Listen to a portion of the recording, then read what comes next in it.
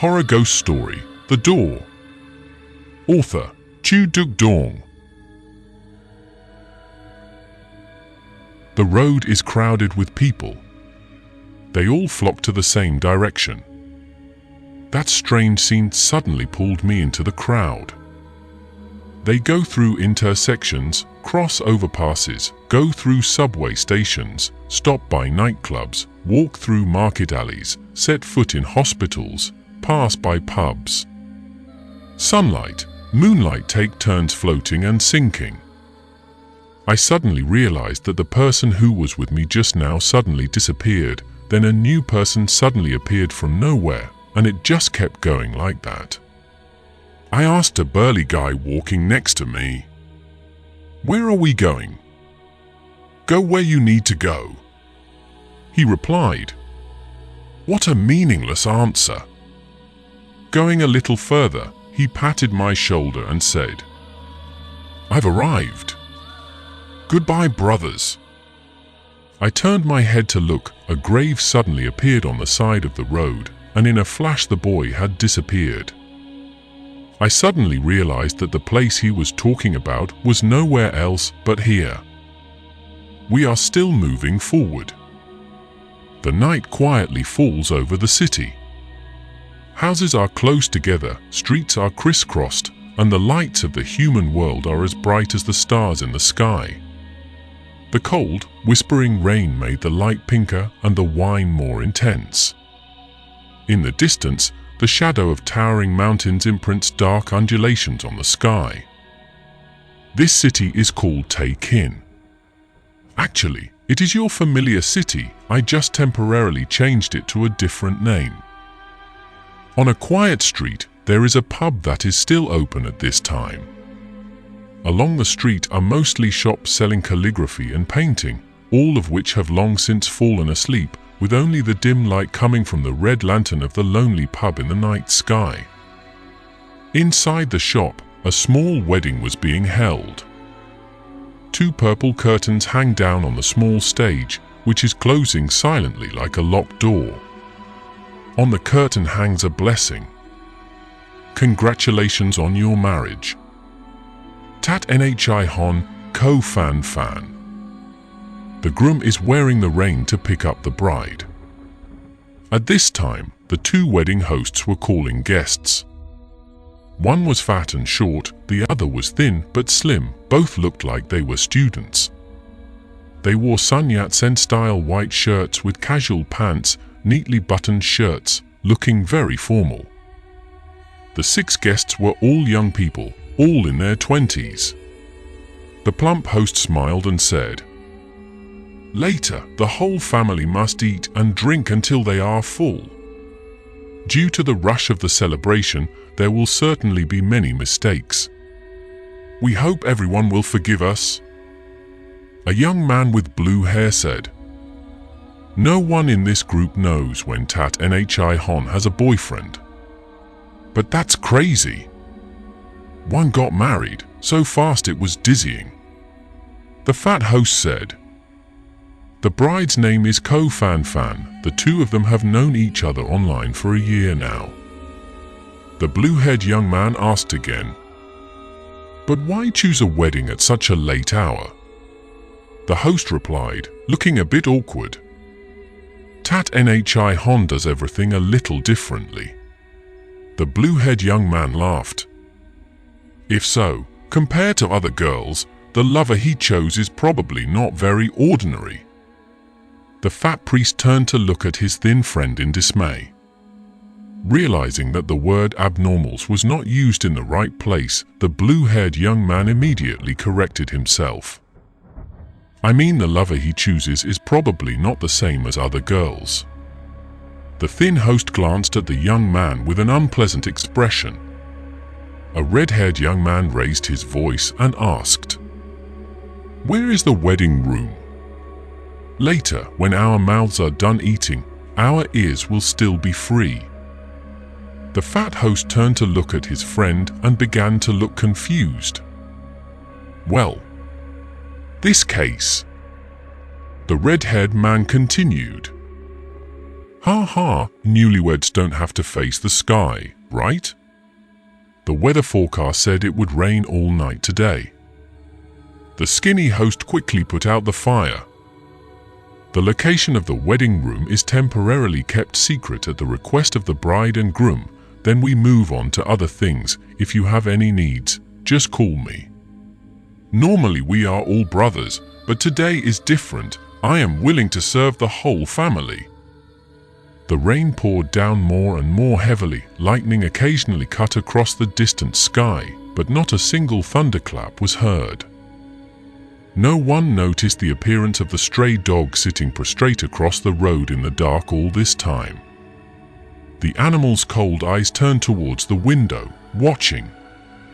The lantern imprinted on its pupils, shining with 2 wild red spots.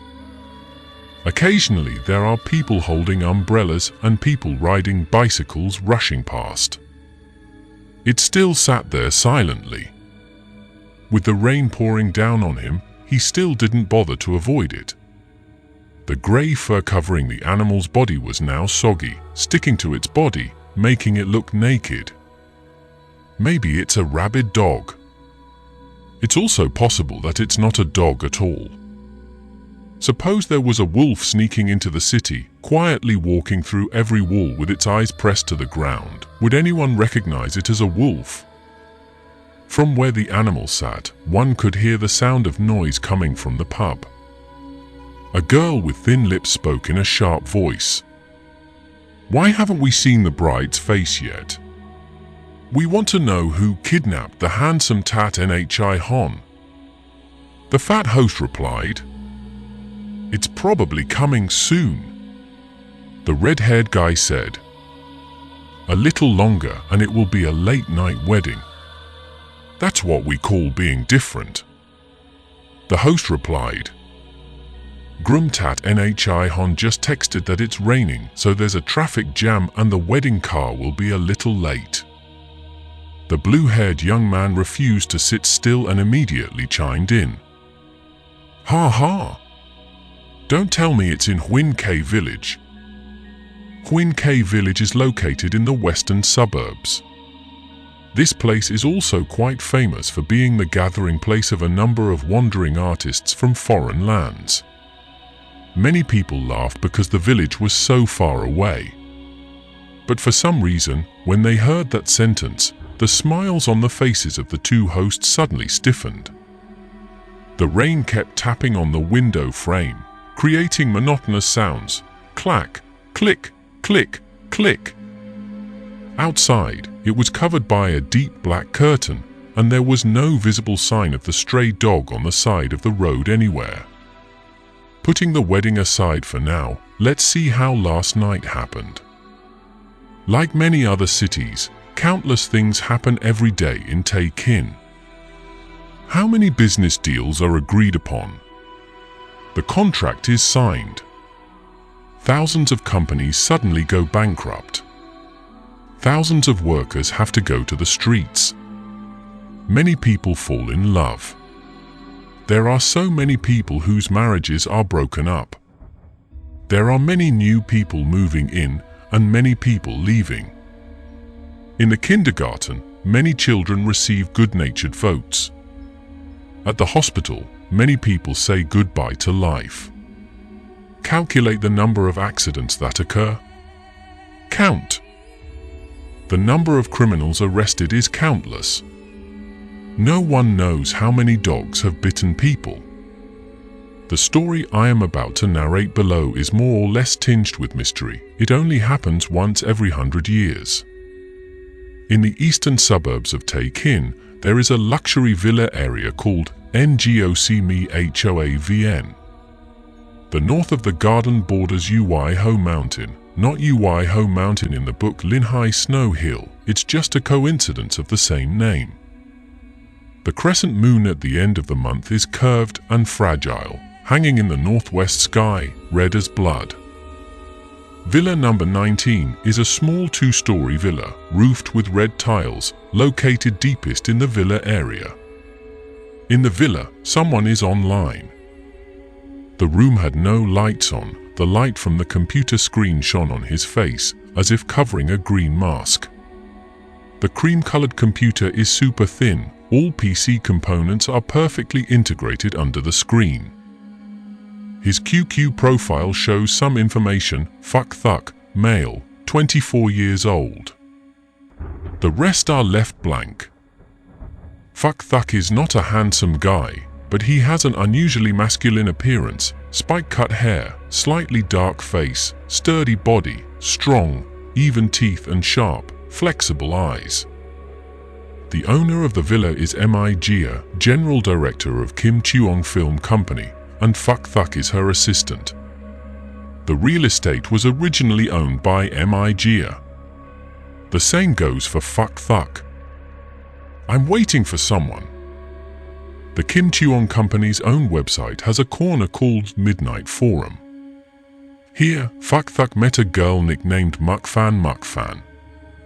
She comes from a village in northern Jiangsu, is currently a student at Shijing University, and is a horror story enthusiast. The two talk to each other like fish to water, immersed in a virtual love affair. Any time without knowing. The words are the body, the eyes, the lips, and QQ is the secret dating place. They use words to hug, kiss, talk and exchange passionately. Mukfan was the first person Fuck Thuck met online.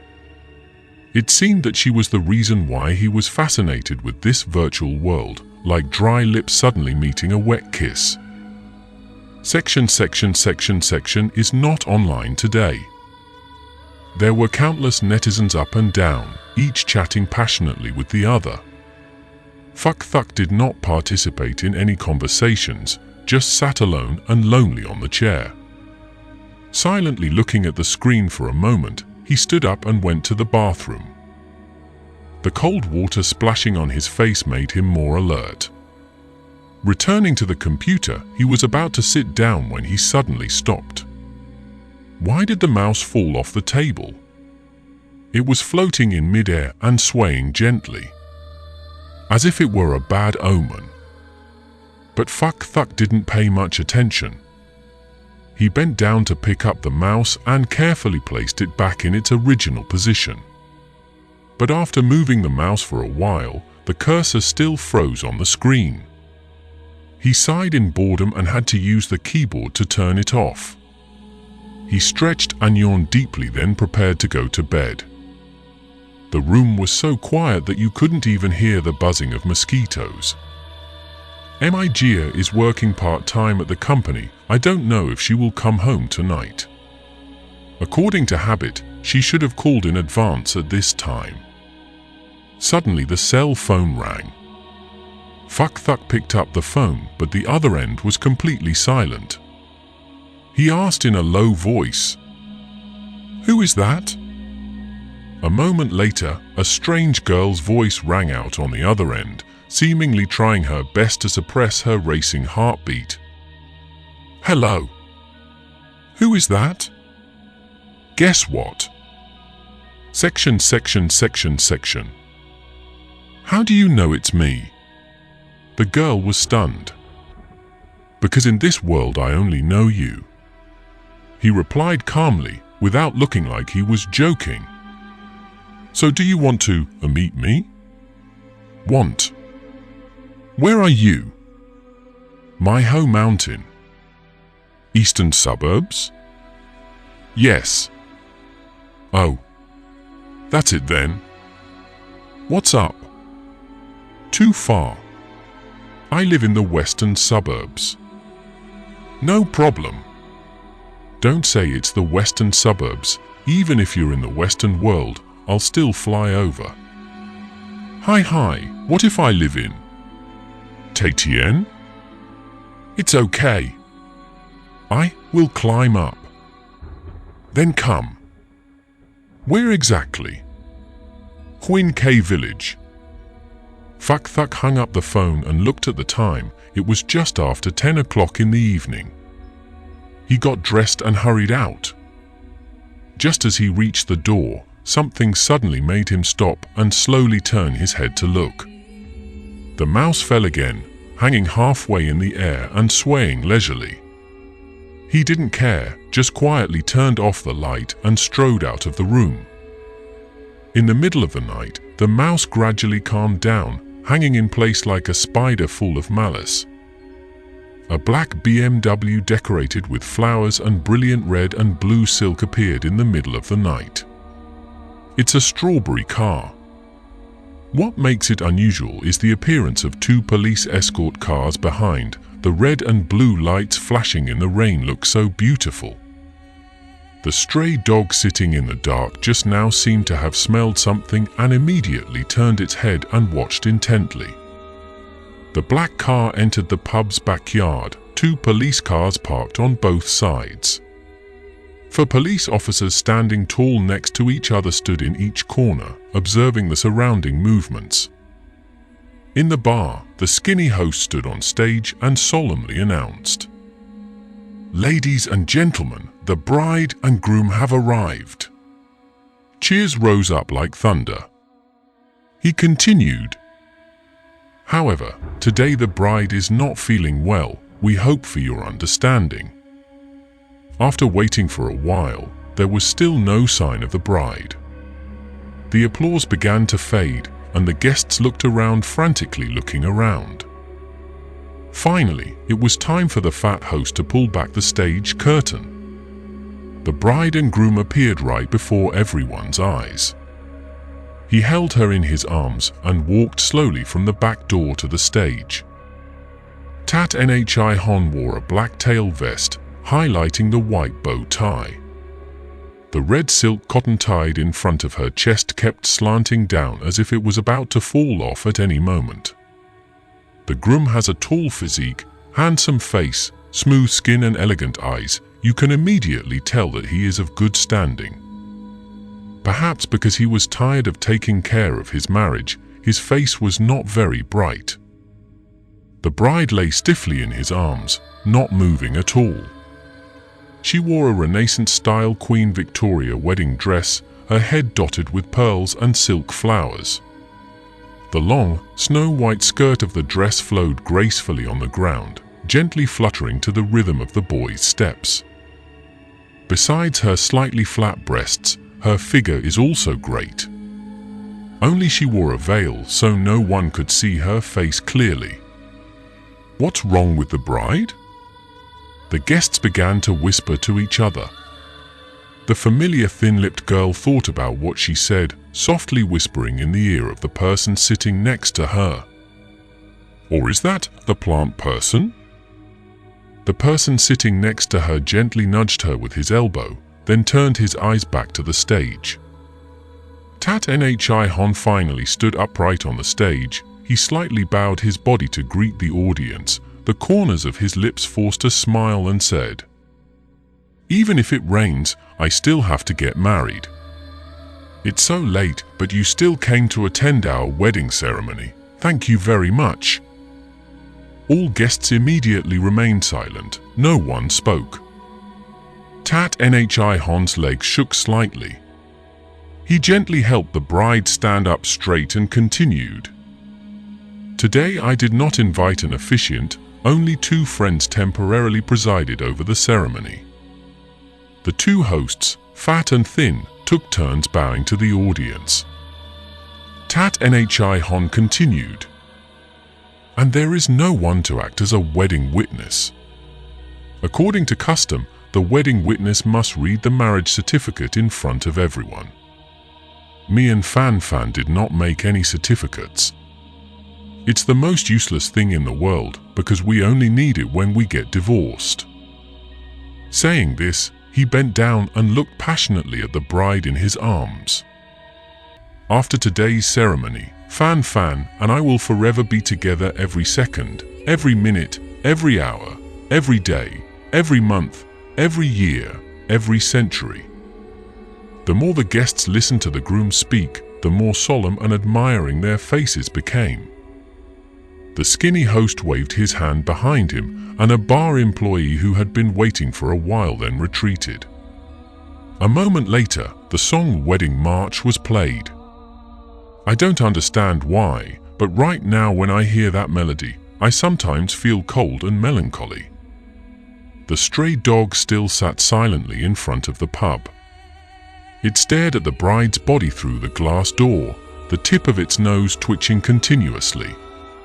The rain was pouring in all directions. The surroundings were filled with fishy vapor. The fat host began to speak in a loud voice. "Worship heaven and earth." Tat Nhi Hon hugged the bride and bowed. "Second Bow High Road." Tat Nhi Hon bowed, still holding the bride. "Husband and wife worship." The groom bowed one last time, the girl still in his arms.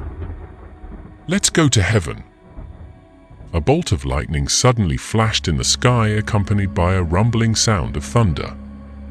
Lightning shines. The word happiness is posted on the pub window. A white letter of joy. The gate of Ngoc Villa area is like a line between two worlds. Inside the gate is the sparkling, peaceful light of neon lights. And outside the gate is a dark field in the middle of endless chaos. Setting foot through the gate, Phuk Thuk seemed to have just left the world of light to enter the private realm of darkness. He waited for a long time before seeing a taxi appear. The driver was a quite young girl. When she saw a passenger wanting to go to Huyn K village, she commented that it was far and then stepped on the accelerator and drove straight. Right after that, there was another engine sound, brum brum, getting closer and closer. One of its two headlights was broken, the other beamed across the night. The car parked right in front of Phuk Thuk, a dirty head poked out. "Taxi, please?" "Huyn K village, can we go?" Phuk Thuk asked. "Huyn K village?" "It's so late," the driver said. "I pay double." Phuk Thuk replied. After pondering for a moment, the driver replied, "Boarding." The car looked so strange, Phuk Thuk observed it while getting inside. "What car is this?" The driver shook his head and said, "This car was originally a tow truck, I just added a Jeep shell." "So should we call it a rickshaw or a Jeep?" Phuk Thuk asked. "Oh great! Of course it's a Jeep! Suppose there is a human with organs. Of the wolf inside, you would still call it a human and not a wolf, right?" The driver asserted. Phuk Thuk looked straight into the driver's eyes for a few seconds, then replied, "That makes sense." The driver smiled triumphantly and stepped on the gas pedal. The Jeep immediately started up. The curved crescent moon hanging in the sky seemed even redder, like a single eye. The human world is so vast, but it doesn't look at anyone, just follows a black car speeding along the road. The black car went along the 5th ring road of Tay Kin City, heading straight west.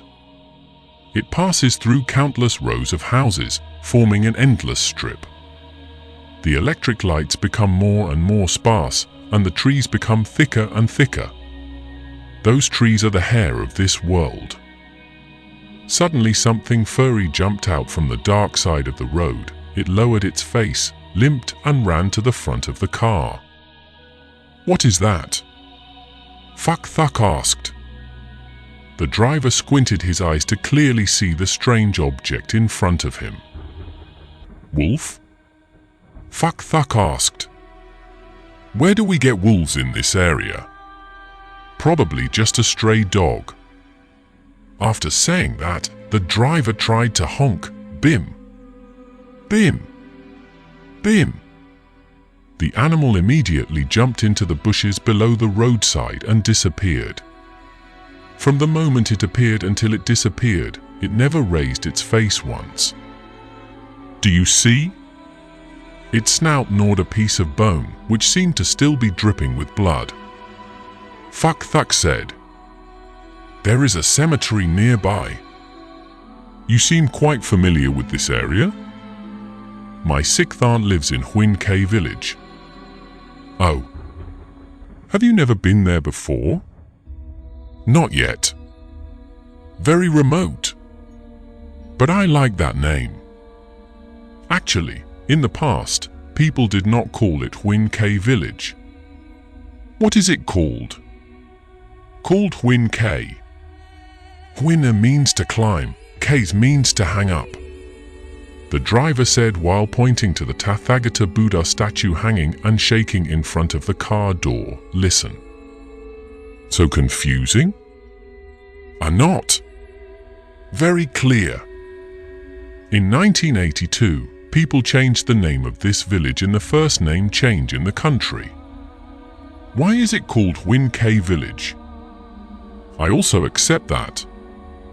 The car drove for less than half an hour, then the driver pointed out and said, "Here we are." Thuk bent down and looked outside.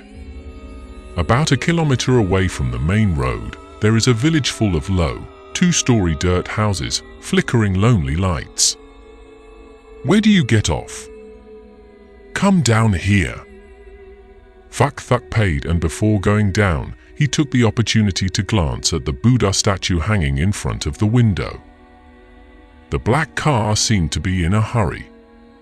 As soon as Thuk set foot on the ground, before it could stand firmly, it shuddered like it was a jeep and then slowly trudged away. The sound of the car engine gradually became less and less. The surroundings were as quiet as paper. Thuk took out his phone and dialed Mukfana's number. "Where are you? Where are you?" Thuk looked around and saw a nun's hermitage on the side of the road with a tall green brick wall and luxuriant dry grass hanging in all directions, looking ruined, magical and strange. "I'm at the nun's monastery. I go around the nun's hermitage. Behind is Huyn K village. I'll pick you up halfway." "Why did you come here?" "Come play." "What color clothes do you wear?" "Blue jeans and red t-shirt." "But there's no need to know. It's just the two of us here. There's no mistaking it." "That's right." It was as dark as midnight. Thuk cautiously walked down the road. Sure enough, he saw a strip of bare dirt road spread out in front of him and slowly followed it. The dogs in the village suddenly started barking, loud and low sounds mixed together. I don't know if the two dogs are showing off or have discovered something wrong. Often barking a warning. They kept barking really hard. The dirt road was deserted, not a single person in sight. Thuk walked and walked until suddenly his legs were stuck together, causing him to almost fall over. He knelt down and groped, but it turned out to be just a piece of brick. Next, a faint smell touched his nose, causing his eyes to suddenly become alert. Later, he told Miga like this. At that time, he didn't understand why he suddenly remembered something he shouldn't remember, which was a Buddha statue hanging in a pulled jeep, more accurately, a rope tied around his neck and then hung up in a hole. Flat. He stood up, slowly turned around and looked around. An ancient elm tree stood lonely on the side of the road. On the tree there was a strange black object swaying gently. He moved closer and then stopped dead when he saw clearly that it was a girl. She wore a red t-shirt and blue jeans. Her face was broken, blood mixed with flesh, no longer had the shape of a face in the true sense. He was stunned for a moment, then quickly pulled out his phone and dialed Mukfan's number. The phone in the girl's pocket rang loudly. At 10 o'clock tonight, guests are invited to brave the rain and win to the pub to attend the wedding ceremony. Last night at 10 o'clock, the boy's phone rang. It was a call from a girl he met online, inviting him to meet. Tonight at 10:15, the wedding car pulled out the rain to take the bride and groom to the pub. Last night at 10:15, the boy was heading to the western suburbs in a jeep. Tonight at 10:45, the officiant introduced the bride who had arrived. At 10:45 last night, that boy set foot on the dirt road next to the nuns' monastery, looking for a virtual lover he had never met before. Tonight at 10:50, the groom hugged his bride and worshipped the heavens and the earth. At 10:50 last night, that boy saw a girl hanging high from the top of a tree. Today. Yesterday. Today is the wedding. Yesterday was love. From yesterday until today. The wedding dress completely covers the bride's body, revealing only her pure white neck, with a black cross necklace on it. The sudden boom of thunder startled the groom, causing the cross to fall and swing in mid-air. The boy used the light from the cell phone screen to slowly shine from bottom to top on the hanging body. On the neck of the unfortunate girl was a black cross pendant, gently moving it. Light in the wind. I am the author. I'm recording a story. The before and after parts of my story both show an image of a Buddha statue tied with a rope around its neck and dangling in mid-air. I chose the smart ABC Chinese typing method. The two characters for should only produce a single Chinese character, the word Buddha, but no matter how many times I type it, the word minor comes out in the word woman. That lonely old elm tree on the side of the road had been dead for some time. It was already a corpse. The old people in Huin K village still remember that 30 years ago, there was a girl about 18 years old who, because her parents forbade her to get married and not let her meet the boy she loved, hanged herself, climbed a tree and committed suicide. At that time, the elm tree was in spring with a lush green head. When she died, the girl wore white clothes. Over the years, people have whispered to each other, in the deep, dark nights, there is a girl dressed in white clothes, leisurely walking around the lonely old rosewood tree, circle by circle, as if she were walking, trying to find my soul. Now the man she loves is in his 50s, has grandchildren to hold, and still lives in Huin K village. The corpse wore a black cross necklace that hung from the tree all night long. The face was broken, the red t-shirt was torn, the upper half of the body was naked. 2 breasts were eaten away, drenched in blood. The head drooped, the tongue hung out, as if the corpse wanted to lick the wound on its body. Early the next morning, a middle-aged man with a broken leg hobbled his bike into the city. He had something to see his cousin. When passing by the old elm tree, he saw the body swinging on the tree. He fell to the ground, abandoned his bicycle, and ran home on all 3 legs. When the villagers heard the news, they flocked to the elm tree to listen to the story like a swarm of bees. The lame man did not come back again. The bicycle lay precariously on the road, a few dozen meters from the body, the wheels still spinning in the wind. Not long after, criminal police arrived at the scene. They dispersed the crowd, stretched ropes, searched, measured and took photos. In the March weather, the green shoots were still nestled in the soil. The ground was just a dull space, making the yellow dividing rope fluttering in the wind suddenly become strangely fresh.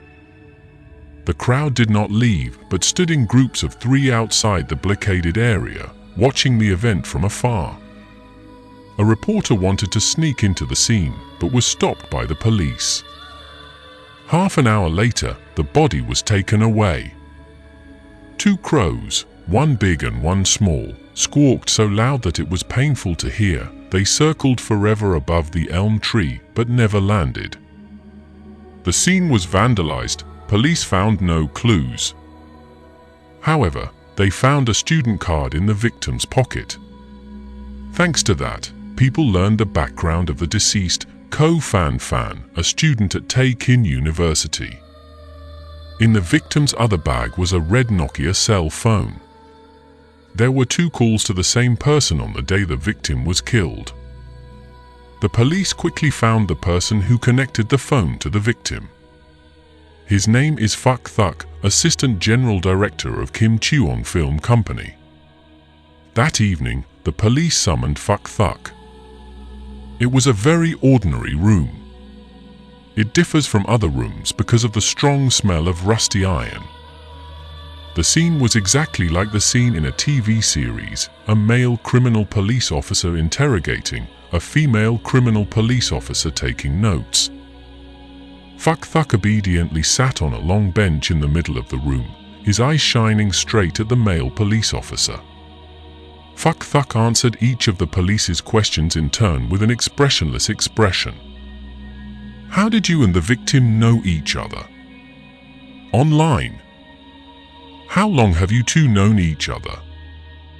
More than 2 months. Have you met before? Yesterday was the first time. You two still communicate by phone.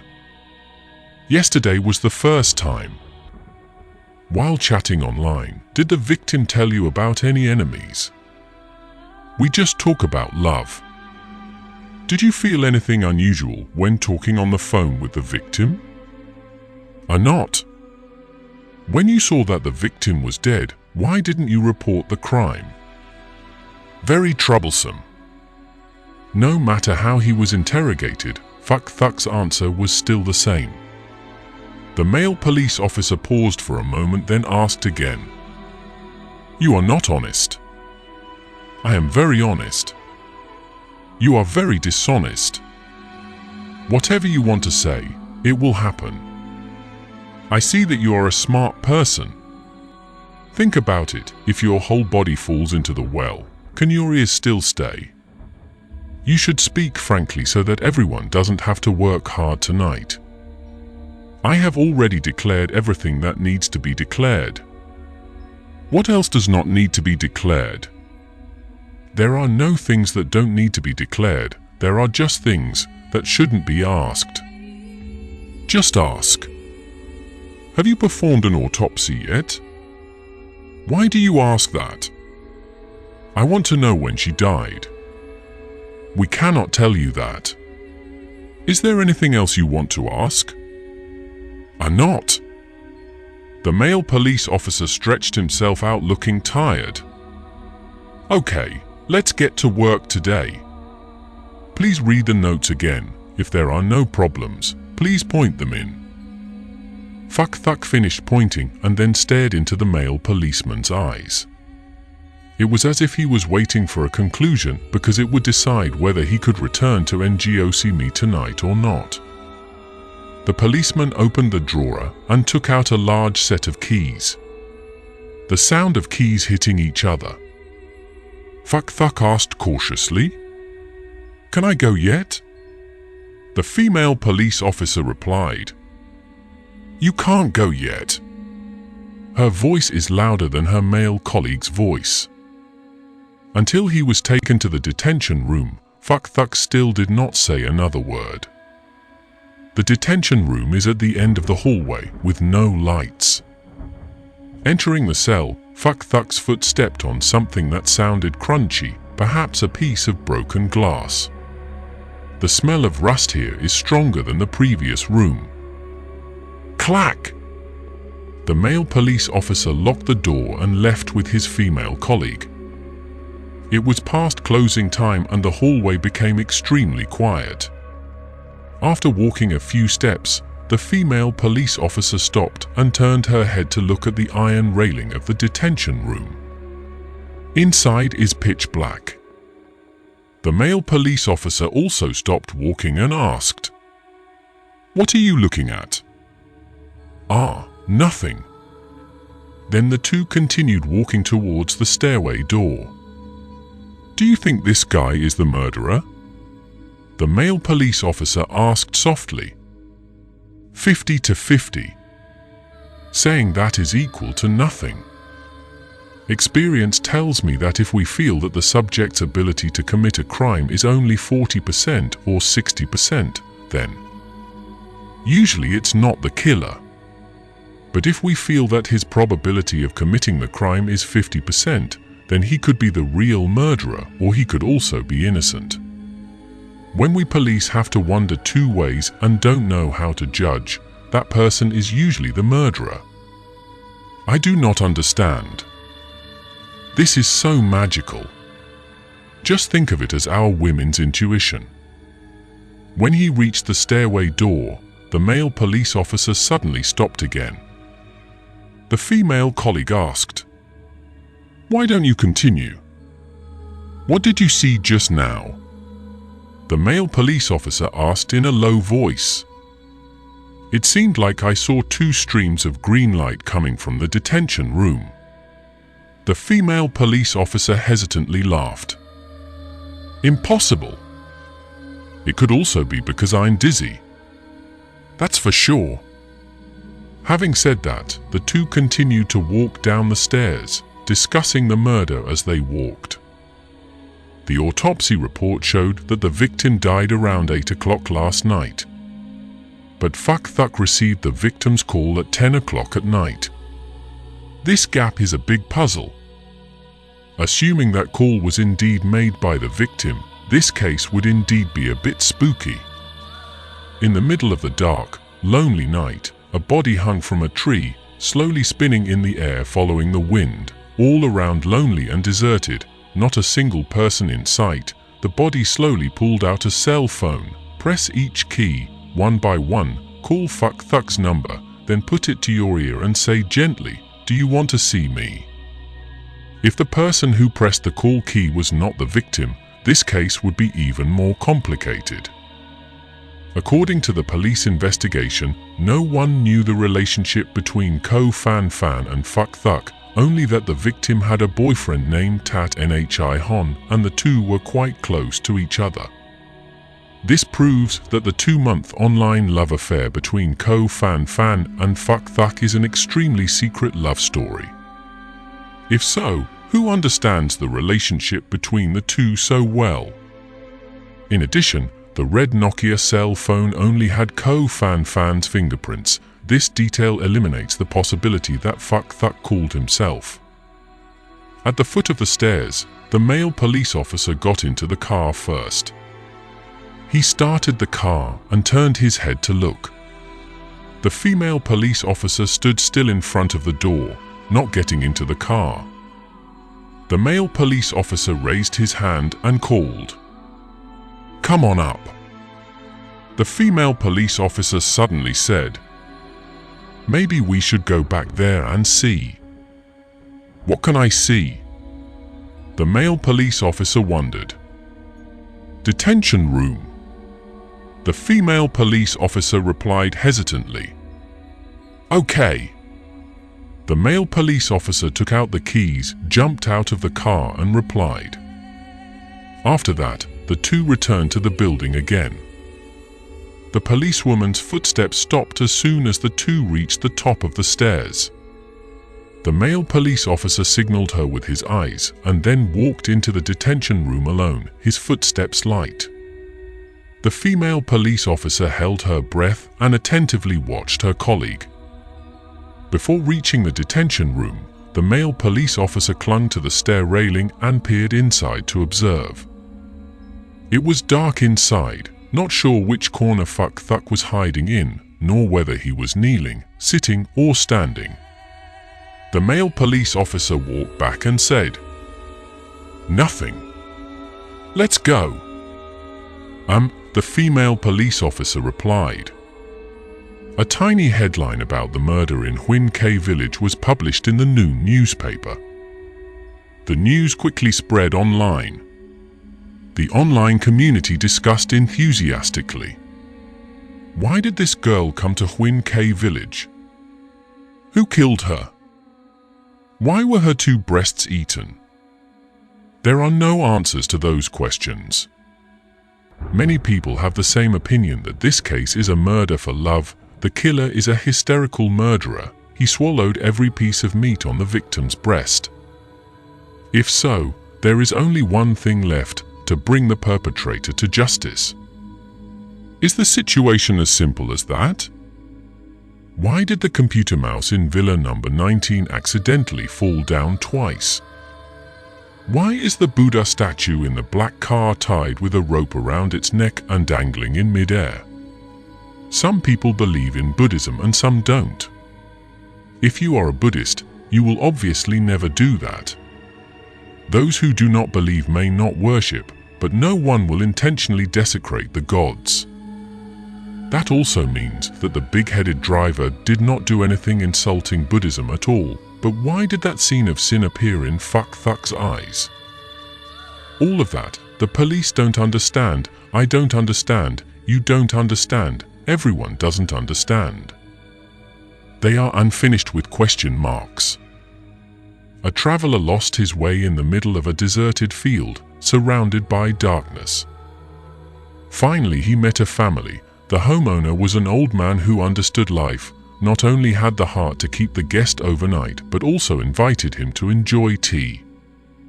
In the garden, there was the faint sound of someone arguing. Two women, one old, one young, walked in together. The young woman said to the old man, "Obviously I'm the first wife, but she kept asking to stay in the upper room and then pushed me to the lower room. Who can live like that?" The middle-aged woman refuses to be outdone. "Even though I'm only the second wife, I have given birth to children for you."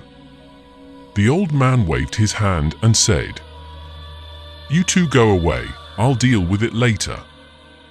The two women then retreated outside. The old man apologized to the guest. "It's so embarrassing." After saying that, he also left. The guest felt strange. Why is the young woman the first wife and the older one is close friends? He quietly followed and saw the old man holding his jack high and digging the ground. Very quickly, he dug out 2 boxes of ashes. After exchanging the 2 ash boxes, he filled them back in as before and whispered, "This time, the arguing is over." The traveler ran away and disappeared. That crippled man was very shy. After the last horror, I no longer dare to step out the door. The criminal police had to knock on the door twice before taking a statement. 12 days later, his spirit seemed a little more alert. He cycled to the city to meet his cousin to finish the unfinished business. Someone took his old car, but now he bought a new one. Why was he looking for his cousin? The short story is this: his eldest son was beaten so crippled by the village chief's 4th son that he had to walk with a limp, just like him now, but it didn't get resolved as expected. A few days ago he just sued the village chief in court. His cousin was the deputy secretary of a certain organization in Tae-kin. He had to ask her for help to relieve this frustration. He left the house around 11 o'clock at noon. As he passed by the old elm tree, he occasionally looked up nervously. In the field, there were a few farmers working in the fields. People had already started sowing seeds for the season as if nothing had ever happened. There was a little girl about 4 or 5 years old from a certain family wearing a bright floral shirt and digging for worms at the edge of the field. A fresh green life that was still joyfully dancing suddenly ended silently right here, like a fireworks display in the night sky that had come to an end. But then, right after that, another round of fireworks, more sparkling and more brilliant, quickly flared up, causing people to rush to enjoy it so they wouldn't miss it. The lame man planned to return to the village before dark, but halfway there, the tire accidentally ran over a nail, so he had to get out of the car and walk. It took me a while to find a bicycle repair shop, but the men in the shop had gone out to buy tube glue, leaving only the women behind. Women only know how to mend men's shirts, so only men know how to mend car tires. He had to wait patiently in front of the door. Actually, the car repair man had been to the shop that sold tube glue a long time ago, but that shop only had men left. The women had gone somewhere. The woman is the owner of the restaurant. The man is just a family member. He works at the factory and has the day off because it is Sunday. He only knows how much the wedding ring on his wife's finger is worth, but he doesn't know how much the inner tube glue sells for. His wife just went to her mother's house to pick up her grandchild. Looking at the sun gradually disappearing to the west, the old man's heart felt hot like fire. Just as he was about to leave, the car repair man suddenly returned. The car was patched and pumped, and the lame man quickly drove like a horse toward Huyn K village. He went on and on without stopping, just like the story in this book kept going on and on. The darkness of the afternoon spread freely across the sky, unstoppable. The more grey the sky became, the more confused his heart became. As he approached the nuns' monastery, his calf suddenly twitched slightly. Coming down to the main road, he slowed down a bit. There was no light on all four sides. The dirt road was rough and undulating. He almost fell several times because he was just focusing his eyes on the ancient elm tree, which was casting a dark shadow against the distant sky. At that time, the wind suddenly blew up, dust from the road scattered around. When he was only a short distance from the old elm tree, he suddenly saw a hairy object appear on the side of the road, coldly staring at him in the dark. Dog? Or wolf? It was so dark, he couldn't tell the difference. He began to wonder whether he should try his best to pedal quickly past the animal or turn the car around behind him and run. He secretly hoped that this was just a dog raised by someone in the village, and if that family knew him, it would be even better. But whose dog would be sitting here at this hour? Perhaps it was neither a dog nor a wolf, but a human with thick fur. The more he thought that in his mind, the more vaguely he saw that its face resembled a human face. He clasped his sweaty hands tightly to the handlebars, but still appeared very calm, even humming a piece of Peking opera. The strange animal slowly turned its head to follow his movements. He got closer and closer to it. Suddenly, the front wheel hit a brick, causing him to lose control of the steering wheel and fall right in front of that hairy thing. A strange sound came from that hairy face. The hobbled man dared not look at it. He quickly jumped up and tried to run away. Later, when recalling the incident, the amputated man only remembered hearing a voice very similar to a woman smoldering from his throat, "Fix the car, go." In front of him was a tree. The yogi once hung a corpse. He was almost scared to death. Luckily at that time someone saw him. It seemed like two people were chatting about something under a big tree. Probably a young man from the village sneaked out here for love. The man then regained his composure and walked more leisurely. Looking back, that hairy thing didn't chase him at all and had disappeared at some point. The lame man secretly looked for a while, then strode back to rebuild the bike. He climbed on the bike and looked back. Every time he got on one side, he fell down on the other side. Finally, he decided to ride. Run! He tried to quickly run past the dark old elm tree while the other two were still there. When he was only about 10 meters away, one of the two people suddenly looked up and ran towards him. Under the dim moonlight, he saw it. She was a girl dressed simply. Her face looked very strange, not at all like the people in Huyn K village. "Uncle, please help me a little." "What's the matter?" "Come here and help me decide." After saying that, she pulled the handlebars of his car and walked towards the other person with a gloomy face. Only then did the limping man see clearly. It turned out that the second person was also a woman. She stood leaning against the old elm tree, quietly as if waiting for the person of her dreams. It seemed that the two girls were completely unaware of what had happened at this tree. The hobbling man decided not to say anything or they would both faint from fright. He told himself that he should take the two girls out of here first and then return to the village if anything happens. Coming to the old elm tree, he said, "You two, follow me out of here first." The first girl spoke up. "I'm not. Today I have to tell her the truth right here." The remaining girl shouted, "What else do you want to say?" The hobbling man thought for a moment and then asked, "Where are you two from?" The first girl replied, "We are people here." "No, it's just me, not her." The remaining girl shouted, "You lied. I'm the one here, not you." The hobbling man suddenly felt something unusual. He squinted his eyes, looked carefully at the two strange girls appearing from head to toe under the old elm tree, and then softly asked, "Here is where?" The first girl pointed to the old elm tree and said loudly, "It's here, not here." The old man was startled as if thunder exploded in his brain.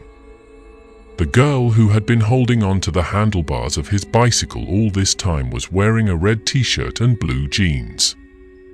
The other girl is wearing all white. His brain suddenly went blank. Even if he wanted to run, he couldn't lift his legs anymore. The girl in the red t-shirt still hasn't finished speaking. "This house originally belonged to me. I came here to live here for 10 days. I don't understand where this woman comes from. She insists on claiming this house as hers more than 30 years ago." Having said that, the girl suddenly let go of the handlebars and grabbed the man's hand tightly. "I also witnessed the day you moved in here, right? What do you say?" He frantically pulled his hand away from the girl, screamed and ran all the way to the village. An ugly girl knocked on my door 3 times, smiling and offering to sell some new product. I got angry and warned, "If you come again, I won't be polite anymore." A few minutes later, someone knocked on the door. Through my magic eyes, I saw a beautiful girl, so I opened the door and greeted politely. "Hello, who are you looking for?" "It's still me," the girl answered, peeling off the skin on her face as she spoke, revealing the ugly face from before. "I want to introduce to you the newest type of mask. In modern society, people go to bed later and later. The day is spent at work, the night is for yourself. Many television stations still maintain the old broadcasting style. At midnight, they only sporadically show boring soap operas and random treatment commercials for the rest of the night." Understanding that characteristic, half a year ago, the Kim Cheong film company That Fuck Thuck worked for produced the first late-night television program in the country, in which a writer would tell the story. Horror stories written by myself. This writer is also somewhat famous in the area, for reasons that everyone knows. No, I temporarily hide his real name and call him Writer Guy. In other words, writer in this book is not a title, but a person's name. The viewership rate of that late-night show has increased rapidly since its broadcast, and the effect has been very good. The writer is 38 years old and just divorced his wife a year ago. The 3.5-year-old child followed his mother. After the marriage ended, the ex-wife and their young child returned to the Northeast. Speaking of which, he is also considered the first speaking writer in the country. In the program, he both described and lectured about the horror work he wrote. He is not only good at composing, but also very passionate about performing. In addition, with his thin face, thick eyebrows, high nose, and sharp eyes, he became extremely photogenic. The investor for this program is Mi Jia. Mi Jia is 46 years old, originally from Shanghai. Although she tried to take good care of herself, she still couldn't hide the wrinkles of time on her face. Mi Jia's legs are both short and rough, her lower abdomen sags, her buttocks are curved. She looks like a piece of wood that has just been lightly carved by a carver. There is still a lot of rough flesh that needs to be cleaned. Cut it off straight away. The speaking fee she paid the writer was nothing, but because of his reputation, he was still willing to cooperate. Sometimes if Migia has a need, he is willing to go to bed with her. When the two of them made love, he looked even more like a subordinate serving a superior. Half a year ago, when the midnight program first aired, Golden Chuang Cinema Company held a meeting at Taekin University. That day was September 16th, China's Brain Health Day. The writer stood on the podium and told the story of his life struggles. My hometown is located in the Daihungan mountain range at the northern tip of the country. It is a small village nestled among the endless mountain waves. In winter, lonely snow and ice cover the entire village in a white color. Silver. In the summer, the lush green forest makes the place completely separate from the surrounding world. As a child, I was a very quiet child. After primary school, I stopped going to school and spent all day lying on the roof of the Mukden wooden house, looking anxiously into the distance, my heart filled with wistfulness. The sky in my hometown is so blue that it can make people cry. My family has a black dog. It has never cried or barked. It always just lies in the yard quietly looking into the distance. At that time, I thought, how could this dog be like me? Later it will definitely be an outstanding dog. Later, I used a thin pen as a walking stick to overcome the sweaty, tearful and bloody journey to get out of the mountains and forests. I alone and one horse traveled thousands of miles from the north to the south, from the blue sea to the grasslands, from the village to the city. For me, every place to go home is a resting place. Every place to rest is a place to return. On the first day of the 21st century, I settled in Taekin. God blesses people who are not willing to live a mediocre life. The students' applause rang out loudly. Less than half of the T-shaped hall was full, with female students making up the majority, all eagerly sitting on top. There was only one female student sitting alone in the farthest position. She wore a red T-shirt, sat from afar admiring the writer's intoxication while giving a speech. Her demeanor exuded a strange calmness. When it came to the exchange part, the students asked all kinds of questions in the world, and the writer answered them all in turn. Finally, the girl in the red T-shirt raised her hand. The writer immediately said, "Does the girl sitting down there have any questions?" The girl stood up, took the microphone from the host and spoke softly. "Teacher, I am a student from the countryside of northern Jiangsu, currently studying in my second year. Taekin has always been my dream. But after a year of arriving here, what I felt was only the cruelty and suffocating coldness of the city. As someone who also comes from the countryside, how do you feel about living in the middle of the city?" The writer pondered for a moment and then replied, "I have continuously strived for the past 10 years and succeeded when I left the countryside to come to the city. To realize that goal, I turned myself into a blade blazing with murderous intent, pointing straight at anyone who tried to block my path. But after coming here, I discovered that the city itself is a knife sheath." The students' applause once again rang out like thunder. At the end of the meeting, young people eagerly held copies of Midnight TV show around the writer asking for his autograph. The student from northern Jiangsu is also among them. When it was her turn, she said in a soft, soothing voice, "Teacher, can you give me your phone number?" The writer raised his head and looked. Her white skin is filled with the breath of the southern land. Her phoenix eyes and small lips don't make her called beautiful, but in return she looks very charming and gentle. After signing, the writer left his phone number 1370-136-3390. Leaving Takin University, he drove a grey Santana home. It's a company-issued car. The phone suddenly rang with a message, "Teacher, I am Fan, the person who just asked for your number just now.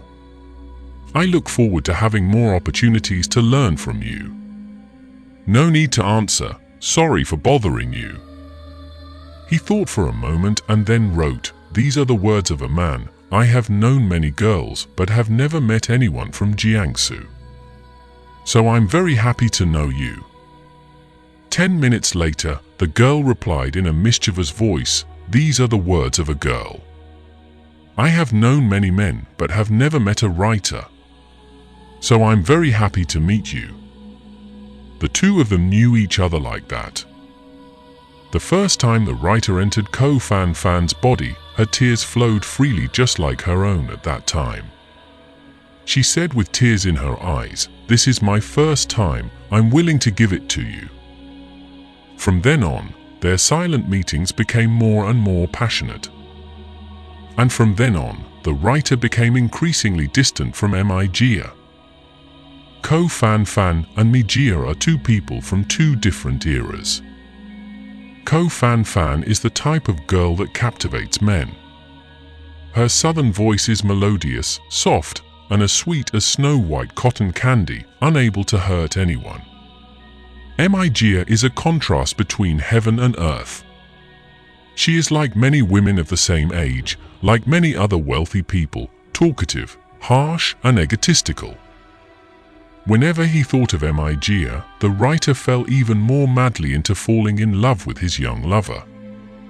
When compared to Fan, the writer hates women even more. If Mijia is like a dry mountain, each storm is no different from a climb, a bout of physical labor, then Fan is like a flowing stream of water, where the writer can bathe freely. Cool, enjoy, swim and enjoy. Every time he sent a message to Fan, he had to wait more than 10 minutes because she always responded very slowly. One time while they were together, he asked her why that was. She smiled shyly and bowed her head, before replying a long time later, "I'm afraid I said something wrong and will make you unhappy."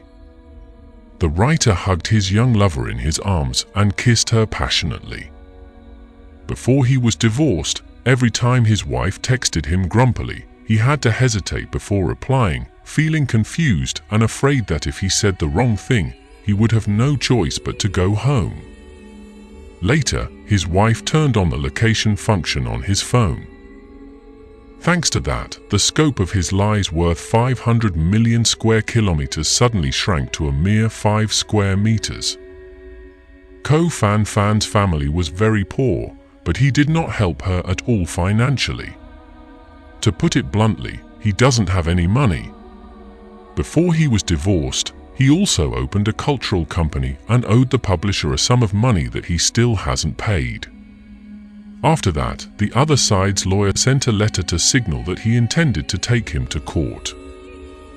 He discussed with his wife a fake divorce and divided all his assets to her. No one in life could have guessed that doubt would turn into a real divorce. In just one night, he lost everything. Only later did he realize that his wife had planned this for a long time. So when he was with Fan, at most he only took her out to eat Haagen-Dazs's ice cream or maybe buy some sundries that girls like. Fan also did not ask for anything. Without realizing it, she seemed to have fallen into a jar of sweet honey. One time while lying in bed, the writer asked her a very difficult question. That riddle came from a friend who had just returned from America. He told him, if you quiz someone in the future, don't be in a hurry to reveal the answer. They have to invite you to a meal. Thanks to this sentence, I have already earned dozens of meals, not a few. The puzzle is as follows. 2 men A and B and 2 women C and D want to have fun with each other. A wants to have sex with C and D respectively, and B also wants the same. All 4 people are sick, so no one is allowed to be close to anyone else. But 4 people only had 2 condoms. So what should we do to keep the fun going? Ko Fan Fan pondered for a long time, then blushed and asked, "Can I use it another method without having sex?" The writer said, "No, this is not a trick." Ko Fan Fan continued to look for answers. Suddenly, after a while, she shouted, "There is a way." The writer asked again with little confidence, "What way?" Ko Fan Fan replied, "As I think, A wore 2 condoms at the same time and then started with C." The writer replied, "Once done, remove the outer condom and continue with D using the inner one. Once done, remove the inside." The writer replied, "B wears the condom that A removes first and starts with C." She continued talking. The writer replied, "B puts A's second condom on the condom he is using and continues with D, right?" A difficult riddle related to sex. Many men were unable to answer, but a pure girl like her was the one who answered correctly. The writer's eyes widened in surprise. The writer lives behind the Writers Association building on Cat Loy Street in the south of the city. One day, Ko Fan Fan came to his house. The 2 of them made fish to eat together. While the 2 of them were in the kitchen, the writer told her a story. As a professional writer, he always searches for flaws in every story in the world. But with this story in particular, his face lit up with great enthusiasm every time he told it. There was a man who rented a room at the hotel. That evening, the phone rang. "Hello. Do you need a massage?" The man asked. "Is Lily there?" The other end of the line said, "Oh my God, it turns out we're a regular customer. Lily is here right now." Entering the room, Lily saw this guest who looked very strange. But it doesn't matter. After setting the price, the trading begins.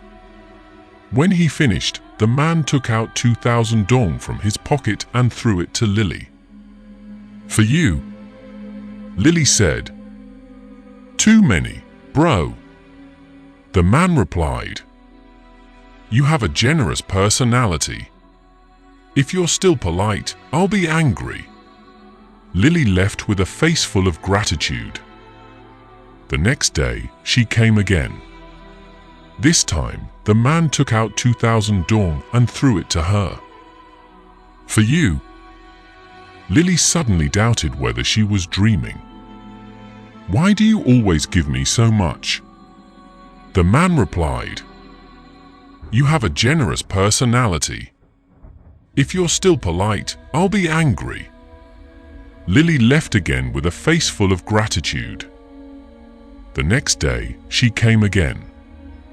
This time, the man still took out 2,000 dong and threw it to her. "For you." Lily looked at the man in wonder and did not dare to admit. "Hey bro." The man replied, "You have a generous personality. If you're still polite, I'll be angry." Lily had to accept the money in a state of doubt. While chatting, the man suddenly asked, "Are you from Hung Duong village?" Lily was startled and replied, "Right." The man asked again, "Your name at home is Small Hide, right?" Lily was even more surprised. That's right. Why do you know that?" The man replied, "I am your compatriot. This time when I go to the city, my mother asked me to give you 6,000 dong." Ending the story, the writer couldn't hold back the laughter that was about to overflow from his mouth. He laughed for a moment before stopping and turning to look at Ko Fan Fan. "Don't you find it funny?" Her expression was cold. The oil in the pan was sizzling. She lifted a fresh fish from the water, did not cut the belly, did not scrape the scales, but just threw it straight into the oil pan and flipped it upside down. The fish dived into the oil pan, hitting the lid with a loud thud. She clasped her hands tightly on the lid and said softly, "That man deserves to be thrown into the oil pan." When we are sleeping in the long night, is everything around us unchanged? The smiling human face in the painting, the lifeless wardrobe door, the pile of books stacked in rows on the shelf, and the mouse that was used to being mobile is now motionless on the computer desk. Migia's husband is abroad. Before Fuck Thuck entered her life, Migia lived alone in the Ngoc villa. One night, when it was very late, she suddenly woke up and heard scary sounds. That sound was very close, very close. Looks like it's right outside the window. It was almost like the heart-wrenching cry of a girl suffering from the pain of peeling off her skin, a long, pitiful cry as if all the vitality was pouring out from her stomach, her lungs, her windpipe, her eyes. The blood in Migia's entire body rushed straight to the top of her head. She knew it was the sound of wolves howling on Uiho Mountain. Finally, it gradually subsided, and heaven and earth sank into a deadly silence. The blood from the top of her head drained down again. Her whole body was cold and trembling. She was worried, if it was really a wolf, would it rush into the room and eat her alive? Migia heard that recently on the outskirts of Tae-Kin, traces of wolves suddenly appeared, some livestock were bitten to death, and some villagers were seriously injured. After several decades of disappearance, that same breed reappeared in Tae-Kin. Regional police and town officials have joined forces to form a civil defense team to patrol places where wolves roam. That whole night, Migia couldn't sleep. She feels like she needs a man by her side, no matter who he is. The next day, Migia went online and immediately posted an advertisement. Recruiting assistant general managers. Requirements: male, under 30 years old, university degree. She hopes to recruit a manly man. Candidates numbered several dozen. Monday, November 14th, 2005 was the day of the interview. Migia alone was the examiner. The first few candidates were all big-headed, short-sighted people, and she didn't like any of them.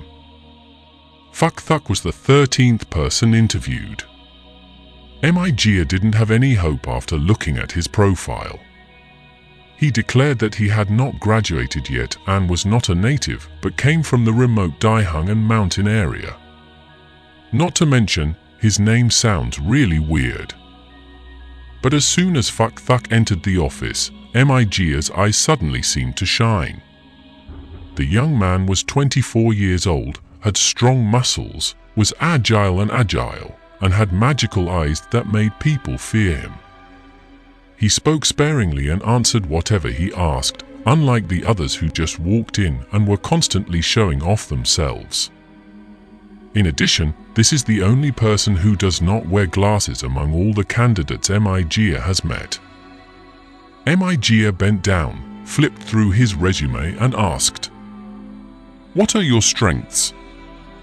Fuck Thuck looked straight at her and calmly replied, "My strength is very strong." Migia raised her face, was stunned for a moment, then a smile appeared on her lips. She picked up the phone and instructed the staff outside. "The rest I don't need to see anymore." And Fuck Thuck became Migia's assistant. In fact, he is her lover. Later, she asked him what he did before. Fuck Thuck replied that after failing out of college, he kept staying at home without a job, and being her assistant was his first job. The next day, Fuck Thuck started working, and Migia also took him back to Ngoc Villa that same day. That night, Fuck Thuck entered Migia's body through a deep door.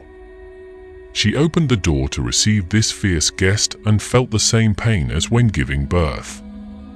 She shed tears like a young girl tasting it for the first time. Strangely, the guest at the door kept growing bigger and bigger until it was bigger than the door and could no longer get out. Finally, the volcano inside Fuck Thuck's body erupted, but the two bodies still could not separate, as if locked tightly. Migia felt scared. She once read a news article in the newspaper. On the wedding night of a newlywed couple in Nam Bin town, the husband was sticky to his wife. The two could not separate, so they had to call 115. Emergency. Upon arrival, emergency workers had to wrap them both in a carpet and then immediately take them to the hospital. It turned out that due to too much stress, the wife's muscles contracted, which is why the incident occurred. The doctor had to give her an injection of a muscle relaxant so that her two bodies could separate from each other. But Migia is not stressed. She put all her strength into pushing him away, but it was in vain. The situation lasted for more than 10 minutes. Fuck Thuck had difficulty leaving her body. Migia has been through several men, but only Fuck Thuck is different from anyone. He can make love at any time and it's always full and strong.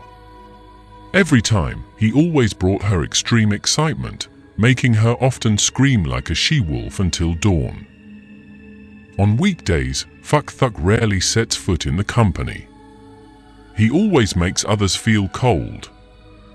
Since having Fuck Thuck, Migia's blood has changed. Her face is radiant, her black hair is shiny and smooth, as if she has just become several years younger. No one knew that the strange boy was the drug in bed that Migia could not leave. Every night, with a man next to her in bed, Migia feels much more secure. But that mournful howl of the wolf took root in her memory. Gradually, it turned into strange dreams, separate from Fuck Thuck and waiting for her in another world. That weird dream started like this. Migia appeared dreamily in the middle of a strange small town. On both sides of the road, houses and shops were close together like trees in the forest. Every door was slightly open. Inside it was dark and there was not a single person in sight. She could feel the eyes of many people hiding in some corner, secretly watching her. Their faces are blurry, unclear whether they are happy or sad. This place is dangerous. She knows. Where is Fuck Thuck? She looked around frantically but saw no sign of him. She told herself that she had to leave this place quickly. Many things at the company were still waiting. Just as she was about to leave town, a girl suddenly appeared right in front of her. She is much younger than Migia, with white skin, single-lidded phoenix eyes, and a small mouth. As the two passed each other, the girl softly said, "When you feel absolutely certain, turn around and look back." Migia's whole body was bathed in chills. She did not dare to turn back, but tried to quickly push her steps forward. Leaving the ghost town behind, she came to a vast field stretching out endlessly. Towering grasses mixed with nameless flowers bloom and wither. There is not a single living creature. Maybe they are hiding deep in the grass. The scene seemed like the old days, gloomy, sad, and without a trace of light. The horizon is near but far away. In the field without a path, she stepped on the grass, walked low and high, then suddenly felt her scalp numb. Instinct told her to stop and look back. There was nothing but a few worms chirping in the grass. How strange! The gentle, soft wind gently caressed her long hair that had just been curled in the beauty salon, blowing away the light blue outfit that was fashionable in 2006. Walking a little further, she felt more and more unusual. Her spine felt cold as if she was being pricked by countless needles. Once again, she turned her head to look, her eyes moving away and then closer but still not seeing anything. She quietly turned forward, her chest pounding every time. Walking a little further, she clearly heard the sound of 2 feet following closely behind her. No, it looks like 3 feet. No, it looks like 4 feet. Still not, maybe 5 feet. She suddenly turned around. For a moment, her eyes widened, her mouth opened in surprise. That thing finally appeared. Its fur color blends in with the color of the grass, making it difficult to see from afar. The grass is dense and its fur is also dense. Its ears are pointed, its tail is long, its eyes shine a dark blue, dangerous, deep and ghostly. Being discovered by Migia, it stopped hiding and sat down quietly looking straight into her eyes. At that point, she shivered awake. She waved her hands in front of her face. There was nothing on the empty bed. Migia turned around and saw Fuck Thuck lying right behind him, under the dim light of the moon. He is sleeping. As always, he slept very peacefully, never making any noise. In this world, there is another me. T really? Let me tell you a shocking secret. All of us are actually 2 people. But why doesn't anyone realize that? Of course, because you and your other self have never met before. Is it because each person has a different direction? No, because you and that person reside together in one body. Divorce is a huge turning point in the writer's life. 10 years of married life have created a familiar life pattern for him, but now it suddenly falls apart, and he is suddenly adrift in uncertainty. Every day he becomes more depraved and withered. In a masterpiece, he once expressed the concept that when a woman loves, she loves an individual, for example, Mr. A, Mr. B. When a man loves, he loves the whole group. In other words, he loves all women, not just limited to one person like Ms. A, Ms. B. Right from birth, men are animals that are released into the human herd. This is God's mistake. To conform to society's moral standards, men must have 2 faces. During the day, the writer is also a famous figure, with an angelic light floating above his head, elegant words, and noble gestures. At night, he returns to his original appearance, wandering the internet looking for stimulating and dirty deals. The girls pushed by life one after another appeared in the middle of the night, showing off their skills and walking towards him. His bed had accepted middle-aged women whom he could call aunt, and immature young women who could call him uncle. The prostitutes often sit in front of the computer, showing off all kinds of poses and making all kinds of faces, leaving him free to choose. Sometimes he even called a few people over to have a party. Everyone's bodies were exposed naked like monkeys in the jungle. In that strange world, he was the king. Due to excessive self-indulgence, he often turns into a gun with no bullets.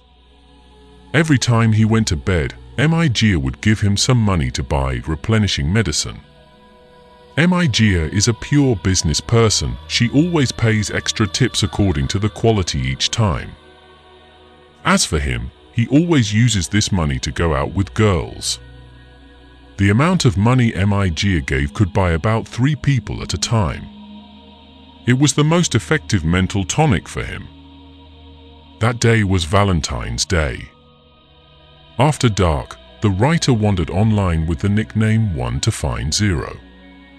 The chat room manager was not online. Sexually provocative advertisements started hitting the screen: mesh stockings, thongs, sexual dance, massage, facial cum shot, ants crawling on a tree branch, anus, handjob, sucking BJ.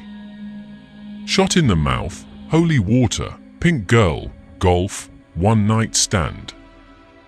The writer's eyes ignored that pile of profanity and stopped at a girl named Jiao Wan, which means bite, which in turn also means a verbal intercourse.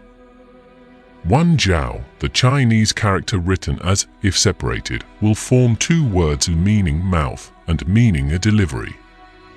150 hello. Jiao hello. 150. Does your name mean bite? Why do you understand it differently? Jiao hi hi. 150, or did you misunderstand? Jiao, it's not wrong. 150, will you do it? Jiao, yes. 150, how old are you? Jiao, 21 years old. 150, where are you? Jiao or the south? 150, height? Weight? Jiao, 1.62 meters, 46 kilograms, 3 rounds 86 to 60, 86. 150, do you work more? Jiao, I am a student. Poor families don't have money to pay for school, so they have no choice but to do so. 150, understood. Jiao, I only use my mouth.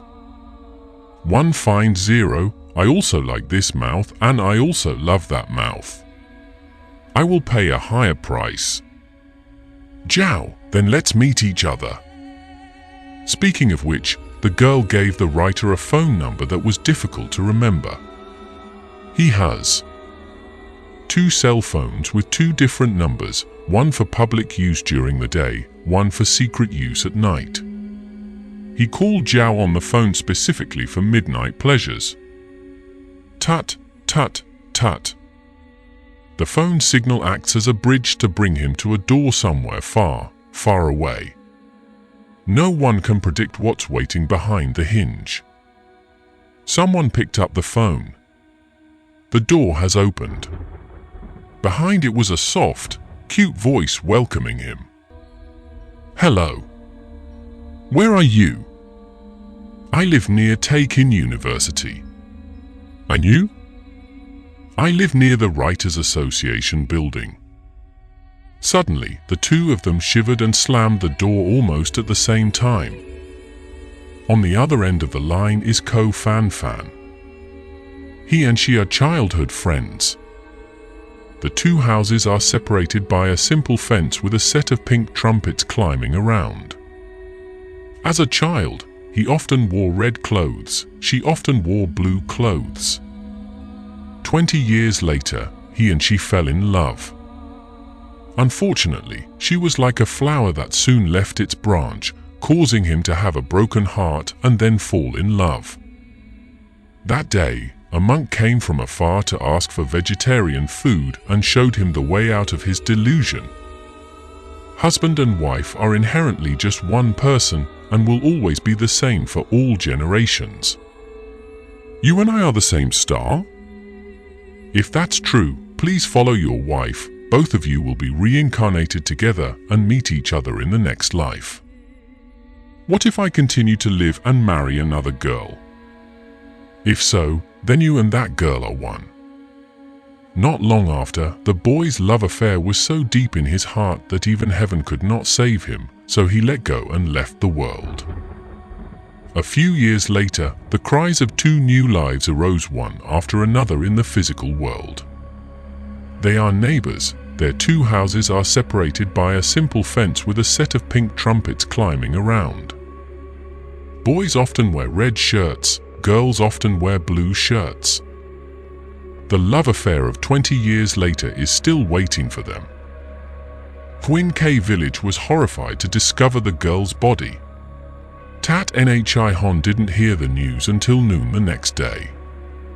At that time, he and 2 classmates were shopping for books at the store.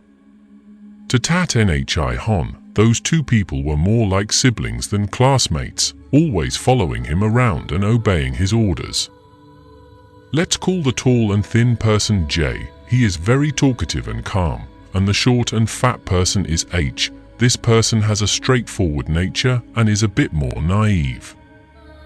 I just had a dream last night, Jay said, his fingers flipping through the pages of a dream interpretation book. What did you dream about? H asked curiously. I dreamed that today all three of us went to buy books together. Really? And yet, it's also this bookstore. How strange is that? So as soon as I opened my eyes, I saw Mr. Hon's phone call and asked me to come to this place to pick up a book. How disgusting! This morning I also received a phone call from Mr. Hon. I still dreamed that after stepping out of the bookstore, the two of us met some very beautiful girls. Little brother? You? What about me? Why are you so upset? There are two girls that you probably don't care about. Can you kiss me? Really? You must have forgotten, since Hon and Ko Fan Fan have never been interested in anyone. That's right. Then what? Then I held a baby in my left hand, I held a baby in my right hand, and then left. There, why am I there? His eyes were halfway scrolling through the nearby newspapers when Tat Nhi Hon suddenly put on a stern look as his senior and said, H, leave it alone. This morning he called me and asked me to come here to buy books. That's why I called you. H exclaimed. That's it. Jay giggled happily. Tat Nhi Hon said, and last night I really had a very interesting dream. Surely you didn't dream about us? Jay interrupted. I dreamed of Ko Fan Fan. She told him she was no longer living in the dormitory but had found a new house. Do you two know where that house is? Hotel? H jumped in to answer. Not. At the TV station? Not. Next to my house? No notes. Jay suddenly replied. Suburban. Tat Nhi Hon replied. Yes. H continued. Villa. Tat Nhi Hon shook his head and said, That is a very ugly leafless tree. Jay joked. Aha, you have to watch out. Only birds make houses in trees. Your Ko Fan Fan might be about to fly. Tat Nhi Hon said nothing. He stared at the noon newspaper in his hand. The newspaper had an article about the horrifying case in Huin K village. The information is very brief. The victim's last name is Ko, a student at Tae-Kin University. Tat Nhi Hon read each word over and over again, his face becoming paler each time. Jay asked, How are you? Tat Nhi Hon suddenly threw down the noon newspaper and blindly rushed out of the store. Tat Nhi Hon went to the police station. On the sign hanging in front of the forensic room are 6 silver-grey words police. Criminal techniques. Rounding a stainless steel surgical table, Tat Nhi Hon was led into the cold storage room. A criminal police officer stepped forward, the sound of metal clanging against each other. He opened the ice chamber door and slowly pulled out a female body. As soon as the cloth covering his body was removed, a stream of cold air rushed straight into Tat Nhi Hon's lungs. Glancing at the face of the girl's body lying on the table, his whole body stiffened like a rock. Ko Fan Fan's face was almost unrecognizable. Now it looked like a porcelain doll that had been smashed to pieces and then reassembled from scratch. The dry blood streaks are the glue that binds. Her eyes opened wide, as if she were staring at Tat Nhi Hon, but also as if she were looking intently behind him. Her eyes looked so strange. Although the appearance of the corpse was difficult to determine, Tat Nhi Hon could not help but recognize the black cross necklace. It wrapped around Ko Fan Fan's straight neck, swaying gently and smoldering coldly. "Is she your girlfriend?" "Correct." "Please follow me." "Where to go?" "Go to the criminal department." "For what?" "We need to interrogate you about a few things." "Okay." It was a very ordinary office room.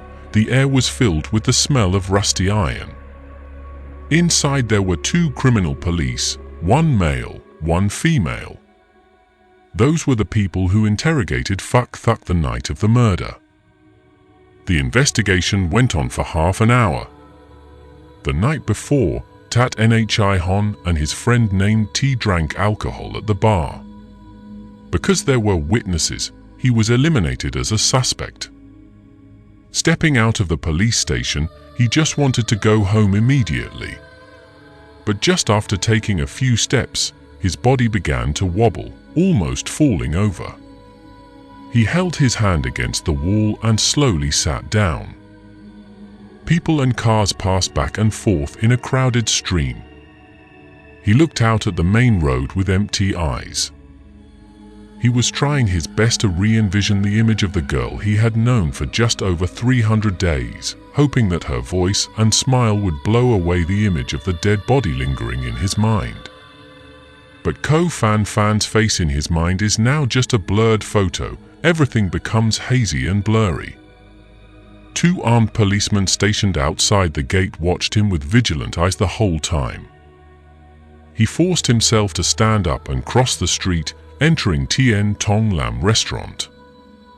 The green swing with vines, the rabbit logo, and the cold ice creams made Tat Nhi Hon always think that it was only a place for adults when they wanted to wine. He had never set foot in that shop. But now he doesn't need to know where it is. Just having a place where he can sit quietly for a while is enough. Grey covered the entire sky, but not a single drop of rain had fallen. He sat in the outermost seat, looked out the window, and couldn't stop reminiscing. Just the other day, he and she were enjoying the buffet at Big Pizza, both eating so much that she couldn't lift herself up. Fan Fan laughed. "Hee, today you have a big loss." Just the other day, he and she arranged to go see a movie together. Just the other day, when saying goodbye to each other at the school gate, she said, "Next time if you need to find me, don't stand downstairs screaming someone's name." So excited, sent that message.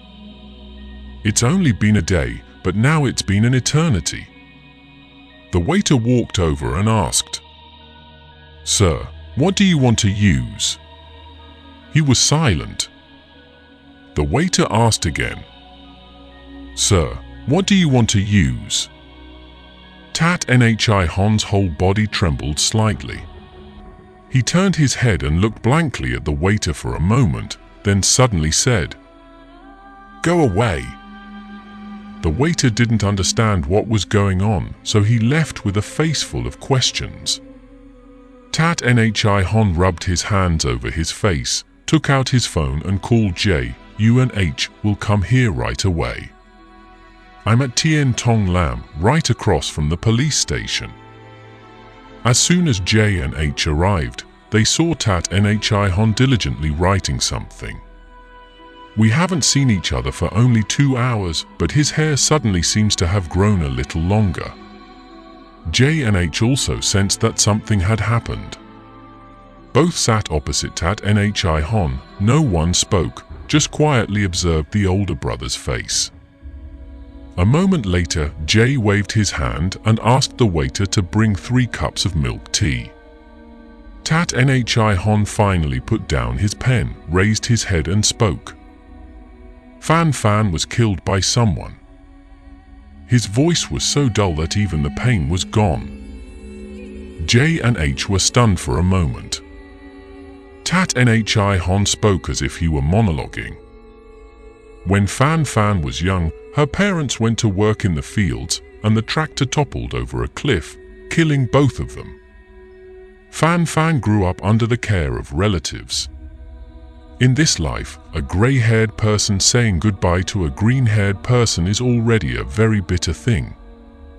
Yet now there's not even a grey-haired person to send her away. J and H didn't know what to say, just stared blankly at Tat Nhi Hon. He was silent for a while, then suddenly spoke. "Today, I have to marry Fan Fan." H whispered and asked, "Marriage?" Tat Nhi Hon's eyes suddenly glowed with something very strange. He looked at J, then turned to H and said, "You two have to help me, I beg." After a moment of silence, J replied, "Mr. Hon, if you need any help from us, just say it." Tat Nhi Hon thought for a moment, then said, "J, please find a pub and order a few trays for me." H, I called my friends to inform them that I will get married at 10 o'clock tonight. H looked at J looked at H, both of them seemed to turn into statues. Tat Nhi Hon frowned. "What's up?" J bowed his head and replied, "Okay." Tat Nhi Hon looked back at what he had just written and said in a low voice, "Also, tomorrow you two will deliver this letter to my parents." H took the paper. After a few seconds of reading it, he exclaimed in shock, "Will?" Tat Nhi Hon turned his head out the window and said, "What's so surprising? Fan Fan is gone, he is alone. What is the meaning of staying in this world?" H immediately jumped up. "Mr. Hon, you must not do anything foolish." Tat Nhi Hon suddenly became angry.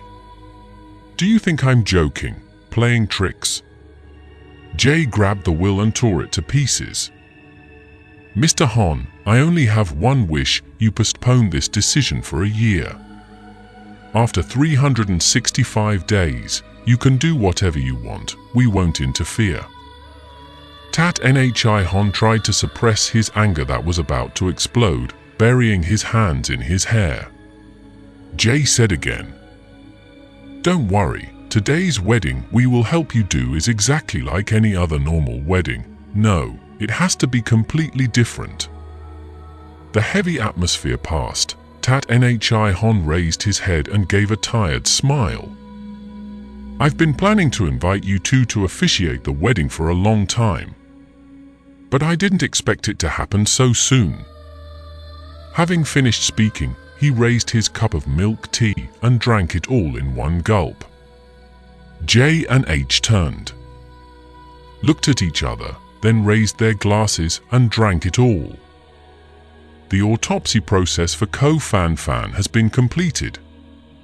However, she cannot be cremated for the time being. The school has contacted Jiangsu province and is waiting for relatives in the hometown to discuss the funeral arrangements. Tat Nhi Hon wants to receive Ko Fan Fan's body back from the police as the victim's boyfriend. It must be said that nothing is more difficult than that. But his family background is not at all ordinary. He did not tell his parents about this, but only temporarily borrowed a little of their relationship to take Ko Fan Fan's body out of the police station that day and complete the wedding within half an hour. As he held his bride's body and bowed to heaven and earth, the clock was showing 10:50 p.m. At that time, Phuk Thuk was locked in the detention room. When he reached the staircase door, the male criminal police officer stopped and asked his female colleague, "What did you see just now?" The female police officer hesitantly laughed. "I think I see 2 green spots in the detention room." The wedding ceremony is over. Ko Fan Fan's body was taken away again. Tat Nhi Hon was stunned in the rain like a wooden statue, silently watching the image of the police car fade more and more in his eyes. Then, he turned around and quietly said to J and H, "Thanks to you two for your help today. I don't know what to say to thank you. You and Fan Fan have already worshipped heaven and earth. From now on we will be together. You two just go back to school." H hugged him tightly and said, "Mr. Hon, remember to always be alert." Tat Nhi Hon looked toward the end of the road in the deep night sky and said, "I promised Fan Fan that I would share the same suffering and hardship with her for the rest of my life. Now she is lying in an ice box. It must be very cold there. Soon she will be cremated. It's so hot there. He must stay by her side, regardless of ice or fire." H said, "Tonight, whether we live or die, we have to be with you." Tat Nhi Hon suddenly pushed his fat brother aside, scowled at both of them and said harshly, "Then I have no choice but to kill both of you first."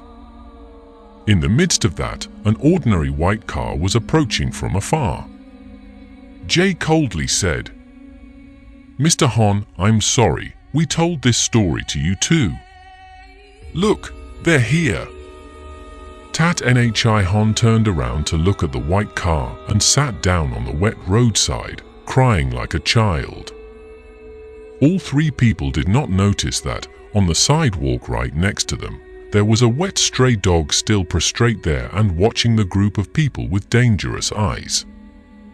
Foxes have fairy bones, weasels have ghost spirits, and dogs have human nature. Even though it is an animal closely related to humans, it knows how to imitate every human action and gesture skillfully and cleverly, but it is all just a superficial simulation. Only dogs are given seemingly quiet eyes that have the ability to see through people's hearts.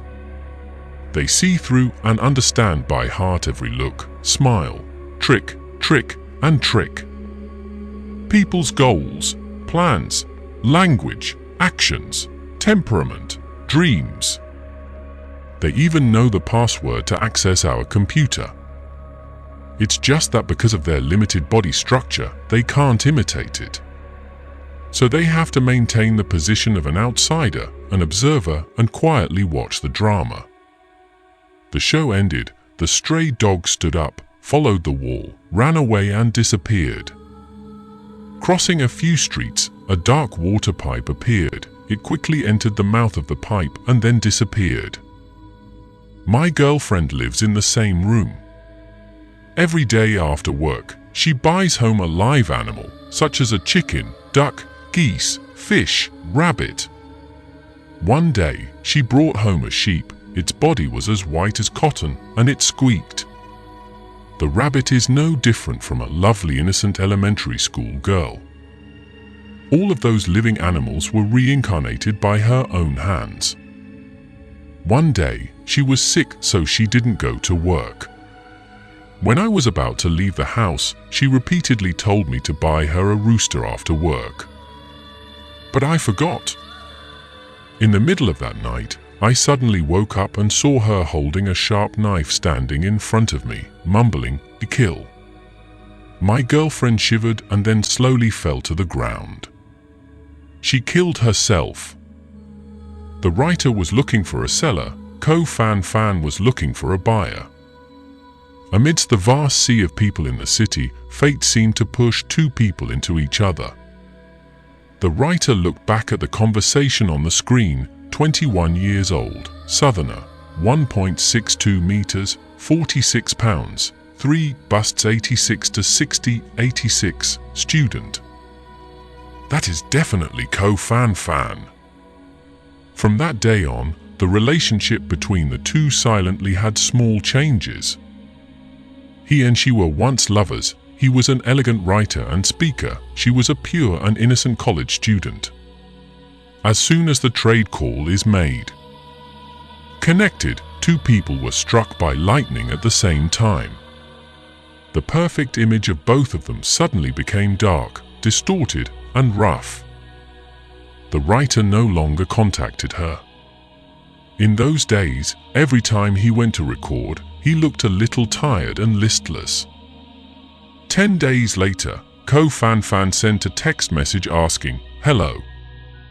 It's unclear whether it was because he was ashamed of himself or felt humiliated on behalf of the other person, but the writer never responded.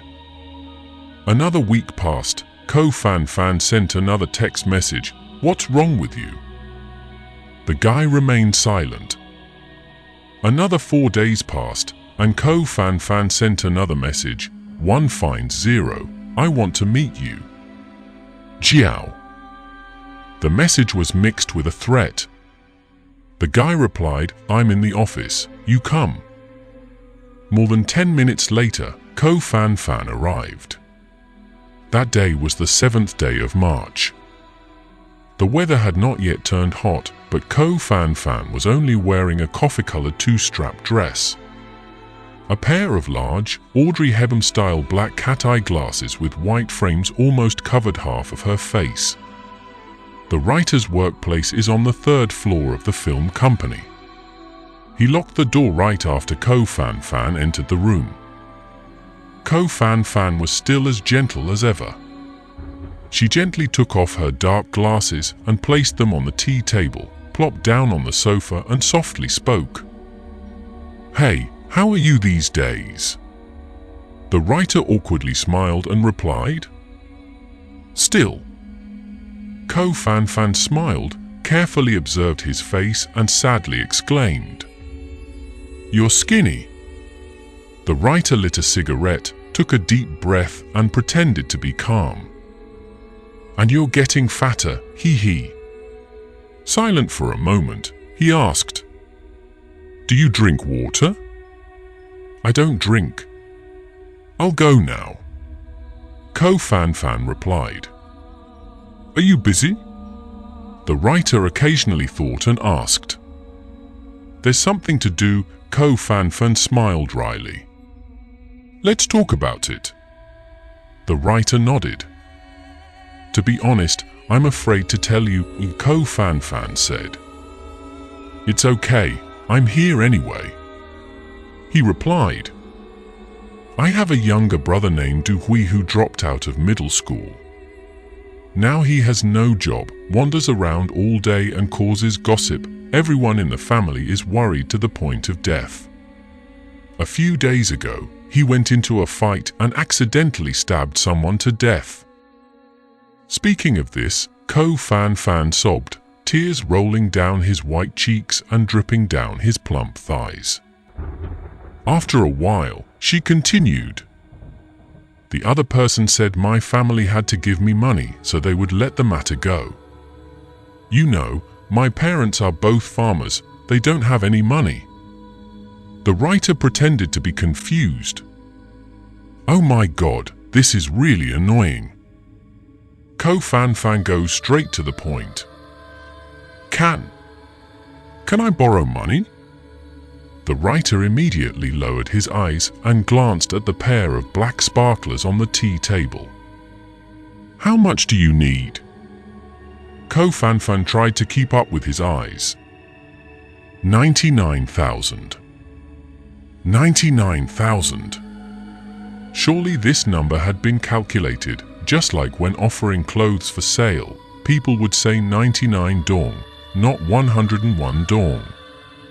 Psychologically, that price seems easier for customers to accept. Likewise, 99,000 is not an even number, only 1,000 is missing, so it is no different from the above case. The writer's expression became more and more unsightly. He said, "You know, I'm just a poor writer. Where will I get the money?" "Honey, I don't know anyone. I can only rely on you. Or can you think of a way to help me? How much help you can give? As for the rest, I will work as a buffalo and a horse to get a part-time job to manage. You know, I just got divorced and all my assets were transferred to my ex-wife. Now he is empty-handed. Honestly, I can't help you with this." Ko Fan Fan fell silent. She quietly looked into the writer's eyes. Those were the eyes when she dropped the live fish into the oil pan. She slowly took out a piece of paper from her pocket and placed it neatly on top of it. Tea table and said, "Just think about it. I have to go. There are 2 other people down there waiting for me." Then she stood up and left. The writer was stunned for a few seconds, then quickly ran to the window. Under the building there were indeed 2 young men walking around. That was the first time he witnessed the toughness of a girl as soft and clear as a drop of water. That piece of paper is the bank account number. Yesterday. The world is missing a person, adding a ghost. The next day, the world lost 1 ghost and 1 more person. On the day the writer and Fan met online, she was named Jiao, which means to bite. And that's right, she was rushing forward and grabbing his weak point. Perhaps before bad luck strikes, insiders always have a vague premonition. Before and after being involved in the blackmail case, he once told a screenwriter in the company, "Lately, he often feels scared for no reason. Sometimes when it rains, he feels shivery and windy." He also felt scared. The crowded square also made him nervous. The leaf falling on his head also made him cold. One evening, he arranged to meet Mijia at a luxury tea shop. The melody of the song "Shape of My Heart" by singer Sting is playing in the restaurant space. Mijia appeared in an apple red BMW. As soon as she sat down on the chair, she blurted out and asked directly, "Why is your face so difficult to stare at?" He lamented, "I just got blackmailed." Mijia just picked up the teacup and immediately put it down. "Who?" After hesitating for a moment, the writer decided not to reveal the dirty exchange and just told, "There was a girl who asked me for 1 million yuan.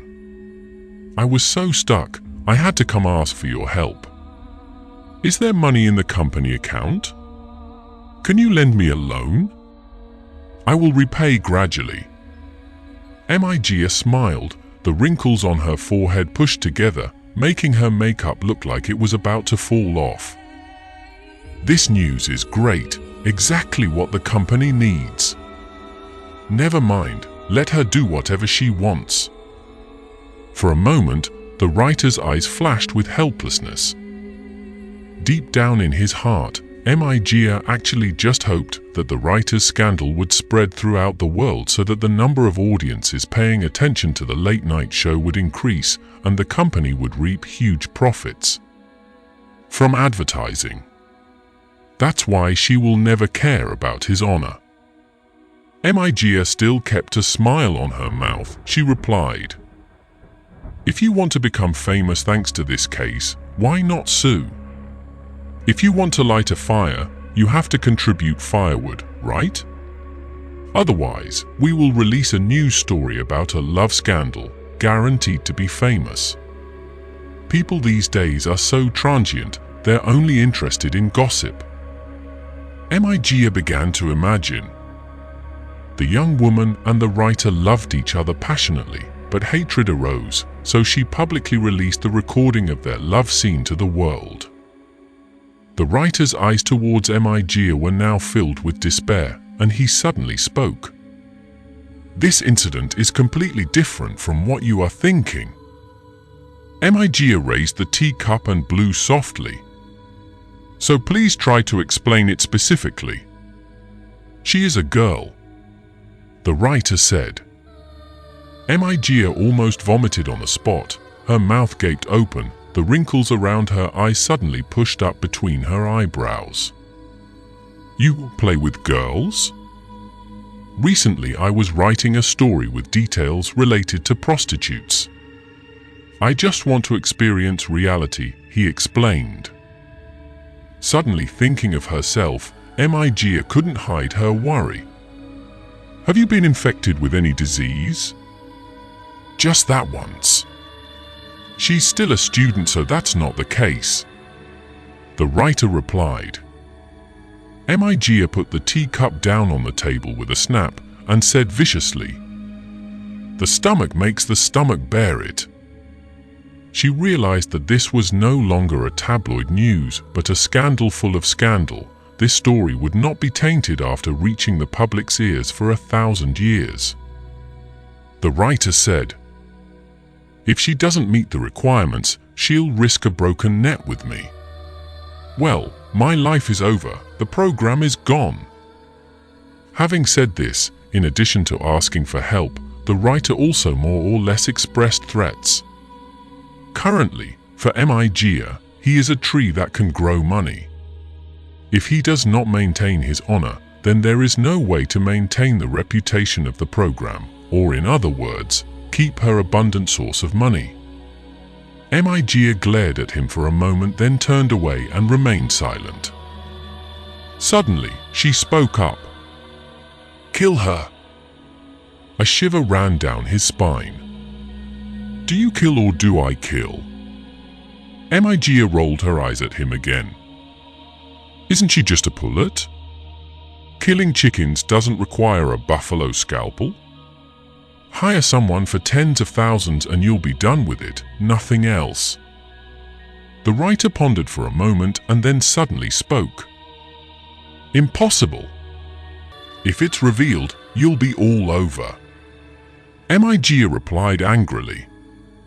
"Damn, what a useless person. Okay, then let me find someone to teach her a lesson so that she no longer dares to bother you."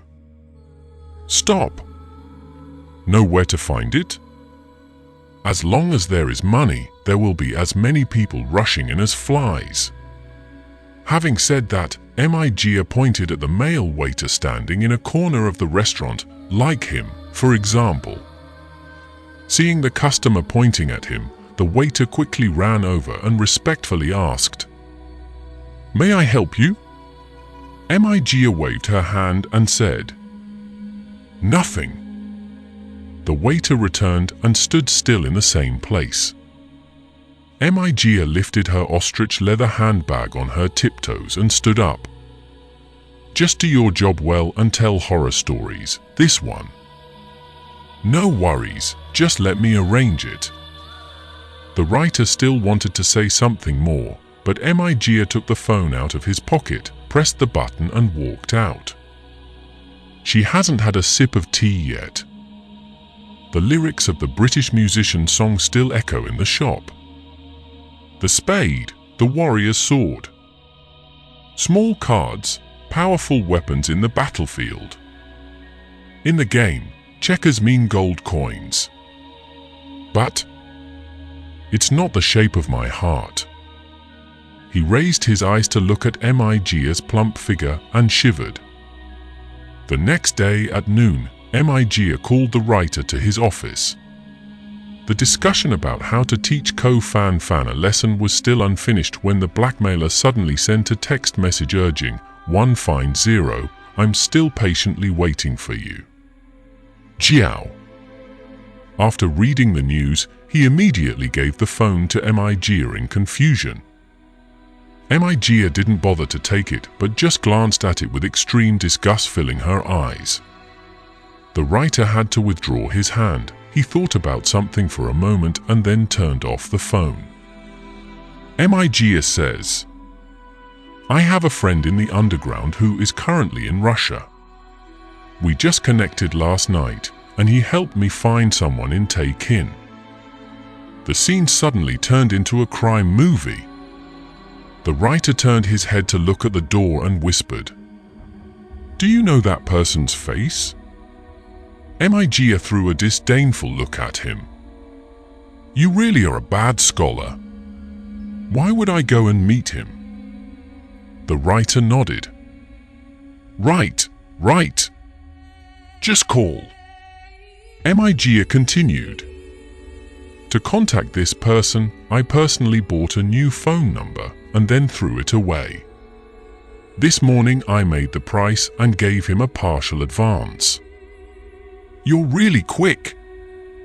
"Tonight, pretend to have a southern accent and call her, pay a slightly higher price and lure her to Huin K village. I will have him ambushed there." "Huin K village? The new remote is safe." "Will he kill her?" "No, I have warned you carefully." Saying that, Migia pulled out a black cell phone from the drawer. This SIM is not registered and has never been used. Take this number and contact her. The writer took the phone and tremblingly stuffed it into his pocket. That night, he did not turn on the lights and just sat in the house waiting for instructions from Migia with the black phone clutched in his hand. The phone has a somewhat odd design, looking like a handheld electronic device, but that's it. Control is now not about winning or losing, life or death of the character in the game, but in reality. The sky gets darker every time. Finally, Migia's call from the company phone to his home phone also rang.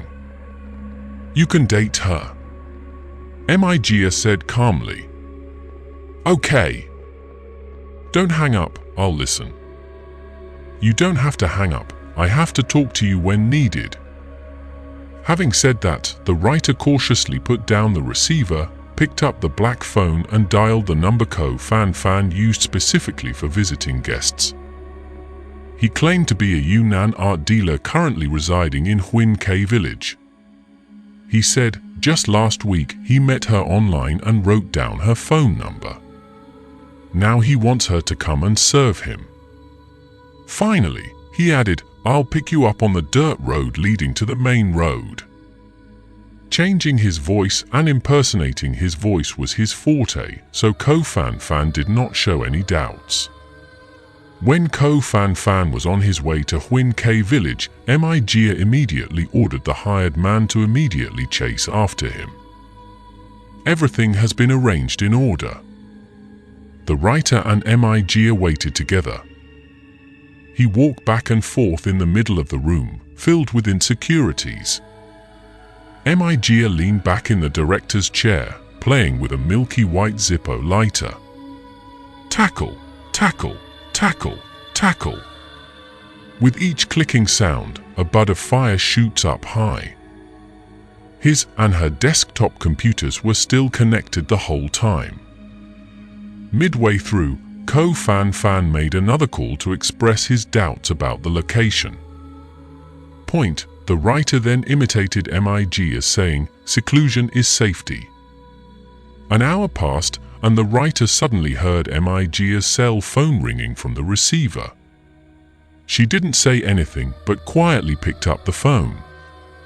20 seconds later, she hung up, picked up the receiver, and said to the writer, "Done. The world is missing a person, adding a ghost." That day was on the 8th of March, International Women's Day. The writer collapsed onto the sofa. Migia told him a few more important things. Not a single word stuck in his head, he just hummed through it. Hanging up the phone, the bewildered man pressed his back against the wall, standing still for more than 10 minutes as tremors suddenly fell over him. "I once got lost in a dream like this. There were countless people with identical appearances surrounding them in a circle, trapping me in the middle. Leave only one blank space. I immediately rushed straight into it, trying to escape the siege. Suddenly a harsh voice rang out right there. There are empty spaces all around. Why do you keep rushing straight at me?" After eliminating Ko-Fan, Migia drove a car back to the Ngocmi Villa area. It was already 11 o'clock. A few people were walking their dogs on the street. Ngocmi Hoavn area has dozens of people raising dogs, big dogs, small dogs, fat dogs, skinny dogs, some with pointed snouts, some with flat muzzles, some with exposed eyes, some with eyes hidden behind thick fur. All shapes and sizes. Migia drove the car into villa number 19. The house was empty and lonely. Thuk had gone somewhere. Tired, she collapsed on the Japanese-style sofa in the living room, fiddled with the lighter in the dark, and rearranged her unfinished thoughts. This case was proceeding too hastily. She was only worried about revealing a loophole. Rattle, rattle, rattle, rattle. Since receiving the phone call saying that a girl named Ko Fan Fan had died, this lighter seemed to have died as well. I don't know how much time has passed, but then the door suddenly made a rustling sound. Migia turned on the tree light and looked at the clock, 12:03. Fuck Thuck has returned. His face was red, his hair was shiny black, and his eyes were shining. Migia didn't want him to notice her unusual appearance, so she smiled and asked, "Did you just come back from recharging?" Fuck Thuck replied, "I went out to eat at night." Migia stopped playing with the lighter and suddenly remembered something. "Are there any restaurants around here at night?" Fuck Thuck thought for a moment. "Well, I went to town to have dinner at night." That night, Fuck Thuck suddenly became more excited than usual. He wanted to enter her, but was pushed away several times. She has no heart left. Just like with money, on a normal day in that matter, Migia is always no different from another tigress with hungry cubs. This was the first time she refused him. The next night, Migia came home a little earlier. As soon as she drove her car into Ngocme Hoavn, she immediately encountered a strange police car. She was startled and slowed the car down. While getting out of the way of the police car, she took the opportunity to glance over and was shocked to see Fuck Thuck sitting there.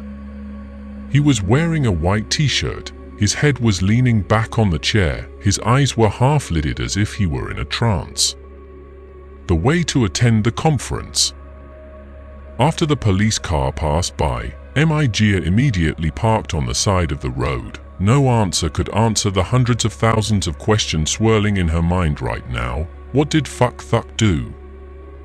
The next morning, two uninvited guests suddenly appeared at Migia's office. One male, one female, both wearing civilian clothes.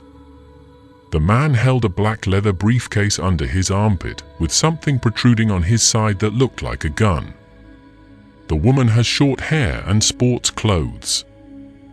After presenting the documents, the two sat down together.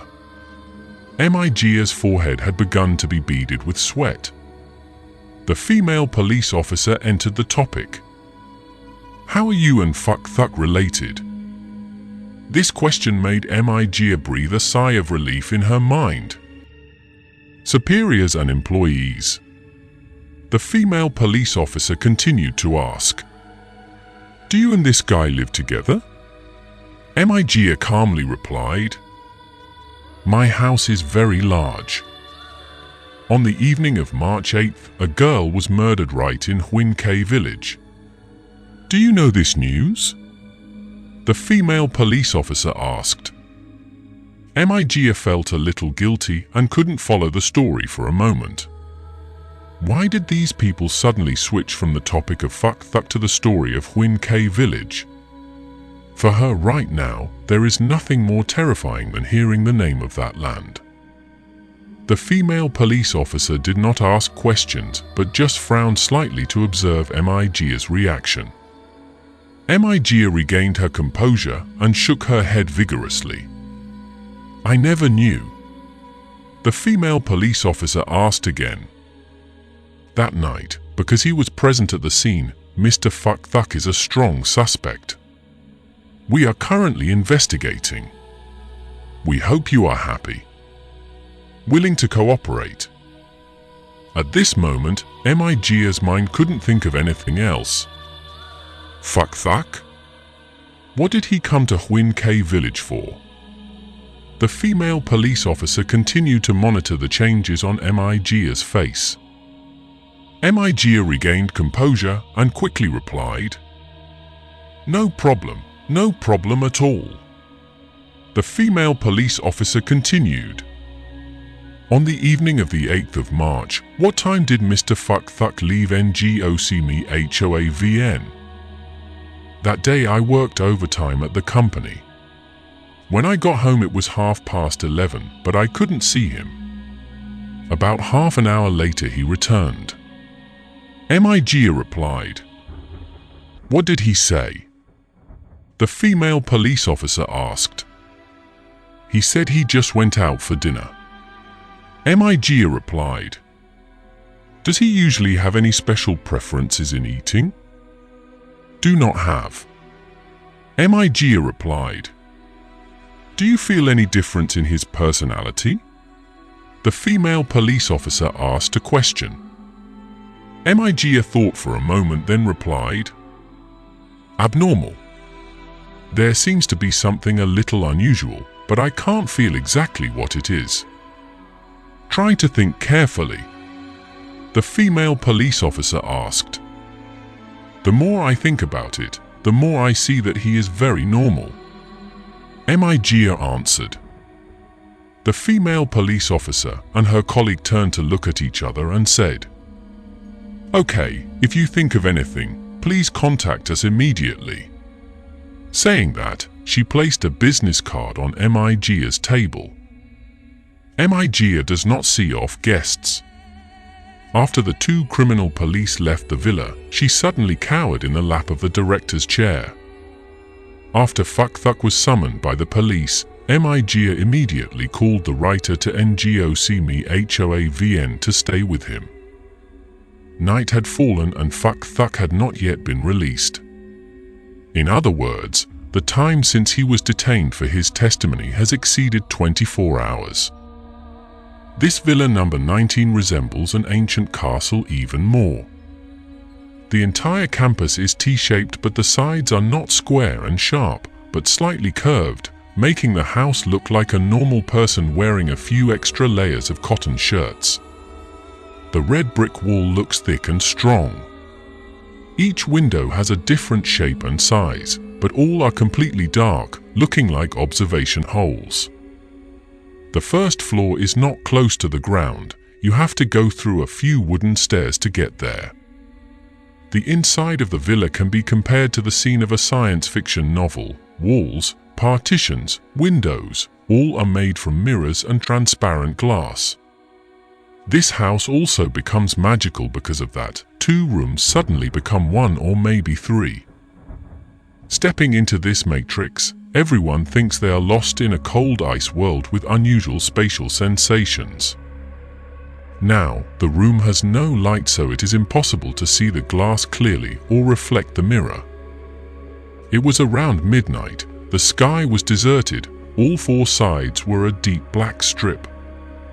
Migia and the writer, sitting together on the sofa in the living room, had not stopped talking about Ko-Fan all this while. It seemed like both of them still didn't want to go to sleep. Migia's fingers were still playing with the Zippo lighter. Rattle, rattle, rattle, rattle. That thing was dead. It could never make fire again.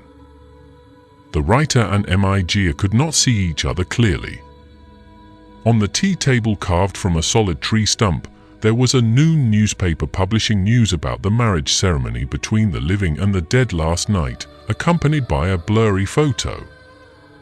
In Uncle Tat Nhi Hon's arms was the bride Ko-Fan wearing a veil covering her face, the two of them worshipping heaven and earth together. The girl wore a Renaissance Victorian-style wedding dress, lying motionless in the groom's arms, her long, snow-white skirt flowing gracefully to the ground. The wedding was completely without the presence of any reporters. This photo must have been provided to the press by a guest. Ko-Fan's true identity is not only a mystery behind a veil, but is now also hidden in a sea of ignorance. Migia threw the lighter aside and suddenly changed the subject. I feel more and more that there is something unusual about this name Fuck Thuck. The writer rarely interacts with Fuck Thuck, but one thing is certain, he knows what the relationship between him and Migia is like. Her words, especially when spoken in the middle of a night like this, made him tremble even more. He what? I don't know. The first time I noticed something unusual about him was on the 16th of November last year. At that time he had only come to work a few times. 3 days. When I woke up in the middle of the night, I suddenly saw that he had disappeared. Where else could he go late at night? I kept waiting for a long time, but still didn't see him come back. I couldn't stay awake, so I closed my eyes and continued to sleep. Migia paused for a moment and then continued. On the night of December 15th last year, while dreaming, I thought I saw him go out again. This time I tried to open my eyes as wide as possible so I wouldn't fall asleep. More than an hour later, a figure quietly lay down next to me, his whole body exhaling cold air. Before that, I had neither heard the door opening nor heard footsteps. I pretended to be asleep, so I didn't bother him at that time.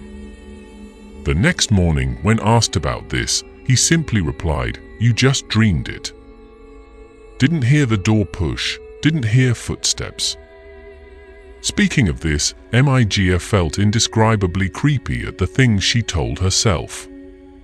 Could it be that Fuck has returned at this time and is standing right next to him? She coughed dryly and then said again, "Before Fuck moved to NGOC me HOAVN, he and I agreed not to interfere with each other's freedom and not to pry into each other's private whereabouts. So I never asked him anything. On the 14th day of January this year, he also suddenly disappeared in the night, then quietly returned to his original place after a loud noise. Why do you remember the date and time of the incident so clearly? Because I have summarized a rule: every night when the moon is full, he goes out." Full moon night? The days I mentioned are all lunar 15th days. Really? On the night of Nguyen Chu Tet, I had a premonition that he would go out again, so I decided to stay up all night without sleep. Sure enough, at midnight, he quietly got up and went out. I didn't hear any footsteps at all, let alone the sound of the door being pushed. Every time that mysterious, spooky moment comes, he seems to turn into a ghost, a shadow. Unable to contain my curiosity, I quietly woke up and followed. Can you guess where he went? Basement. He climbed Ho Mountain completely naked. I saw him disappear into the woods, so I didn't dare follow him. Why did he go up the mountain? I keep having headaches because of this. Clumsy with someone? Impossible. Whose daughter would be so bold as to dare to wait for him alone on the mountain like that? Going up the mountain to find treasure? Not even that, there are only cemeteries on the mountain. Practice Qigong? Normally, he's not interested in those things. So until now, everything is still just a question mark. There was a gurgling sound coming from someone's stomach that shook the night. It was unclear whether it was the writer's or Migia's. The writer said, "I think this guy definitely has problems. On the evening of the 8th of March, why did he come to Huin K village in such a shady way? It's truly extremely confusing. That's why I figured that Ko Fan wasn't killed by that assassin. It could also be like this. When the assassin arrived, Ko Fan was dead, but he still took all the commission I paid. There is someone behind the assassin." "What do you mean?" "Fuck. That night when he turned around and lay down next to me, do you know what I smelled from the corner of his mouth? Let's turn on the lights." Migia softly said, "He's famous for being a writer of horror stories, but he's not as brave as a mouse."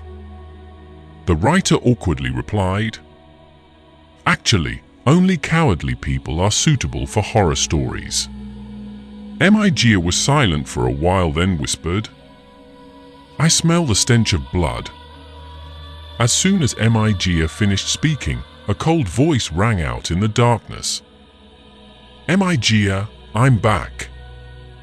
The sound was very close, as if it was close to my ear. The writer screamed loudly and jumped to Miga's side. Yesterday was Ghost Worship Day, right? TYES.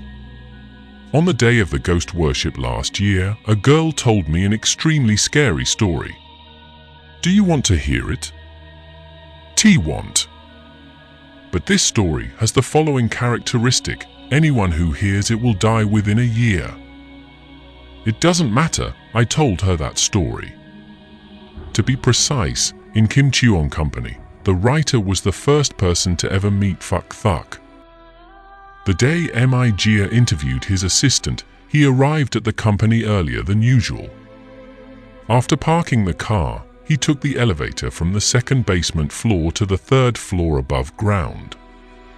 The ladder sluggishly refused to go down. Every now and then he pressed the call button, seemingly very impatient.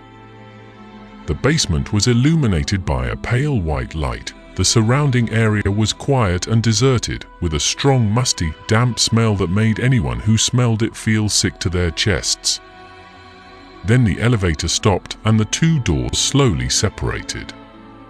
That door is underground, leading into a small room inside that can automatically go up and down. When going up, it's faster than stairs. When going down, it's slower than jumping off a building. The woman operating the elevator was gone. Her chair was empty. A young man was standing in the elevator compartment. He was wearing a thin coat. Around the collar was a strip of brown fur that looked somewhat strange. It seemed that this young man was about to go to the parking lot. But no, he didn't step off the ladder, but just stood there smiling at the writer. "Hello, teacher." The writer walked in and wondered. "You are?" The young man pressed the call button for the third floor and replied, "I interviewed for the position of assistant general manager." The writer looked at his face carefully and asked, "Do you know me?" The young man laughed. "It was because I liked the stories the teacher told that I went to the company to apply. I am also from the Daehangan area, the same country as the teacher." "Oh. If I get the job, I can work with you. This has been my 18-year dream." It seems that the young man is trying to pretend to be his last name in order to be supported by the writer, but 18 years ago, when his first fantasy novel 3-1 was published, he was only a few years old. The writer coldly replied, "Thank," then fell silent, quietly looking up at the LCD screen hanging in the elevator. An environmental protection advertisement is being shown. The young man's voice came from behind the writer. "My name is Phuc Thuc, Phuc in ambush, Thuc in food. I really hope that when you write a horror story, you can use my name." The writer replied, "Nothing." The elevator has reached the third floor. Phuc Thuc says, "Teacher, I have to go in for an interview. Please wait for good news from me." The writer also responded with a polite smile. "So good luck." The writer didn't do anything for Phuc Thuc. There were people who worshipped him like that. Furthermore, Miga is very domineering in everything he does, and she never pays attention to everything he says. Unexpectedly, in the end, Phuc Thuc would stand out among the dozen contestants and win the position of assistant general manager. Phuc Thuc is rarely present at the company. He just hangs around NGOCME-HOAVN. 5 days later, November 19, 2005, on a weekend day, Miga was on a business trip abroad. Phuc Thuc personally called the writer to invite the writer to NGOCME-HOAVN for a drink. He accepted the invitation. He is a clever man. Phuc Thuc has now stepped up to the position of assistant to his own investor. His words towards Miga cannot be underestimated. After settling down in another room, the writer said, Congratulations, Fuck Thuck, you are finally satisfied. If it weren't for my teacher, I wouldn't have been determined to travel to take in. I thank you very much, sir. Having said that, he took out a bottle from the ice box. Come on. Let's drink together to celebrate. Foreign wine? Champagne. I have never drank alcohol. Just a little. Fuck Thuck wiped the wine bottle with a white handkerchief, peeled off the thin tin shell, removed the iron safety cap, gently tilted the champagne bottle and gently rotated the bottle body. The carbon dioxide in the wine rushed up to the cork, and a sharp pop erupted. After that, Fuck Thuck used a white handkerchief to wipe the mouth of the bottle clean and then poured out 2 cups, each with a third half in half. The 2 clinked glasses and sipped. Truly the taste of Veuve Clicquot, both pure and passionate. When you were 20 years old, were you still in Die Hungen? Fuck Thuck spoke up. Yes. So what were you doing back then? Unemployment. Is your aunt also from the same hometown? Not. It seems that the writer is not very interested in recalling the story of his hometown and evoking that time. Before setting foot on the glorious peak, many people had to go through times that they could not confide to anyone later. Right after escaping the bottom of poverty and suffering, they immediately cut off their old memories. The writer probably also belongs to this group of people. For example, the place where he was born was always described, which could very well have been beautified intentionally or unintentionally. In winter, lonely ice and snow cover the entire village. A silvery white color. In summer, the forest is lush and green. It is completely separate from the surrounding world. Perhaps that country in reality is extremely backward, miserable, torn, and dirty like a nightmare. This young man named Fuck Thuck had just stepped out of that nightmare. Seeing that the writer seemed to be avoiding something, Fuck Thuck knew what he meant and changed the subject. I have an extremely scary story. Do you want to hear it?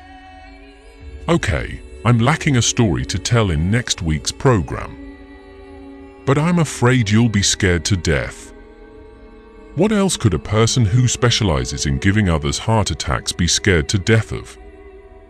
But this story is different. How is it different? Once anyone hears it, it will no longer be normal. Who? So what about you? Me? If you see that I am not an abnormal person, then it proves that you are definitely not an abnormal person. The sentence was as confusing as chive soup. The writer did not understand what Fuck Thuck was trying to say. Guy said, "Tell me." Fuck Thuck replied, "Let me open another bottle of champagne." He turned to look at the empty bottle and asked, "Is there alcohol in champagne?" 15 degrees. I thought champagne was carbonated water. How do you feel when you drink champagne? Feeling very shocked. Maybe you should rest for a while? I'll be back later. Going by car? Ride. No way, no way. So I lay back on the sofa for a bit. That would be better. The writer had never had the habit of napping. Even if he wore a mask, he couldn't sleep, but now he couldn't beat the drowsiness anymore. When Fuck Thuck went into the bedroom to get him a blanket, he fell back on the chair and fell asleep. It seemed that Fuck Thuck was still sitting right next to him, his figure tall and tall, his voice vaguely echoing from somewhere very far away. Teacher? Let me tell you a story. It is unlike any story in the world. Anyone who hears it will become abnormal. If you don't feel that I am an abnormal person, that proves that you are definitely not an abnormal person. It wasn't until after 3 o'clock in the afternoon that he woke up. Fuck Thuck heard the noise and walked out of a room. Did you sleep well? The alcohol tolerance is so poor, it's really not right. You should lie in bed better. It's okay, I slept well, I even dreamed. Your dream is definitely a horror story. I saw myself idly entering a door. On the hinge was a red cross. Inside the room was a middle-aged nurse injecting me with an expressionless face. Male nurse? Male nurse. How do you know? Just guess. That male nurse was wearing a blue shirt and looked very strange. Strictly speaking, he was not injecting me, but giving me a blood transfusion. That needle was big and thick, like it was used in veterinary medicine. Do you know where that blood came from? From his own tongue. Your guess is really talented. He stuck out his tongue, poked a big rough needle in, and pulled out a cylinder of dark blood.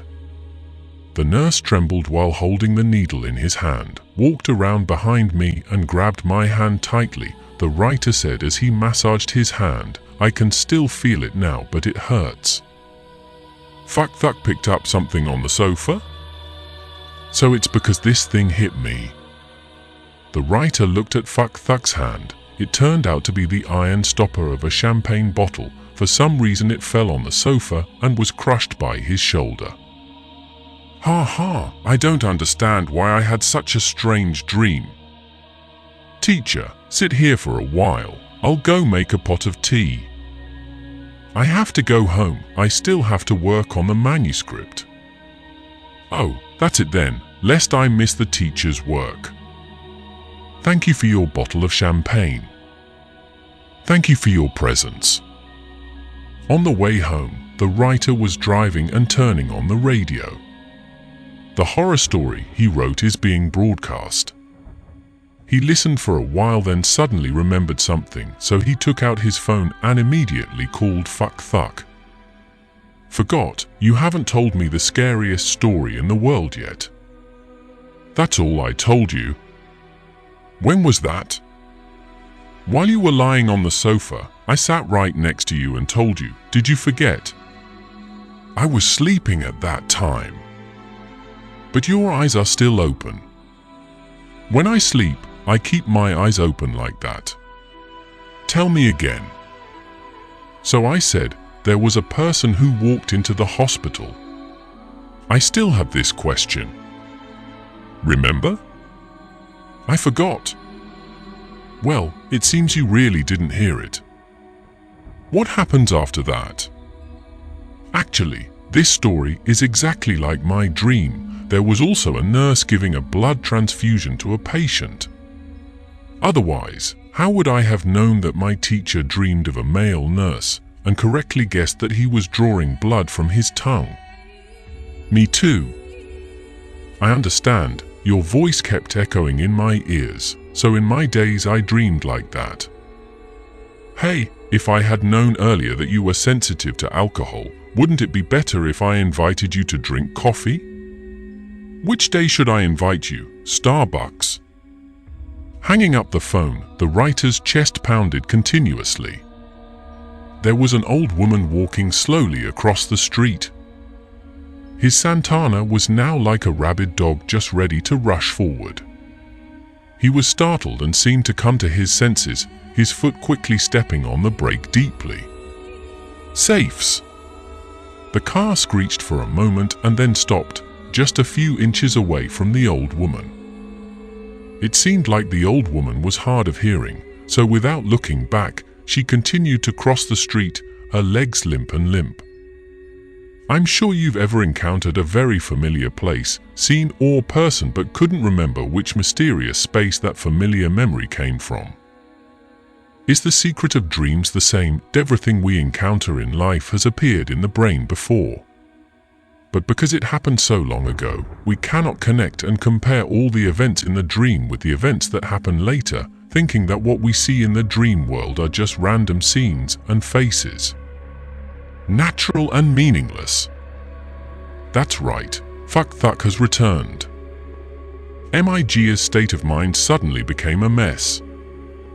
Seeing that Fuck Thuck was dragged into the murder case, Miga considered it a lucky thing that happened in a short time. Maybe it was true that Ko Fan Fan was killed by Fuck Thuck. If so, she would have removed the murder case from her. But if the culprit was not Fuck Thuck, he could not regain his innocence and could only become a substitute sheep. Fuck Thuck has now returned. Miga has lost her shield. The police will continue to pursue to the end. Even though she once shared the same bed and pillow with this unusual young man, in Miga's heart she still couldn't help but feel scared. But if she was told to chase him away, she wouldn't be able to bear it. What is a woman of Miga's age trying to make money for? No matter what you eat, no one feels good about what you wear, no one cares about what you wear. My husband and children have both gone abroad to build a fortune that is 100 times bigger. In their eyes, the money she earned was almost nothing. Fuck Thuck brought her unprecedented pleasures. Besides, if he wasn't around, she would be surrounded by fear again. Whenever she thought about the heart-wrenching cry of the half-human, half-wolf in the middle of that quiet night, her whole body shivered with cold. She despised the writer's weakness and mediocrity. In her eyes, he was just a piece of debris that temporarily filled in the gaps and could not be a complete refuge. When Fuck Thuck's voice suddenly rang out in the middle of the night, he screamed loudly. His voice sounded like that of a piano. "Grandma!" Although Miga was also startled, she soon calmed down. The surroundings were silent without a sound. When did Fuck Thuck come back? Since when have you heard her and the writer talking to each other? Miga reached over and turned on the standing lamp to clearly see Fuck Thuck at this time. He was wearing a white t-shirt and black breeches, calmly standing right behind the writer and silently smiling at her.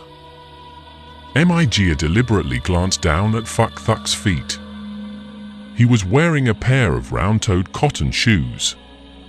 They must have been very light and comfortable.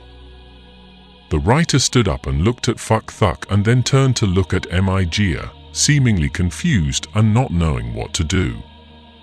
Miga knew what he meant and said, "It's too late now, you don't have to go home. My house still has many empty beds." The writer casually replied curtly. Miga stood up and took him in front of a mirror. Actually, it was a door. She gently pushed it in and said, "Okay, go to sleep first."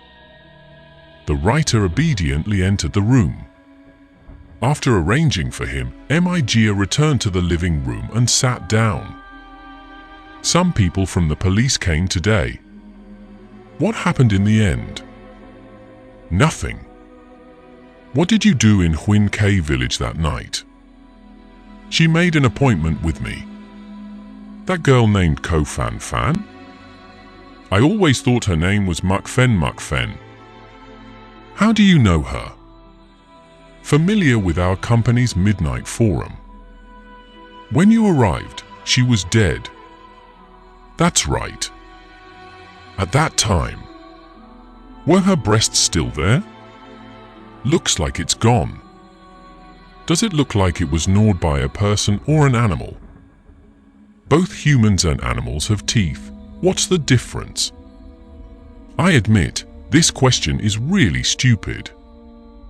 Since we met, she always refused to meet.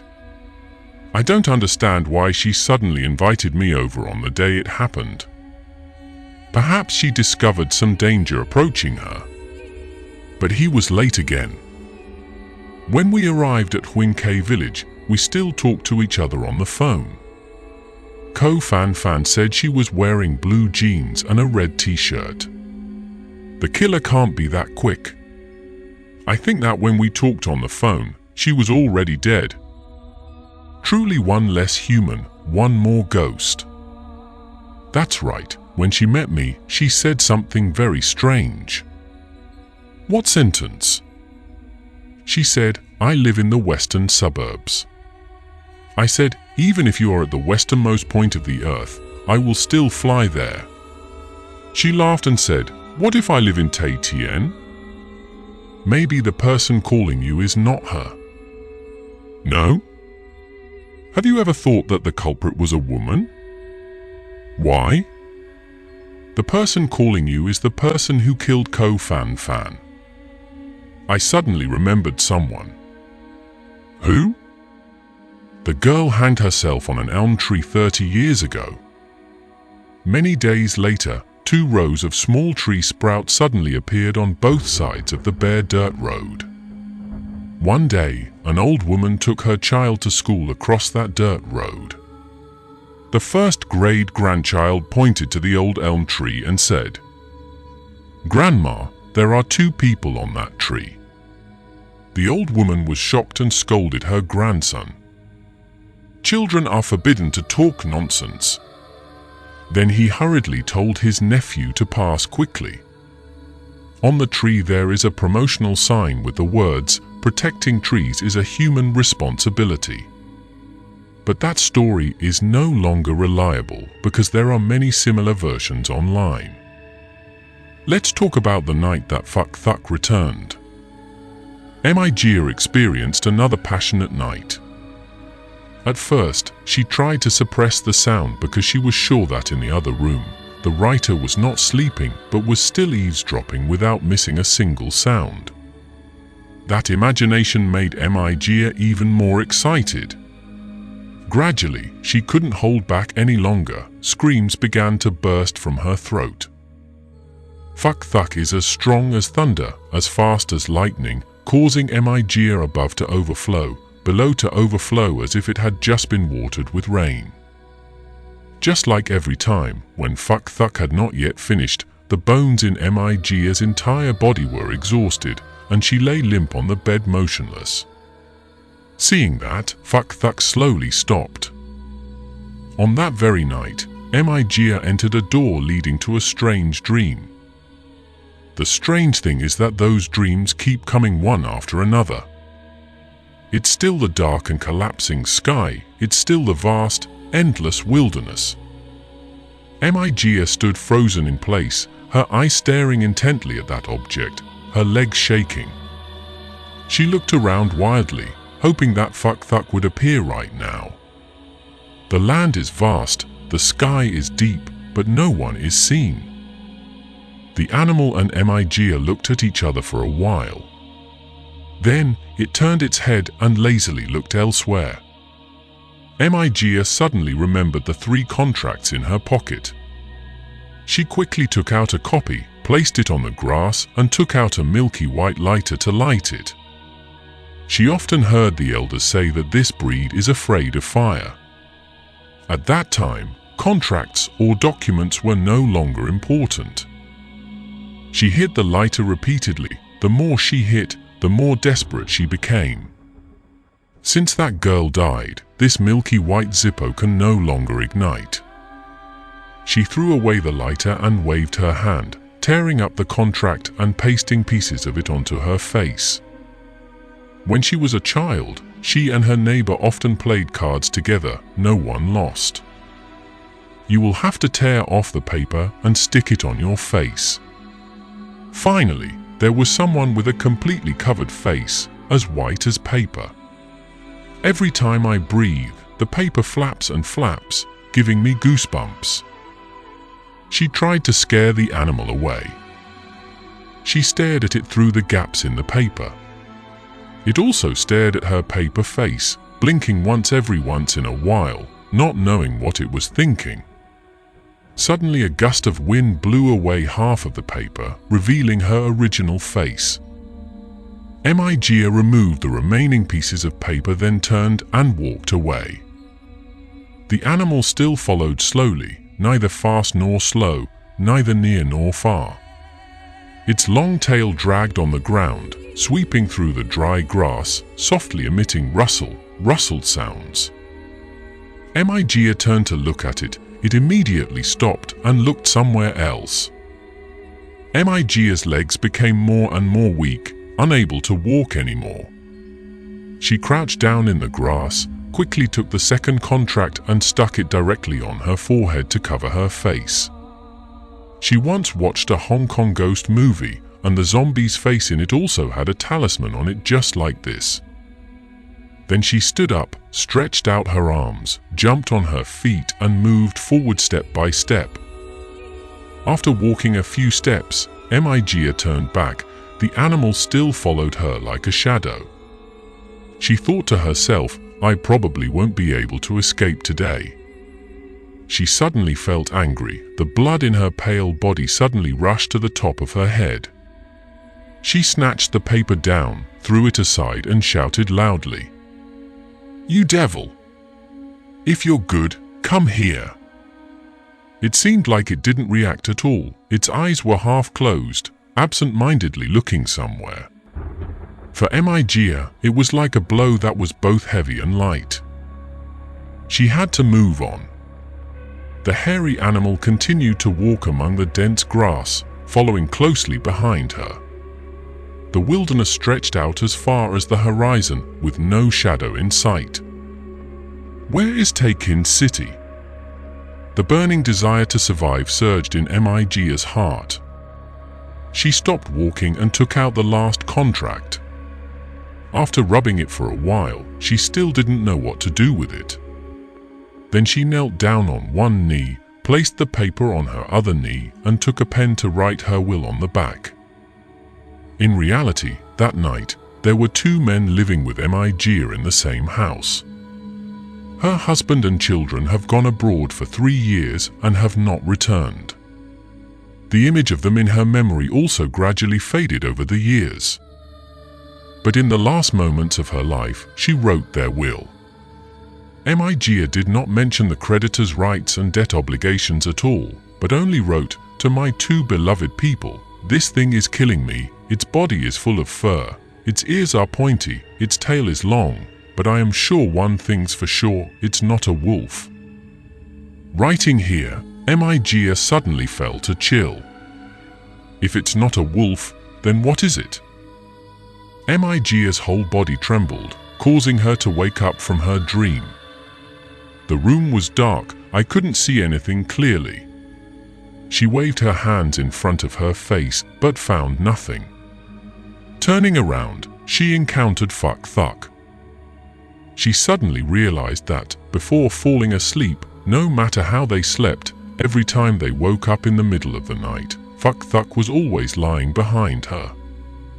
A newspaper reported, at a pub, an employee killed a snake. He crushed the evil snake's head, threw it into the trash, and continued to skin it. After half an hour returning to work, he passed by that trash can. Unexpectedly, a snake head suddenly jumped out and bit him. The employee fainted on the spot. That evening, Miga arranged to meet the writer again. At the same tea shop where the two of them met last time, the melodious melody of the song "Shape of My Heart" still echoed in the shop. The writer sat opposite Miga. His eyes were somewhat languid, his 2 fingers constantly tapping on the table. "Your mood seems very chaotic these days. Do you believe in premonitions?" "I have never experienced anything like that. Right now I have a strong premonition that she has returned." "Ko Fan Fan?" She patched her face, recovered her chest and returned. "Nonsense. Stop those damn words. Now the important thing is what to do if you are watched by the police. I invited you out here to wake you up. Having come to this point, you must be sure of whatever you do, no negligence. I also don't want to think nonsense. But in my brain it feels like it's just right. Grew an extra arm. Which hand? There was a person who was bitten by a 5-armed snake. The venom entered his bloodstream, causing him to fall to the ground before he could take 5 steps. To save his life, he took it. The vegetable knife cut off his arm and then fainted. What does it matter to you? After leaving the body, the arm will die, right? Maybe the nerves are still active. That pale arm fell to the ground. The white bone tip was exposed, dripping with blood. The 5 fingers suddenly clasped tightly into the ground and inched forward inch by inch to chase the 5-armed snake. I do have it. I saw it clearly in the newspaper. Keep telling. It seemed like the 5-armed snake was so scared, it craned its neck and looked at the arm without knowing how to react. As soon as it regained consciousness, the arm jumped up and tightly grasped its vital point. The sound of bones and joints rang out. Cracking sound, the arm grabbed tightly and refused to let go, and the 5-armed snake hissed pitifully and then stopped breathing. This is a literary story. I keep feeling like Ko Fan Fan's arm was cut off. Although it is no longer made up of living organic parts like a log of wood. Had been cut from the tree trunk, but she was still crawling towards me, trying to grab me. Your fear is sick. It's not fear, it's premonition. I only believe in warning signs. Slowly you will believe it. If you have a feeling that the hand that is about to grab you is the hand of the police, then I can still believe it.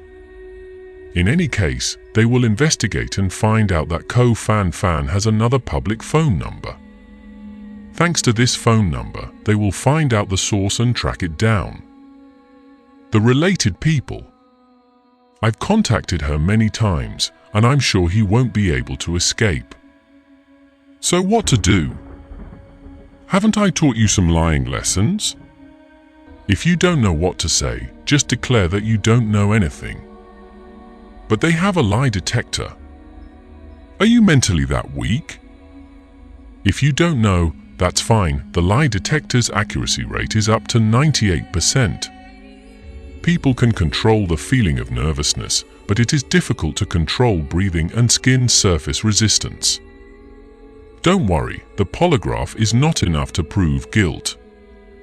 MIGA spent an entire night teaching the writer how to deal with the police. But from beginning to end he didn't pay any attention, his mind only idly thought about that other arm. At the end of the meeting, MIGA said while paying, "Don't believe in these 3 premonitions, it's all nonsense. But this afternoon I had a premonition that you would make an appointment with me." The writer said, "Someone informed him your little guy has appeared. Please pay attention, your minion has appeared." It's been half a month since Ko Fan Fan passed away, and the police still haven't made a move. But everyone in the company noticed that the writer became more and more withdrawn. He is wary of anyone who comes close, especially women he doesn't know. That afternoon, he received a phone call from a male reader.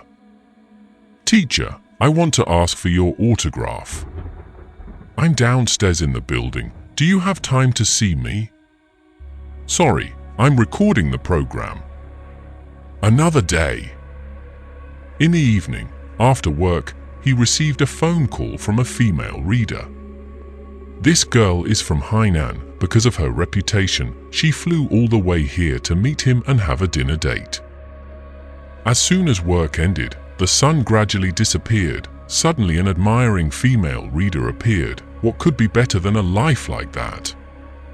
Yet he refused. He was leaving the company building to go home. He lives right near the company, walking about 10 minutes to get there.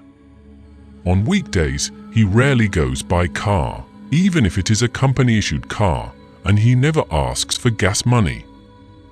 While passing by the flower garden, a tall young man suddenly appeared. He walked quickly in front of him with a simple gesture. "Teacher, I just want to ask for your autograph. I'm the one who called you and have been waiting here all afternoon." The writer looked at the other person with scrutinizing eyes and then slightly curled his mouth and replied, "Oh, Sorry. The young man had prepared in advance. He took out a pure white notebook and immediately gave it to him along with a pen. He took it and scribbled the words, "When terror is absorbed, it becomes nourishment for courage." He scribbled his signature and returned the notebook to the young man. He smiled with full reverence. "Thank you." Then turn around and walk away.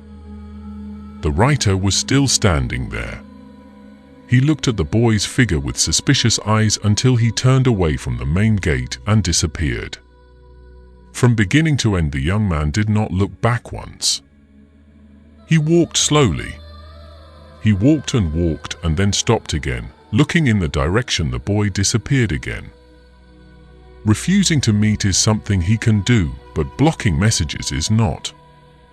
There have been an unusually large number of messages sent to him these past few days.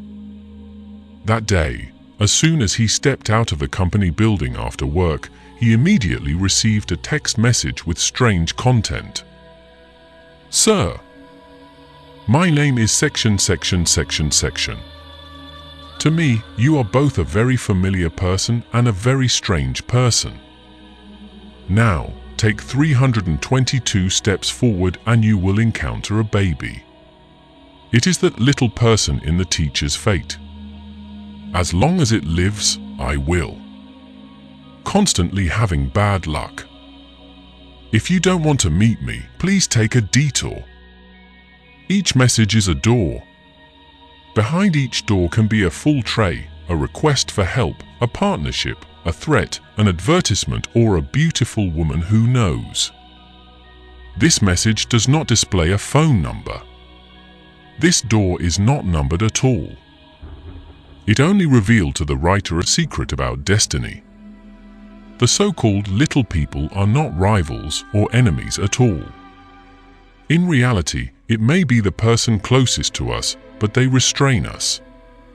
If we are scissors, then they are scissors. If we are scissors, then they are hammers. If we are hammers, then they are bags.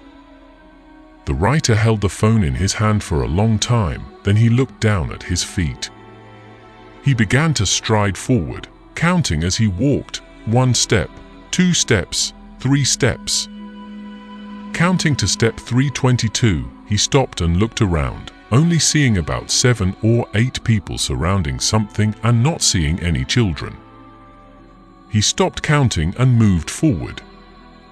Just walking a few steps, he heard the sound of a child crying. He stopped in shock. There was a gap in the middle of the group of people, and he saw 2 white children. A pair of twins. They sit in the same stroller, wear the same blue shirt, and have identical faces. A baby was crying. A woman who looked like a nanny was pouring a bottle of milk into its mouth. The remaining child sat silently. Through the gap in the crowd, he saw the child smiling foolishly at him. The writer stood there looking at it for a moment, frozen in place, then ran away. Primary human. A certain publisher has just printed a new batch of books. That night, the security guard was patrolling around the building and saw that there was still a light on in the office, so he pushed the door open and entered. He saw someone diligently drawing something on the cover of a new book with a carbon ink pen. He looked tired, his forehead was sweaty. Hearing the sound of the door opening, he turned his head to look at the guard with a pale face. "You guys forgot to put a black frame for my name. I'm having to edit each book." He was the author and recently passed away. Horror stories are told on television while written works are published by publishers, distributed online, downloaded to mobile phones. Everywhere there is the figure of a writer. Since the day he met the little guy, an old editor named Trung suddenly passed away in an accident. The next day, the body of the editor surnamed Trung was taken for cremation. The writer was most reluctant to visit someone's funeral, but this was the editor in charge of the book The Dead he had just published, so he had to be there no matter what. That morning, he went to the suburban funeral home in the Santana. The narrow funeral space, the portrait, the pair of tureens, and the black and white wreath. Before the ceremony had even begun, his phone suddenly rang. One News. Message. He took out his cell phone, looked around nervously, then cautiously opened it to see a message from the company's secretary. Dear teacher, the book Departed has been printed. The publisher has just sent the book as a gift. The funeral space was quiet and solemn, so it was not convenient to talk. He then replied with a text message, just leave it at my place for now. I'll come back this afternoon to get it. Thank. The secretary sent another message, you'd better go home now. This secretary was originally straightforward, but for some reason, he kept talking vaguely. He frowned and texted back with a question mark. The secretary stammered, I have to go home to fix it.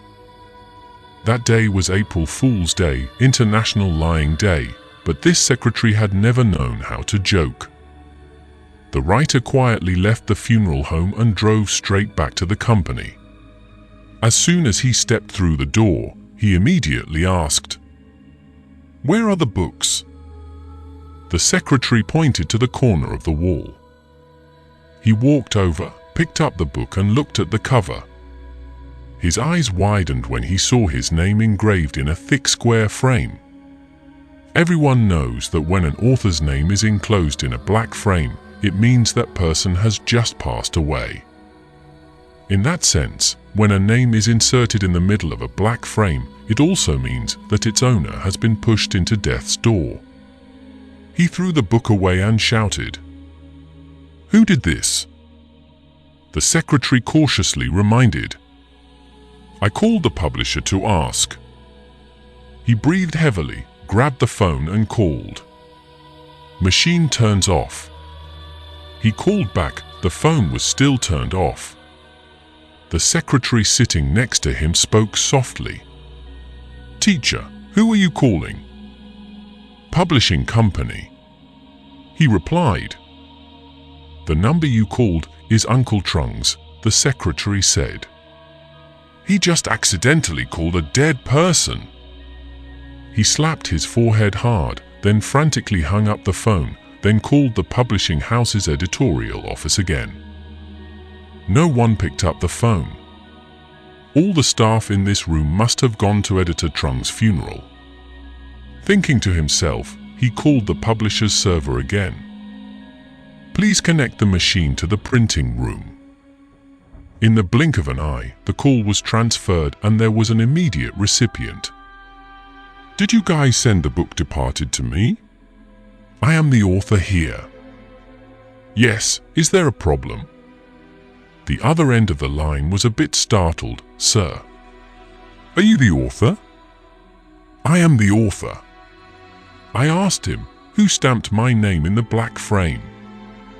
The editor in charge of this book has passed away. There is no one in charge of the final stages. The superiors have given us instructions on the new books that are still being printed. His name is wherever they appear. They must be framed in black. Among them is this book of yours? Perhaps because of overlapping busy schedules, people gave it the wrong name. No matter how much damage, you must tell them to stop printing immediately. Otherwise, I will sue. Okay, we will contact the printer right now. So sorry, so sorry. It wasn't until midnight that the writer fell asleep. There was only one man in the whole house. Finally, he lay still, stopped tossing and turning. Back and forth, in the space there was only light breathing. On the wall hangs a painting of a strange woman with a quiet smile in the middle of the night. The white wardrobe door closed silently in silence. It stood straight and did not move even though endless time passed. The books on the shelf silently leaned against each other, including the book with the writer's name in a black frame. That book alone seems to have moved a little. The computer mouse, used to being moved on the table, now lies in the same place as a living mouse that has just observed something in the dark night. It cowers and stays silent. The woman in the painting, the closet door, the book, the mouse, all are quiet. There is no action. The person on the bed suddenly stood up. He gasped for breath, as if someone had just choked his neck, but only now was he able to pull away. A while later, he got out of bed and turned on the computer. Everyone was asleep. Only Mijia is online. He opened the chat window with her and started typing. Guy said, "I was dreaming just now. I dreamed of a funeral home." No response. Guy said, "Under the grey, gloomy sky, I followed the line of people wearing white mourning scarves, slowly coming before Editor Trung's body and bowed to say goodbye. Funeral music played in all directions. The cry shook heaven and earth." No response. Guy said, "When I bent down, I suddenly discovered that the body was not the editor's." Trung, who do you think that is? No response. Guy said, "Is me." I lay stiffly in the middle of the funeral hall. My face and mouth were pale white, without a trace of blood. The hair is neatly combed and black as if dyed in ink, but it doesn't look real at all. No response. Guy said, "I squinted at that person and grinned." His eyelids twitched and slowly opened. The insides were filled with damp cotton and blood. He also squinted and smiled at me. No response. Guy said, "After waking up, the more I thought about it, the more creepy I felt." His voice right now is like a homeless child looking for his mother's arms to rely on. Perhaps Mijia was not sitting at the computer or had fallen asleep and forgot to turn off the computer. The writer stopped monologuing, sat there dumbfounded for a moment, then turned his head to look around. His eye stopped at the television. Normally, he likes to lie in bed and enjoy his own shows, so he moved the TV into the bedroom. The television lay there neatly, like a face without 5 senses looking lifelessly at him. Every weekend night, his image appears there. The main TV screen is a black frame. A girl with shoulder-length hair is walking at night. Behind her is a bad guy following every step. After a while of turning horizontally and vertically, the girl entered an underground tunnel. The stranger still chased after him, his steps getting faster and faster. When he ran behind the girl, he whispered, "This is a robbery." The girl stopped walking but didn't look back, just slowly lifted her hair, revealing her white face. The girl was walking backwards. She said, "Turn around and look behind you." The bad guy turned his head in panic and saw a girl standing close behind him, facing backwards, her short hair flowing. After fixing the cover error, the new book was finally published and launched on the market. There was nothing shocking about the black frame, so the police could not establish an investigation. In the first few days, the company's colleagues also joined him in blaming the printing company for their stupidity, but over time, no one mentioned it anymore. The story continued to fade from light to dark until it subsided. Only the writer still mentions it from time to time, making others feel strange. That day, Mijia invited him to the old tea shop again. The black frame incident on the book Departed happened less than half a month ago. Why do you keep repeating it? I always assumed that it was not a human error, but was related to a mysterious ghost message. What message? 24 days ago, I received a text message that told me, "Walk forward 322 steps and you will meet a child." Right at step 322, I met a child who was laughing so funny at me. Surely someone is playing tricks. I told you before, I have a hunch. So according to you, that message was sent by Fan? That's right, her. That being said, can the telecommunications company on the ceiling and the telecommunications company under the ground be able to connect to each other? Migia looked sarcastic. Do you remember what you said when Fan died? Forgot. She said, the world is missing a person, adding a ghost. Correct. I feel like the world is missing a ghost, one more person. Migia did not respond. She is a very practical person, only afraid of the police and never afraid of the devil, but the writer's last sentence also sent a chill down her spine. Now, the world is without a ghost, with one more person. She thought over that sentence over and over in her head. This was the first time she felt horror. That horrible feeling was like a stream of air slowly creeping into the stomach, slowly expanding bigger and bigger. That day, the writer fell asleep and was exhausted for a whole day. It wasn't until the sky became dusk that he woke up to eat something and then lazily went to the filming company. The recording location for this midnight performance is an upstairs hallway. For warehouses of props borrowed from the film studio. When he arrived, several people in the company had already set up the studio in order. The whole group had just finished eating outside the gate. Because the lighting in the building was not as expected, they took the writer to a nearby beauty salon, temporarily borrowing the space so the makeup artist could lightly paint him. After finishing, the female director sent the makeup artist and 2 assistants home first. And then the writer, female director, and 2 cameramen returned to the props building. What will you plan today? While going up the stairs, cameraman A asked him. The wooden steps were dark. Wherever one's feet stepped, a creaking sound rang out. Story about a hanged ghost. The writer said, It's best not to be too scary. This place is not like the company studio. It's so dark. The female director said, It sounds like you're very stressed. Did you just write? Cameraman B asked. Why do you know that? The writer asked. Didn't a female student hang herself in Huin K village last month? This story must have inspired him.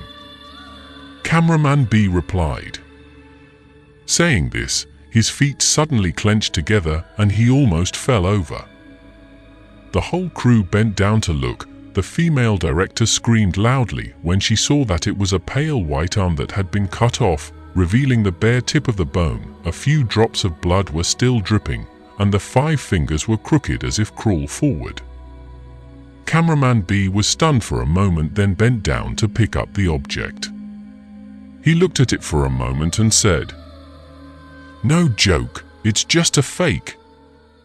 Cameraman A said, This is a studio prop, just bring it up, who knows, maybe we'll need it when filming. The writer suddenly shouted, Throw away! The guy screamed so loudly that cameraman B had to tremble in panic. He frantically threw it to the ground. The writer walked over, picked it up and threw it out of the stairway window. It doesn't seem to be made of plastic. Touching it feels like touching flesh. Moreover, it is not too heavy, nor too light, but weighs as much as a real arm. Cameraman A said, This is currently a warehouse of props. We don't know what else we will encounter. An arm is still less scary, but if it suddenly falls off from somewhere, then the whole head is called death. This building was built by Japanese devils, one in ancient times. The high ceiling is like a shrine, and a musty smell emanates faintly. Every evening after the 2 security guards finish their shift, this place seems even more silent and dead. Japanese devil, from what the Chinese called the soldiers who invaded Japan in the past. reached the 4th floor. The new hallway is long and deep. High up in the rafters there was only one lampshade left glowing. All the other lamps were broken. Right in the middle of the hallway is a dark brown sofa standing alone, looking lonely. The writer will sit on this chair to tell the story. 2 large lamps shine straight white light onto the sofa. Looking behind, the dark hallway looked like an endless tunnel with no way to know where the exit was.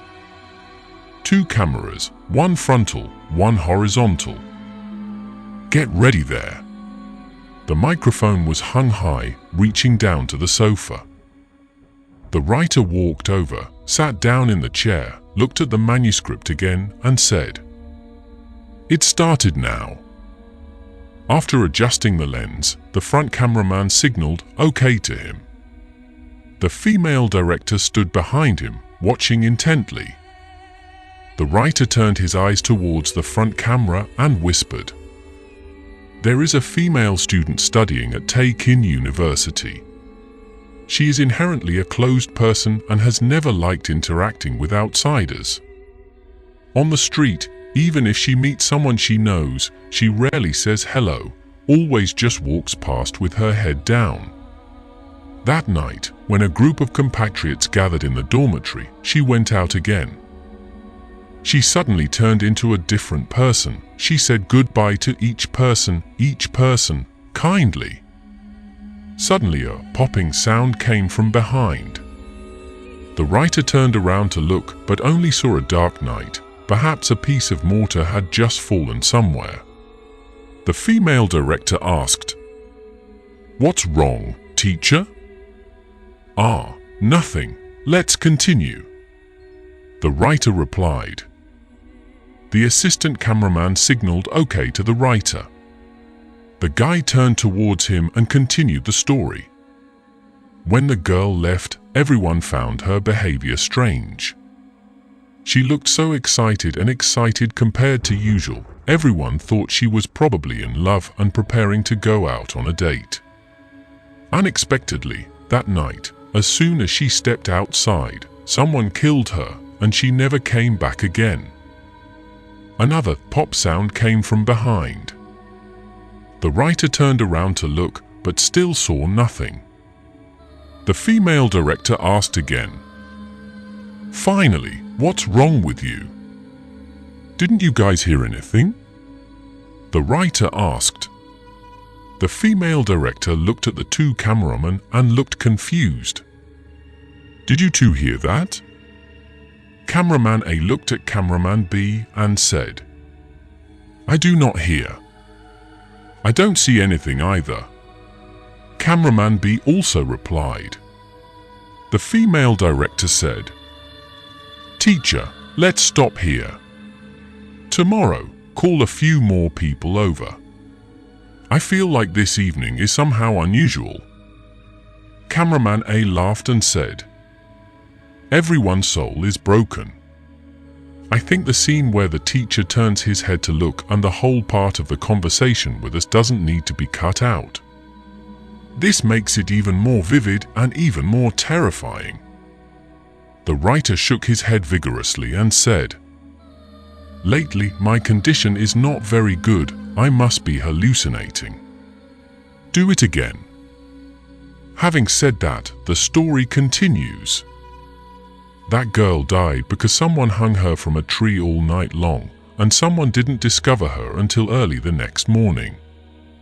At that time, her body seemed to have grown twice as long as usual. There was no wind, yet the body slowly rotated, sometimes turning to the southwest, sometimes turning to the northeast. Saying this, he suddenly asked, "Do you know what that girl's name is?"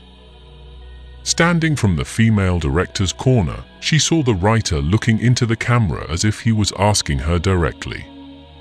Amid the gloomy background of darkness, his face looked even more pale. Suddenly, the female director saw a dark object leaning close to the sofa, slowly rising from behind the writer. It was the head of a girl, long black hair hanging down on her face, covering all her eyes and nose, but still faintly revealing dark streaks of blood. Around her neck was a long string that drooped sadly. The girl didn't say anything or do anything, just slowly rising. The female director screamed in horror, her whole body went numb and she fell to the ground. The two cameramen also saw the girl through the lens. They raised their heads at the same time. Someone's screams of panic rang out. Behind! Then both of them quickly threw away the machines and blindly rushed towards the stairs. The writer opened his eyes wide and slowly turned his head. The girl was standing straight behind. She slowly bent down as if she had just discovered something on the writer's neck. Her arms slowly reached out as if wanting to lift the long hair on the back of his neck. The writer felt like he was being stung, so he jumped out to avoid it. He looked at the long hair covering the girl's face, slowly backed away and finally clung to the staircase. He turned around and ran down the stairs frantically. He stumbled and ran away from the props building. At first he saw the light coming from the security room. His feet suddenly slipped on something, causing his whole body to fall to the ground. He squinted his eyes to look. It turned out to be half of the arm that he had just thrown down. All 5 fingers were reaching towards him as if trying to crawl up. When he ran to the studio gate, the writer's face was completely bloodless. In the security room, there was a guard on duty. He ran out and asked, "What's the matter?" "There are ghosts in the prop warehouse," he replied. "Are the 2 people who ran out just now with you?" The guard asked. "Maybe," he replied. "Come on, I'll go see it with you." The guard said. "Don't go," he replied. "If you're scared, I'll go alone," the guard said. Having said that, he really went alone. The door of the props building was as dark as an eye that was avoiding looking at the security guard, but kept staring straight at the writer. The writer pulled out his phone and called Gia. "Gia, we just saw a ghost." "What's up?" While recording, Fan appeared. "Are you sure it's her? There's no way it could be wrong. Where are the rest?" The 2 cameramen ran away, and the director is still in a coma. "Where are you?" "I'm outside the studio gate." "I will send someone here immediately." 10 minutes later, the security guard helped the female director down. He woke up, but his face was still as pale as a dead person, and every now and then he vomited. At that time, Gia was also present with 3 employees. She patted the female director a few words and then sent a staff member to take her home. The remaining 4 people followed the security guard into the props building. While walking up the stairs, the writer asked the guard, "What did you see when you came up earlier?" "Just saw a woman lying on the floor." The guard said, "Did you check behind the sofa?" The writer thought for a while and then asked again. "I'm not," the guard said. Reaching the 4th floor, everyone stopped at the foot of the stairs. The lonely lamp still shines in the middle of the ceiling, but its light seems dimmer than before. The hallway was dim and dark without a single person in sight. The sofa was still there lifelessly in the middle of the hallway. Gia looked at the writer looked at the guard. The security guard walked up behind the chair, looked for a moment, then said, "Nothing." Only then did everyone dare to step forward. Gia checked the video camera and said to the writer, "Everyone is still recording." After moving the camera back to the company, after cleaning up, it was already midnight. After the two employees left, the writer didn't seem to intend to go home yet. He sat in Miga's office and said, "I feel like I just went through a nightmare." Miga was silent, playing with the Zippo lighter. The guy continued, "It took so long to record, but I didn't even know she was standing right behind me." Miga remained silent, her hand never leaving the lighter. Guy said, "She will definitely follow us to the studio." Miga suddenly took back the lighter and spoke. "Go." "Where to go?" He was stunned. "Studio," Miga said. "Doing what?" he asked. From beginning to end, those two cameras never turned off. They recorded the entire incident at the scene. "Let's see what happened after you guys ran away," Miga replied. "That's right. After everyone rushed out of the building, what did that loose-haired girl do next? Where did she end up?" The writer's eyes glowed with extreme horror. "Leave it tomorrow. Wait until everyone goes to work and then watch together." Miga glared at him and said, "Ghosts are more afraid of evil people than they are. If you keep going like this, no wonder she comes looking for you." Miga went first, he followed. The two of them walked into a studio together. For soundproofing, all four sides of the studio are completely sealed so it looks even more cramped and the atmosphere is even more stuffy. Miga pulled out the videotape and flashed it onto the screen.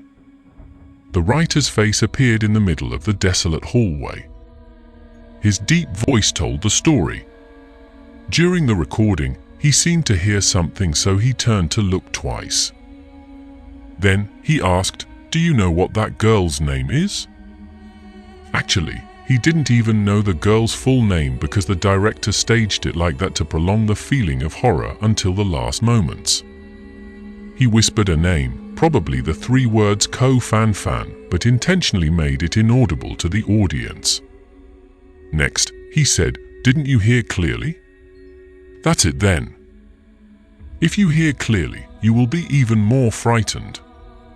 And so, the story will leave a dark corner that will forever exist in the audience's minds." At that moment, the girl quietly emerged from behind the sofa. Seeing this, the writer panicked and turned to Miga for help, but she was still attentively watching the screen. In the movie, the writer jumped up and ran away with his legs around his neck, leaving only the empty hallway, the lonely sofa, and the girl on the screen. The props building was in deathly silence. The girl just stood there. The film seems to freeze. Just like that, a long time later, she finally left the chair, slowly walked closer to the screen. Her eyes seemed to be looking straight at Miga and the writer. She wore a white silk dress, gently floating in the breeze as if invisible. Finally, she stopped right in front of the camera, pulled back her long loose hair, revealing her blooded face. She leaned closer to that bleeding face, closer and closer until it filled the entire lens, then said something in a hoarse voice. The writer seemed to be bathed in a chill. He was so confused that he didn't hear anything. Miga didn't hear clearly either, so she rewinded the previous paragraph. Once again, the girl walked closer to the lens and stopped. This time, both of them heard it clearly. Her voice was so strange, it sounded strange. Like a man's voice, "Don't mention my name." After saying that, she slowly turned around, walked around the sofa, went straight out of the desolate hallway and gradually sank into the darkness. A person left City T to study abroad. How lonely it is to be alone in a foreign land. One long night, that person went to the T-City chat room to find someone to chat with. There were about a dozen or so people, everyone chattering about all sorts of things until dawn before saying goodbye to each other and going offline. The next day, that person heard the news that the night before, there was a 7.8 magnitude earthquake in T-City and almost the entire city died. The writer's house is located on Cat Loy Street with a living area of 100 square meters. He lived alone, so it was extremely empty. Looking outside, he could only see clouds and sky. He's on the 24th floor. Before the fake divorce, this apartment was in his ex-wife's name. Now he's just living for free. Whenever his ex-wife comes back to ask for the house, he has to immediately pack up and leave right then and there. Fan gave him a bite, making him deeply understand the good and evil qualities of the virtual world. The guy went online for a few days but soon became immersed in it again. He has a group of high-ranking QQs, recruiting up to 200 people, all of whom worship him. They call themselves crazy fans. It seemed that only by staying here could he temporarily forget the horrors of reality. Like a spider, once he leaves his web, he has nowhere to go. After being shocked at the props building, for 3 or 4 days he never set foot in the company. That day, he still curled up in the house, closed the curtains, and went to the QQ group to chat. QQ is a door. Stepping through there, you will get to know countless fictional people. In the afternoon, a new member joined, named Muckfan. This quaint name has become too familiar to the writer. That mysterious message must have been sent by this person. In this QQ group, participants can talk directly to each other, which is a very interesting function that ordinary users do not have. Section is different from everyone else, never interrupting the conversation. That name just quietly hung on the list, seemingly forever just a spectator. The writer searched this person's file. Real name, no. Age, no. Gender, no. Province, country, region, no. Contact phone, no. Email, no. The writer said, "Hello Muckfan. Are you new?" Section did not respond. The conversation area in the QQ group is limited, dozens of people speaking at the same time as if they were spamming. Maybe that's why section didn't see the writer's words. He was about to ask more questions when the other Nick suddenly said, "Teacher, it's about to get dark." That's right, it's getting dark. The room is gradually becoming gloomy. The writer asked again, "The Muckfan, are you the person who sent me the message?" After a while, the other party replied, "It's dark, I can't find any candles." If you can't find a candle, there is no light. Without light, candles cannot be found. In the middle of the dark night, those words became much more strange. The writer continued to ask, section, "Can't you read what I said?" After a while, the other party continued to answer, "Teacher, I have to go home. Really, I have to go home." The writer stared at that name and said nothing more. That night, the writer couldn't sleep. At around 1 a.m., he couldn't hold back, so he sat up, turned on the computer and logged into the QQ group again.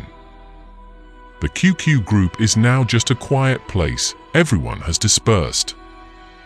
Only Muckfan was still online, the name line still appeared quietly on it but absolutely did not say anything.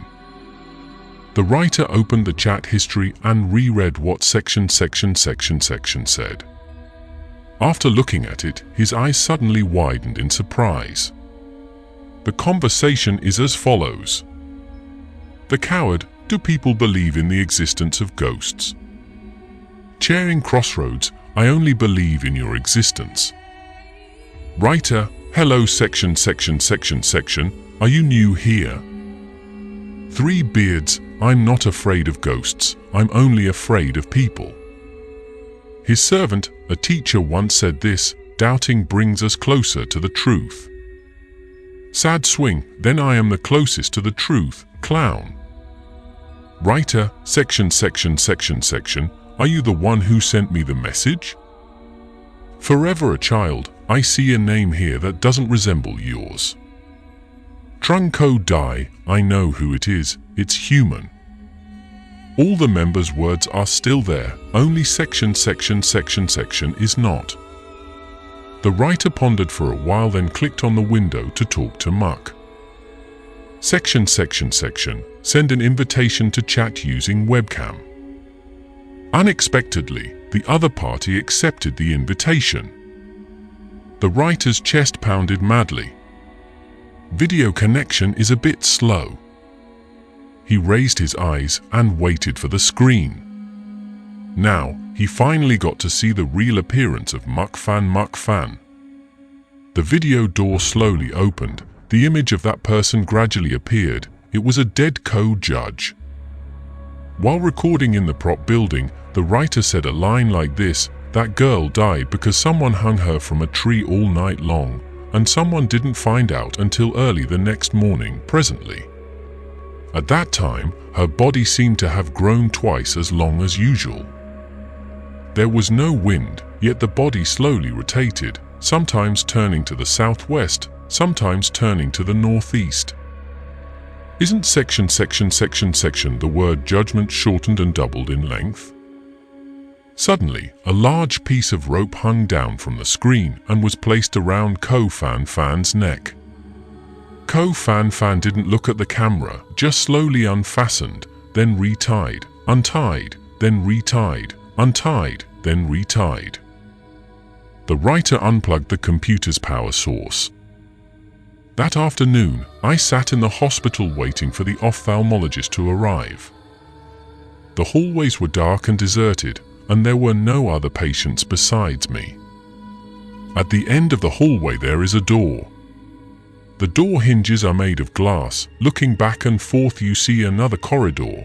There are doctors and patients walking back and forth, but you can't hear any sound. I stood up, walked to the door and discovered that it was not glass, but a mirror. I turned around, looked at the empty hallway, and the hair on the back of my neck suddenly stood up. The doctor said, "Your eyes are now beyond repair. The earth continues its rotation, the sun continues its cycle of rising and setting." The morning dawned, the earth and sky were still mixed together in a gloomy color. The writer received a phone call from MIGA. Tonight at 8 o'clock, the company will hold its second meeting at Tae-Kin University. Please prepare to speak. You speak, I will follow. You are the main character. My spirit is panicking. I'm afraid I can't speak carefully. Did something happen again? Last night in the QQ group I met a person who spoke very strangely. After that, I invited her to chat via webcam. Do you know who that is? Who? Fan. Your hair is loose and bloody, isn't it? The girl who appeared in the props building last time never showed her face from beginning to end. After all, she was. Who it is still unclear.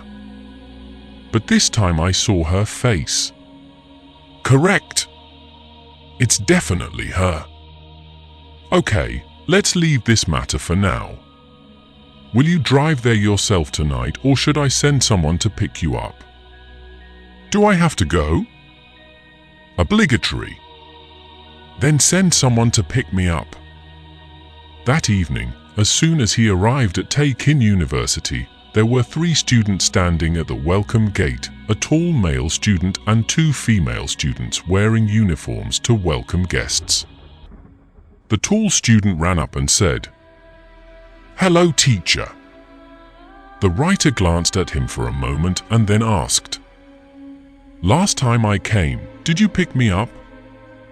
"Not," the male student replied.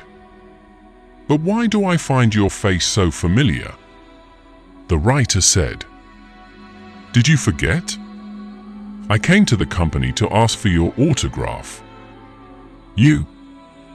I'm still waiting for you all afternoon. He replied. You look at my memory. He replied. The male student smiled kindly and said, This is the difference between famous people and ordinary people. I meet so many people like that. How can I remember each individual? But anyone who has ever met him will never forget him. The writer laughed and said, Anyone who is always in the light is always in the most dangerous place. Entering the T-shaped hall, the students all stood up to welcome him warmly with applause. Like last time, half of the seats were full, everyone was pushed to the top, and the lower rows were all empty. The writer sat on the podium. His eyes glanced over every face in the hall and then looked back. During the previous meeting, Fan sat in the furthest, most isolated position. Now, that chair is empty. Gia was present, she sat in the front row. Thuk sat on the left, the other male student sat on the right. The female director didn't come.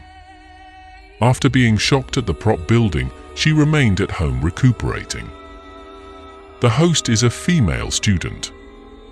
She wore a white feather evening gown, her hair was braided in the style of a ballet dancer, and her makeup was in a sweet style and looked so beautiful. She held the microphone and spoke loudly. In the last meeting, the teacher came here to tell us about the difficult experiences in life. Today, we will invite the teacher to tell the horror stories he himself has experienced. Is that okay? Okay. The response from all the students was resounding. The writer withdrew his eyes, smiled slightly, and slowly got down to business. He narrated the story of the murky props building, told about the girl who suddenly appeared, told about the bloody face in the video. The entire hall fell into silence. The eyes were wide open as if afraid of losing a word. They have no way of knowing if the story is true or just a fabrication. Having finished, the writer summarizes. Although I am a writer of horror stories, I always hope that all horrors in life are just stories. But this life is not arranged by us, except that one day, the nightmare will suddenly come true. Therefore, in real life, we must receive psychological lessons against fear. Suppose now, I cannot confirm, there is absolutely no such thing as a girl with loose hair slowly rising from behind me. The female host turned to look and jumped back. Someone seeing this suddenly burst into rude laughter in the midst of the quiet atmosphere. Realizing her negligence, she immediately put out the fire. Teacher, please continue to tell the story. Please allow me to go down to the stage and sit with the audience. She shyly stuck out her tongue, then walked off the stage and sat down in the chair right next to Gia. I don't know when, the two seats on both sides of Gia were empty. The writer laughed and continued the story. Actually, terror is good.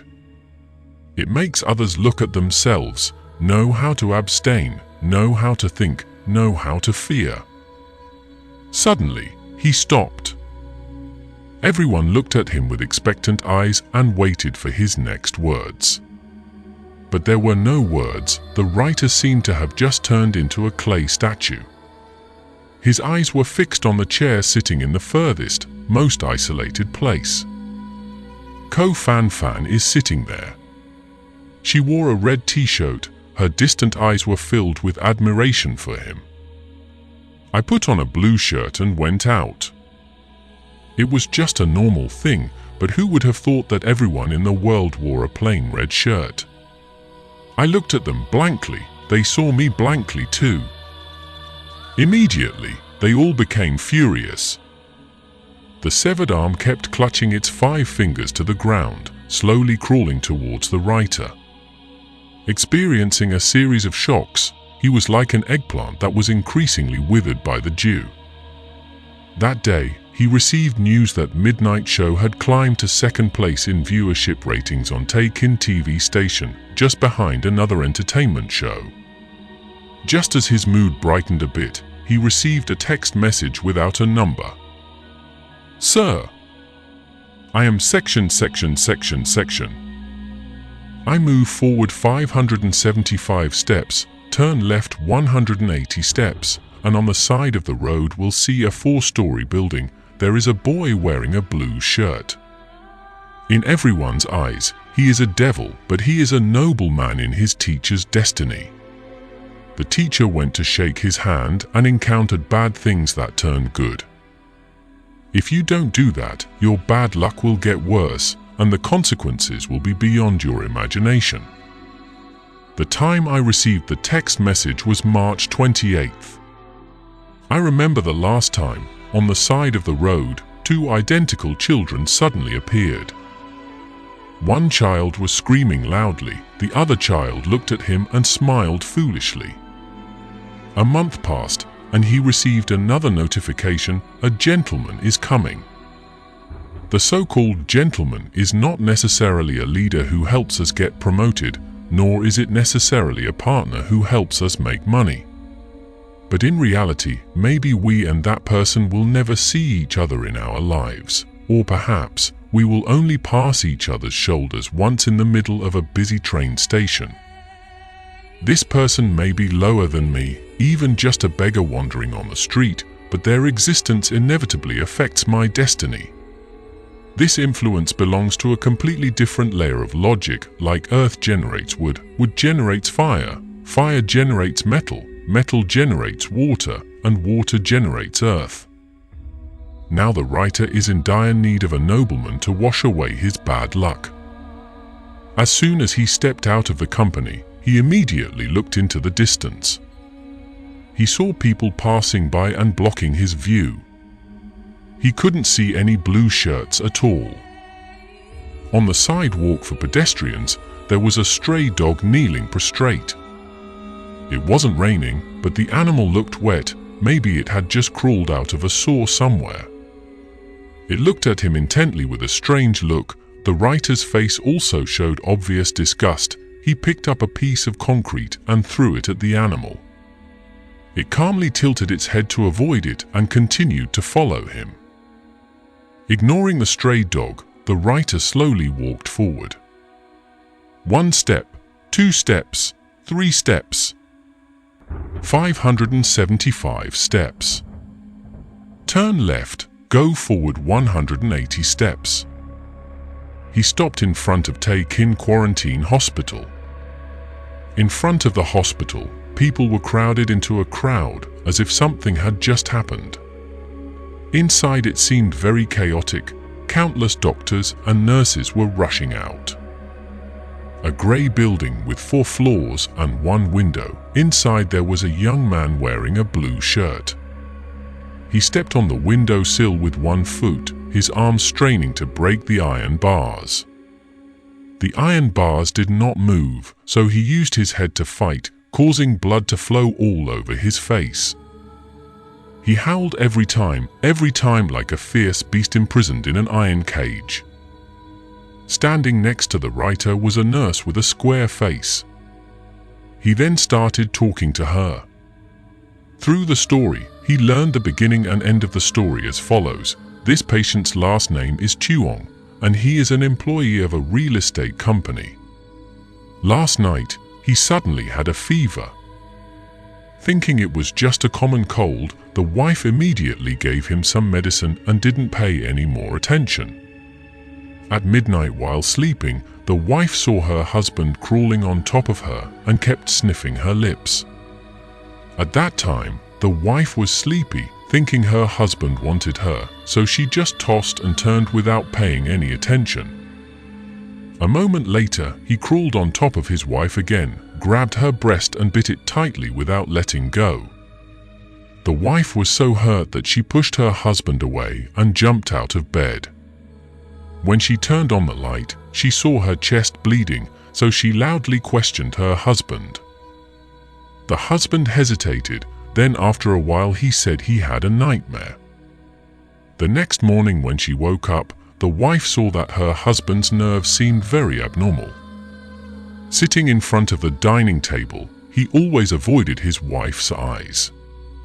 His hands were confused, not knowing where to put them, sometimes rubbing his chin, sometimes touching his knees.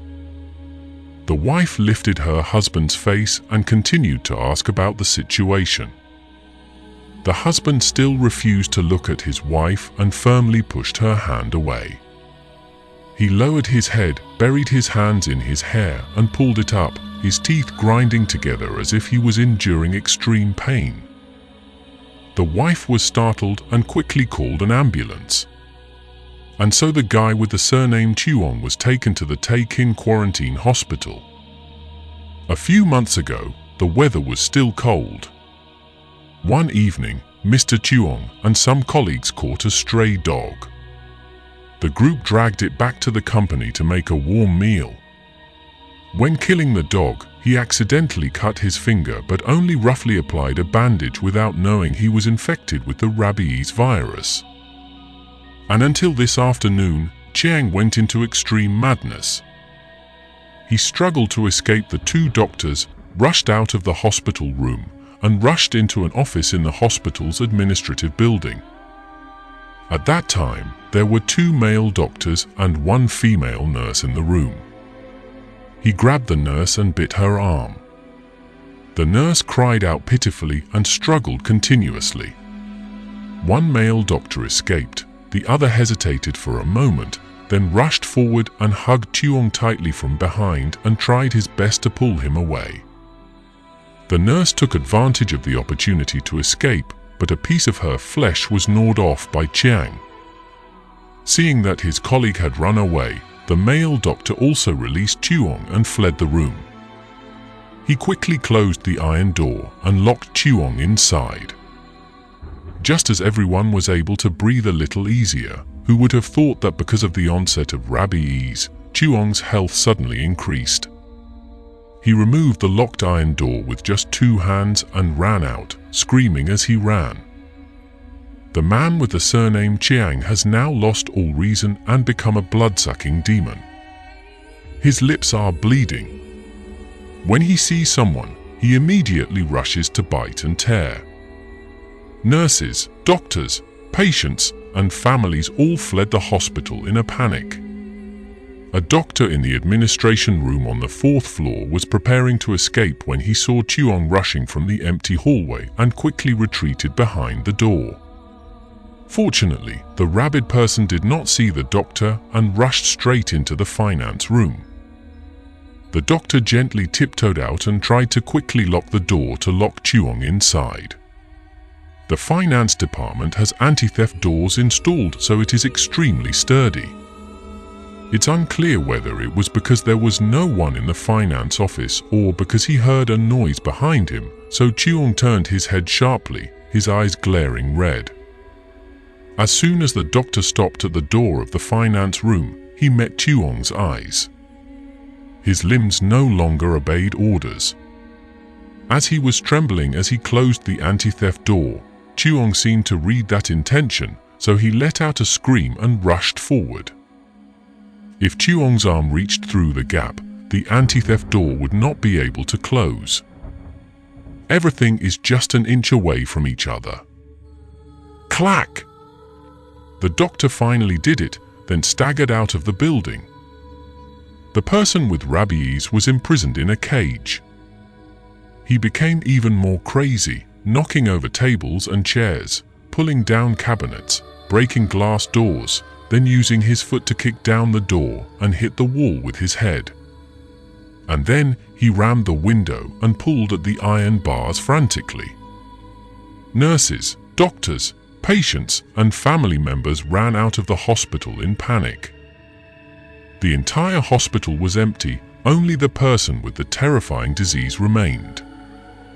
Police 110 rushed to the scene, sealed the entire house, and put up a divider to prevent the man named Chuong from suddenly coming out and harming people.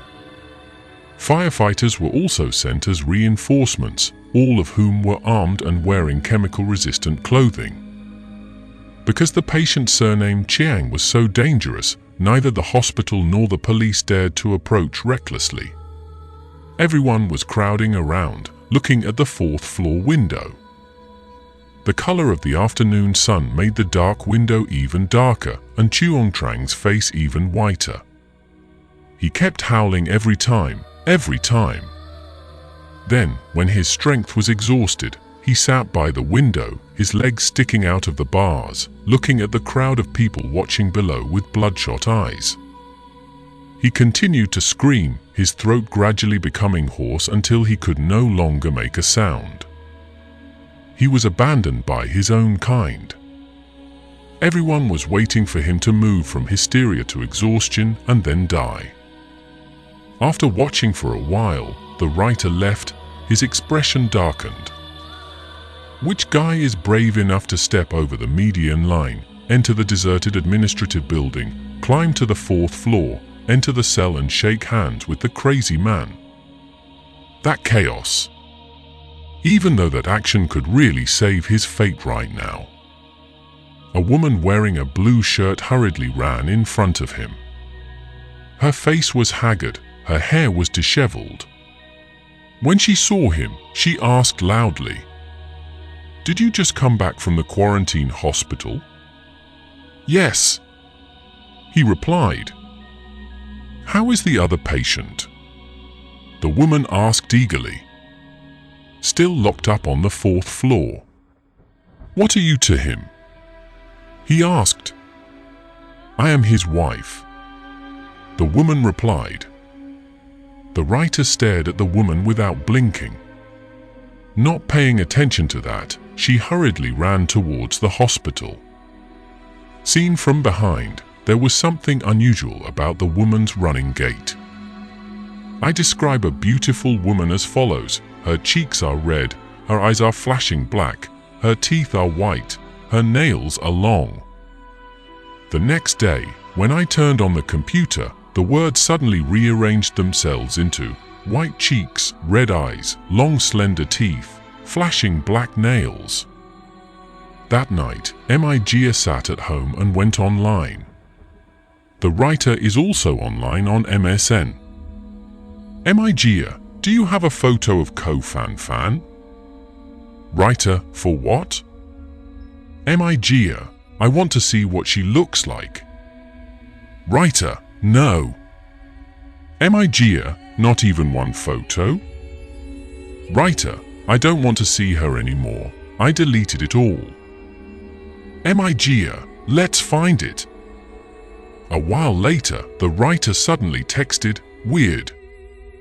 Mijia, what's wrong? Writer, I just typed fan judgment on the computer and it suddenly popped up a photo stored in a file dozens of floors deep.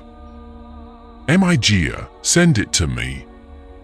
The writer then sent the photo to Mijia. When she received the photo, she immediately opened it and saw the giant photo, but only saw hair. She dragged the mouse down, one eye took up the entire screen, and as she continued to scroll, she saw the nose again. After shrinking the photo a few times, she could see the full portrait. Mijia carefully studied every detail of that face: white skin, single-lidded phoenix eyes, small, plump lips. Writer's chicken, what's going on? Mijia, she looks so familiar. Writer, when she came to find me, you two must have met before. Mijia, no. Writer, I used to put her photo as my desktop background. Have you seen it on my phone? Mijia, no. Writer, so where did you see it? Mijia, in a dream. Writer, dream? Mijia, I once dreamed that I arrived in a small town and met a young girl. She said to me, when you feel absolutely certain, turn around and look back. That's right. It's her. Writer, when you dreamed about Ko Fan Fan, was she dead? Mijia, not yet. Writer, that's even more weird. Migia, okay, let's not mention this anymore. Where are you now? Writer, company. Migia, why aren't you home yet? Writer, I was reading some news about rabies. Just now when I searched for the keyword rabies on Google, I was startled. There were 3,240,000 pages of results. Looking at it gave me chills down my spine. Migia, I just read in the newspaper that something happened last night at the quarantine hospital. There was a patient with rabies who would bite someone every time he met someone, and the doctors and nurses would all run away. Writer, I was also present at that time. Migia, are you okay? Writer, when I arrived, that patient was already under control. Migia, this disease is really scary. I think you should write a horror novel on this topic and present it right on the show. Writer, I'm about to write. Migia, do you have an idea? As fast as possible. Writer, I have a doubt. Migia, what doubts? Writer, could it be that Ko-Fan encountered a blood-sucking demon? Migia, blood-sucking ghost? Writer, I just read an article saying that scientists have researched and discovered that the so-called blood-sucking devil is just a misunderstanding or myth. In fact, those are just patients with rabies or porphyria. Migia, what is porphyria? I've only heard about rabies. Writer, let me paste the description I found for you to read. When infected with rabies, the patient will become healthier than usual. Sexual desire is unusually high. They are afraid of light, afraid of water, have facial muscle spasms, or bite people like crazy. These symptoms are extremely similar to those of vampires. Any victim whose blood is sucked by a vampire will turn into a vampire and then suck the blood of others. Likewise, anyone who is bitten by someone with rabies will be infected and will bite others. The symptoms of people with severe porphyria are even more similar to those of vampires. First, always craves fresh blood. Second, does not dare to go out into the light, can only live in the world of darkness. Third, anemia, parts of the face rot. Fourth, due to lips and gums corroded by toxins, teeth often appear sharp like wolf teeth. Fifth, often exhibit unusual behavior. Migia, oh my God. Writer, so it's very possible that Ko-Fan didn't die by the assassin she hired, but instead met a rabid person. Speaking of this, the writer suddenly lost his life. He was about to finish the next sentence, or a person with porphyria, when the conversation between the two was suddenly interrupted. The white MSN conversation frame only retains the first half, but I encountered a person with rabies. In hotel. Young girl A is watching TV on her bed. Young girl B is taking a shower. After showering, she suddenly ran out frantically screaming, "There are ghosts!" When I looked in, the mirror didn't reflect anything.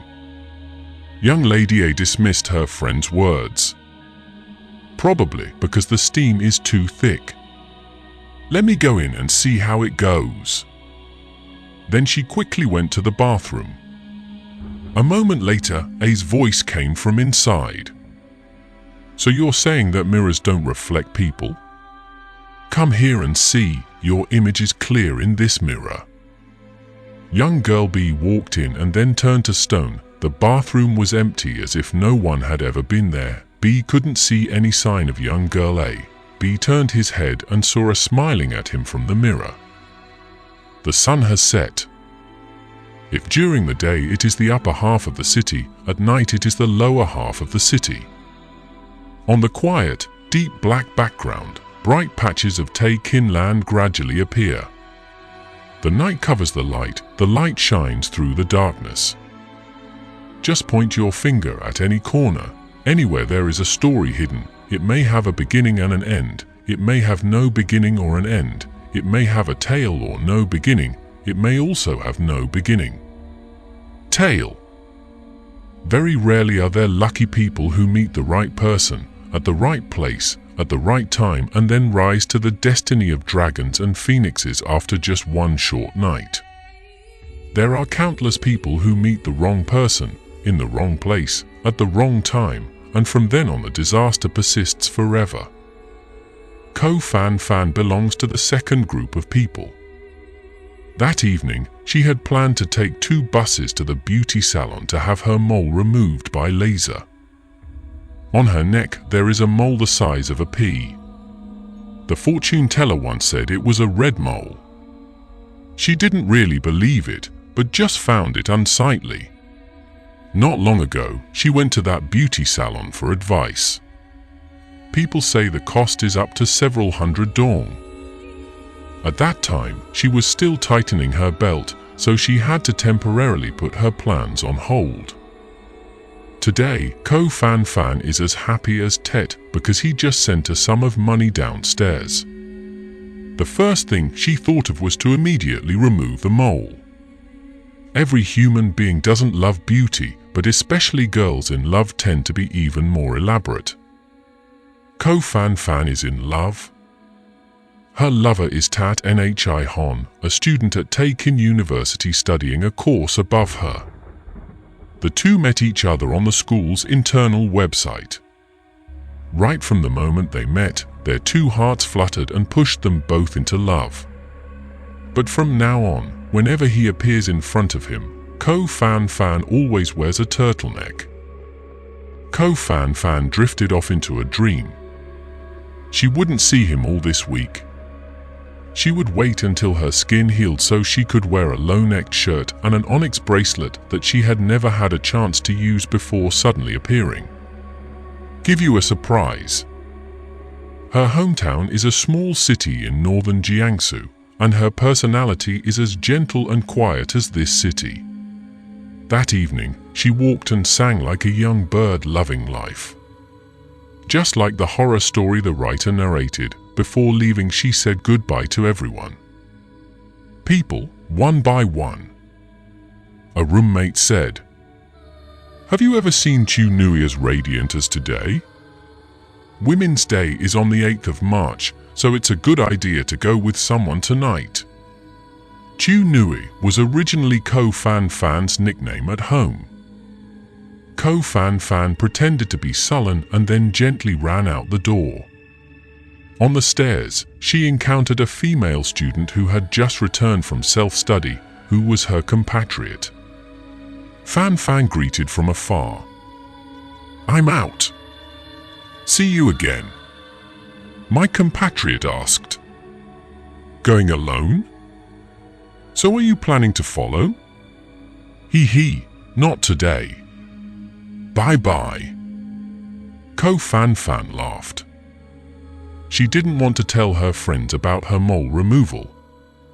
Besides, the beauty salon was very close, so she decided to just go quietly.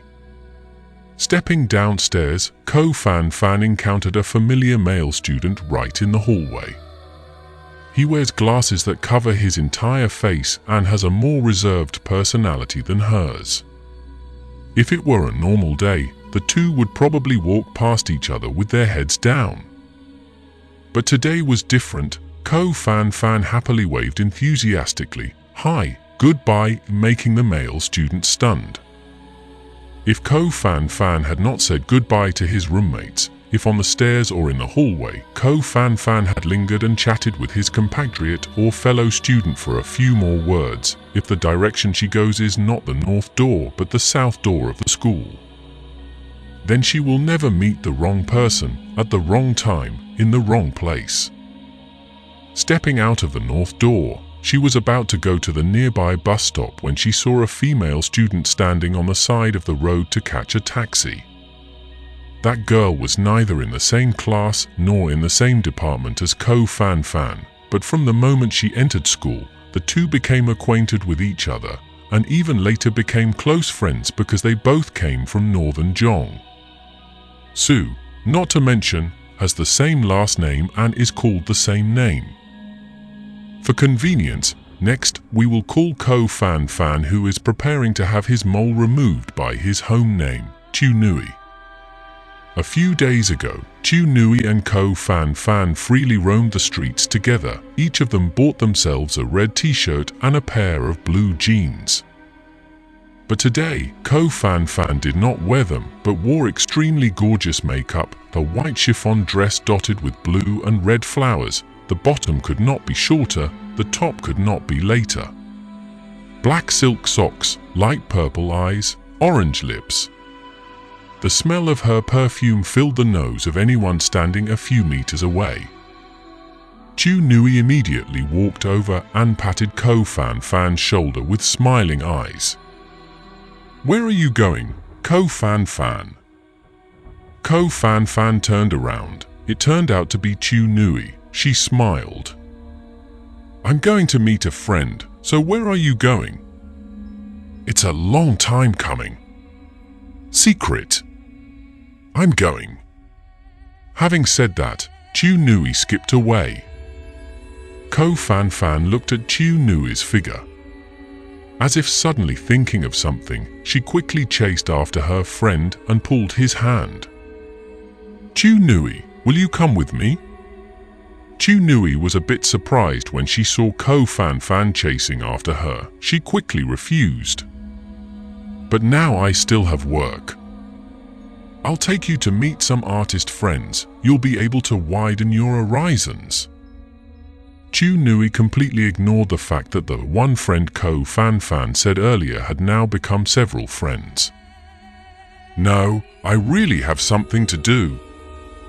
"What is so important?" After hesitating for a moment, Chu Nui replied, "I have to go to the beauty salon to remove the mole on my neck." "Oh my God, I thought it was such a big deal. Can I take you tomorrow? And today you go out with me." Ko Fan Fan said while pulling Chu Nui's hand so passionately that she couldn't pull away. "Why are you making me leave like that? Who said we two sisters have the same last name?" So Ko Fan Fan completely changed Chu Nui's original plan to drag her along. After settling down in the taxi, Ko Fan Fan slammed the door. The two girls sat next to each other in the back seat, but their looks had nothing to do with each other. Chu Nui was only wearing a pair of green jeans and a red t-shirt. At first glance, everyone knew that she was just an ordinary student, while Ko Fan Fan looked like a street girl. There are doors everywhere in the world. Think about it, every time we enter any door, different outcomes can happen behind it. Doors, there are good doors, evil doors, but also many neutral doors, for example, taxi doors, which themselves do not have evil or good qualities in them, but have the ability to bring us luck or guide us to bad luck. Coming from a land thousands of miles away, passing the entrance exam to take in university was an extremely difficult task for Ko Fan Fan. At that time, she lived in a small village in northern Jiangsu called Hungduong Village. Her parents were both honest and simple farmers. It can be said that she was a stubborn girl. Other children of the same age all dropped out of school to work, but she persevered to the end and became the only child in the village to pass the university entrance exam. The train station is the big door leading to the city. Stepping into the door leading to Taekin, her heart was filled with excitement. She vowed to herself that in the future she would hold on and build a new horizon. But the heavy diplomatic pressure soon made her increasingly depressed. She was forced to support herself if she wanted to go all the way to college.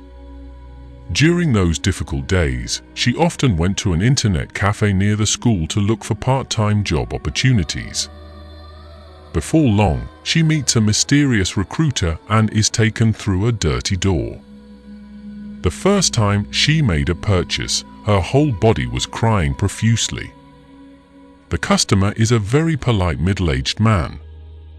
After completing the sale, he even invited her to eat. She refused and quickly ran away, using a wet towel to wipe her mouth while crying. After starting her career, she wrote a letter to her parents saying that she had just found a part-time job that was enough to support herself, so she no longer needed to send money to the house. She knows her family has no money. Her younger brother, Du Hui, who is 1 year younger than her, has long neglected his studies.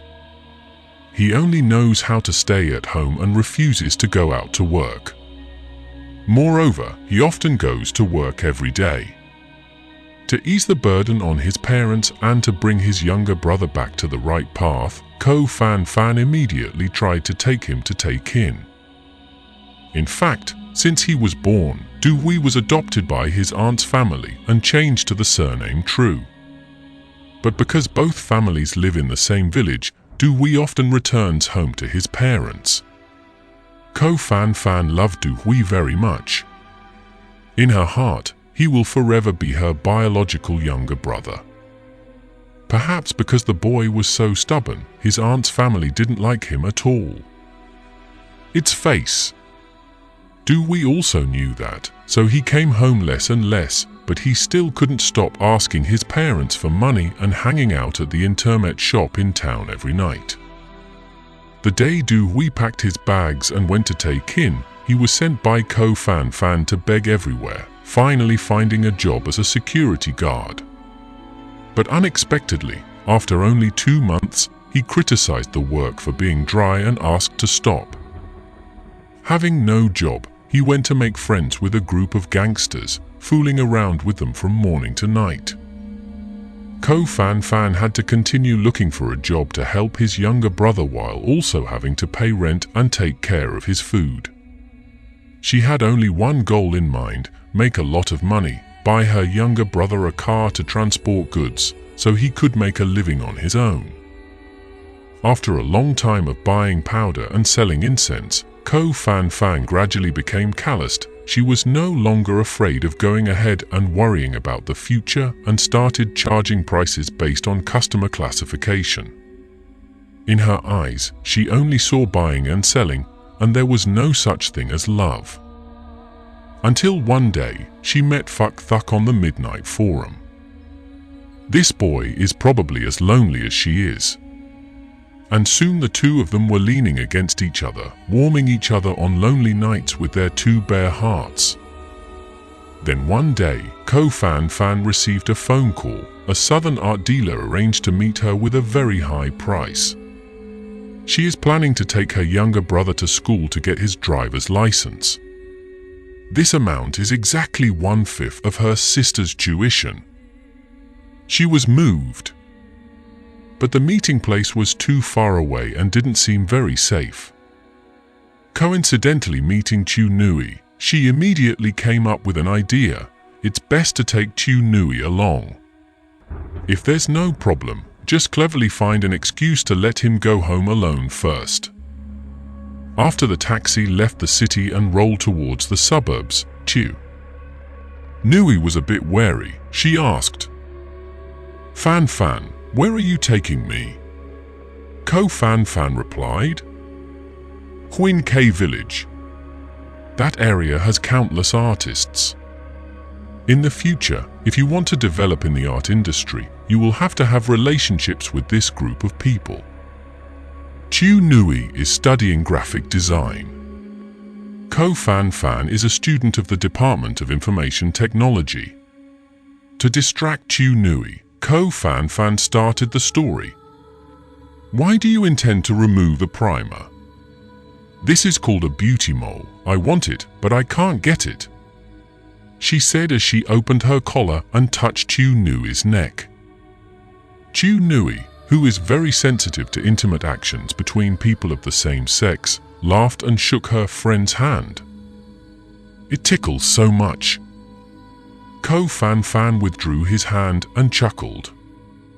"Why doesn't my lover feel ticklish when I touch him? What an important person who despises you," When I returned home this year, I met an old fortune teller on the train. He said I must remove the mole at all costs. Chu Nui said. Why? He said that anyone with a mole on their neck would die of suffocation.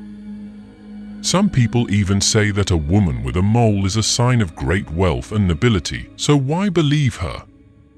By the way, I heard that your lover's parents are big bosses. That family must be very rich, right? I don't know his family background very well.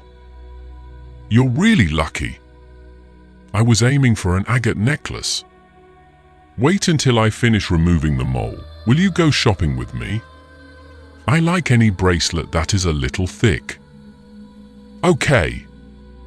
Grandfather Fan Fan. The tattered sycamore trees lining both sides of the highway are now just spindly, crooked branches crisscrossed together, making the taxi seem like it's rolling in a monotonous tunnel. After driving for a while, the driver slowed down and said, "We have arrived at Huin K village. Where specifically do you two want to go?" Ko Fan Fan looked outside, saw a flickering light in the distance. She said, "Wait a moment, let me ask first." She got out first and stood at the back of the car to call the art dealer. "Hello, I'm here. What kind of place is this that's so dark? Don't play tricks on people. The new remote is safe." The other person answered. "Where are you?" Ko Fan Fan said. "Do you see the nun's hermitage on the side of the road? Behind the hut is Huin K village. Now get out of the car and go along the dirt road next to the temple. I will pick you up halfway." The other person replied. "Okay," Ko Fan Fan said. Hanging up the phone, she went to the car door and called Chu Nui. "Let's get off the bus." "Already arrived?" Chu Nui asked with doubt. "Someone picked us up," Ko Fan Fan replied. She paid and told the car to go home. Chu Nui asked, "How will we get back later?" Ko Fan Fan looked at both ends of the road. There seemed to be no cars passing by. She calmed Chu Nui. "There are taxis in the village, don't worry." After saying that, she led Chu Nui down the main road, and they both walked forward along the dirt road of the nun's hermitage.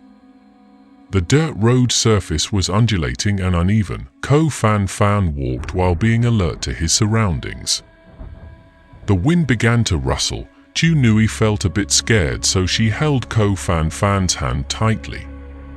Ko Fan Fan also held her hand tightly. The dirt road is empty of people. Walking and walking, Ko Fan Fan finally stopped. Seeing a bush of dry grass in the distance, she said to Chu Nui, "I don't know what I ate in the cafeteria, but for the past 2 days, I've been nauseous all the time. Please wait for me, I'll be right back." "I can't bear it," Chu Nui replied. "If you don't mind, then come with me." Ko Fan Fan laughed. Chu Nui had to push her and said, "Go quickly and come back quickly." Ko Fan Fan ran towards the dry grass. Since knowing how to put her body up for sale, her sense of self-defense has become stronger and stronger. She felt more and more that today something was very unusual, and it was best to hide and observe the things around her. After hiding in the wild grass, she sat down and stared at the dirt road. Chu Nui walked back and forth uneasily, occasionally looking around. Until she couldn't bear it anymore, she stood from afar and shouted loudly towards Ko Fan Fan, who ran away just now. "Oh Fan Fan, are you done yet?" Ko Fan Fan did not answer. She sat quietly and watched without taking her eyes off. A moment later on the dirt road, a dark shadow suddenly appeared and rushed towards Chu Nui as fast as lightning. The black shadow did not come from Huincay village, but walked down from the main road. His limbs were as quick as lightning, and in a flash he appeared right behind Chu Nui without making a single sound. He roughly grabbed Chu Nui and knocked her to the ground. Chu Nui could barely scream "Fan Fap" and then fell silent. Ko Fan Fan clearly saw that person clenching Chu Nui's neck. Ko Fan Fan's whole body seemed to have turned to stone. The stranger's appearance was certainly not by accident. If he was just a random passerby and had evil intentions when he encountered a girl alone in the deserted wilderness, he would not have acted decisively like this. Ko Fan Fan witnessed with his own eyes the scene of Chu Nui struggling, and then a few minutes later, she was as quiet as a log. She suddenly remembered Chu Nui's story earlier. An old fortune teller once said that anyone with a mole on their neck would die of suffocation. There was a person who stepped into the wrong door and became a murderer. After his death, he was banished to the underworld. He refused to obey and argued back. Diem Vong said, "If you didn't kill people, why would this happen? Who told you to change your last name?" He says, "But there are many people with this last name." King of Hell sighed. Their fate and yours are completely different. This person did not originally have the surname True. The assassin seemed very calm. After Chu Nui stopped struggling, he reluctantly sat down next to her, lit a cigarette and puffed. At the same time, his eyes turned to where Ko Fan Fan was hiding. Ko Fan Fan wanted to run away, but at this moment her legs couldn't even stand because they were shaking like leaves. She stared intently at him through the dry grass branches. The wind became stronger. It was unclear when the wind had blown away a piece of cloud, revealing a sliver of moonlight.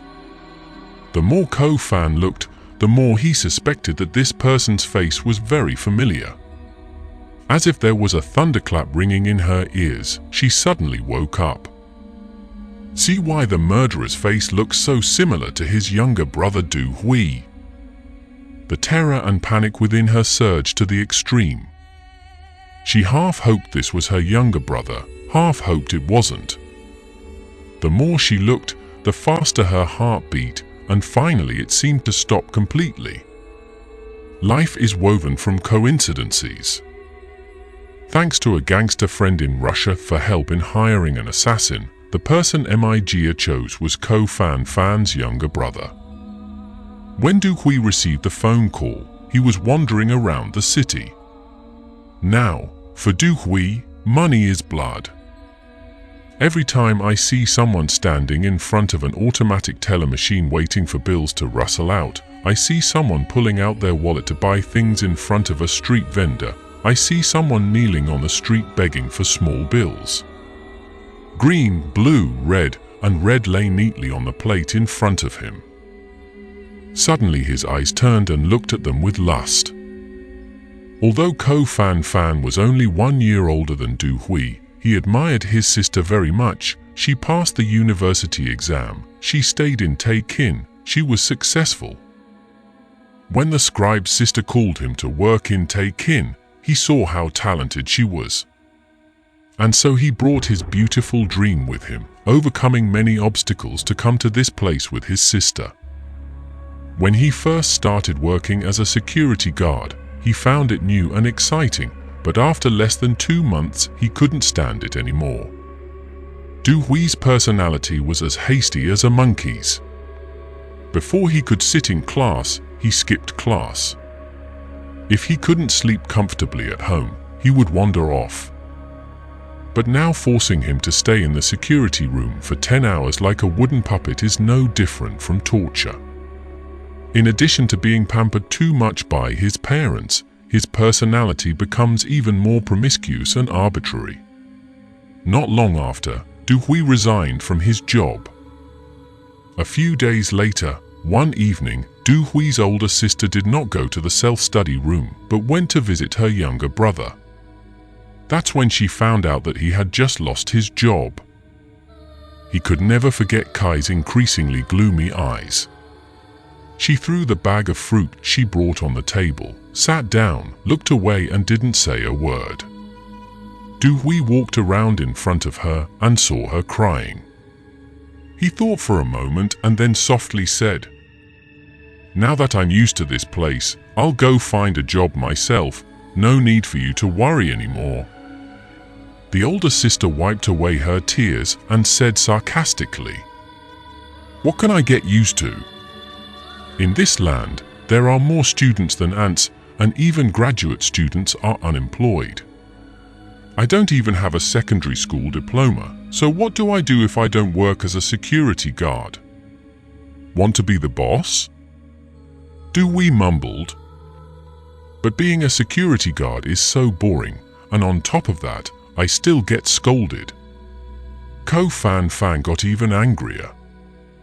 "Do you know how miserable it is to have money to go to college? Every night I have to go to a restaurant to work part-time. You're a boy and you can't stand it?" Du-Hui lost all patience. He said, "To be honest, I can't do it. I'm going back to my hometown." Ko Fan stood up and walked out with heavy breaths. Du-Hui didn't bother to look. Walking to the door, her feet suddenly slowed down. She stopped walking and took out a few bills from her pocket. After counting, she put the money into Du-Hui's hand and said softly, "Don't spend carelessly, keep it and pay the rent." After his sister left in sadness, Du-Hui's heart also felt sad, wondering how many dishes she had to wash to earn this little money. A week later, Ko Fan visited his younger brother again when it was just dusk. Dark. Entering the sketchy room, seeing her younger brother lying on the bed watching TV, she immediately asked from outside the door, "Haven't you eaten yet?" The younger brother randomly pressed the control button and lazily replied, "I don't want to eat." The older sister turned off the TV, stood in front of him, and asked, "Are you out of money?" He lay facing the wall and said, "I have money." The older sister was angry for her younger brother who was not able to shape himself into a good person. "If I lie in the house all day, will the money find its way through the door?" Then she took out a beef hamburger wrapped in a plastic bag, a bottle of Coca-Cola, slapped Du-Hui's hand and said, "Wake up, eat." He struggled to get up, took the cake and chewed it like a hungry tiger. While he was engrossed in eating, he suddenly looked up at his sister. He stopped chewing and asked, "Have you eaten yet?" "You have eaten." The sister replied, "You haven't eaten yet." The younger brother replied, "Why are you so talkative?" The older sister laughed. "So where do you eat?" The younger brother said, "School canteen." The sister answered. The younger brother broke the hamburger in half and said, "Give it to me. Eat quickly, I'm already full." The older sister turned away and said. The younger brother pulled her back and said, "If you don't eat, I won't eat either." Her eyes seemed a little wet. She took her brother's hand, brought a piece of burger to his mouth and gently said, "You're really full. The food in the canteen is very delicious." Then she turned around and took a broom to clean the house to help her brother. The younger brother slowly continued eating. He didn't say anything to her. Actually, during the past week he had been looking for a job in several places, but was rejected everywhere. Finally, he applied to work as a brick porter for a construction company owned by someone from the same hometown. After 2 meals, his hands were blistered as if burned, so he had to sneak back home. Suddenly the phone in Ko Fan's bag rang. She leaned the broom against a corner of the wall, picked up the phone, looked at it, and put it back. She looked at Du Hui for a moment, then turned around, took out another phone, and quickly walked out. Why do you use two phones? A moment of doubt arose in his mind. His younger brother gently tiptoed along and put his ear to the crack of the door, listening for the phone call outside. Where are you? Kim HOA building, room 801. What's your cousin? Ah, Mr. Trung. I won't charge you too much. You'll know once you meet me. I'm very beautiful. 1 meter 62, 46 kilos, 3 busts 86 to 60, 86. Wow, I'll cover you all night, star. The younger brother was dumbfounded. He returned to the bed, sat down, and continued to nibble on the remaining hamburger. The piece of bread in his mouth suddenly became bland. A moment later, the sister returned and said, I have urgent work. I have to go now. Tomorrow I will come and wash your clothes again. She stuffed the phone into her pocket, pulled out a few bills, and placed them on the table. This is your living money. Keep it carefully. There are people around here who rent their houses blindly. Don't let anyone steal them. Remember? The younger brother just stared blankly at the broom propped up in the corner of the house, absent-mindedly chewing the piece of cake like it was straw in his mouth, but couldn't say a word. The older sister carried her handbag and quickly left. After a moment of shock, he suddenly stood up and rushed out.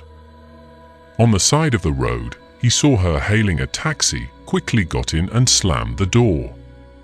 The car immediately rolled and quickly sank into the flow of traffic going back and forth in the city. Previously, Du Hui was just a scoundrel, wandering around, causing fights every day.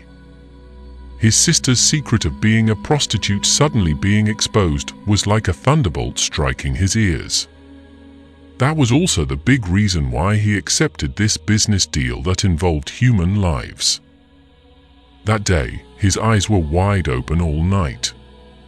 He struggled to turn over and think about his sister's phone call, which made his heart feel more and more sad. In just one night, Du Hui became cruel.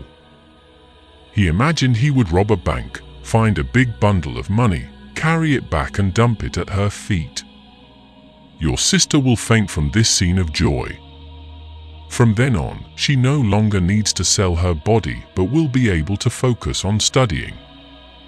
But he alone is not strong enough to rob a bank. Pickpocketing on the bus? If you don't have tricks, you can't do anything besides stealing. How much money do you get from trifles? It's nothing. 2 days later, while wandering on the street, he received a phone call from a strange woman. That is Mi Jia. She said she was introduced by her second brother. Second brother is the person Du Hui met a few months ago. It is said that in Taekin underground circles, no one knows this character. Recently, he has not contacted his second brother. It is unclear where this person has gone. The woman wanted him to take someone's life. At that time, Du Hui was extremely nervous but felt that this was an opportunity that could not be missed. He thought of his sister, so he ignored everything. How much did you pay? He hoped that the other party would bid 10,000 yuan. Unexpectedly, the answer was, I will pay you 20,000 yuan. You give me your account number to advance 10,000. When finished, I will give you the remaining 10,000. I can't meet you. What if I finish the job and you don't give me the remaining 10,000? There's a second brother standing in the middle. How can I run? So you're not afraid that I'll take this 10,000 and run away? There was a second brother standing in the middle. He couldn't run away. Who do you want me to kill? A girl. What is her name and where does she live? You don't need to worry about that. Tonight, You should go to Huin K village area. There is a nun's monastery there. Next to the nun's monastery is a dirt road. The object will appear. Alone there. Does not matter. I will contact you at any time. Bye-bye. Goodbye. Hanging up, Dewey suddenly felt that this city with copper walls and iron walls had suddenly opened a door just for him, making his heart feel like it was welcoming the wind. Since the day he arrived in Taekin, he thought he was just trash, but now he suddenly sees how useful he is. He can earn money to send his sister to school. Just now, he was worried that if he responded unprofessionally, the other person would hear the flaw. No, he was just a stupid kid and go find someone more skilled. Therefore, he deliberately lowered his voice to imitate a real assassin. That night, he quickly went to Huin K village according to MIG's orders. Sitting in the taxi, he constantly twisted the nylon rope in his hand. At the same time, in another taxi, Chu Nui confided to Ko Fan Fan, "I like a bracelet that's a bit thicker." The summer night was as hot as fire. Mao Tam and Mao Tu hurriedly crossed the main road to return to the dense grass. Mao Tam says, "Can I hurry up?" Mao Tu replied, "You went so fast." Mao Tam stopped angrily. "I have 124 legs, you also have 124 legs, so why are you always lagging behind?" Mao Tu expressed resentment. "Sister, a few days ago I was stepped on by a human. I was almost dead. I lost dozens of legs and haven't had time to regrow them yet." Mao Tam looked down and felt sad. "I will avenge you. But we can't beat him." Mao Tu said, "You have a way." Mao Tam's voice was harsh. That night, someone had 2 worms crawling into his ears. Strictly speaking, Ko Fan Fan initially fell in love with the writer. From the first time she heard him speak, she joyfully worshipped him in her heart. The 2 of them came from the same poor countryside, so their souls were even more in sync. She fell in love with his eloquent speaking skills and his energetic gestures. Those passionate days with him were the happiest times of Ko Fan Fan's life. She always thought she was the only lucky one among countless female students at that first meeting. During the few months the 2 of them were together, she still did not know that he had been married before, and she never dared to dream of getting married to this outstanding man. From beginning to end, the writer never helped her materially, nor did she ask for it. For her, relationships with other men are nothing more than money. He is her emotional anchor, her only spiritual support. She used all her strength to protect that last piece of pure land, determined not to let it be tarnished or smelly, otherwise she would have to wallow hopelessly in the depths of hell. She just wanted to be with him. "Even if I have to live like this." That night, she gave herself the name Jiao to go online to find a way to make a living. Men's phone calls kept coming in. She calmly talked to each person. At that time, she was numb and extremely tired. When she picked up the phone, she heard a familiar sound coming from the receiver. For a moment, she couldn't think of who it was, but was just a little suspicious. The other person only said 2 correct sentences. "Where are you? I live near the Writers Association building." In a split second, she suddenly realized that this voice belonged to that man, the most important man in her heart. She hung up. That night, she didn't go out and turned off her cell phone. That night, she lay tossing and turning, her heart a mess. If she and he didn't know each other, tonight the 2 of them would easily have agreed on the sale. So what's the difference between him and the rest of the flower seekers? If nothing else, he would have to pay after going to bed with her. but there had been countless sexual encounters between the two of them, yet he had never had to spend a dime. He was the idol in Ko Fan Fan's heart. She never dared to look directly at him. Now, that monument seems to be shaking and collapsing under the storm. The colorful paint layer has been completely washed away, revealing the original rough face inside that everyone who looks at it is terrified. Ko Fan Fan told herself that perhaps she would never see him again in her whole life. And he, perhaps after the end of his life, will never contact her. Perhaps everything will break down this way. But she didn't mind. Suddenly, an idea flashed in her mind: ask him for money. Not long after her younger brother arrived in Taekin, he turned into a jobless man. The pressure on her shoulders became heavier and heavier. Now, she is in dire need of money. How much is this? Such a famous writer must have a lot of money. He must ask for 1 million yuan. No, he would never give that money. You should bargain slowly, and eventually he will have to offer 100,000. 10,000 is very good. Her feeling told her that the ultimate success rate of this blackmail was probably 10 to 1. After being sure that this assassin was his younger brother, Ko Fan Fan stood up and slowly walked out of the bushes right in front of him. As soon as Du Hui stomped out his cigarette, he immediately stood up. Du Hui! She frantically called her younger brother's name. The other person shivered and turned around to look. Du Hui, is that you? The other person didn't answer, just stood there blankly looking at her like a lost soul. Coming to Du Hui, Ko Fan Fan stared at him for a while, then turned to the body lying straight on the ground. Her eyes were wet. Du Hui, why did you kill her?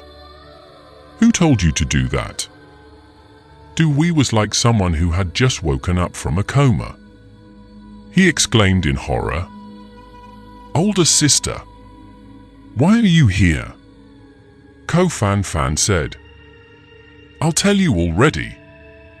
Du Hui lowered his head and took a long while to speak. "I was hired by someone. They promised to pay me a sum of money. With it, I won't have to worry about studying anymore." Ko Fan Fan then hugged her younger brother tightly, almost bursting into tears. Du Hui could only stand rooted to the spot. From the corner of his eyes, 2 streams of tears rolled down. Ko Fan Fan cried bitterly for a while, then let go of her hand and sobbed. Du Hui, actually the person they want to kill is you. Du Hui looked at her suspiciously. Why? Ko Fan Fan gritted his teeth. I dare say that everything is caused by the guy behind the scenes. Who? The question hissed from his teeth. Ko Fan Fan replied, A writer. Half a year ago, she and the guy just met and were infatuated with each other. Unexpectedly, he was a wolf-hearted type. After having her, he immediately wanted to throw her away. But she doesn't agree and is still determined these days. Du Hui thought for a while, then asked, So why did you come here? Ko Fan Fan also hesitated for a moment and then replied, He was the one who asked you to come. She was worried that something would happen, so she took this girl with her. Ko Fan Fan felt that when she told the story, her younger brother's whole body was shaking. Du Hui also felt that his sister's whole body was shaking like a leaf. In the middle of a desolate suburb, her 2 sisters suddenly became very lonely. In the distance, suddenly 2 lights of a car were moving slowly. Ko Fan Fan and Du Hui turned their heads in horror and stared at it. A moment later, the other 2 car lights suddenly turned in another direction and disappeared. Ko Fan Fan turned to look at the body lying on the ground. She expressed despair. I'm so stupid. Do you know that killing requires one's life? Du Hui lowered his head and groaned. Sister, unfortunately I'm captured. You have to save me at all costs. Ko Fan Fan choked up. Murder is a heinous crime. How can you be so magical? As she finished speaking, she suddenly thought of something and frantically put some money into her brother's hand. Run quickly, run as far as possible. Never contact the village again. Hung Duong, don't ever contact me again. Du Hui was silent for a long time. He returned the money to his sister's pocket and insisted. Older sister, I'm not going anywhere. I won't leave you alone in Tai Kin. I must avenge you. It seems that revenge are two words that are very strange to Ko Fan Fan. Du Hui viciously said, That writer. I want him to die without even closing his eyes. Ko Fan Fan looked into the distance and repeated two words, revenge. Du Hui says, Either way, I'm carrying a human life on my back. It doesn't matter if I carry another life. Ko Fan Fan said, That's for later. Now let's think about what to do. Du Hui looked around in all directions and spoke. Sister, there is a tree over there. Let's hang the body on the tree. For what? Ko Fan Fan said. People will think she committed suicide and will no longer investigate. If there were more chairs, it would be more like, Du Hui replied.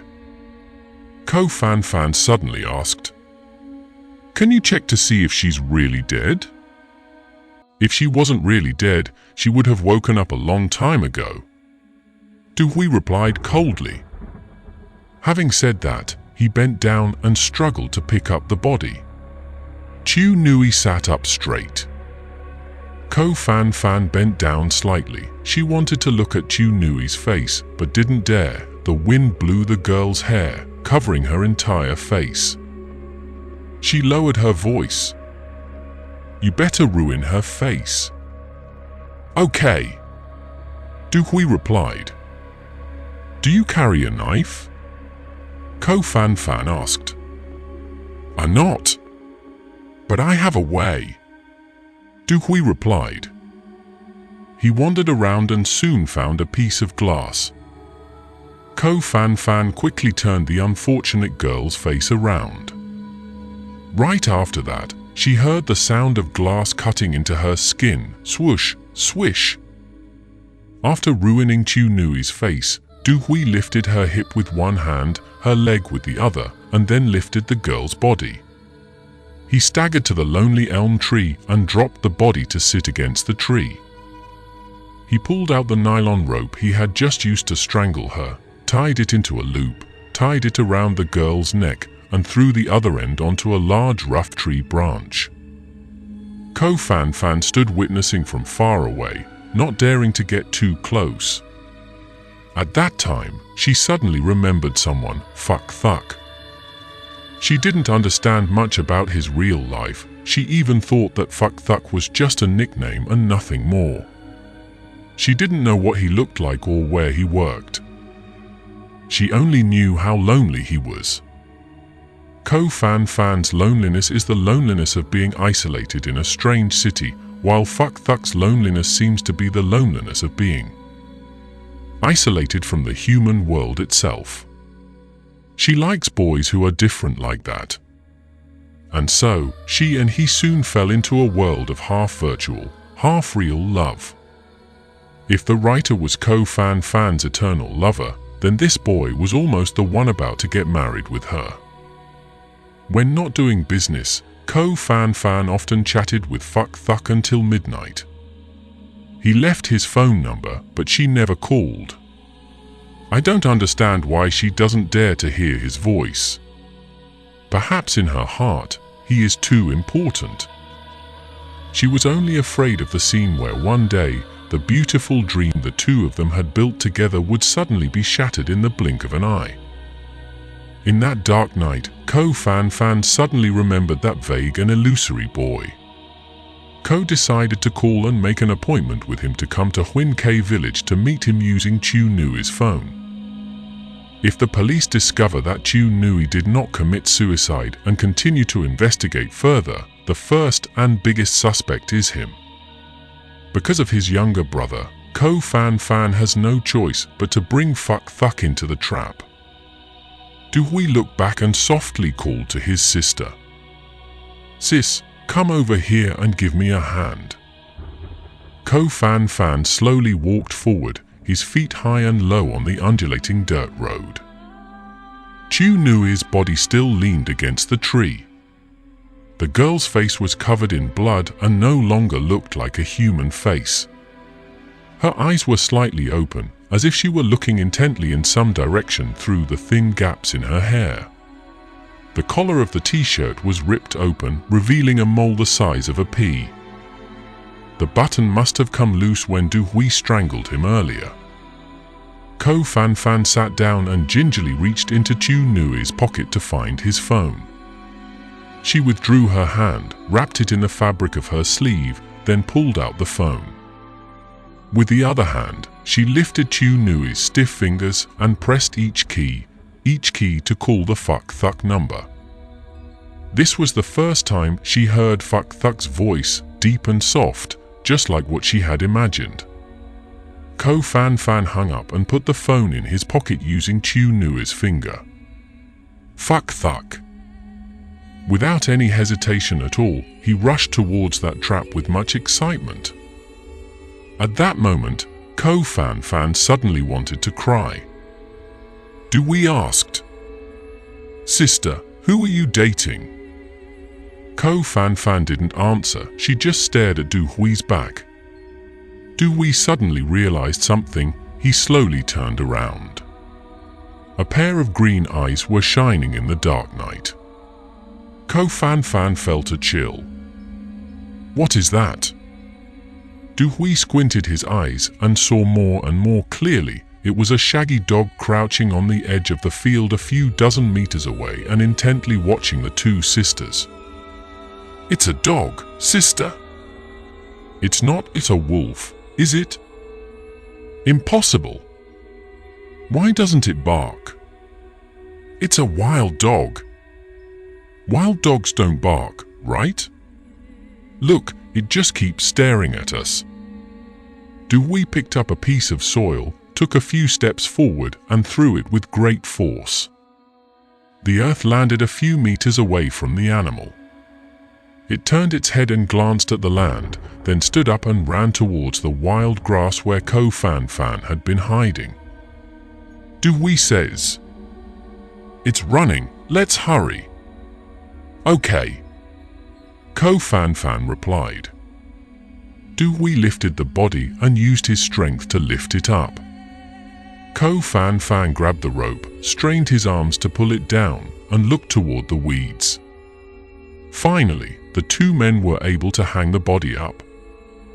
Chu Nui kept spinning slowly in midair. The black cross necklace around her neck also swayed gently. There is a person who sleeps every night and finds himself wandering to the cemetery to meet his deceased girlfriend. Later, he suspected that he was sleepwalking, so he asked a friend to wake him up in the middle of the night. He wanted to wake up from that sleepwalking. But every time he and his lover met in a dream, the other friend called, only to hear a notification ringing on the phone. "The number you just dialed is not in the coverage area." Tat Nhi Hon's parents were very open-minded. On the day their son got married, they arrived without a single word of reproach for that foolish action. The father just calmly advised, "I respect your wedding ceremony today, but do not agree with your decision to commit suicide." Tat Nhi Hon used to live alone near the school. That day, his parents took him home. That night, Tat Nhi Hon lay alone on the bed, his mind confused and panicked. His mother boiled a bowl of hot ginger egg soup and brought it up.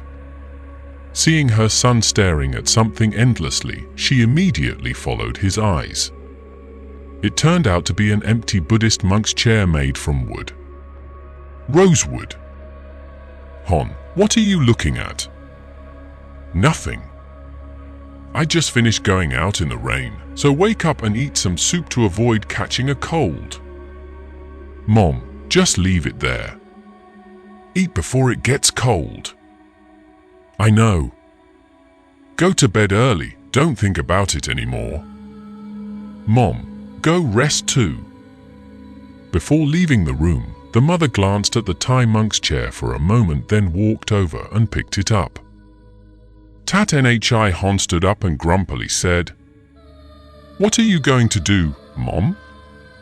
His mother was stunned. Mom carried it somewhere else. Mom, don't touch it, Tat Nhi Hon said. The mother sighed, put the chair back in its original place, walked out of Tat Nhi Hon's room and gently closed the door. Tat Nhi Hon slowly lay down again and continued to look at the chair attentively. I missed Yu Nui's appearance. If only she were sitting in that chair now, how happy would he be? After the guests have all dispersed, in the peaceful night, she will gently lift her hand to gently lift the veil and shyly asked, "Darling, are we going to live with our parents?" Not knowing how much time had passed, Tat Nhi Hon suddenly heard a noisy sound coming from somewhere near or far. He stood up, opened the window curtain and looked out. A bridal procession was passing by his house in the middle of the night. The leading orchestra consists of 4 people in red ao dye, with the sound of bustling trumpets soaring silently. A knot. For palanquin bearers dressed in green ao dye and black crowns of the Qing dynasty slowly carried a large bridal palanquin filled with light, fresh flowers. Following at the end of the procession were 4 girls dressed in red skirts and blue blouses.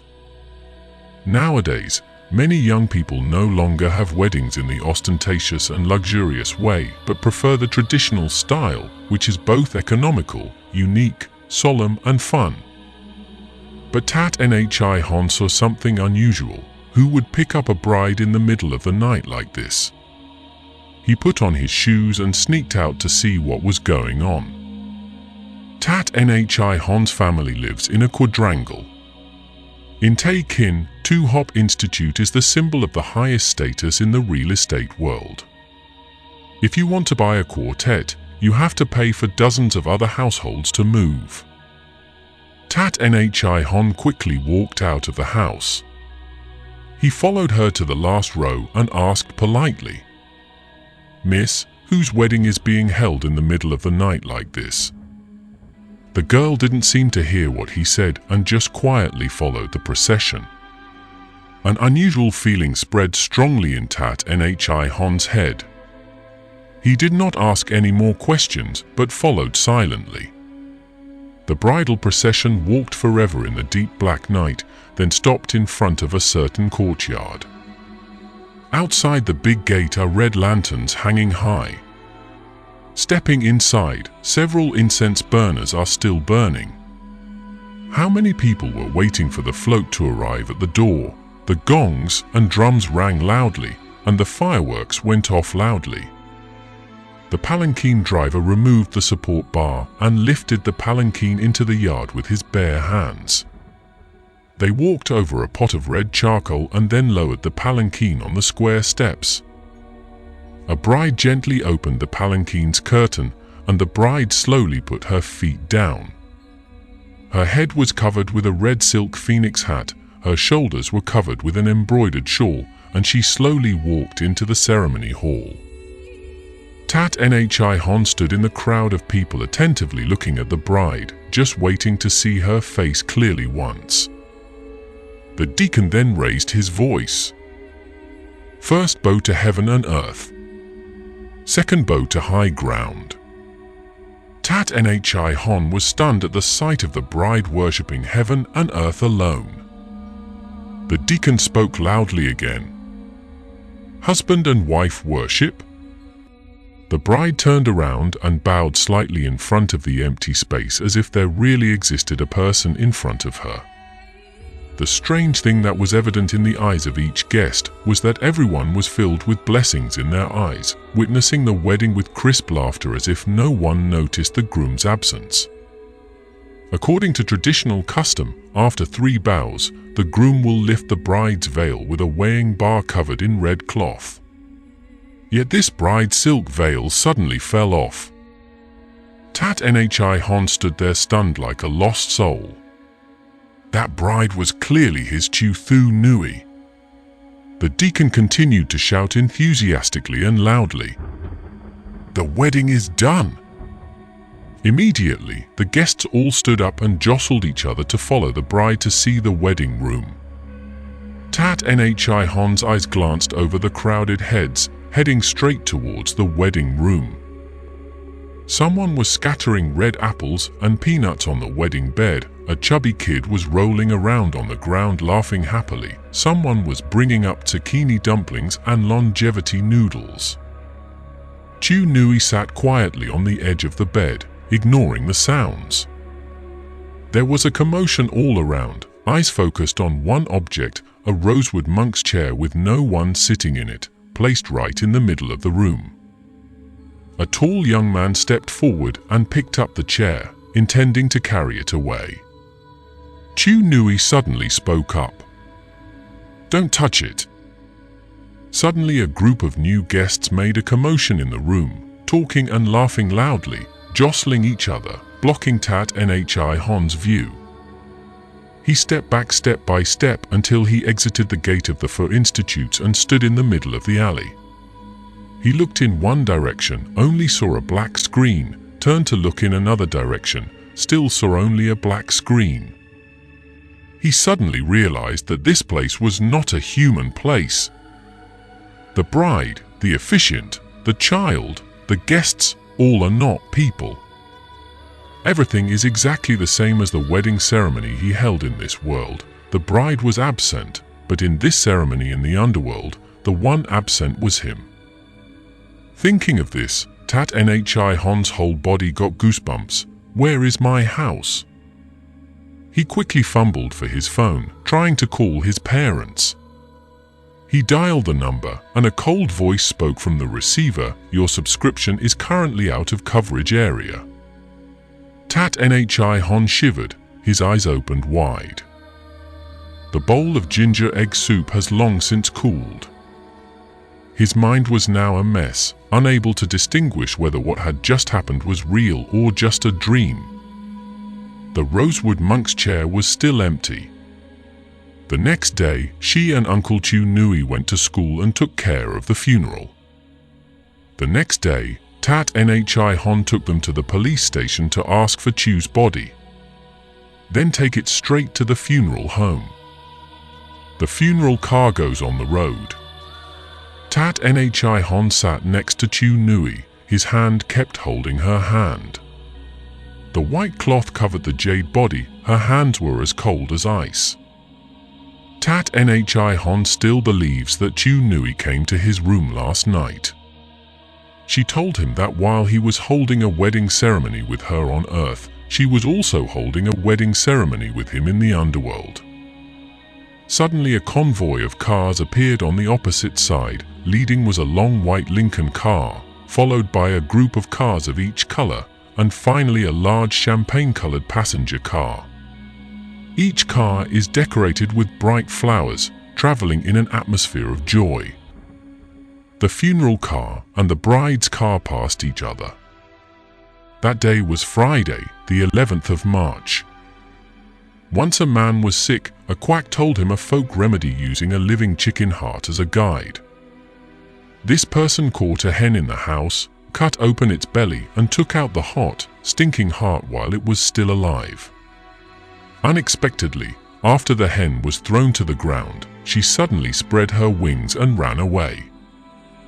The other person is afraid of losing his secret? That chicken's name is Chu Nui.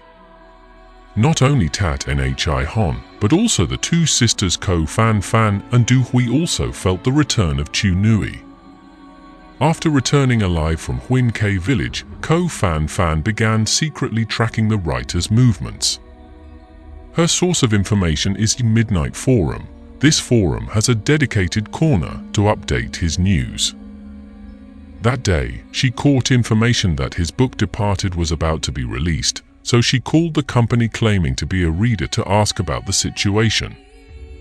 Thanks to that, she knew the book was being printed at Hubang Printing House. She came up with a sinister idea. She opened the sales record book, flipped through the pages and found a customer who often came by. This man also seemed to work at the printing house and held a small position there. She immediately called him. Ko Fan Fan secretly hoped that this customer also worked at Hubang Printing House, but that was not the case.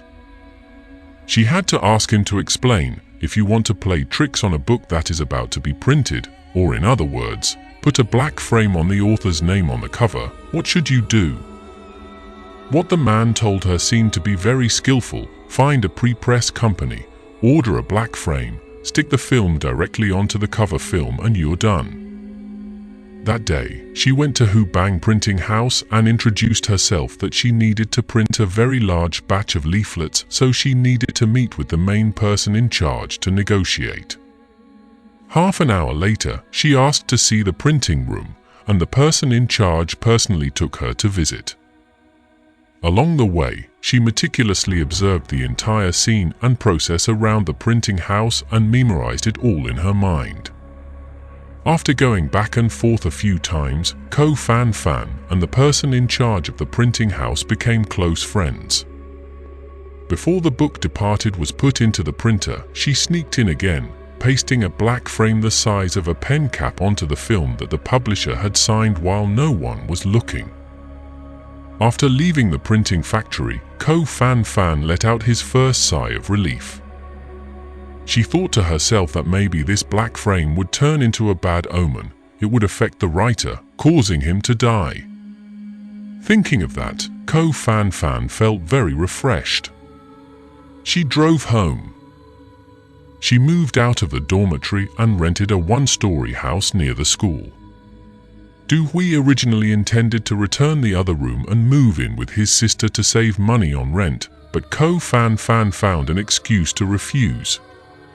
She also has to do business with her younger brother by her side, which is extremely inconvenient.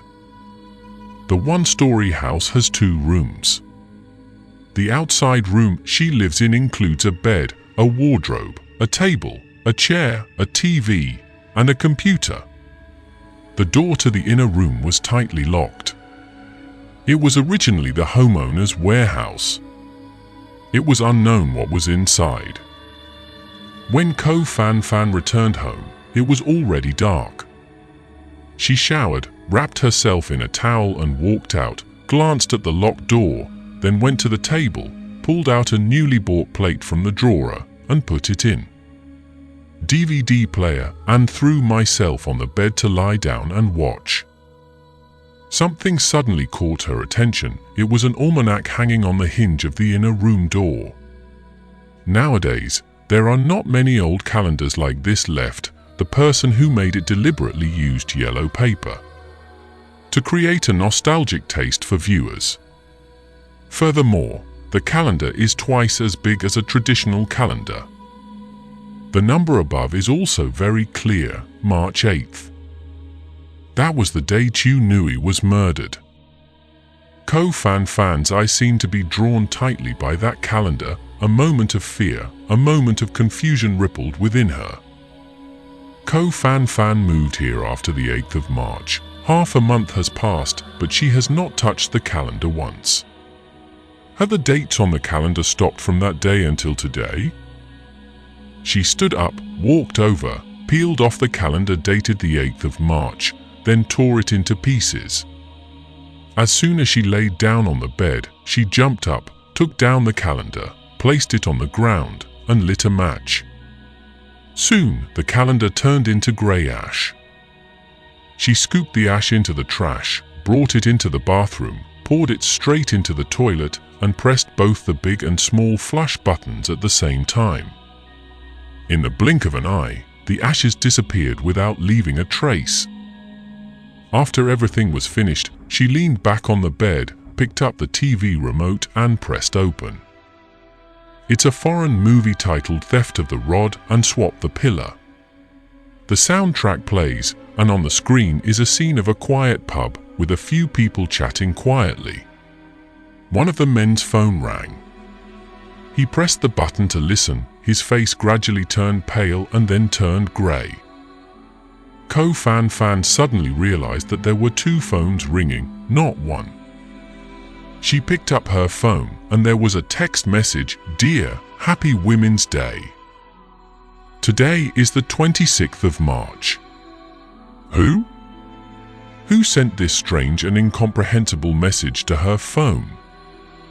She looked at the phone number and felt like a cold breath rushed into her brain. It was so familiar to her.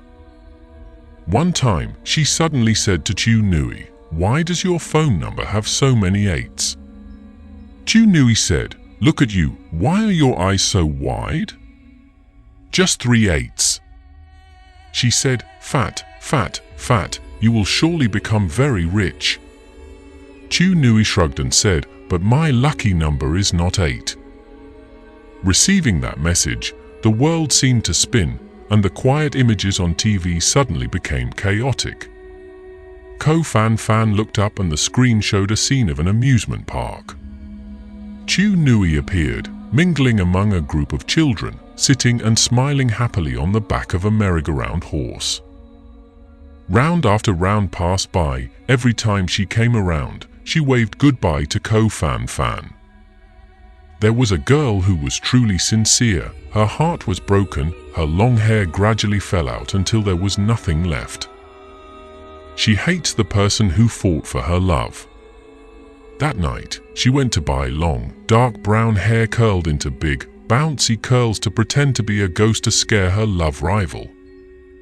When she got home, as soon as she laid down on the bed, she heard a voice whispering close to her ear, "Who let you wear my hair?"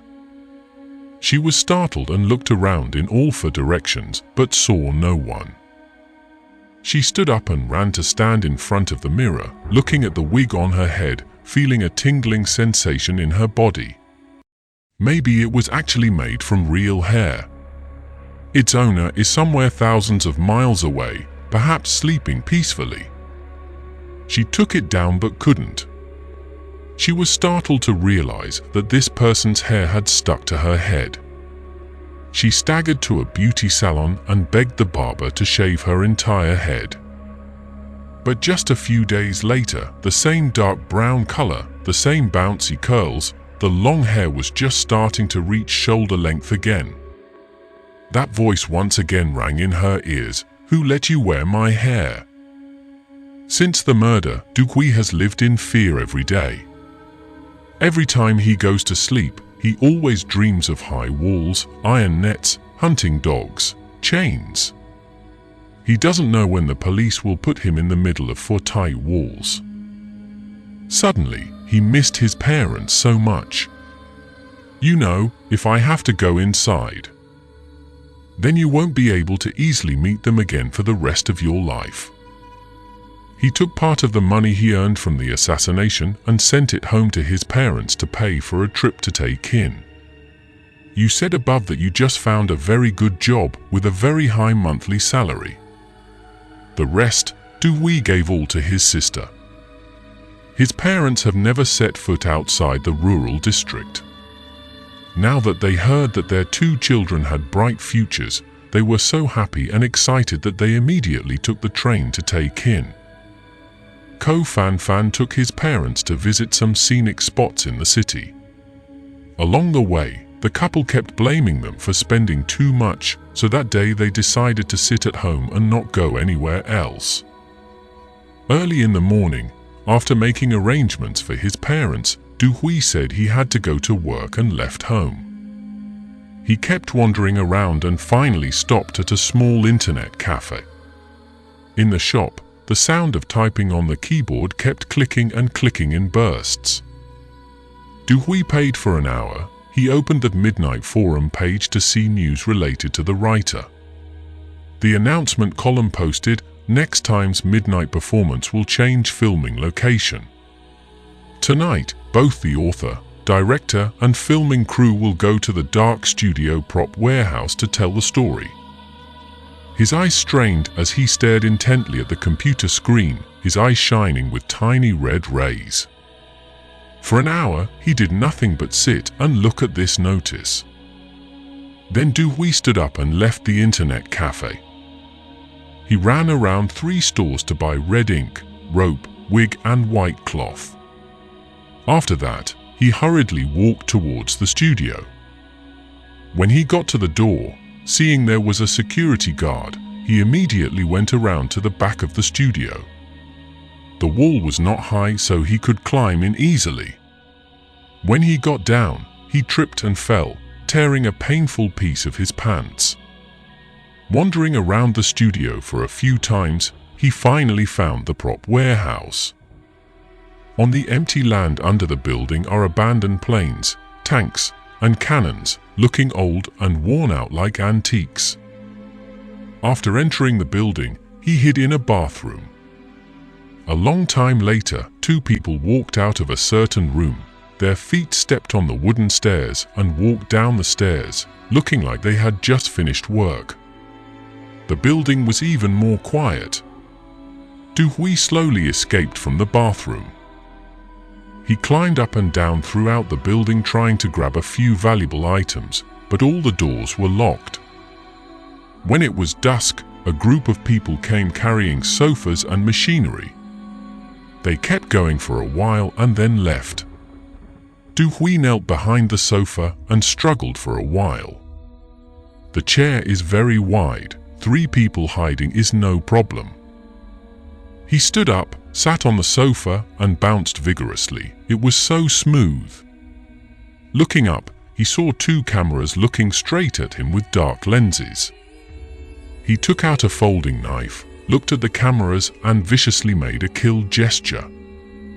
Dewey didn't know how many people were in the studio, and he also couldn't know what would happen next after he suddenly appeared. He brought a knife to prevent any accidents. It was completely dark. He got off the sofa and knelt motionless right behind it. The night was dark, the building was deserted. Dewey began to smear red ink on his face, wrap his body in white cloth, and slowly cover his face with a wig. Even Dewey himself felt creepy at himself at that moment.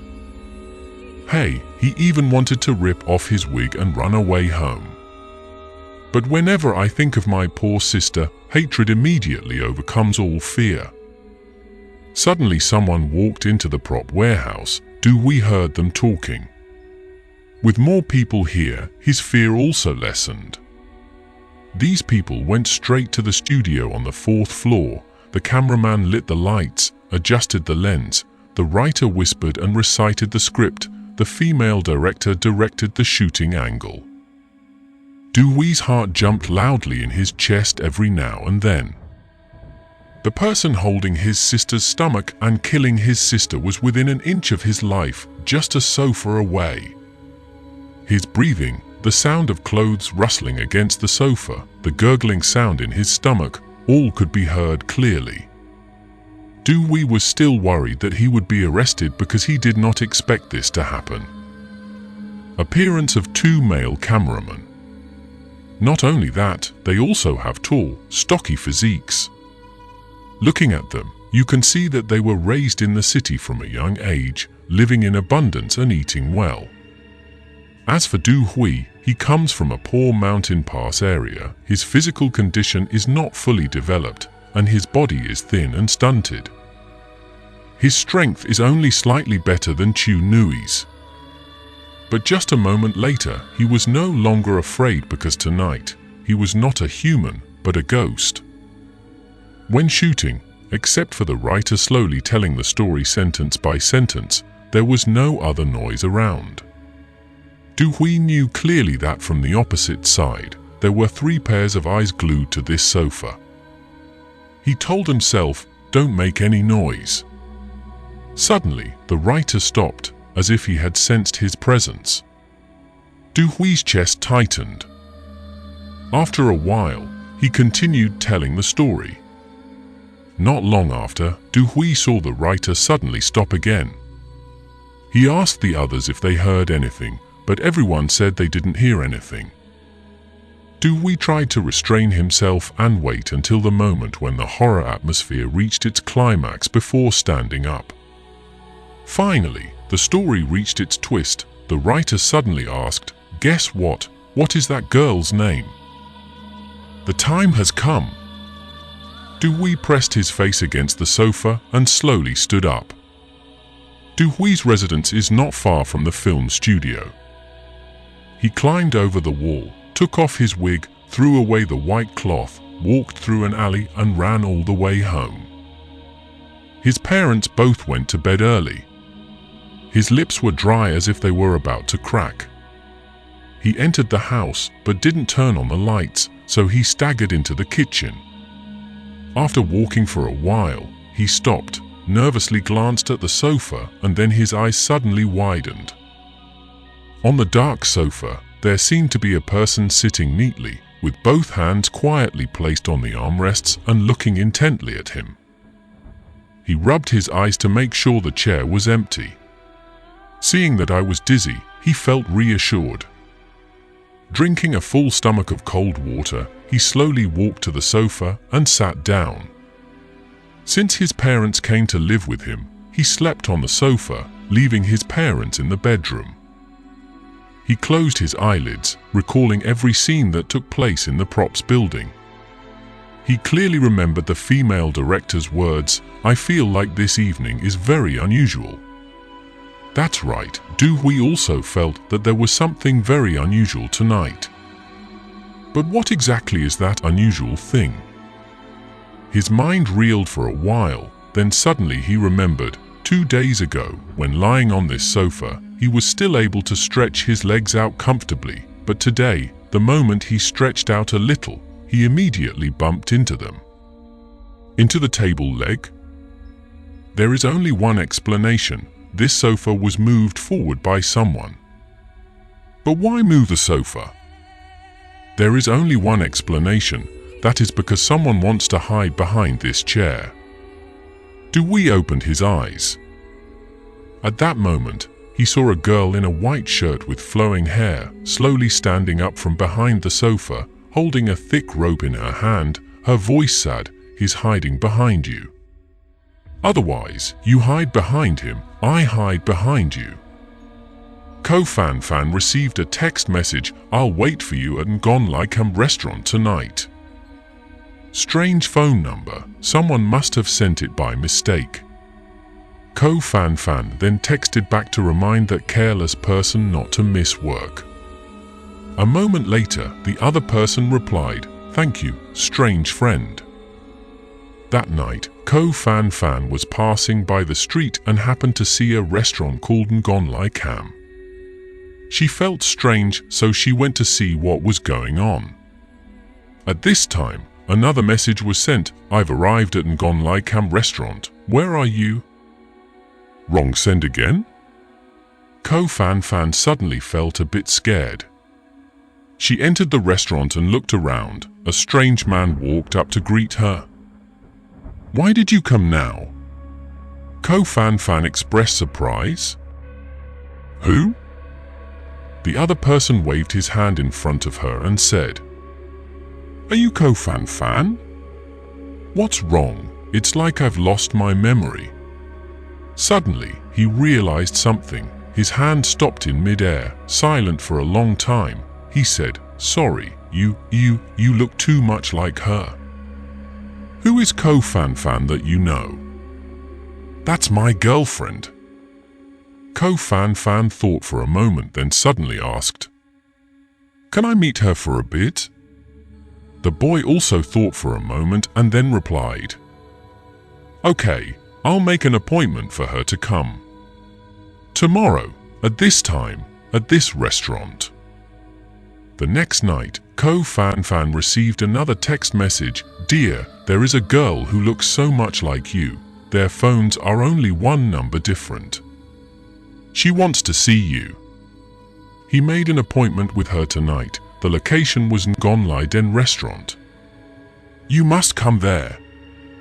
That night, Dewey told his parents that he had a part-time job, so he had to go to work.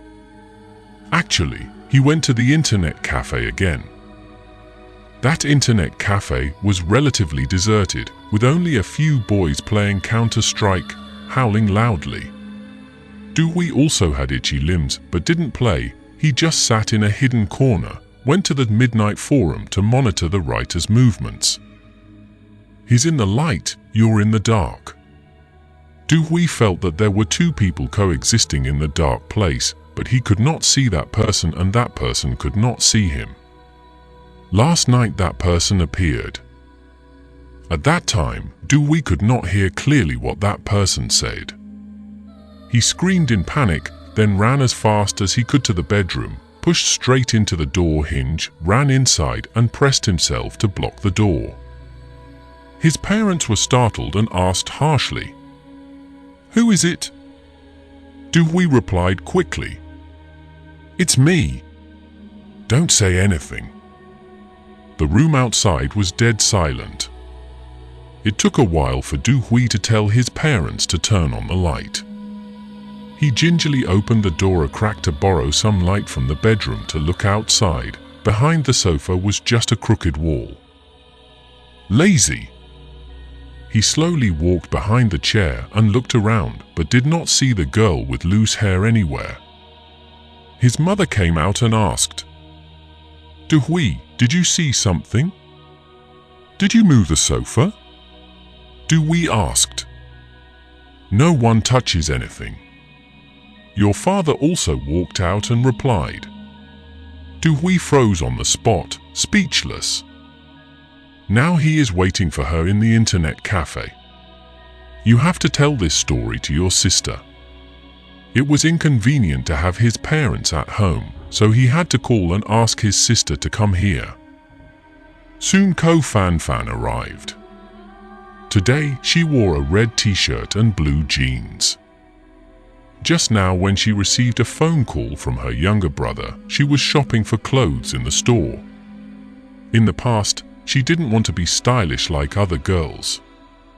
She only knew how to study and wear whatever she wanted. Therefore, when she was young, every time she bought clothes, her parents always chose simple clothes and simple colors for her. She wore it too tight, then it was Dewey's turn to wear it too much. Now, she has to buy many, many beautiful clothes because it is also an investment for her career. As soon as he entered the shop door, Ko Fan Fan immediately saw Dewey. She quickly walked over, sat in the chair right next to him, gently patted his shoulder and asked, "What happened?" Dewey looked around on both sides and whispered, "Sister, the girl I strangled to death has returned." Ko Fan Fan was shocked. "Did you see it?" Dewey immediately told her from beginning to end the story he met last night. After listening, Ko Fan Fan asked again, "Or just an illusion?" "Impossible," Dewey replied. Stunned for a moment, Ko Fan Fan said, "The other night, while I was watching a disc alone, she appeared on the screen, smiling and waving at me." "Are you sure it's not an illusion?" Dewey asked. "I'm sure. I don't dare look at that disc again. If I do, I'll definitely see her waving at me again," Ko Fan Fan replied. Speaking of this, Ko Fan Fan let out a sigh and coldly said, "We are poor. The living dare to harm us like squeezing a mosquito to death. The dead also dare to come and harass us, loitering like a mosquito trying to suck blood. No matter how much we chase it away, it won't go away." Dewey said, "Or should I bring my parents home tomorrow?" "That's okay," Ko Fan Fan agreed. Dewey says, "There is a ticket office nearby. Let me go buy train tickets now," Ko Fan Fan advised. "When I left, my parents were already sitting on hard seats. I'll buy them 2 sleeper tickets later and go home." "I know," Du Hui replied. When Du Hui left, Ko Fan Fan sat in his chair from before and continued to watch Midnight Forum. The Counter-Strike match was in full swing. The boys were screaming loudly. They were doing some headshots. Ko Fan Fan looked down at the bottom right corner of the screen. Her brother's QQ was lit. She conveniently opened it. Someone had just sent Du Hui a friend request. She felt that this QQ account number was strangely familiar, but at that moment she couldn't remember who it belonged to. If you were walking on the street and you saw yourself, for a few seconds your mind would temporarily go blank. For a moment I couldn't remember who that extremely familiar person was. And then, Ko Fan Fan was also surprised to realize that this was his own QQ number. Ko Fan Fan majored in information technology, so he was no stranger to computers. She immediately thought of the possibility that someone was stealing her account. But how could it be such a coincidence that she hacked her account and then sent a friend request to her younger brother? She accepted the other person's request and then asked tentatively, "Hello." The other person did not respond. She said again, "Are you okay?" The other person still did not respond. She suddenly asked, "Are you Ko Fan Fan?" The conversation window suddenly appeared with the words, "Among thousands of people, you will meet the person you need to meet." That is the ending in the book Love by Trung Ari Lin. The other person slowly typed each line, "For tens of thousands of years, in the vast wilderness of endless time, not one step too early, not one step late, I found the right knock at the right time." Ko Fan Fan sat silently observing what the other person wanted to say. The other person typed out the last line, then there was nothing left to say, just a gentle question, "Hey, can you come to Huin K village with me?" Ko Fan Fan's eyes stretched, glued to the screen. She almost stopped breathing. Huin K village. Those 3 words startled her. Suddenly, she invited the other person to chat via webcam. A few days ago, she joined the writers' QQ group, using the name Mukfan to say some mysterious sentences and then use data theft tricks, erasing everything she said. When the writer invited her to talk via webcam, she sat right in front of the camera. She faked her death while Chu Nui really died. Now, will Chu Nui also appear on the screen? The mysterious person accepted her invitation. The door opened, and the other person's image appeared in a split second. Ko Fan Fan's scalp was tingling. She saw herself sitting at the other end, her hands clattering on the keyboard. Another person goes to work by bus number 8. But he and this bus number 8 driver had a bit of a disagreement. To avoid him, he decided to change to line 44 even though he had to detour a little further. That day he worked overtime and when he got home it was very late. Getting into the car, he realized that there were no other passengers besides him. As soon as I sat down on the seat, the car door closed, but the car did not roll. He stepped forward to see what was happening. The driver approached him. It was true that he was the person he was having an argument with, but his body was taking a turn for the worse. He smiled happily, for +4 = 8. "Hello old friend, we meet again." That day, when the writer held his second meeting at Taekin University, Ko Fan Fan and Du Hui were also present. At the beginning, the 2 sisters only walked around outside the door, not entering the hall. When the writer told the story that happened in the prop warehouse, Ko Fan suddenly felt a pain in his chest. She knew it was staged by Du Hui. Her 2 sisters are just small-minded people. No one in this society is afraid of them and they can't fight with anyone. Therefore, wanting revenge, they have no choice but to pretend to be demons. Sitting from the corner, she could see the students in the hall, but the writer was hidden. Sitting right in the middle of the front row was a somewhat plump woman, elegantly dressed, her hand fondling a milky white lighter. Ko Fan Fan heard that woman was the investor of the midnight program. On the left of the woman is a young man with short-cut hair, dark skin, and a strong, healthy appearance. His eyes occasionally glanced outside the door to look at her. Ko Fan Fan did not know that it was Fuck Thuck. She only vaguely felt how cold this man's gaze was, as if it could penetrate her heart. She felt afraid of his eyes. She quietly moved away and stood at another entrance. The writer said, "Actually, terror is good.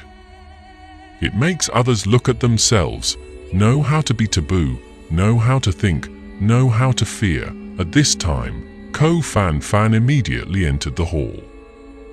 Today, she deliberately wore the red t-shirt and blue jeans she bought with Chu Nui. She walked over to the furthest, most isolated chair and gently sat down. Sitting from this corner, she avoided the cold eyes of the mysterious man in the top row and only saw the writer alone. This was the first time she met him again after her failed request for 1 million yuan. He's lost too much weight. He also saw Ko Fan Fan. His throat immediately stiffened. Ko Fan Fan smiled at him for a split second, then stood up and walked out, his feet moving gently as if gliding. Coming to the door, she grabbed her younger brother and said, "Hurry up." The two sisters ran out of the school gate. "Do we says, just keep scaring him like this every once in a while? No way." Her eyes glowed with cold light. "Then in the end you will drive him crazy." A taxi was coming. Ko Fan Fan waved. "Do we? I'll call a car to take you home first." Do we looked the other way again. He saw a dark red bus parked right in front of the station. Interestingly, it was bus number 44. Every time he goes to his sister's school, he always takes this bus home because it is very convenient. Do we immediately strode away and said loudly, "Well, going the other way costs a lot of money. I'll take the bus." His daughter called from behind, "Be careful when going." Bus number 44 just stood there as if it was waiting for Du Hui alone.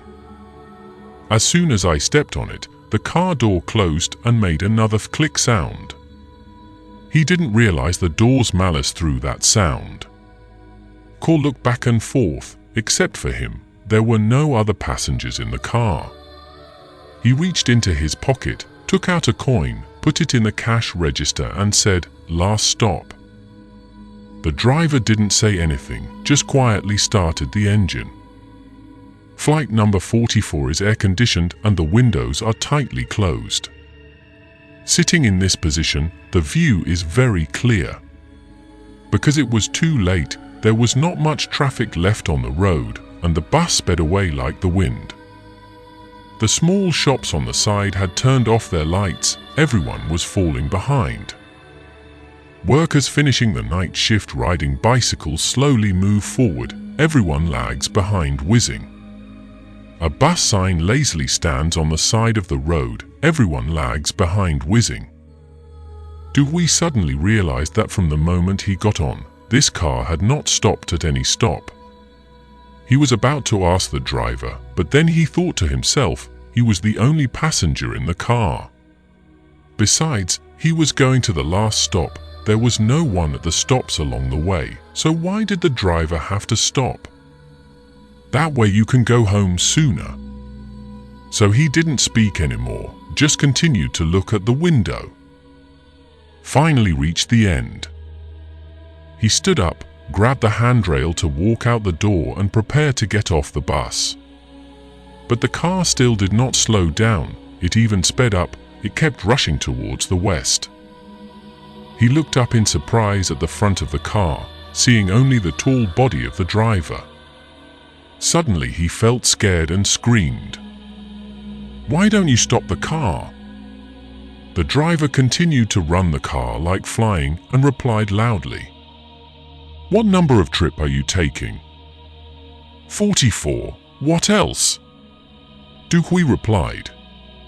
The driver angrily replied, "The last trip 44 is at 9:30. It's almost 10:30 now. Isn't this trip number 44?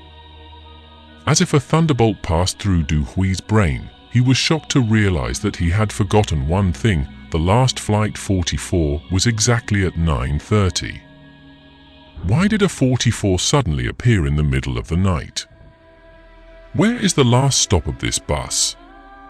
Du Hui said, "Huin K Village."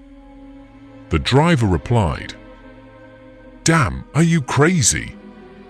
The horror was at its peak. The rage was also reaching its peak. Du Hui was cursing and kicking his foot on the window, but the door did not break. The driver pressed his foot hard on the accelerator. The car sped away, swerving left and right crazily. Du Hui was thrown from one side to the other. He held tightly to the seat to steady himself and then kicked again. Blow it really hard on the window. The window still hasn't broken. The lights outside become more and more sparse. The trees become more and more dense. In despair, Du Hui remembered his sister. Suddenly he wanted to cry. He put all his strength into kicking hard on the car door. Clatter! The car window glass shattered. He grabbed the edge of the door, bent over, jumped out, and fell onto the sidewalk. The car still did not slow down, continuing to fly towards Win K Village. Type Ton Tui at 00. 2 girls and I played Ouija board. We turned off the lights, lit candles, opened the windows. Outside, the trees intertwine with each other. The sound of leaves rustling in all kinds of ways echoes. The cold wind blew in, shaking the candlelight, making the world look even more mysterious. The 3 of them clasped their hands together and prayed for a long time. One girl asked herself a question in her mind, then each person gently placed a finger on the cue. A moment later, the machine began to move as if it had just received spiritual energy from somewhere. It began to slide slowly on the board, using 2 numbers in turn, 3 and 8. Then, it glided past the word life and stubbornly clinged to the word death. The girl's face suddenly turned ugly. I said softly, "It will probably be the 8th day of the 3rd month in 100 years. She said gloomily, "I asked just now, will I have any luck this year?" Every day passes like that. Go to Du Hui's residence. Seeing her younger brother's face and hands covered in bandages, she learned about last night's strange story. The 2 sisters told each other everything from the old calendar that stopped on the 8th of March, the congratulatory message sent from Chu Nui's phone, the ghost CD, the girl standing up from behind the castle. Sofa at midnight, until bus number 44 over the dead air. Du Hui, here in Tae-kin, we can hardly escape bad luck. Please go. Go. You know where to go? It's best to escape to the ends of the earth. I don't have any relatives or friends. How can I live alone? I will give you money. What if an unjust soul follows me? Ghosts are scary, but people are even scarier. Just now, I saw a police car standing by my place. I think that in Chu Nui's case, the police have found clues, are keeping an eye on me, and are also keeping an eye on you. Impossible. Different jobs are like mountains. The most important job of the police is to close the door day and night to research how to catch us. We have no idea what kind of reconnaissance techniques and scientific technology they have. Now, we are completely in the dark as to how far they are deploying and how much information they capture. Let me give you an example. Their reconnaissance ability is 88,888 points, while your ability is only 88,887 points. Just being 0.001 points behind them was enough for me to lose my life. Du Hui started to feel nervous. He thought for a while and then said, "Sister, let me stay in Taekin alone. I don't feel secure." The sister sighed and said, "Don't worry about me. I might go somewhere else later." Ko Fan Fan left the sentence and finished. But by this time she had rekindled her intention to drop out of school and leave Taekin. She knew clearly that Chu Nui's death had hundreds of thousands of connections related to her. In addition to a crime that the law can hardly decide clearly, at least she is also guilty of fraud, prostitution, cover-up, creating a fake scene, causing injury to others. The younger brother choked up. "Where are you going?" The sister hesitated. "If there really is no other way, I will return to my hometown to work." Enthusiastic younger brother told a sister, "I went through many years of hardship to pass the entrance exam to this school. I can't do that." The older sister shook her head and smiled bitterly. "Fate keeps pushing me to this day, step by step. There is no other way. I can't fight." Having said that, she took out a card from her pocket and put it in her brother's hand. "I have to leave tomorrow when it's bright. Together but not on the same path, just take the money with you and go." 2 lines of tears flowed down Du Hui's face. Seeing her younger brother crying, she hugged him tightly and sobbed along with Du Hui sobbing. "Sister, always remember, my last name is Ko." That day, Ko Fan Fan stayed with his younger brother all night and did not return. Just after the funeral, she immediately helped Du Hui check out his luggage and take him to the wharf. Her eyes were never in a state of alertness around her surroundings. After buying tickets, the 2 sisters entered the noisy, busy train room. As soon as there was a spare seat, Du Hui said, "Sit down. Sit down." Ko Fan Fan said. A woman plopped her butt down, filling the entire chair. Ko Fan Fan raised his eyes to look at Du Hui and then looked in all directions but nothing. "There's still space left." She put her luggage on the ground and said, "I'll sit here and rest for a while. It's a long way." Du Hui sat on the pile of luggage, his face down, his hand drawing something on the ground. Ko Fan Fan stood next to him, blankly looking around the room. Both were silent, not saying anything. The woman nervously opened the bag, took out a tea egg, peeled it, then chewed and swallowed it greedily. 2 out-of-town workers next to her were playing cards, and a jay of spades fell to the ground without either of them noticing. Next to the 2 workers was a man in a suit resting his head on a leather bag and taking a nap, snoring loudly, taking up all 2 seats.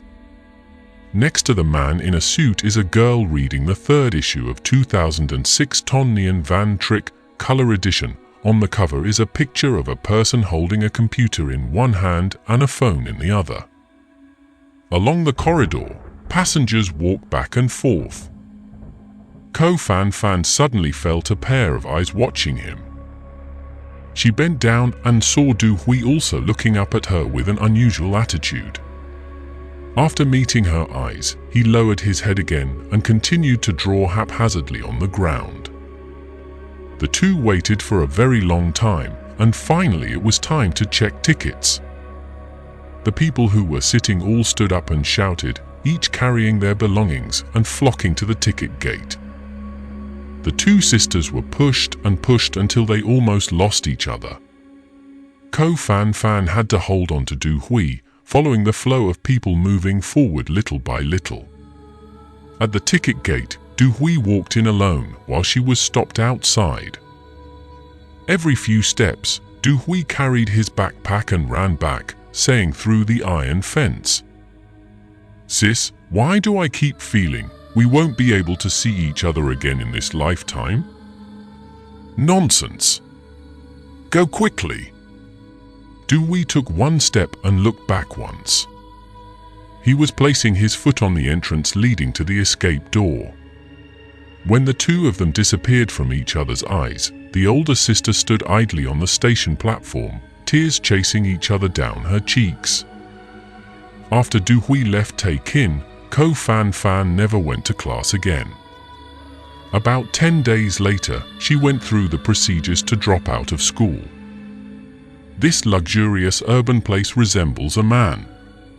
She had longed with all her heart, had wished to stand close to that person, to blend into that person. But then the man only chose to take her teenage body and coldly returned her money. She wanted to change that truth when the man suddenly became frowning, his face showing a fierce expression. That sudden change made her feel scared deep inside. When several students in the same room heard that Ko Fan was about to leave Tae-kin, they did not show much surprise. Ko Fan came here to study for less than 2 years, but his social relationships were already extremely complicated, going to class day in and day out. But no matter what, we were all sisters in the same room, so everyone was not in a happy mood. They all agreed to meet each other to contribute some money, choose a restaurant near the school to have a meal to see Ko Fan off on his way. That day was May 8th, World Smile Day. The restaurant is not very large, there are only a few women sitting at one table. In mid-air, a few flies were buzzing tirelessly. In the kitchen, the sound of slicing meat kept echoing, "Bar, bam, bam, bam." Today, Ko Fan cut his hair to ear level, no makeup on his face. She wore a short-sleeved white shirt, pink shorts and white travel shoes. This was the exact outfit she wore the day she went to Tae-kin to enter school. "When are you leaving, Fan?" "I'll take the train tomorrow morning." "Where to go?"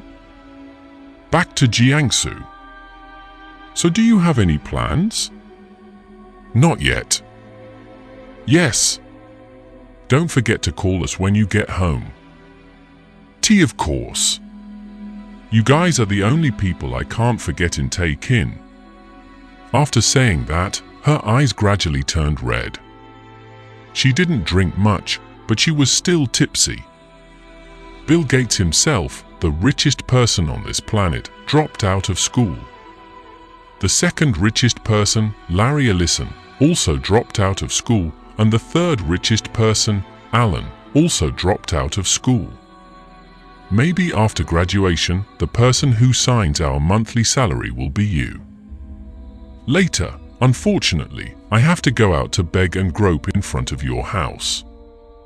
If everyone recognizes me, I will be very grateful. Food and accommodation included. Fan, where are you tonight?" The oldest sister in the room asked. "I'm at the motel." "What about the house I rented?" "I paid it." "Then go back to the dormitory. It's the last night. Everyone wants to spend a little time with you." "My bed is still unused." Whatever. "Come home. We'll play the game 20 questions. Normally you never play this game, right?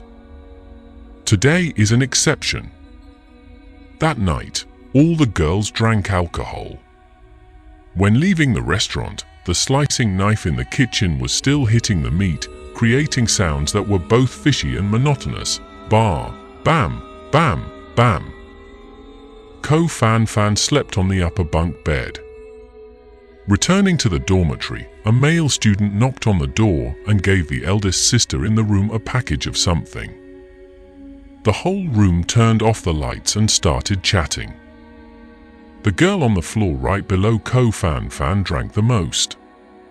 While we were playing the game 20 questions, she started snoring loudly.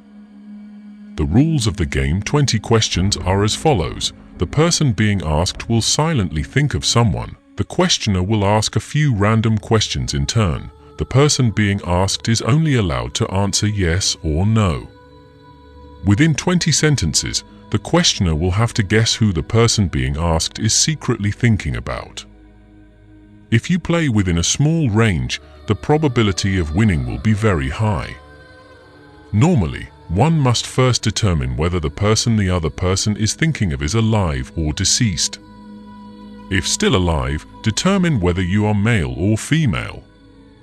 If it's female, consider whether it's a normal person or a celebrity. If you're famous. If it's a famous person, continue to consider whether it's from the north or the south. If you are from the north, just ask if the name has 3 letters or 2 letters. The eldest sister said, "Ko-fan-fan, today you think, I guess." "Takai," Ko-fan-fan replied. After thinking for a while, Ko-fan-fan said, "I'm done thinking about it." For some reason, she never thought about anyone but remembered her identification number. That violates the rules of the game. The eldest sister is not very skilled at this 20 questions game. The first question is, "Are you male?" T. "Are not." "Does she like wearing red t-shirts?" T. "Correct." "She is a student at Taekin University?" T. "Correct." "Her name has 3 letters?" T. "Correct." "Her name has 2 of the same letters?" T. "Correct." Perhaps the eldest sister thought that Ko-fan-fan was thinking about someone, but in fact she was just thinking about an object, so just answering yes or the no would not be able to figure it out. In fact, when answering those questions, the image of Ko-fan-fan on her ID card appeared clearly in her mind. The eldest sister seemed pleased and asked again, "Is she from Jiangsu?" Ko-fan-fan didn't know how to correct her. "Correct." The eldest sister stopped and suddenly asked a question that stunned everyone. "She's still alive, right?" Ko-fan-fan was silent. Apparently the eldest sister wanted to confirm that the person she was thinking about was herself or a deceased fan-fan. For the first time, she realized that she and Ko-fan-fan were surprisingly similar, from full name, background, hometown to clothes, that's it. Ko-fan-fan thought for a while and replied, "Correct." Next, the eldest sister immediately affirmed, "Are you thinking about yourself?" But that's not the case. The eldest sister was silent for a while, then laughed again and whispered in the dark, "Are you thinking about your ID card?" Ko-fan-fan's scalp was tingling. Among the 8 answers she gave, there was nothing related to that rarely used document. Unexpectedly, the eldest sister guessed correctly. That coincidence is truly bizarre. The girl on the bottom bunk, Ms. Fan-fan, usually only drinks half a bottle of beer, but today she finished 2 bottles. In the middle of the night, she woke up once, not knowing when the game 20 questions had ended, only seeing that everyone was asleep. The moonlight was pale, the curtains were silently drooping, and the dormitory was in silence. It's windy outside. She peered absent-mindedly out through the sleeping curtain. The door was ajar, probably someone was going to the bathroom. She lay down and continued to sleep. In the middle of a dreamy moment, she felt like someone was quietly entering and climbing into the upper bed. Well, it turns out Ko-fan-fan just went out. She had to climb twice to get up. Bed and then crawl under the mosquito net. In the memory of the girl downstairs, Ko-fan-fan was extremely agile. Before, every night when going to bed, Ko-fan just needed to tiptoe to climb up, but today it seems very difficult. Heavy. The alcohol was still churning in her stomach. She didn't rest any longer and continued to sleep. A few minutes later, she dreamed that the door opened again. Someone walked in, grabbed the railing, climbed on tiptoe to the top bed and crawled under the curtain. She felt a bit cold down her spine. If the second person is Ko-fan, then who is the previous person?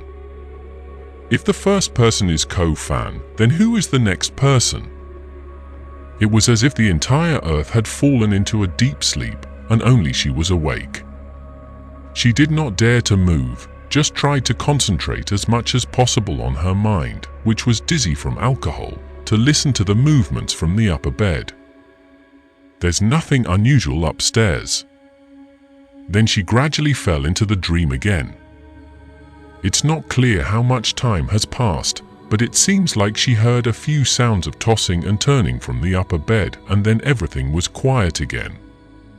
Or did Ko-fan drink too much and want to vomit? Her stomach itself was rising like a wave.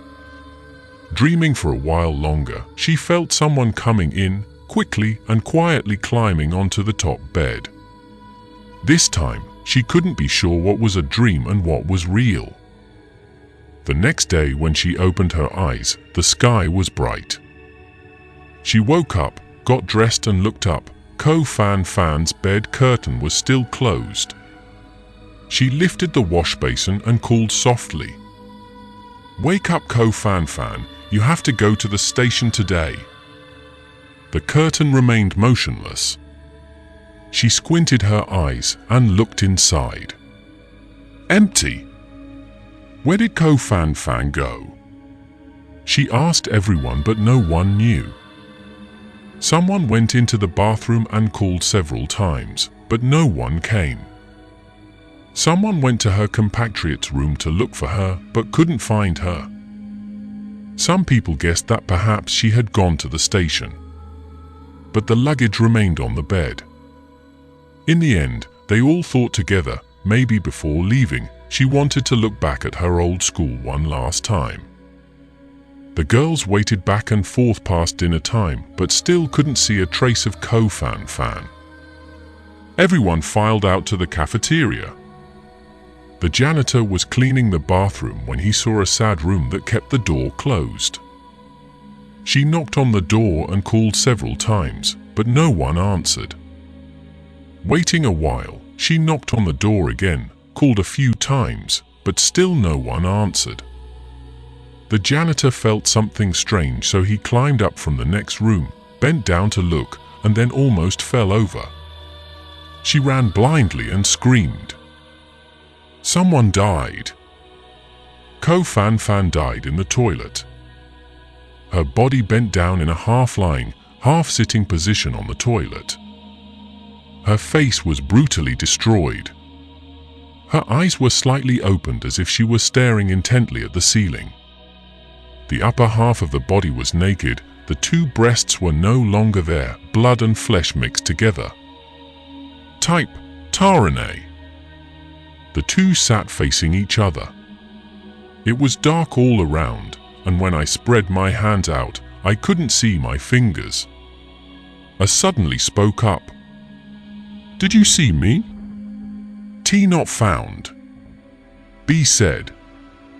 I breathed a sigh of relief and said, "I didn't see you either. Isn't it scary if I don't see you but you see me?" B said, "But that's not right. If you didn't see me, why did you keep staring at me while talking?" A asked. On the night Ko-fan was murdered in Ngoc Me Hoavn, Mijia was lying on the bed, one hand pressed against Fuck Thuk's neck. Fuck Thuk lay beside her, one hand holding Mijia's soft breast. At that time, darkness covered everywhere.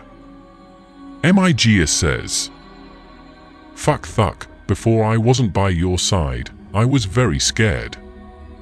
One day I heard a wolf howling right outside my window. I was so scared that I didn't dare sleep all night. Fuck Thuck did not answer. Since having me, I feel much more secure. But maybe it was just because of that time that I often had nightmares after that. Do you know what I dreamed about? Fuck Thuck did not answer.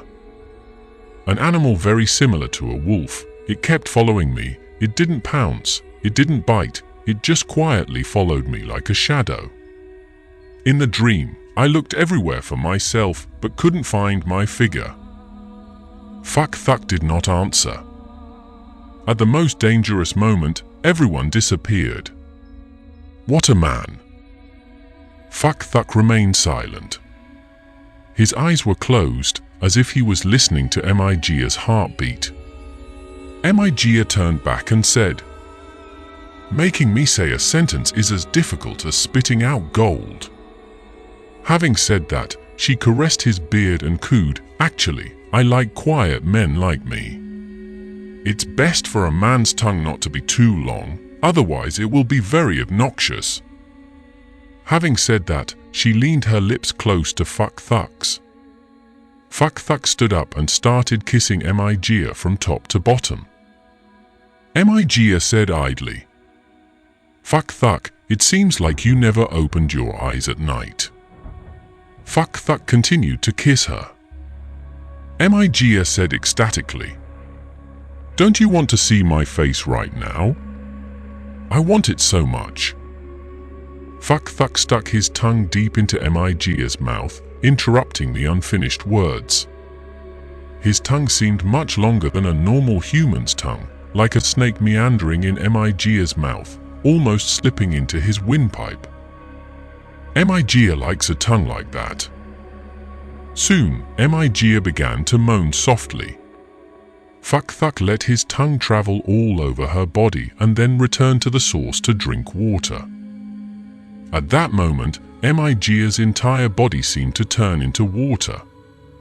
He started riding her and riding wildly. She closed her eyes, only hearing the sound of the wind flapping in her ears, no longer knowing where she was being taken. When it ended, like many other times, Fuck Thuck was temporarily unable to separate from her. He lay on top of her and bit her lips. Today, he used more force. Miga suddenly felt a bit nervous. Yesterday, the woman living in Villa number 10 bathed the dog in the house. She groomed it, and the more she looked at it, the more she saw it, so she puckered her lips and kissed the animal.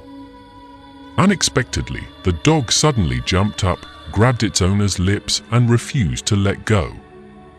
A whole piece of that touching lip was chewed off. The husband heard the pitiful screams and was frightened.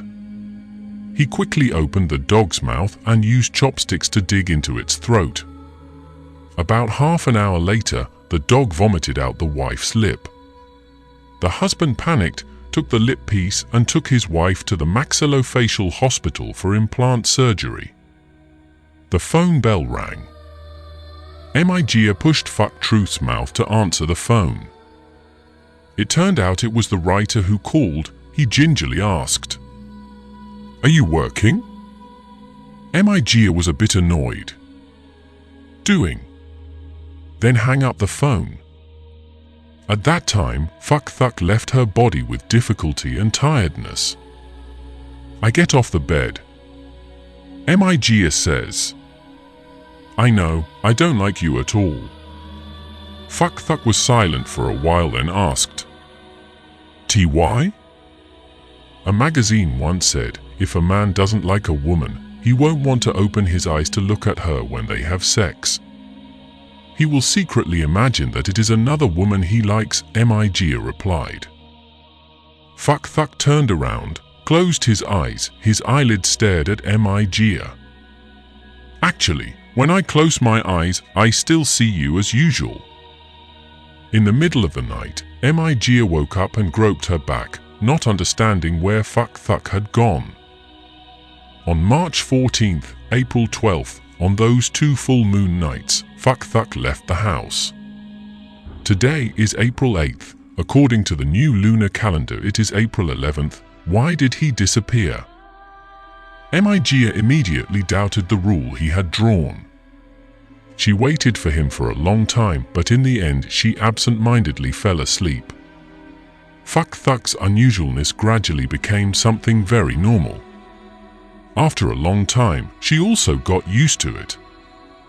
It's unclear how much time has passed.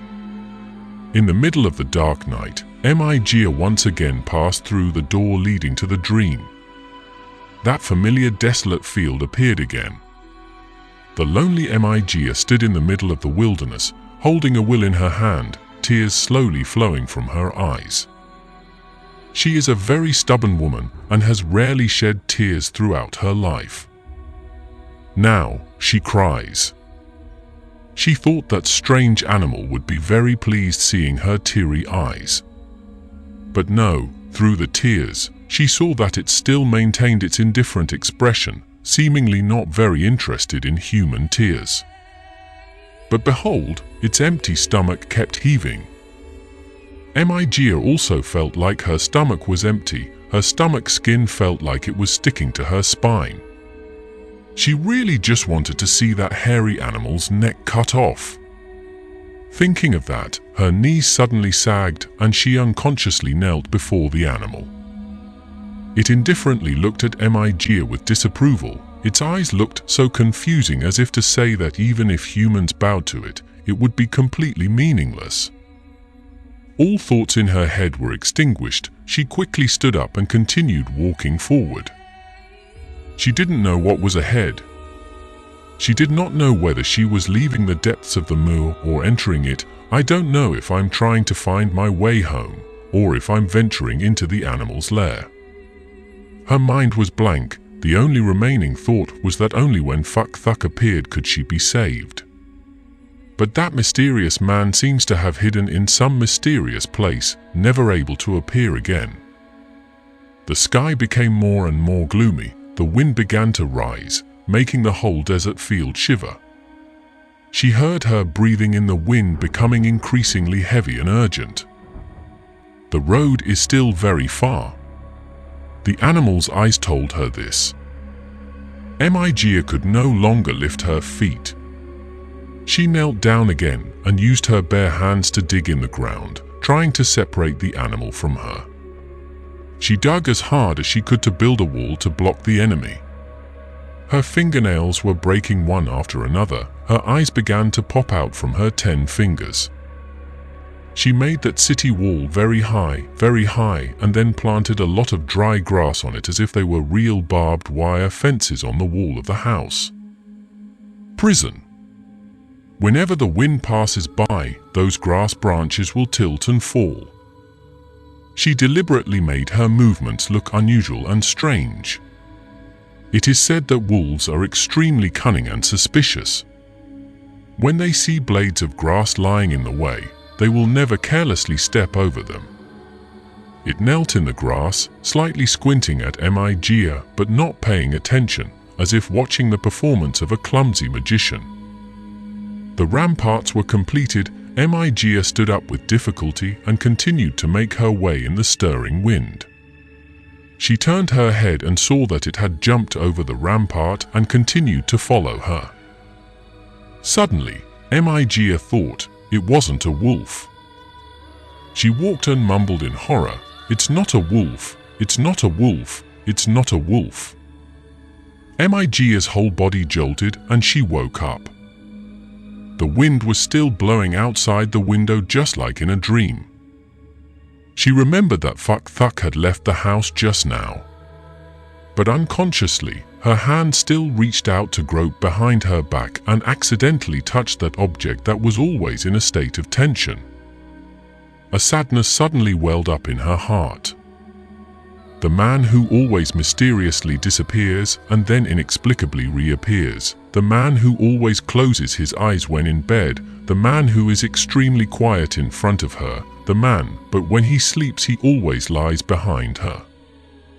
The only thing that belongs to her is that thing that belongs to him. Feeling that Migia seemed to be awake, he gently wrapped his arms around her from behind. Outside, it was as if a drop of rain had just fallen, twisted by the wind and hitting the window with a crackling sound. After a long while, Migia said, "Just now, I fell into that weird dream again. That wolf-like animal kept following me. I looked everywhere but couldn't find myself.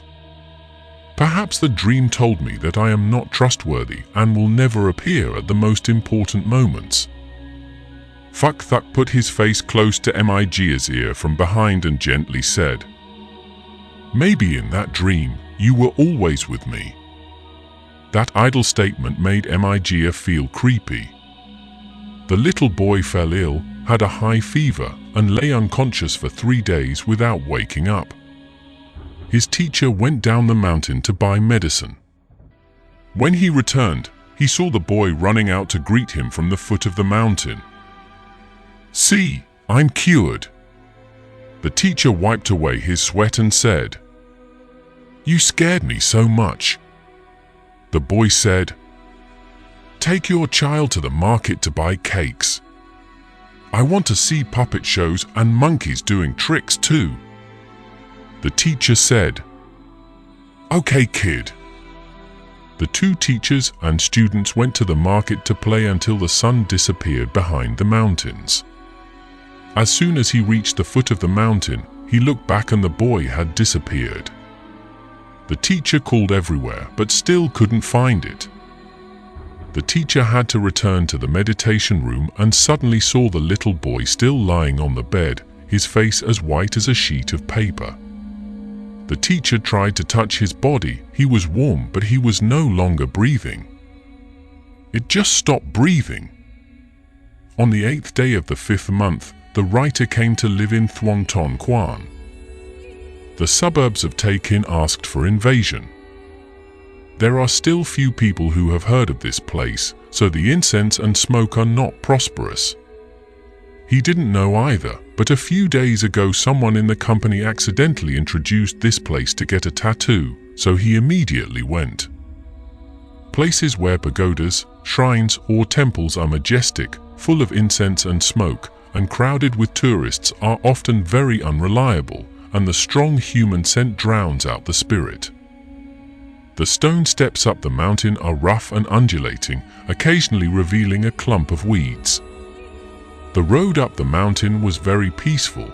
There was no one else besides him. A gust of wind came from afar, passing through the tree branches, making a rustling sound. Maybe the road was too far, so the wind didn't have time to blow his hair before it disappeared midway. Thuong Ton Palace is tiny, located at the top of the mountain, seemingly like a 4-room compound.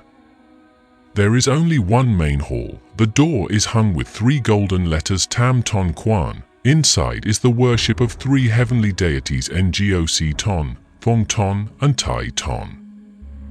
When Leo arrived, the writer was breathing heavily from exhaustion. He entered Tam Ton Quan, took out a handful of incense from the candle, lit it, then collapsed and prayed. At that moment, from the small dark room, someone walked out. The writer turned his back to look, and it turned out that he was an old Taoist monk with a thin body wearing a blue robe. His beard was tinged with grey, and his hair was about 1 meter long and pulled up into a high bun. On the top of his head, his eyes were cloudy and sunken, not sure if he could see anything else. The Taoist slowly walked forward, leaned close to the writer's face, looked at him for a moment, then asked in a trembling voice, "Did the donor come to ask for a hexagram?" The writer was frantic.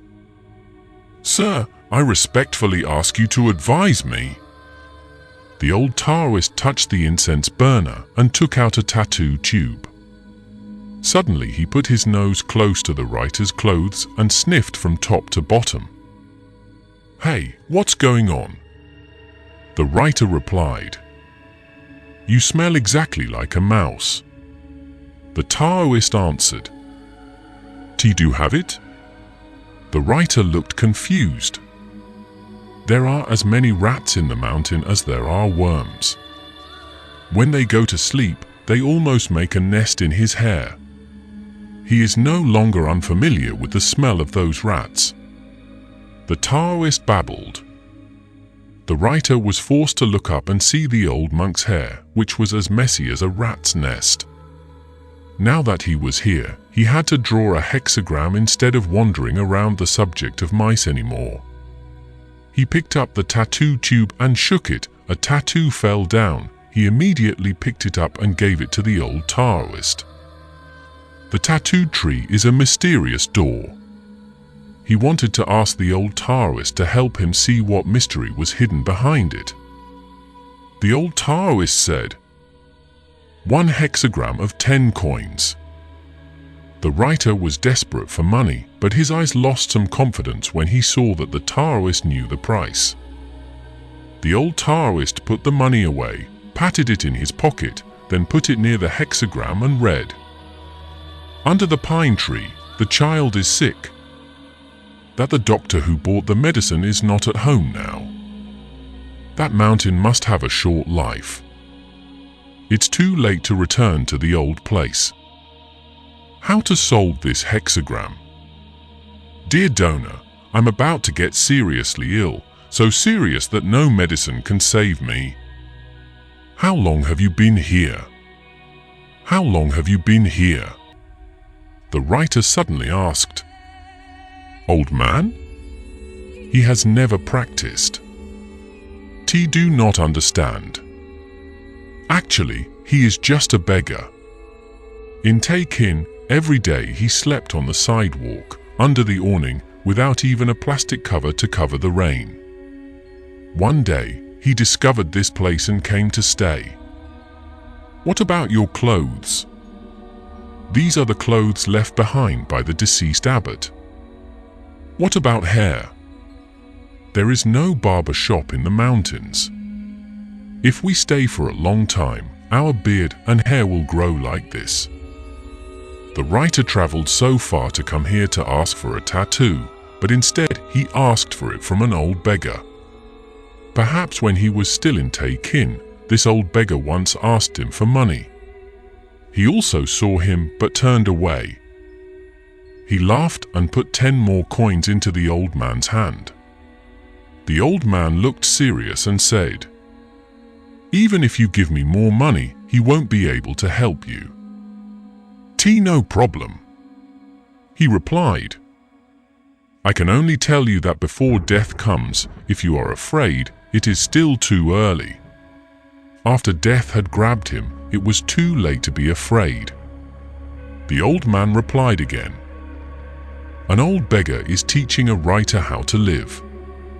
The guy laughed and said, "Thank you for your teachings. I still have to go down the mountain to teach others.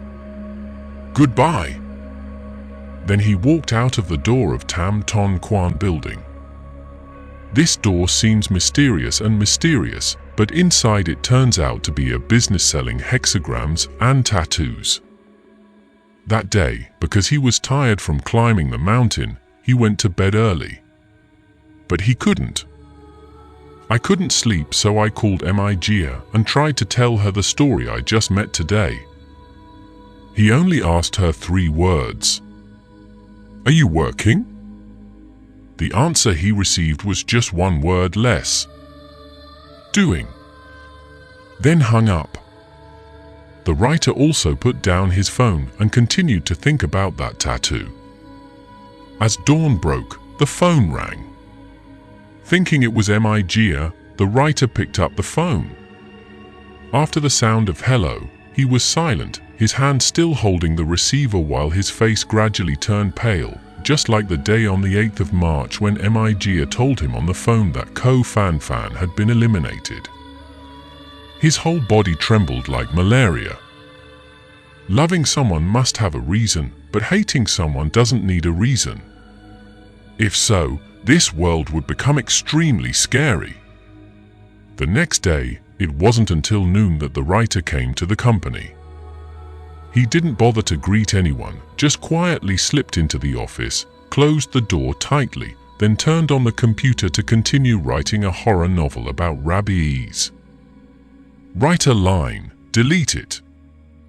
Write another line, delete again. He threw it away and didn't bother to write any more. He walked to the sofa and lay down, his eyes closed.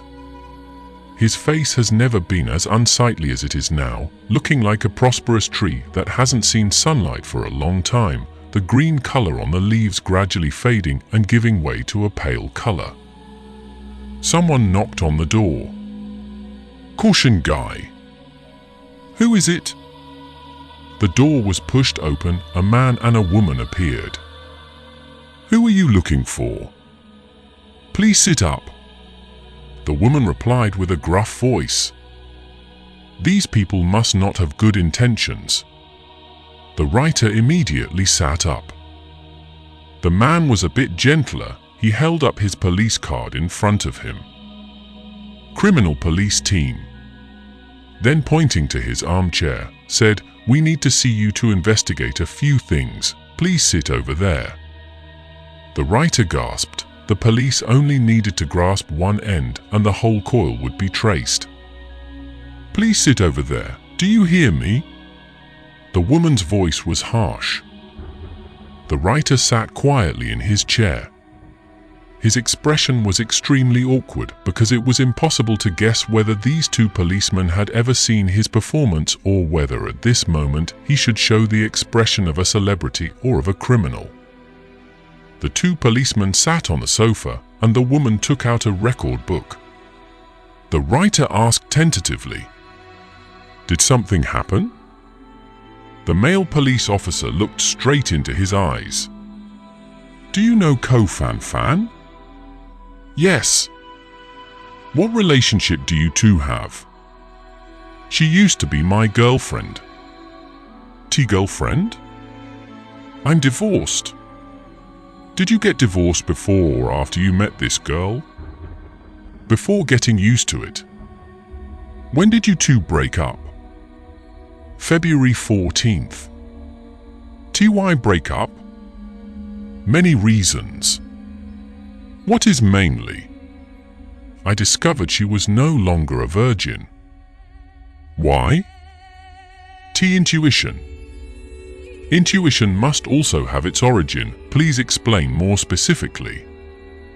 Her phone calls over and over again, and she knows a lot of unemployed men in society.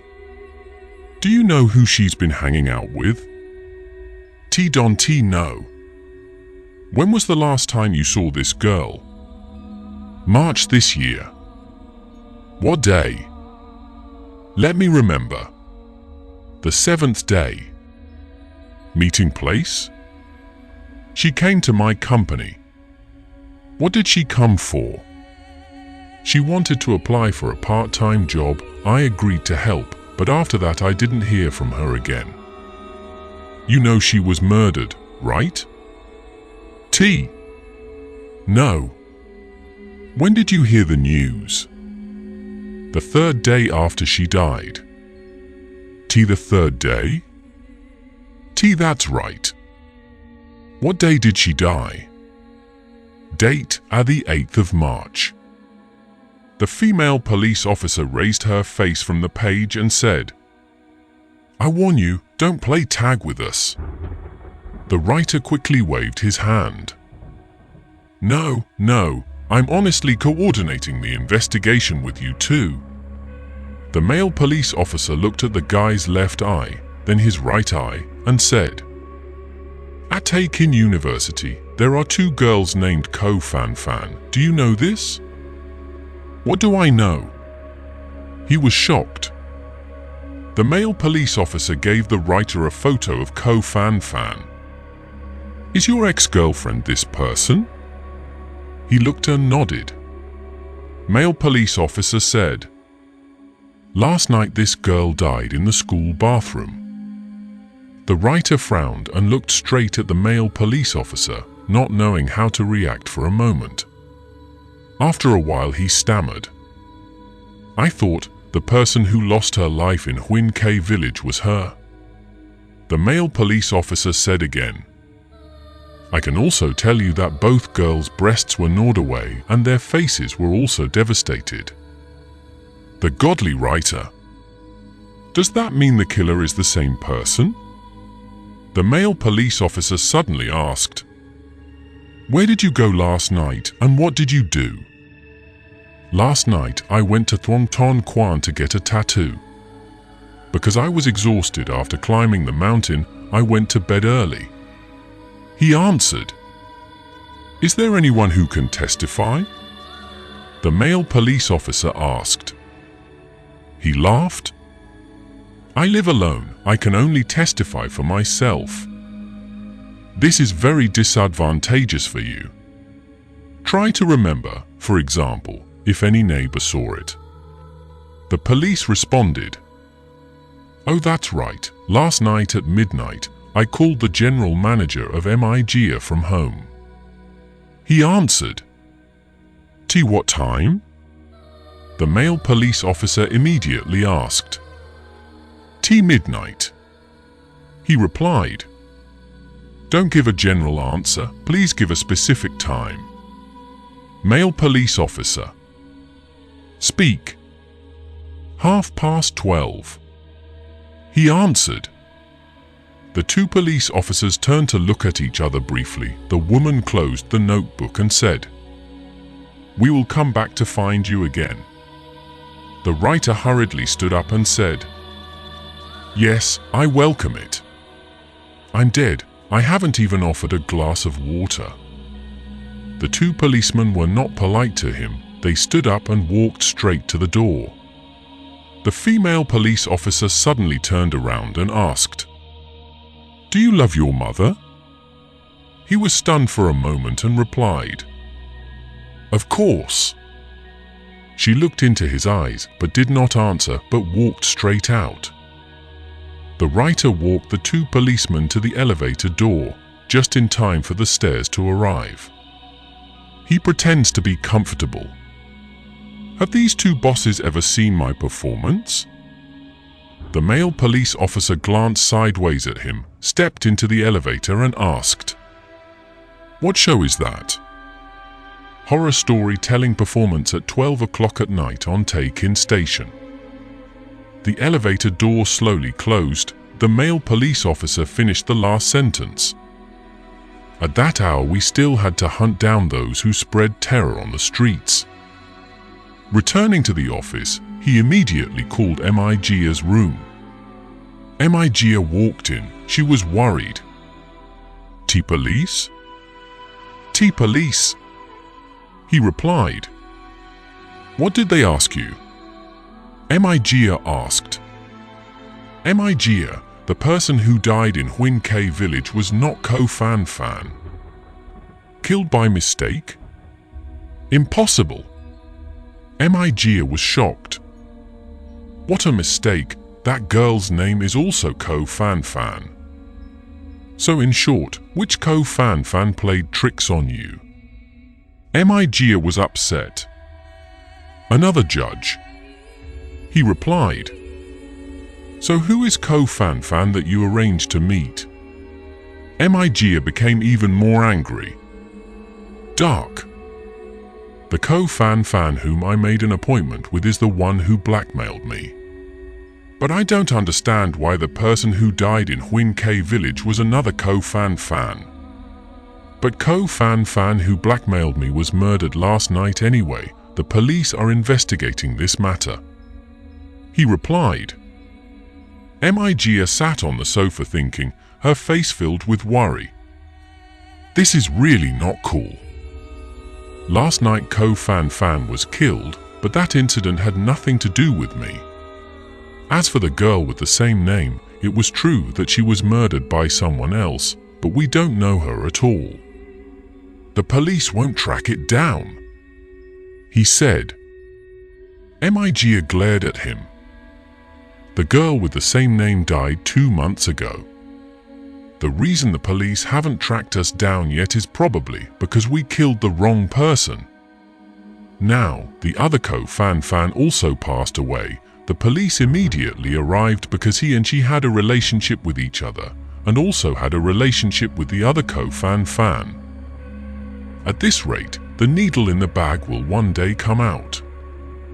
The writer had to stay silent. Migia suddenly asked, "Who do you think killed Ko Fan Fan last night?" He looked into her eyes without speaking. "What are you looking at me for?" Migia said. The writer slowly looked at Migia from top to bottom and stopped at her plump legs on green wedge shoes. He hesitated for a moment and then spoke. "Migia, I say this, don't take it to heart." Migia lit a mint cigarette and exhaled twice. "Say." He raised his face to look into her eyes, then looked down again, staring at her green wedge shoes. "Did you know that you killed the wrong person, but since you stabbed the spear, you have to follow the spear, so you hid it from me and hired an assassin to go to Takin University to kill the remaining person?" "Why do you say that?" "Because the culprit behind both of their deaths is the same person." "The case is still unclear. How dare you be so certain?" "Because last night, after Ko Fan Fan lost her life, her breasts were gnawed and her face was also devastated." "Nonsense. She has a grudge against you. What does it have to do with me? Isn't it all because of you that I killed her?" After her namesake Ko Fan Fan was killed, she disappeared without a trace. "Why should I hide such a shocking thing from you?" "So that means someone also has an enemy and wants to kill her. Coincidentally, that person asked the same assassin she hired last time." Ko Fan Fan's social relationships are too complicated. There are ghosts and gods. "I just found out who she offended." "How could such a coincidence happen?" "So, who do you think is the culprit?" The writer looked up at Migia in bewilderment. "I'm still doubting you," Migia said as she stubbed out half of her cigarette. "Me? If I didn't have her back, I wouldn't dare beat her even once. Anyone who has the guts to kill usually doesn't dare to hit someone. My aunt, every time I ask you to set things up for me, this time why do I have to do it myself?" Sometimes the person with the most motive to kill is not the perpetrator. A person who has no motive to kill is an obvious murderer. "Are you still talking about me?" "I won't tell you now." "So is who?" "Last night at midnight, Fuck Thuck went out again." "Him? Doesn't he usually go out at night?" "It was probably 2 in the morning when I woke up the second time. I heard a sound coming from the bathroom, the sound of him brushing his teeth vigorously. A writer had a nightmare. His younger brother shook him awake and stared at him. That horrifying dream is as follows. He dreamed that he was falling into another dream. In that dream, he was stunned to see his younger brother suddenly turn into a strange girl. At the exact moment the terror reached its climax, his younger brother shook him awake and stared at him. He was scared and sweaty, so he told his brother about the dream. He kept telling, and suddenly, the younger brother was transforming little by little, suddenly turning into a strange girl. At this moment, his younger brother was staring at him. This time, Ko Fan Fan really died. Those 2 mysterious messages, the black frame on the new book, the ghost girl in the studio prop warehouse, section in the QQ group, Ko Fan Fan's unexpected appearance during the speech. It all seemed all have answers. Finally, his face lit up a bit. He immediately invited Migia to drink tea again, and the same tea shop played Sting's song over and over again. But it seemed that Migia was not in a good mood. She suddenly stopped talking, her face filled with worry and concern. He did not mention Ko Fan Fan's story anymore, but only discussed the program. He excitedly recounted that the rabies-themed novel was half completed, and he was very satisfied with this story. In addition, he revealed he also put himself, Migia, Fuck Thuck and both Ko Fan Fan into the novel. That night, he slept very well. Early in the morning, as soon as he opened his eyes, he received a text message. He opened it. The words immediately caught his eye. "Sir, I am section. Right now, please take 199,989 steps forward. At the final step, you will see a scene you have never imagined." That was the ending moment of his life, not one step earlier, but also not one step later. This seems like a bad omen, but is actually a good thing because the teacher has the power to change destiny to some extent. I advise you to make the most of other means of transportation instead of walking, so your life can last a little longer. I'm waiting for you at the place with step 199989. That message was a big shock for the writer. Ko Fan has passed away, but this person named Muk Fan still exists and continues to send him messages. That means the previous strange things were not done by Ko Fan, or at least not entirely by her. The writer was like someone who had just come out of a nightmare. As soon as he breathed a sigh of relief, the scene imagined in a dream appeared right in the middle of reality.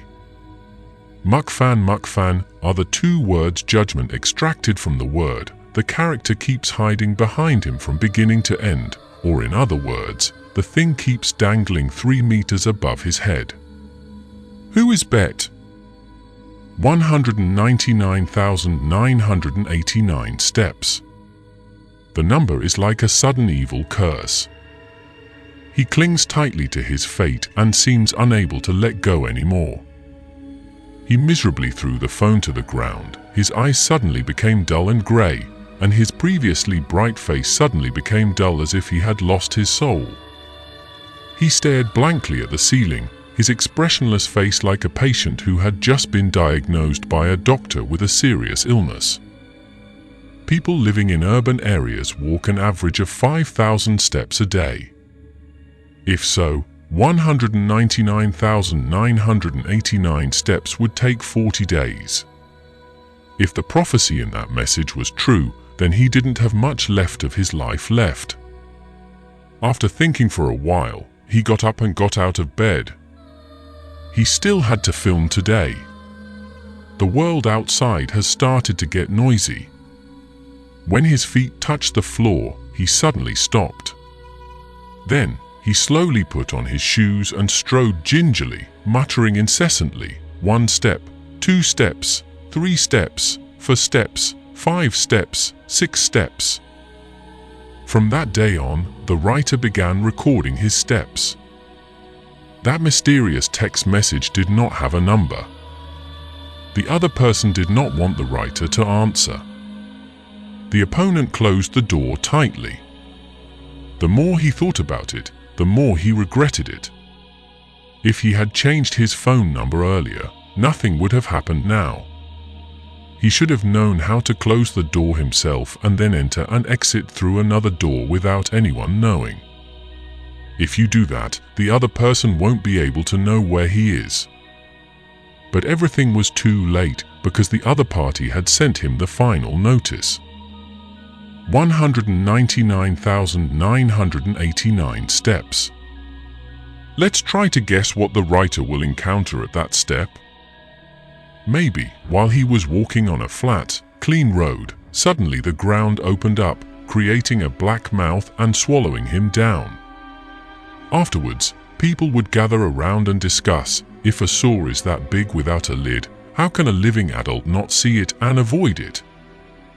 Maybe a large driverless truck would roar from the opposite direction, crashing into the grey Santana he was driving right on the highway in the middle of the night.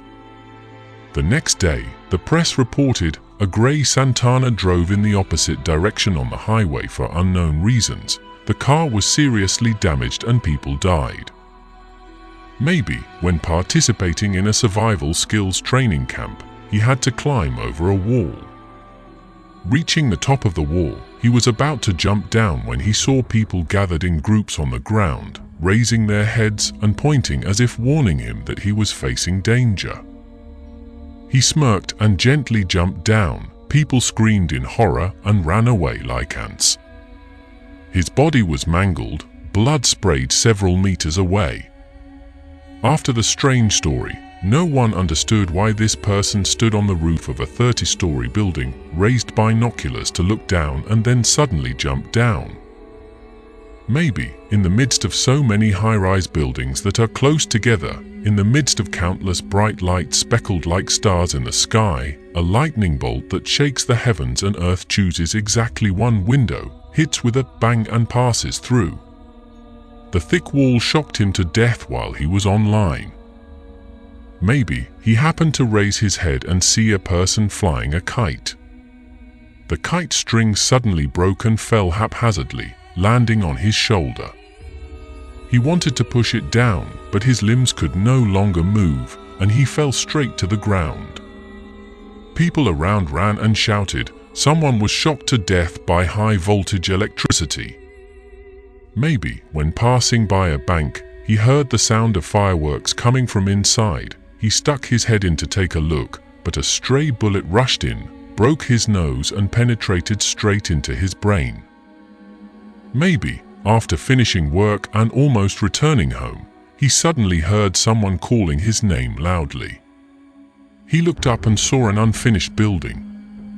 A worker standing on the scaffolding gestured frantically at him. The worker waved his left hand, and he leisurely moved a few steps to the left. The worker waved. With his right hand, he absent-mindedly moved a few steps to the right. After he was in the right position, the worker suddenly dropped a brick, hitting the man's head without missing an inch. Journalists were immediately present because a meteorite had just appeared here. The object came from an unknown place in the distant universe, passed through many celestial bodies, aimed at Cat Loy Street and landed on this unlucky passerby. Cat Loy Street is located in Tay Kin. Tay Kin is a city located on Earth. Earth is a star in the universe. Maybe he was sitting on a plane crossing the Pacific Ocean. As soon as he returned from the toilet, the plane suddenly tilted its wings and suddenly plummeted into the vast ocean, not knowing where the shore was. Maybe the nanny pushing the stroller or the twins appeared one day. One of them was still crying, the other crawled out of the stroller, smiling mischievously as she crawled towards him. Maybe he was lost in the middle of a vast orchard, not knowing where the exit was. Between the leaves were half-red, half-green apples. He walked for a while and suddenly stopped. Under the dim moonlight, he squinted his eyes and looked up at the tree canopy. Those dense red and green spots were not fruits, but miniature co-fan fans. Red is the color of the t-shirt, blue is the color of the jeans. Countless numbers of co-fan fans were hanging motionless on high branches, staring at him from all directions. Maybe you won't bother to guess. Referring to the message, you probably think that this is just a prank and nothing will ever happen.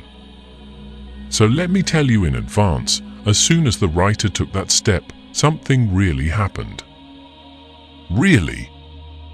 Someone dreamed of a car speeding towards him. Before being hit, he clearly saw the driver's ugly face. The next day, when passing by the intersection, he was very careful. At the green light, he was about to stride but suddenly pulled his legs back. He looked to both sides and then cautiously asked a high school student standing next to him, "Why don't you guys go?" The student looked at that person questioningly. "Are you colorblind?" "It's a red light." That person's hair stood up, only he saw the green light. At that moment, a car rushed forward. In the cockpit was the ugly face from the dream. Dewey went to Xinjiang and stopped at Thatch Ha too. He always remembered Ko-Fan Fan's advice, so he never contacted his sister or his parents in Hungduong village. These days, the feeling of loneliness surrounds him. He still hasn't looked for a job, just stays at internet cafes all day and night, playing games. He grew up as a child on the land in the south of the river, but now he is exiled by fate to a small city in the western region south of the Gabantunga Desert. Everything is very strange. What worried him the most was his sister. Several times he tried to call, but in the end he restrained himself. Early that evening, someone sent him a friend request on QQ. His profile listed the name Fan. Or is it you? He felt hesitant and immediately accepted the invitation. Dewey, who is that? Fan, I am Fan. Dewey, is that you? Fan, I'm not your sister. Dewey, so who is it? Fan, you don't know me. Dewey, so why are you friends with me? Fan, I know you. Dewey gasped. Fan, do you still remember the sofa in the house? Dewey was stunned. Fan, do you remember bus route 40 for that night? Dewey suddenly realized that strange things from Taekin had followed him all the way to Thatchar too. Dewey, what do you want? Fan, I don't want anything. I just want to tell you some bad news. Dewey, what news? Fan, be mentally prepared. Dewey, stop talking too much. Fan, your sister is dead. Dewey, lie. Fan, she died last night. Her breasts were gnawed by someone and her face was destroyed. Pitiful. Dewey, damn. Fan, now, your sister and I are finally together. We can walk around together, shop for clothes together. Dewey turned off the computer and rushed out of the shop. He rushed to a public telephone booth and dialed her number 132. Machine turns off. He called home again, 0515. No one listens. Finally, he was able to connect to her dormitory and confirm the information: his sister had died. 2 lines of tears suddenly flowed from his eye sockets. He remembered the day his sister saw him leave Taekin. Through the iron railing, he said to her, "Sister, why do I keep feeling? We will never see each other again in this life." Crying for a while, he staggered out of the phone booth and returned to his apartment. He packed his things and took the car straight to Uremi Airport. At that time, his heart was made up. He would return to Taekin, look at his sister one last time and then confess. Your sister is gone. There's no point in just trying to stay in this world anymore. This is Dewey's first time flying. He felt as if everything was arranged by his creator, because last night he dreamed that he lost his arms but grew a pair of very beautiful wings. Big. He was both scared and excited. He looked at these wings a few times and suddenly saw a small spot on the right wing that looked like dirt but also resembled bird droppings.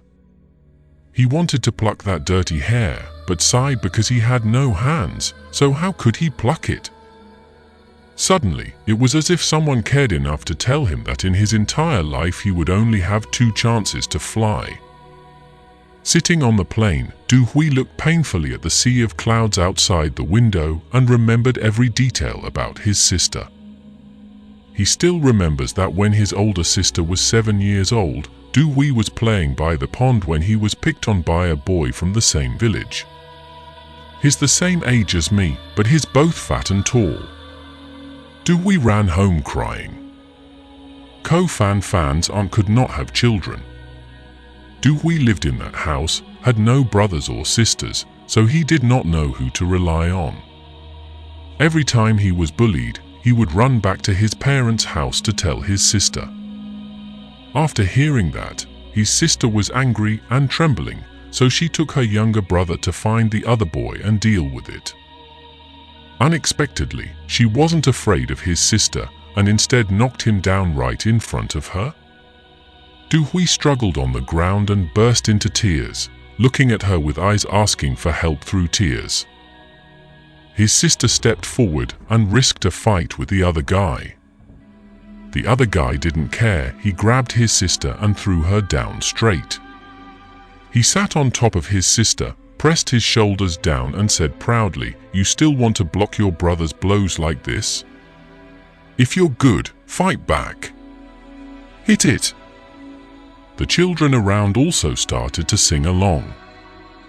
His older sister's face turned red with embarrassment. She kept tilting her head to look at her younger brother struggling on the ground. Her tears kept flowing. Now, his sister has left this world to go to another world. Soon he will follow her too. Just like in the beginning, when she left her hometown to go to faraway Taekin, he also followed her not long after. He thought to himself, when he returns to his sister, he will definitely strive, will never make her sad, will work hard to do business, make a lot of money for her, even if the place is dark. Wherever you go, no matter how tiring the work is.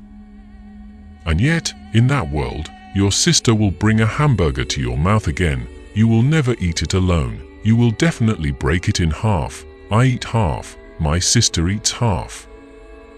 Duhui believes that it was the writer who killed his sister. Now he no longer thinks about revenge. He knew that his two sisters could not compete with this world, just like when they were children, when they worked together and still could not defeat that big and fat boy. Now, the only thing he can do is tell the whole truth to the police. After more than 3 hours, the plane landed in Taekin. At this time, grey was spreading quickly across the sky. He followed the flow of people out of the airport. According to conditioned reflexes, he was startled when he saw a police car. But then he relaxed, since he was about to confess, there was no need to tense up. He bravely walked past the police car. No one stopped him from squirming about anything. 2 police officers were sitting in the car smoking and vigilantly observing every corner of the airport. Duhui entered the city by bus. The first thing he did was find a restaurant. He wanted to have a delicious meal. Once he passed through the gate of the cafeteria, he would no longer have such an opportunity. He ordered for different meat dishes and a bowl of rice and ate it greedily. After his stomach was full, he paid and took the bus straight to Taekin University. Shijin University is located in the northern suburbs, so it is somewhat remote. He got out of the taxi and felt full. Just as he was about to walk away, he saw one. The deep red bus rushed forward on a deserted road. The car's bright lights poked straight into his eyes, causing him to close his eyes. Before he could see the driver's face clearly, bus number 44, like an unjust ghost, hit him and threw him into the air. In that split second of flying through the air, the last image of the earthly world appeared in his eyes, spinning crazy, tinged red like a nightmare. If a person is right, it is often the lock that seals the truth. If a person says something wrong, that's usually a clue. Type Tarane. That day, the writer was filming a horror story called Abnormal. He sat in the dim light of the studio and whispered the story. A boy and a girl met and fell in love online. On the internet, the girl's name is Vang, which means forgotten. The boy really liked this name. Remembering is heavy, forgetting is romantic. That evening, just after a month of knowing each other, the boy asked the girl on a date. He arrived at the date very early, but more than half an hour passed and still didn't see his lover. He called her and smiled and asked, "Where have you been?" The girl replied, "I'm sorry, there's a traffic jam. Please wait for me, I'll be there right now. The young man said, don't tell me you're stuck in traffic in Huin K village? Mijia was also present at the studio at that time. She signaled to stop. The writer looked at Mijia in shock and asked, "What's the matter?" Mijia held up the script in her hand and said, "Why did this 1K village suddenly appear?" It took him a while to regain his composure and then apologized to the cameraman. Wrong. Please cut this sentence out in post-production." "No problem. Let's continue." The spinner replied. So the story continues. The boy said, "I'm wearing jeans and a t-shirt. What about you?" "Girl, I'm wearing a black dress." A moment later, the boy still couldn't see the girl's figure. Just as he was about to call again, someone gently patted his shoulder. He turned his head and saw a girl in a white dress. He wondered, "Are you?" The girl said, "I am Vang." The boy said, "But you said you were wearing a black dress?" The girl laughed and said, "If you look too ugly, I still have a way to sneak back." The boy said, "You're really clever." The girl looked behind the boy and asked, "What is that?" The boy turned his head to look. A bus carrying route number 44 came rushing by. He immediately asked, "It's just a bus." "What's wrong?" The girl said, "The last flight 44 is at 9:30. It's almost 10:30 now. Isn't this train number 44? Mijia waved his hand again to signal to stop filming. "Why is there bus route 44 here? Going nowhere." The writer scratched his head. Wrong words again. Mijia told an employee, "Get him a glass of water." The employee immediately ran out of the studio and brought the writer a glass of cool water. He drank a few gulps and then said, "Redo." The story continues. The two of them walked into a cafe on the side of the road. They drank water and chatted in melodious notes, seemingly even more compatible than online. The minute they broke up, the boy suddenly looked sad. He said, "Sister, why do I keep feeling? We will never see each other again in this life." Mijia's eyebrows suddenly frowned. She waved her hand to interrupt the film. "What does the guy call the girl? Sister?" The writer groaned. Wrong again. "What are you doing?" Mijia asked. I don't know why I said these words. He was confused. "Well, let's come back here today. Continue tomorrow," Mijia said angrily. "Do it again, I can do it," he said. The cameraman turned to look at Mijia. She sat on the chair and waved her arms. "Then try again." The writer continued. When he got home, the boy missed the girl even more. He quickly went online to find her. His QQ friends list only lacks the name Vang, but has an additional name Vong who is not online. Then he went to the forum and saw that everyone was holding a funeral online for Vang. Turns out, the girl from the past last night turned into a ghost. The killer brutally ripped out her heart and liver. Just finished filming. Mijia stood up and said to the writer, "Let's go. I invite you to have a cup of coffee." He stood up and smiled at Mijia with gratitude. "Well, let me invite." The staff began setting up the new scene, and the next performance about health was still waiting outside the studio. Mijia and the writer walked downstairs together. She said, "Downstairs there is a cafe. Let's go there. It's less than 1,000 steps. Or go by car," he said. Mijia suddenly stopped and said, I see that you're not in very good condition these days, so you should increase your exercise, such as jogging regularly. He suddenly tried to speak harshly. I'm fine.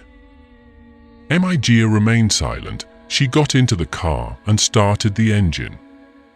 The two of them were driving together, passing a turn, and a stray dog suddenly ran past, almost running under the car. It looked mysteriously into the cockpit and then slowly walked away. Ran to the opposite pedestrian street, then quickly slipped into a pitch-black water pipe. The writer and Migia arrived in front of the cafe and circled around for a while before finding a parking space. Then they both entered the shop together. Migia sat down and spoke. It seems to me that your internal organs have cancer. The writer did not appear upset. He answered softly, I am essentially a weak person. To people with strong internal organs, the enemy is like trash, but now to me, trash is also an enemy. After Ko Fan Fan died, didn't all those strange things have answers? What are you still confused about? On March 1st in Huing K village, she was lucky to escape death, but soon disappeared. From then on she must have been hiding in the dark looking for a chance to take revenge on him. Migia said, I have a hunch everything has nothing to do with the two Ko Fan Fans. Besides those two people, there is one person in this world, the writer replied. It's a premonition again. Migia said, 3 days ago I received a text message with no number displayed. Previously, this message had informed me that I would encounter a villain, so I immediately met 2 children. After that, he also told me that I would meet a gentleman wearing a blue shirt, so I immediately met that rabies patient. And finally it told me that if I just move forward exactly 199,989 steps, my life will end, the writer said. 3 days ago? Before or after Ko Fan Fan died? Migia asked. After she died. He replied. Migia stopped the conversation for a moment, then suddenly spoke. Take a rest for a while. Has someone taken my place? The writer was startled. You think too much. I mean, you've been under a lot of pressure lately. Adjust your mind a bit. Migia said. What about the program? He wondered. Just stop for now. Migia answered. After a moment of hesitation, he let out his voice. T. That's okay. Don't be alone all the time. Living alone in a house this big, thinking about random things is a must. If you agree, then come over to my house and stay. Migia suggested. Not very convenient, right? He replied. There's something inconvenient. My house lacks a room. You don't have to sleep next to him. You don't have to worry. Migia replied. He'd here of course refers to fuck thuck. The writer was welcomed by Migia into Ngocme Hoavn, like a car being brought into the garage after being hit many times in a row. The Iron Woman Migia has now become the only spiritual pillar he has. Migia and Fuck Thuck's bedrooms are on the 1st floor, and his bedroom is also on the 1st floor. The 2nd floor has always been empty. That is the house of Migia and her husband. Previously, the couple lived together on the 2nd floor. The husband's computer, bookcase, wardrobe, blankets have all been in their original positions for the past 3 years. Migia does not want any other man to violate that world.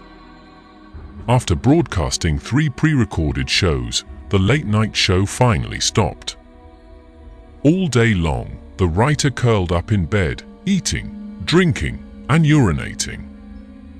By the way, he rarely moves around. and when he doesn't hang out online, he just sits and watches TV.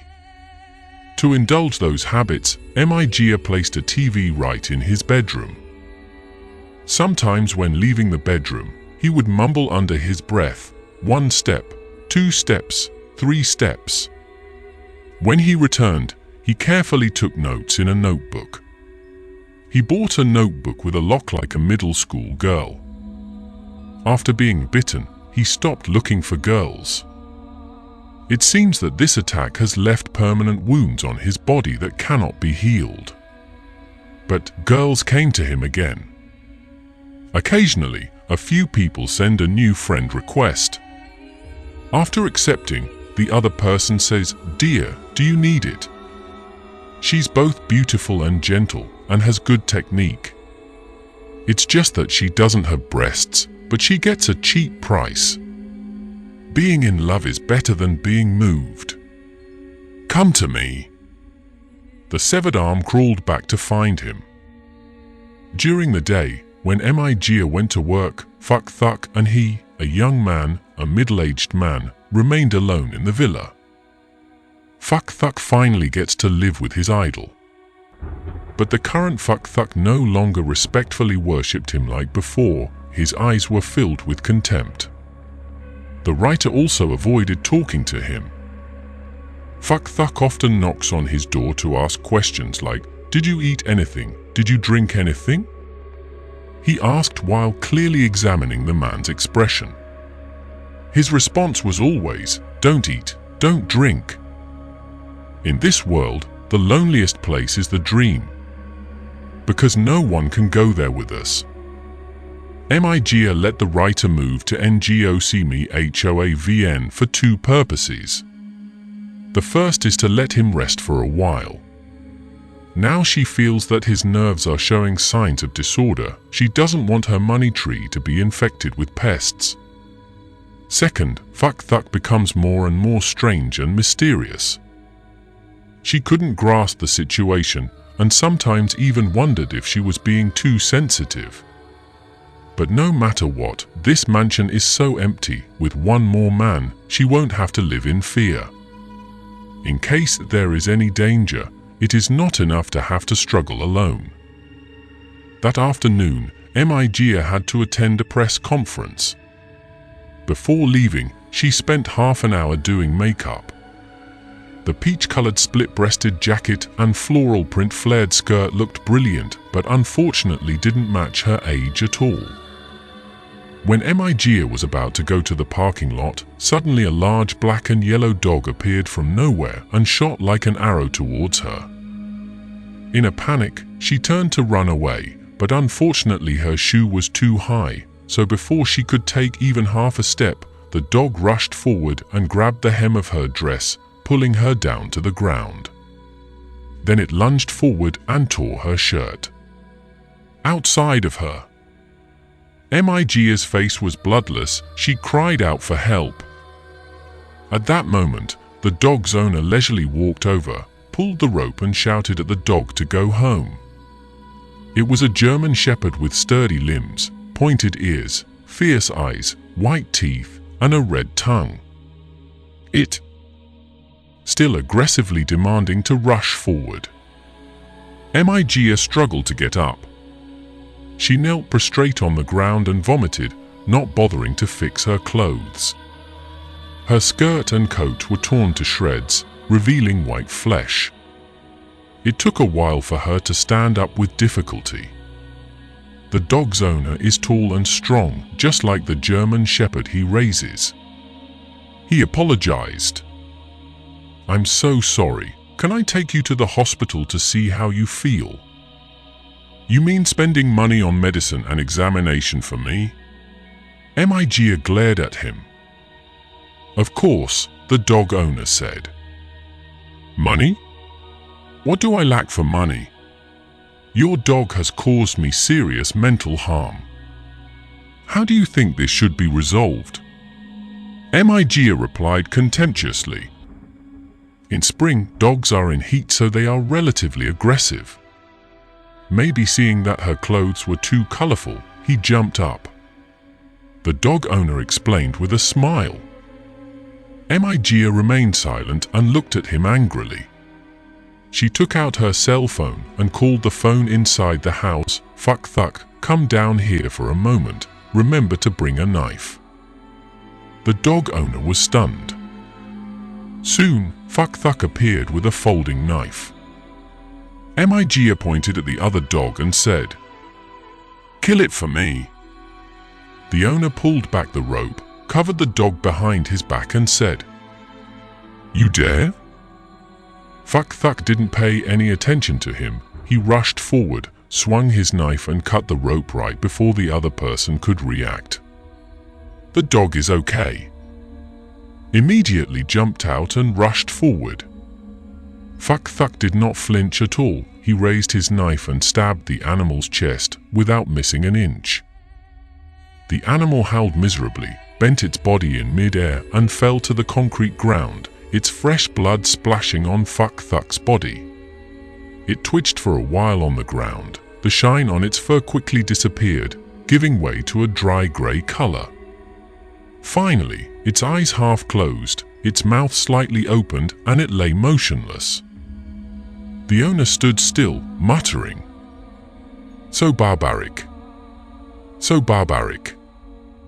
Fuck Thuck wiped the knife's blood on the heel of his cotton-lined shoe, looked at Migia, pointed at the tall man, and asked softly, "So did you kill him?"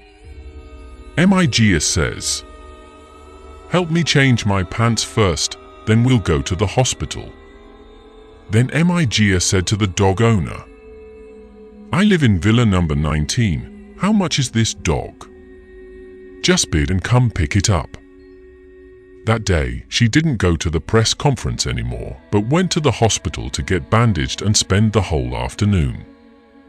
The dog's owner also did not come to ask for compensation, so the matter seemed to be over. After Migia was bitten by a dog, that night the strange dream appeared to her in her sleep.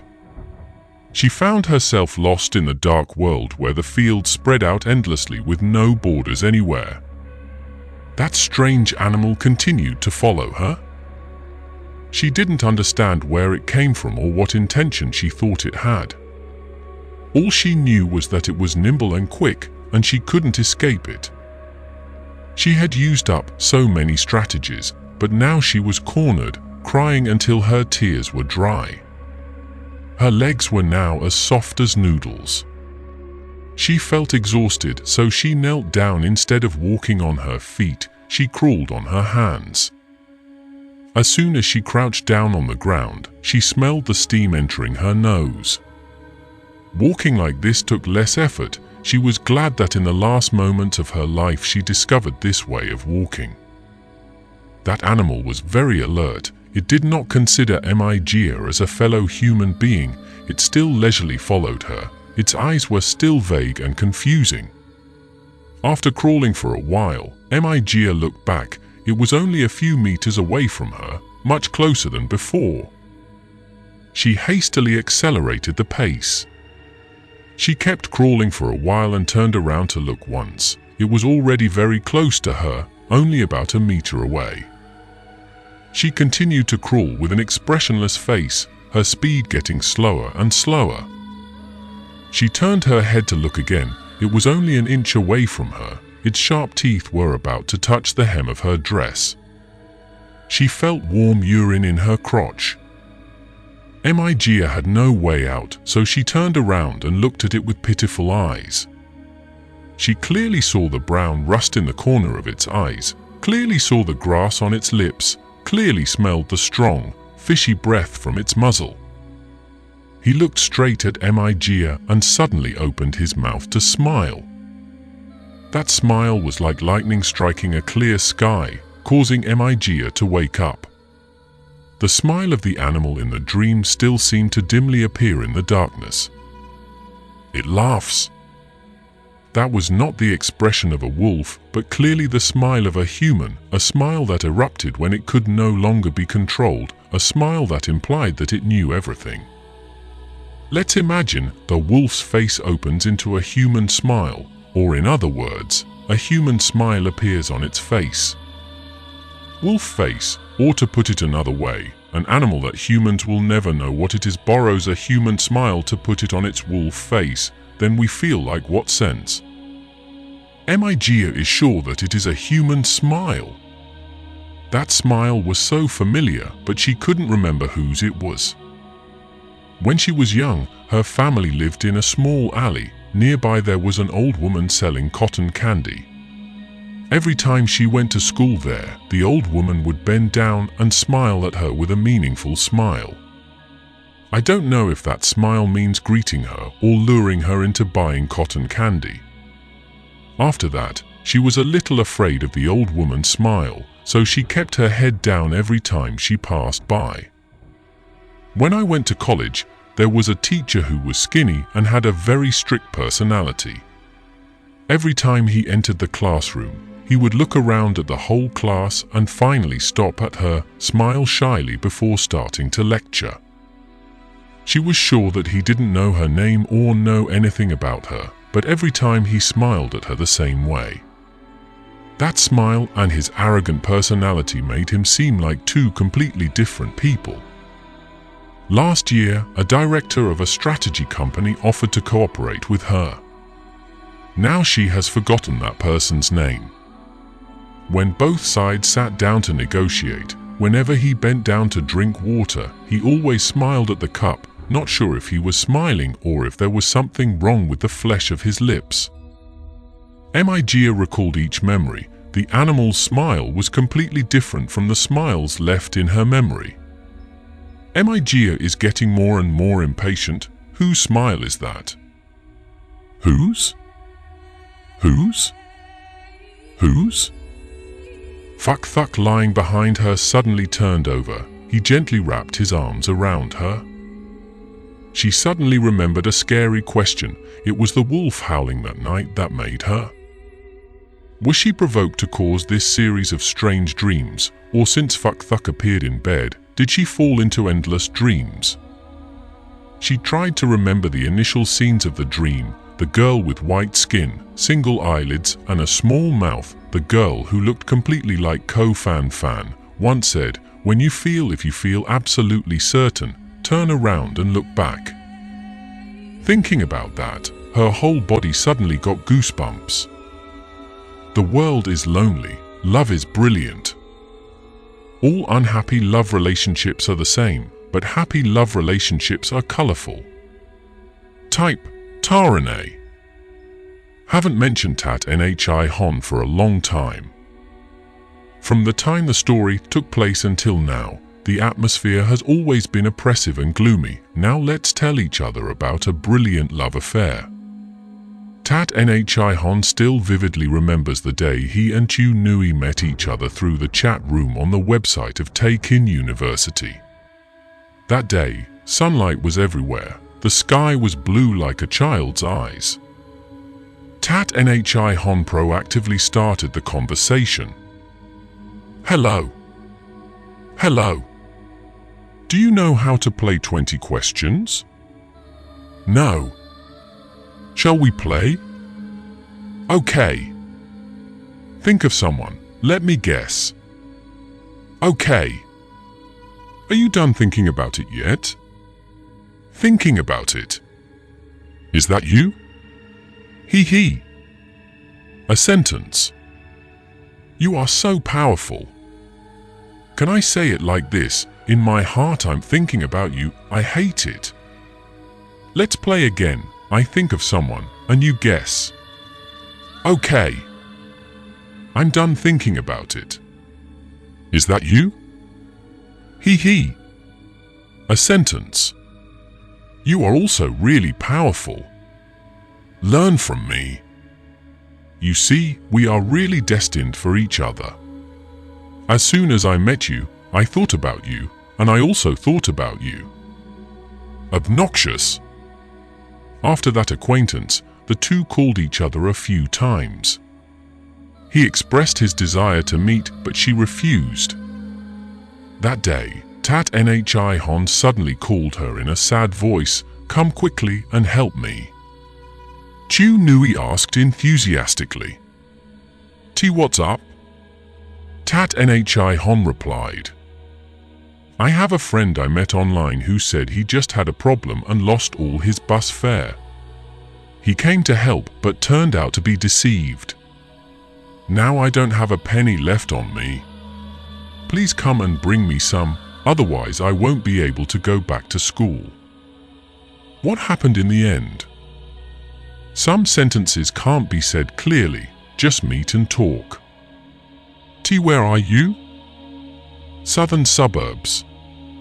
Don't forget to bring some money, you haven't had anything to spend all day. At that time, ice and snow covered the sky and earth. Chu Nui immediately took the money to catch the bus from the school located in the north of the suburb to the south of the suburb. She looked for Tat Nhi Hon on his path for a while, but could never see him.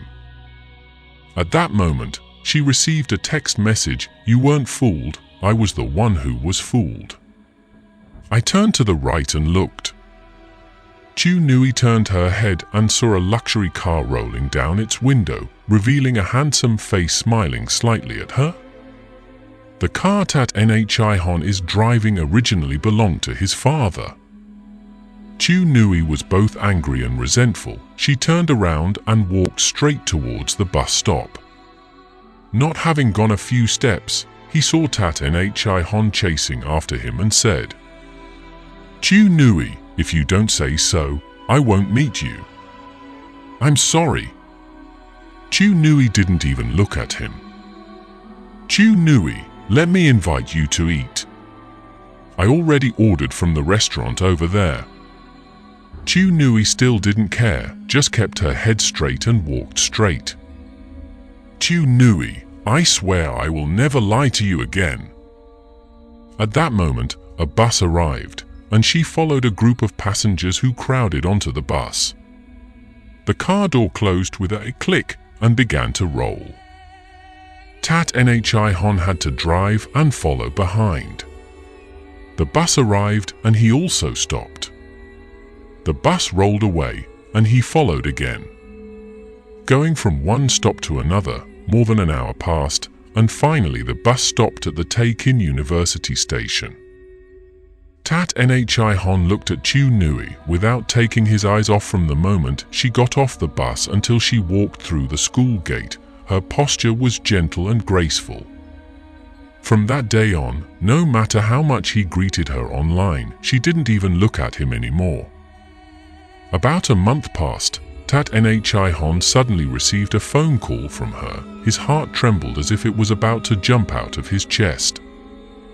"Tat Nhi Hon, come here quickly." "T, what's wrong?" "I just got tricked, just like you tricked me last time. A friend I met online told me that he was scammed and lost all his bus fare. I brought money to help, but it was all stolen. Please come quickly and bring me some money. I can't go back to school anymore." Tat Nhi Hon was smoldering with joy, guessing that Chu Nui was still resentful in his heart, so he was looking for a way to retaliate. He was willing to let Chu Nui deceive him, so both sides would be even. "T, where are you?" "I'm at the door of Trungan building." Tat Nhi Hon left the school and called a taxi to Trungan building in the blink of an eye. He didn't expect to meet her, but only when he got there, he will call her, say, "Why don't you see me?" She will happily reply, "Ha ha, I also let you taste being cheated." But when he arrived at Trungan building, he saw her right there, standing lazily looking back and forth with a confused expression. He got out of the car, ran to her and shouted, "Chu Nui!" She turned back to look at him, both warm and embarrassed. 2 tears immediately flowed out. "I thought you were just kidding me," Tat Nhi Hon said. "Who has free time like you?" After saying that, she cried even louder. "So is your friend a boy or a girl?" "She's a girl from out of town. She said that she went to Taekin to meet a friend she met online, but turned out to be scammed. She only had a few coins left in her pocket, just enough to make a public phone call. When I arrived, she said she hadn't eaten or drank anything all day, so I immediately took her to the restaurant. But when I went to the bathroom, she disappeared with my wallet. After hearing this, Tat Nhi Hon couldn't help but laugh. I was tricked like that and you can still laugh? I laugh because you're so innocent, so adorable. I just tricked you, but you still fell for her. Who knew there were so many scams? Come on, I invite you to eat. Let's go to the shop you just got scammed at earlier.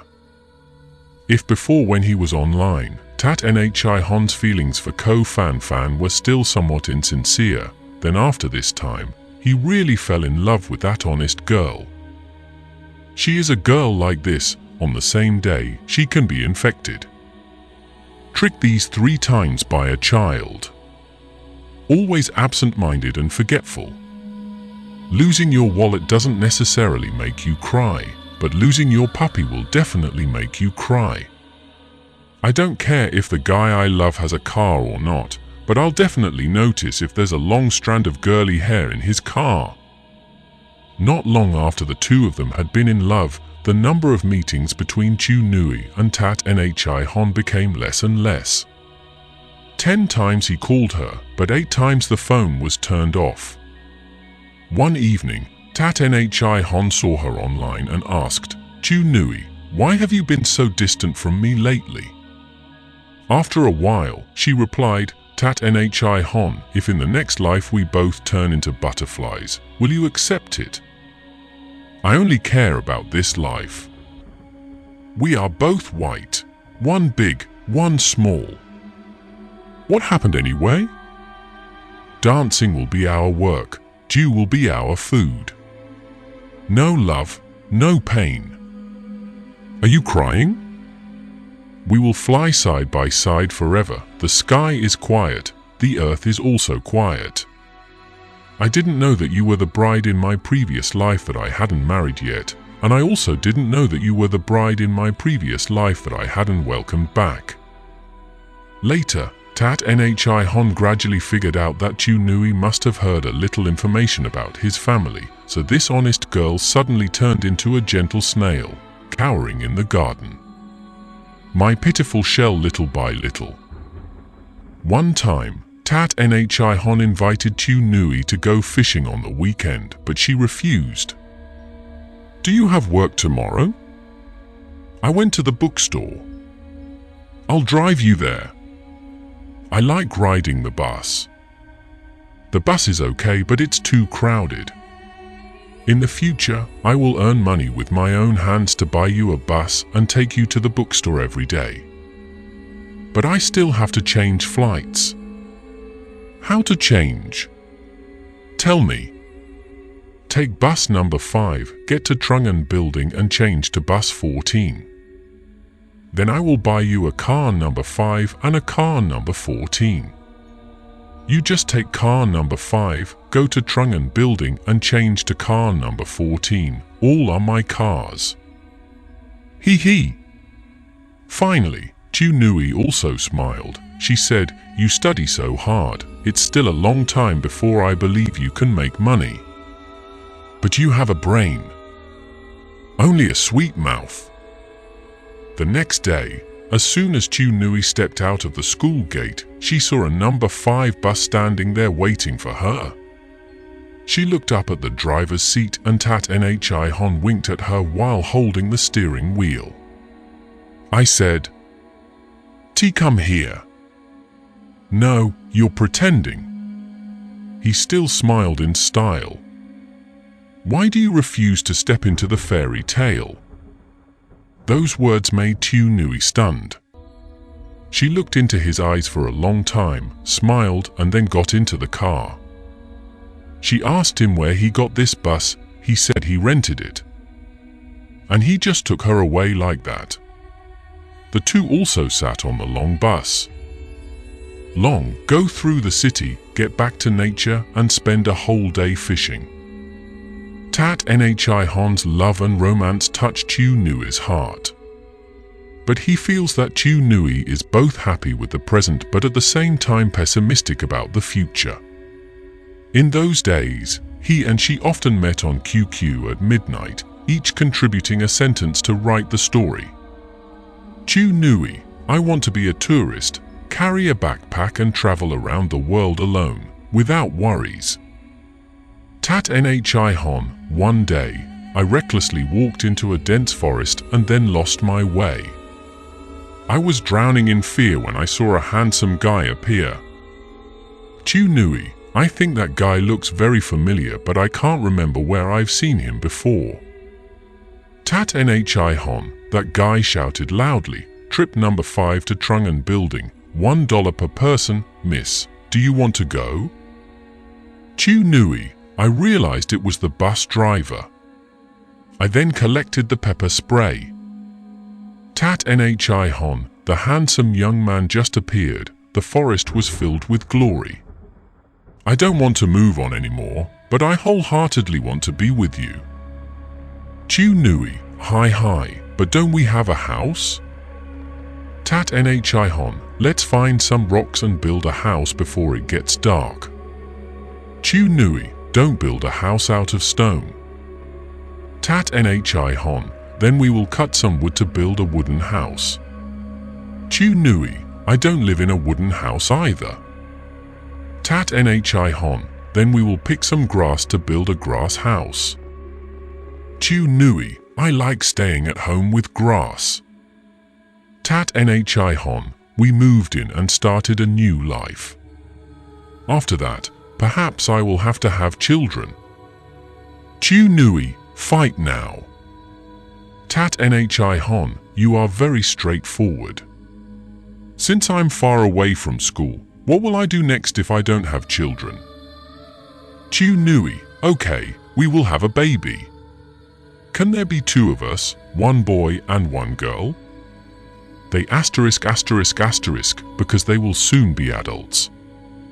At that time, we will raise a flock of chickens and ducks, let the daughter look after the ducks, and let the son look after the chickens. After that, we will raise a big dog to look after the house, so bad people will not dare to come. Tat Nhi Hon, so what do we do? Chu Nui, let's go to the top of the mountain and exchange words of love. Tat Nhi Hon, okay, we will go to the top of the mountain and exchange words of love. The fresh wind blows, we will talk loudly together in the windy sky. The next day, Tat Nhi Hon took Chu Nui up the mountain just like the 2 had told each other. The fresh wind blew, and they talked loudly together in the windy sky. The mountains don't listen, the mountains are busy thinking in the distance. The water doesn't listen, the water is busy walking underground. A guy rents a house. The first night he moved in, he received a phone call from a girl he didn't know. The phone call was originally a wrong call, but the 2 people talked and had a good understanding, and fate brought them to know each other. From then on, every night the 2 talked to each other over the phone. A few days later, through the landlord's words, the boy accidentally learned that the phone number of the room he was staying in had been removed a long time ago. He struggled for a long time without understanding what was going on, so he followed the phone wire to see what was going on. It turned out that it rose from the ground. After Chu Nui was cremated, Tat Nhi Hon did not return home. He returned to his own house alone.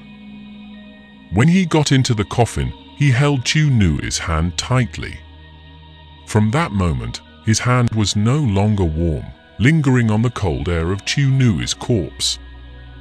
He still firmly believes that he and Chu Nui celebrated their wedding on Earth and in the underworld, and now they are husband and wife.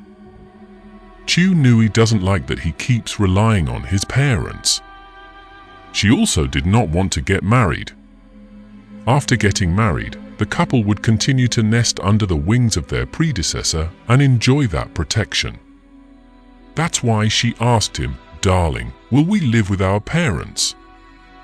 That night, Tat Nhi Hon dreamed again of that gloomy compound courtyard. On the wedding bed, there are still some red apples and peanuts left.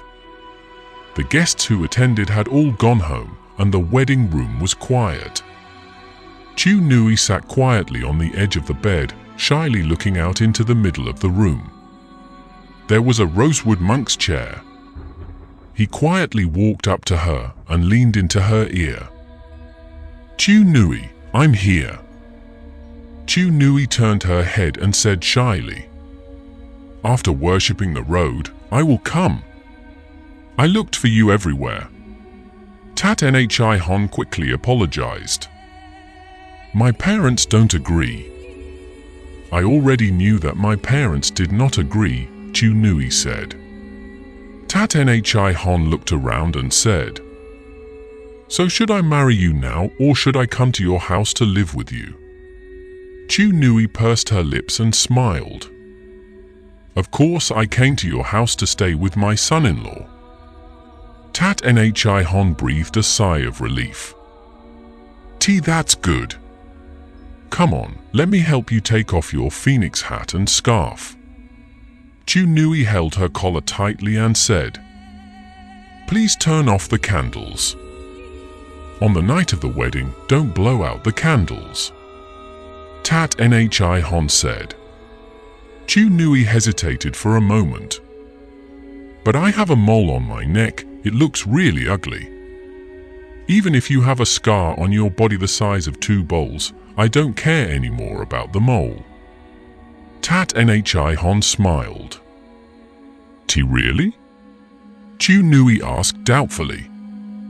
"Of course it's true," Tat Nhi Hon affirmed. Chu Nui lowered her head, looked down at her chest and said softly, "Then I feel secure. Don't tell me you have a scar the size of 2 bowls. Even if your face becomes ugly, I will still love you," Tat Nhi Hon said. Chu Nui smiled happily. "Tomorrow I'll take you to the beauty salon to get this mole removed. I also chose an agate necklace. After removing the mole, can you go buy it with me? You just need to tell me what number of car you need to drive." Tat Nhi Hon said. Car number 5 then changed to car number 14. Chu Nui replied, "No problem, I'll be your driver." Tat Nhi Hon replied. Having said that, Tat Nhi Hon took off his shoes and got into bed, intending to cover Chu Nui with the blanket. But after hugging her, he was stunned and let her go. "Chu Nui, why are you so light?" Chu Nui appeared puzzled by Tat Nhi Hon's question. "Don't you know I'm dead?"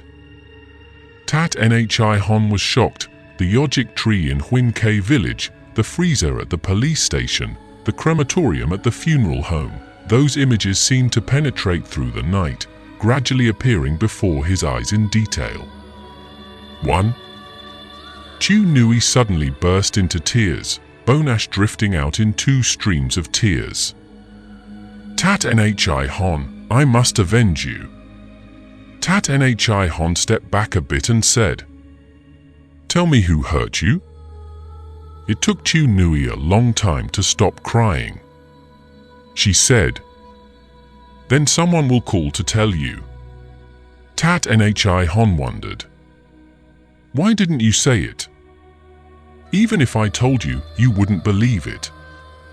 Now that person is calling you." Chu Nui replied.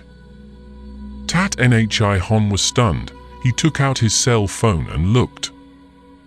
"Why is someone calling?" "Believe me, people are calling," Chu Nui replied. At that moment, Tat Nhi Hon was awakened by the phone ringing. You've probably come across stories like this.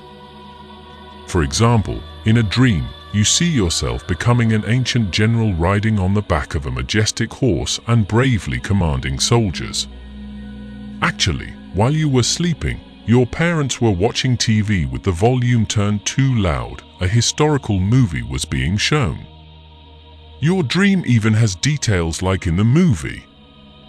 For example, you dream that you are in debt to the point that you have to change your phone number. That afternoon, you and the girl you've been in love with for a long time meet for the first time. That mischievous creditor doesn't understand how he found out your new phone number and suddenly calls. Actually, it's just that. The phone next to your ear is ringing. For example, you dream of rats raging around the world. Actually, your nephew just bought a toy rat. It just ran.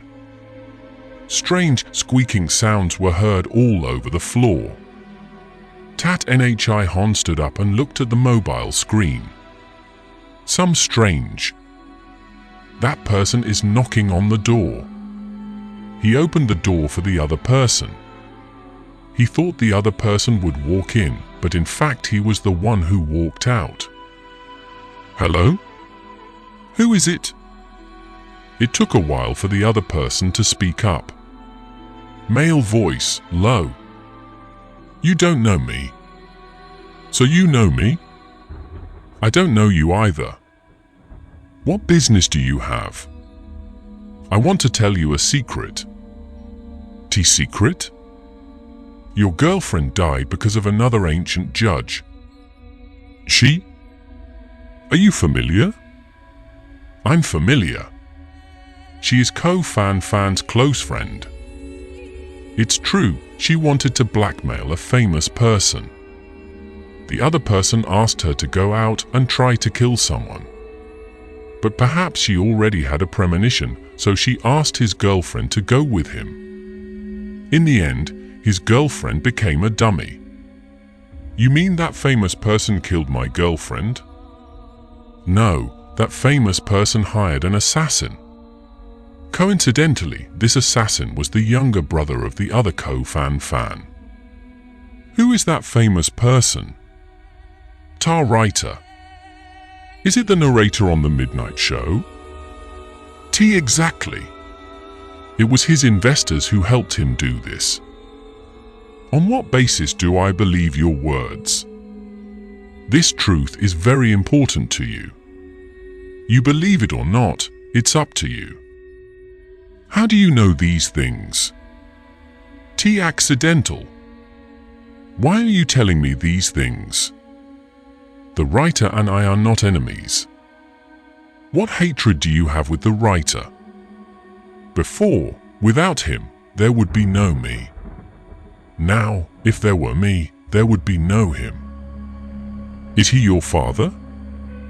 Not. You want to borrow my hand to push him to death? At first I wanted him to die. But later I realized that death is not the best punishment. I want him to suffer more cruel retribution than that. Who are you anyway? I won't tell you. But I can play 20 questions with you once. I will answer all 20 questions. If you guessed it, it was your luck. Okay. You can ask.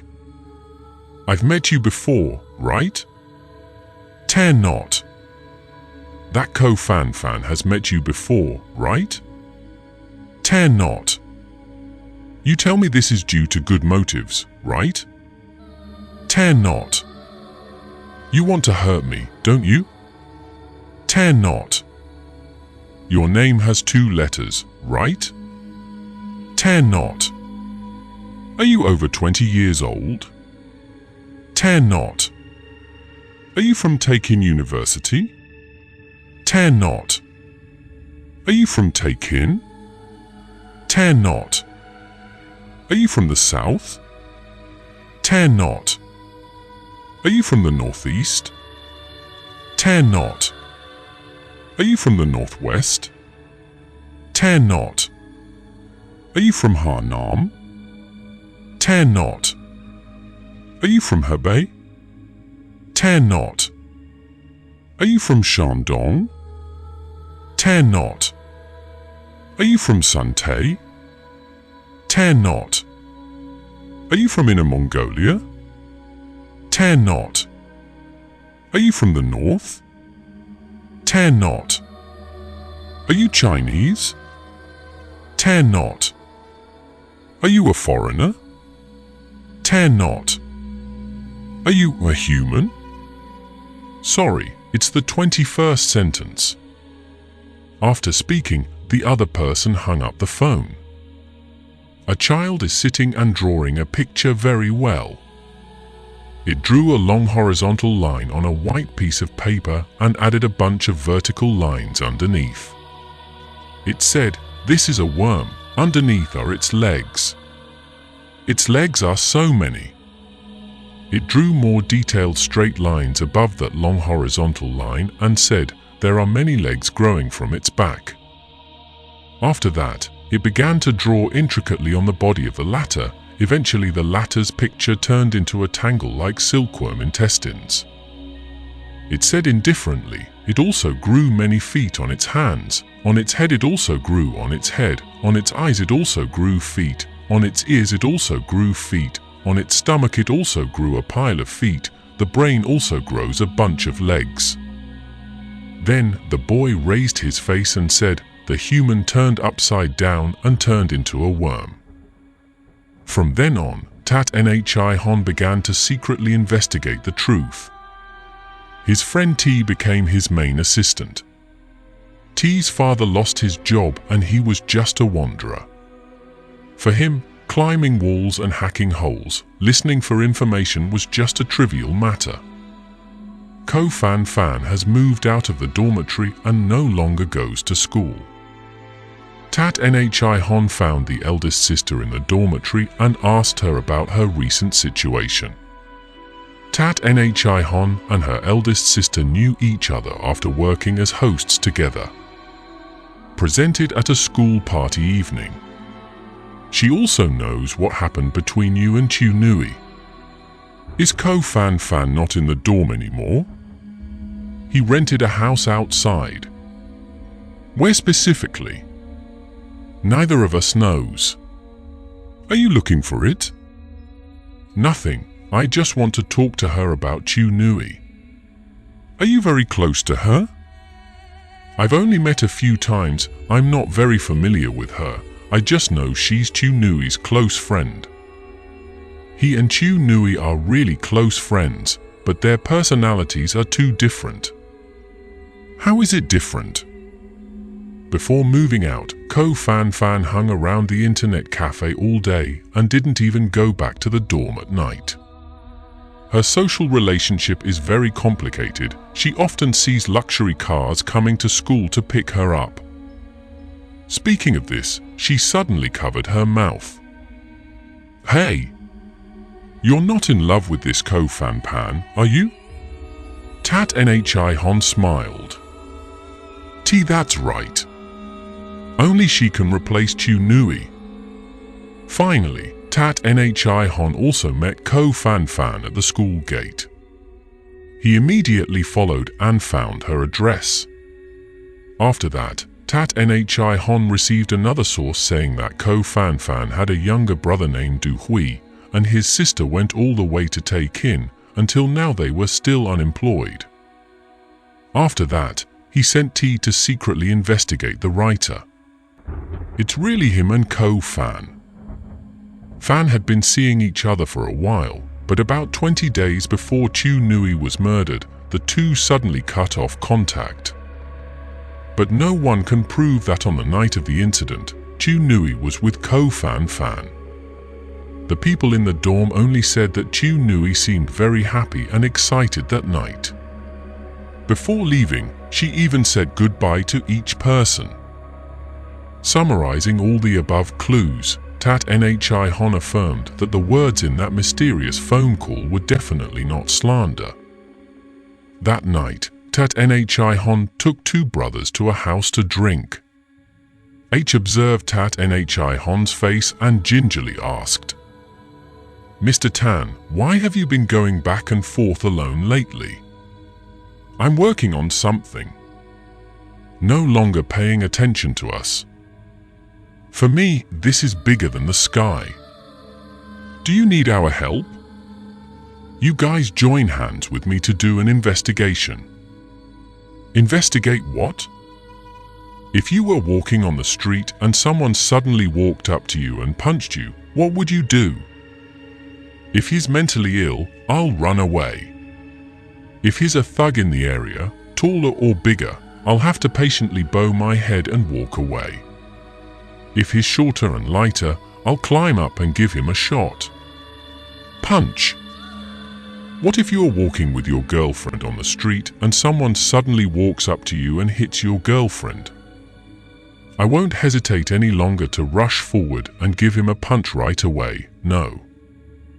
I need to know if he is mentally ill, taller or shorter than me. What if he kicks your girlfriend? I'll rush towards it. What if he hits your girlfriend's head with a brick? I will rush forward and smash a brick into its head. What if he stabbed your girlfriend to death with a knife? H was silent. Tat Nhi Hon looked at the foam in the beer cup in his hand and lowered his voice. Just suppose.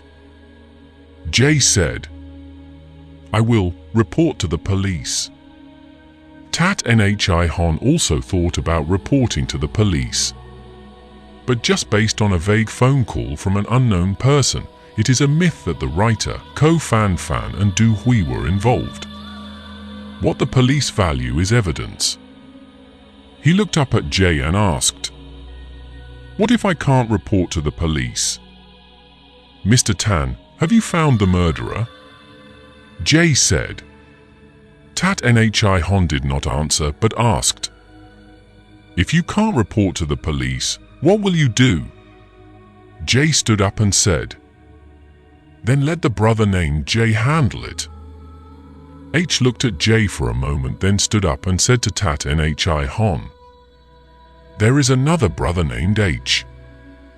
Tat Nhi Hon looked up at both of them and smiled. The investigation is complete. Come on, sit down and have a drink. The two brothers sat down together. Tat Nhi Hon raised his cup and said, Actually, it's nothing. I just said it for fun. But because of what the two of you just said, I clinked a glass to thank you. Having said that, Tat Nhi Hon brought the glass of wine to his mouth and drained it. He wants to solve it himself. That evening, he saw Ko Fan Fan walking out of the school gate. She wore a red t-shirt and green jeans and climbed into a taxi. Tat Nhi Hon also took a taxi to follow. Sitting in the car, he kept looking at Ko Fan Fan's head without taking his eyes off. 10 minutes later, the car took Ko Fan Fan back to his residence. She got out of the car and went into a record store in the alley. Tat Nhi Hon also got out of the car, put on dark glasses and followed. Ko Fan Fan is choosing a disc. Tat Nhi Hon also chose a plate at a stall away from her. Suddenly, Ko Fan Fan seemed to glance at him, and he immediately turned his back. Ko Fan Fan bought a disc of the American movie Thief and swapped the pillar. Tat Nhi Hon bought the album Borrowed Body and Soul from Hong Kong. Ko Fan Fan put the disc in his pocket and quickly left. Tat Nhi Hon also followed and saw her enter the one-story rented house. Tat Nhi Hon waited a few minutes and then wandered around in front of the house, absent-mindedly observing the surroundings. Just as he was about to leave, Ko Fan Fan walked out. Now she wears a knitted tank top with pink boyfriend jeans and a silver handbag, revealing her small shoulders and calves. Small. She didn't pay attention to Tat Nhi Hon because she was busy walking and talking on the phone, one time or one night. Okay, so what room number are you in? The next day, Tat Nhi Hon personally made a CD, opening with a story set in America, then inserting a scene of him and Chu Nui at the amusement park. He once filmed a video for her. Chu Nui mingled among countless children, sitting on a carousel and laughing happily. With each passing rotation, she waved goodbye to Tat Nhi Hon. That evening, Ko Fan Fan went to Hu Bang Printing Factory to put a black frame on the writer's name. Tat Nhi Hon took T to Ko Fan Fan's residence. T worked quickly, and in less than 2 minutes he managed to pry open the window. He stood outside to guard while Tat Nhi Hon climbed inside. The room was filled with clutter. The unfolded blanket was piled on the bed, dried underwear was scattered on the chair and heater. The nightstand drawer was open. Inside were a few old magazines and 2 boxes of cheap condoms. The smell of real estate entered Tat Nhi Hon's nose. The disc of the movie Thief swapping columns was placed right on top of the pile of discs. Tat Nhi Hon also began stealing poles and swapping columns to replace the disc inside with the disc he brought along. Suddenly seeing the almanac at the head of the bed, he walked closer, turned to March 8th and stared intently for a long time. After everything was done, Tat Nhi Hon let T go home and he stayed. He wandered around the alley until it was very late when he saw Ko Fan Fan returning home by taxi. He hid inside the record store, walked around for a while, then took out Chu Nui's phone and sent Ko Fan Fan a text message, "Dear, Happy Women's Day." At that moment, a voice rang out from the side, "Give me a plate of stealing a beam and swapping poles and a plate of borrowing the body and bringing back the soul." He thought for a while, then raised his eyes and saw the silhouette of a man holding 2 movie discs in his hand, paying at the cashier. Before long, T helped Tat Nhi Hon find Du Hui's address. One time, Tat Nhi Hon drove a car and followed him, but after a while he disappeared. Sign. Du Hui walked, sometimes to the supermarket, sometimes to the park. Tat Nhi Hon had to park or drive around. The second time he tracked, Tat Nhi Hon was more experienced. Instead of tracking with 4 wheels, he now only used 2 legs. Du Hui went into a small internet cafe and chose a computer. Tat Nhi Hon quietly passed behind him and glanced at him reading Midnight Forum. Tat Nhi Hon sat down right next to him, turned on the phone, leisurely read the news, occasionally glancing at Du Hui's phone. He tried to remember Du Hui's QQ number in his mind. After disguising himself for a few minutes, he turned around again, for the first time observing Du Hui at a very close distance. Du Hui was busy staring at the screen, not paying any attention to Tat Nhi Hon's eyes. This person is less than 7 feet tall, has tiny, uncultured eyes, big eye bags, a garlic nose, thick lips, and something black on the edge of his mouth, not sure if it's seaweed scraps or meat fibers. It was him, the one who killed Chu Nui. Tat Nhi Hon just wanted to rush in and tear him to pieces but couldn't. An hour later, Du Hui stood up and left. Tat Nhi Hon followed him around some shops. Du Hui bought a roll of rope, a wig, white cloth, whatever he bought, Tat Nhi Hon bought. Du Hui hurriedly walked towards the film studio. Tat Nhi Hon vaguely guessed that Du Hui was planning to pretend to be a ghost. He stopped following her and went to an electrical store to buy a tiny recorder and tried to record a few sentences. It was very clear.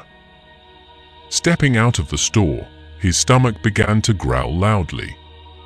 At this moment, he suddenly remembered that he was just busy watching Du Hui but still had nothing to bother with at noon. He looked around, saw a McDonald's and quickly walked over. It was past lunchtime, so there were only a few people in the restaurant. He bought a Big Mac and a Coke, found an empty seat and sat down to eat and drink. A few high school girls sat near him, eating and chatting.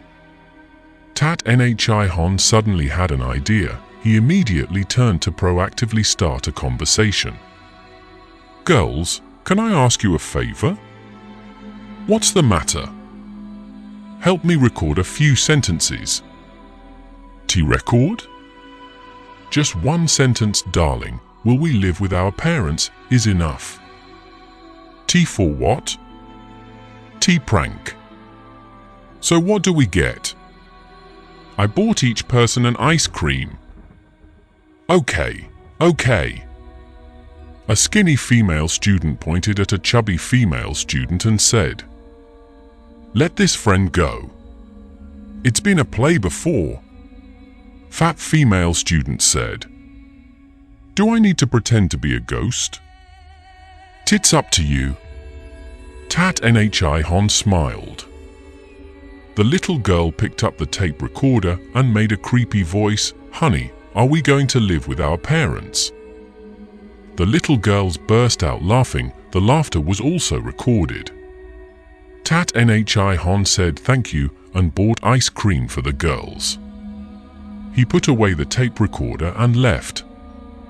It was still a long time until it got dark, so he immediately called T. "Please immediately go to Du Hui's place and stay nearby to observe the situation.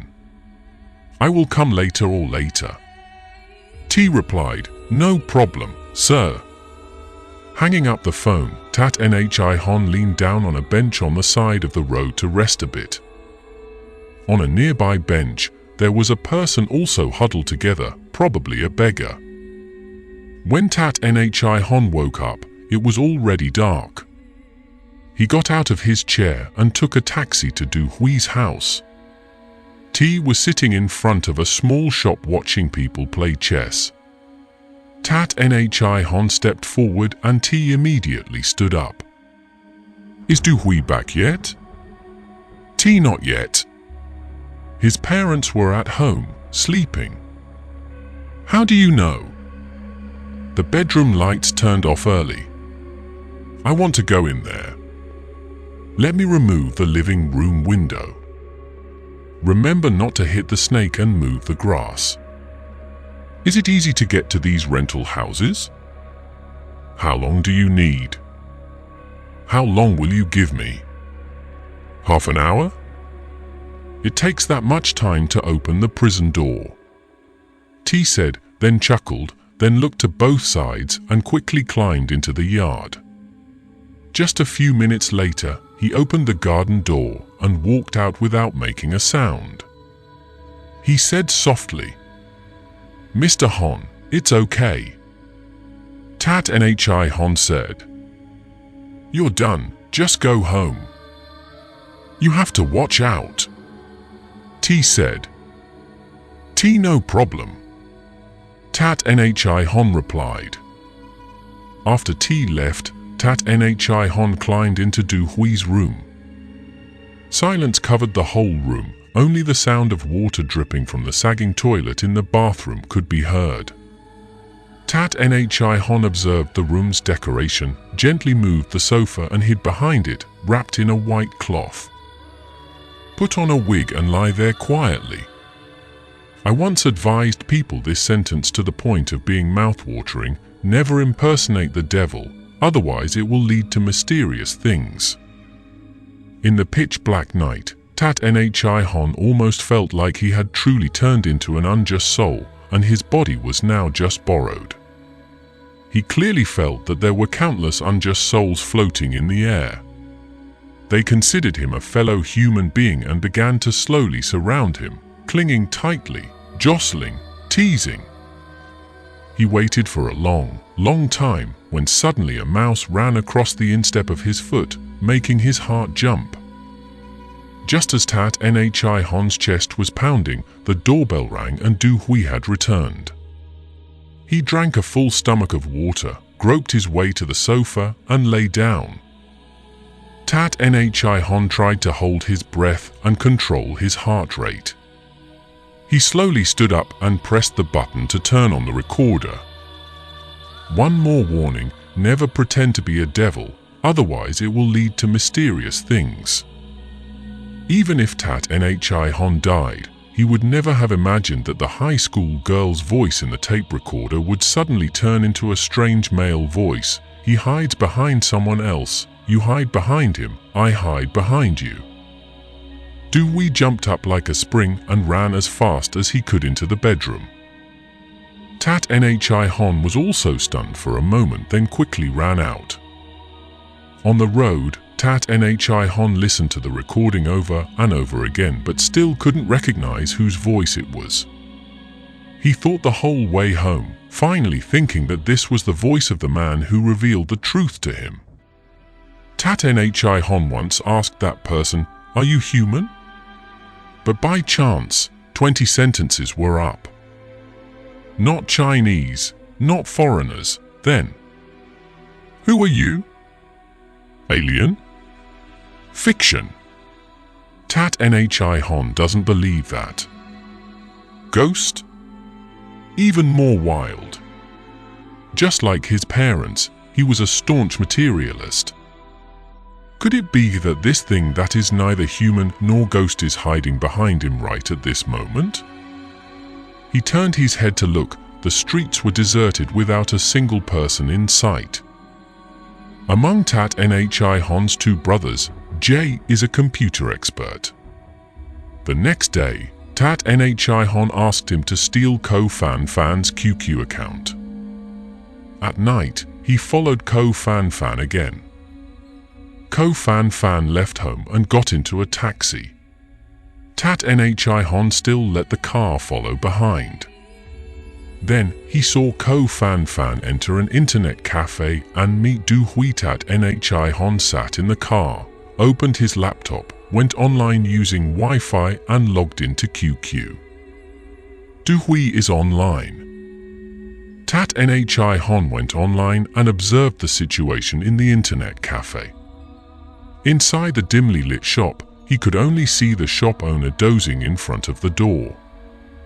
When Doo-wee walked out of the shop, Tat Nhi Hon immediately sent a friend request to Doo-wee's QQ. The other party who accepted was none other than Ko Fan Fan. After the two sides spoke to each other a few sentences, Ko Fan Fan sent a request for a video chat. He accepted.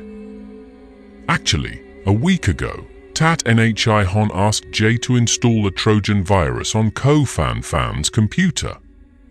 Tat Nhi Hon remembered all the information online about Ko Fan Fan without missing a single detail.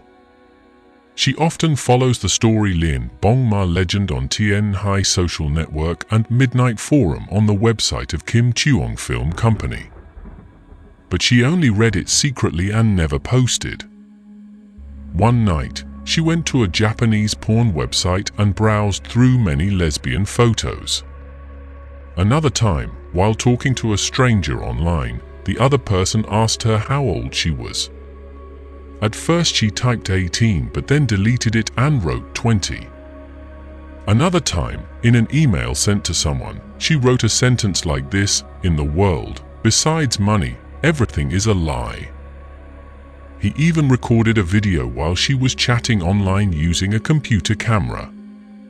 At this moment, Ko Fan Fan sent a video chat request and he immediately played the video for her to see. A few seconds later, Tat Nhi Hon turned off the camera and exited QQ. You can imagine how scared Gu Fan Fan was this time. In this world, what's scarier than meeting yourself?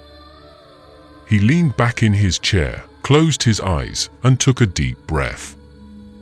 Suddenly he remembered that saying, "He hides behind others, you hide behind him, I hide behind you." He opened his eyes, and through the rearview mirror, he saw the image of a man the size of a thumb smiling and waving at him. He lowered the car window and looked back, but saw no one. The time the writer held a second meeting at Tae-Kin University, Tat Nhi Hon also saw Ko Fan Fan and Doo-wee coming. Today, Tat Nhi Hon prepared to kill someone. To make Chu Nui happy, he once hired a bus number 5 to pick her up. To save the life of the person who killed Chu Nui, Today he also rented the entire bus number 44. The bus parked on the campus of a company next to the school. Halfway through the meeting, Tat Nhi Hon left the hall, drove the number 44 car and parked right in front of the sign. I know, every time Du Hui goes to school to visit his sister, he takes bus number 44. He sat in the cockpit, attentively watching the school gate. Under the seat, he kept a rope ready. He would drag Du Hui to Huing Ke village, then hang him by the neck and hang it on that tree to worship Chu Nui's soul. At that time, the road in front of Taekin University gate was empty. A girl ran up and asked loudly, "Honey, is the car going?" "Sorry, this car has been privately rented by Taekin University." Tat Nhi Hon. "Speak." The girl left disappointed. Then Tat Nhi Hon saw the two sisters Ko Fan Fan and Du Hui running out. The two said a few words to each other and then Du Hui ran towards the bus. At that moment, the rope under the chair seemed to be moving with excitement. Du Hui got on and saw that the car was empty. Without any doubt, he chose a seat to sit down. Tat Nhi Hon started the engine and let the car fly on the road. As he drove, he remembered Chu Nui, how he used to take her on a long bus, through the city, back to nature. She was so happy, she kept holding on to the handrail and ran from the front of the car to the back of the car, and then ran from the back of the car to the front of the car. Her killer was sitting quietly right behind him. The bus passed by the bus stop where Du Hui needed to get off. He was surprised and angry. Tat Nhi Hon pressed the gas pedal as far as possible. At this time, the road was deserted. Du Hui was lying in an iron cage, no longer having the right to decide anything. Finally, Du Hui suddenly broke the glass door and jumped out. Tat Nhi Hon saw this and immediately slowed down, stopped the car and turned off the engine. This place is as desolate as the realm of death, very close to Huing Ke village. Tat Nhi Hon pressed his back against the chair, his eyes closed bitterly. That time, Chu Nui was so happy, she just leaned on his shoulder and said, "A car this big carries only me, who in this world is happier than me?" Tat Nhi Hon said while driving, "Whatever gear you want it to be, it will be that gear. Wherever you want it to go, it will go there." Chu Nui added, "That's not all. I don't have to buy tickets anymore." Tat Nhi Hon also added, "Not only that, on the way there was also a handsome driver for company." Chu Nui gently hit him and said, "Starting to show off yourself again." Someone banged on the car window. Thump! Thump! Thump! Tat Nhi Hon opened his eyes, turned on the car lights. There was no one in front. In the middle of this remote wilderness, who could bang on the car door? He got out of the car and looked around, but still saw no one. He felt a bit cold and immediately returned to the cockpit. While turning on the lights and turning around, I suddenly saw an arm reaching down from the window, trying to hit the glass 3 times. Thump! Thump! Thump! Banging this hard clearly shows a threatening attitude. He didn't originally believe in ghosts and gods, but even at this point, his spine was chilled. He stepped on the accelerator and sped away. He didn't have time to think why a strange arm suddenly reached down from the car. He had only one thought in his mind: he had to immediately return to the city. Finally, a few night shift taxis appeared up ahead, parked on the side of the road waiting for passengers. Tat Nhi Hon stopped the car, jumped out and climbed on the roof of the car to observe. Nobody. There is a photo zoomed in and out with extremely large ratio. 1. The background of the photo is just endless black, in the middle is a mysterious blue circle. 2. Pull the lens back. A clown is standing outside the window greeting the child in the house. The black color is the clown's jacket, the blue circle is the button on the shirt. 3. Pull the lens back. The clown, the child, and the house are all toys. A girl is displaying them on the table. 4. Pull the lens back. The girl playing with toys is actually just an image on the back cover of a magazine lying in a man's hand. 5. Pull the lens back. The man holding the newspaper is just an image on a bus advertisement. 6. Pull the lens back.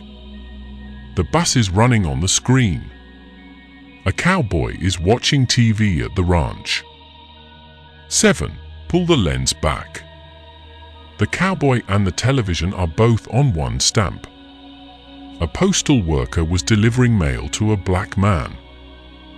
8. Pull the lens back. Postal workers and black people are talking to each other by the beach. A pilot was looking at them from the plane. 9. Pull the lens back. The plane flapping its wings over the vast sea looked just like a mosquito. 10. Pull the lens back. The earth is blue and the universe is black. Deep. 11. Pull the lens back. The background of the photo is just endless black. In the middle is a mysterious blue circle.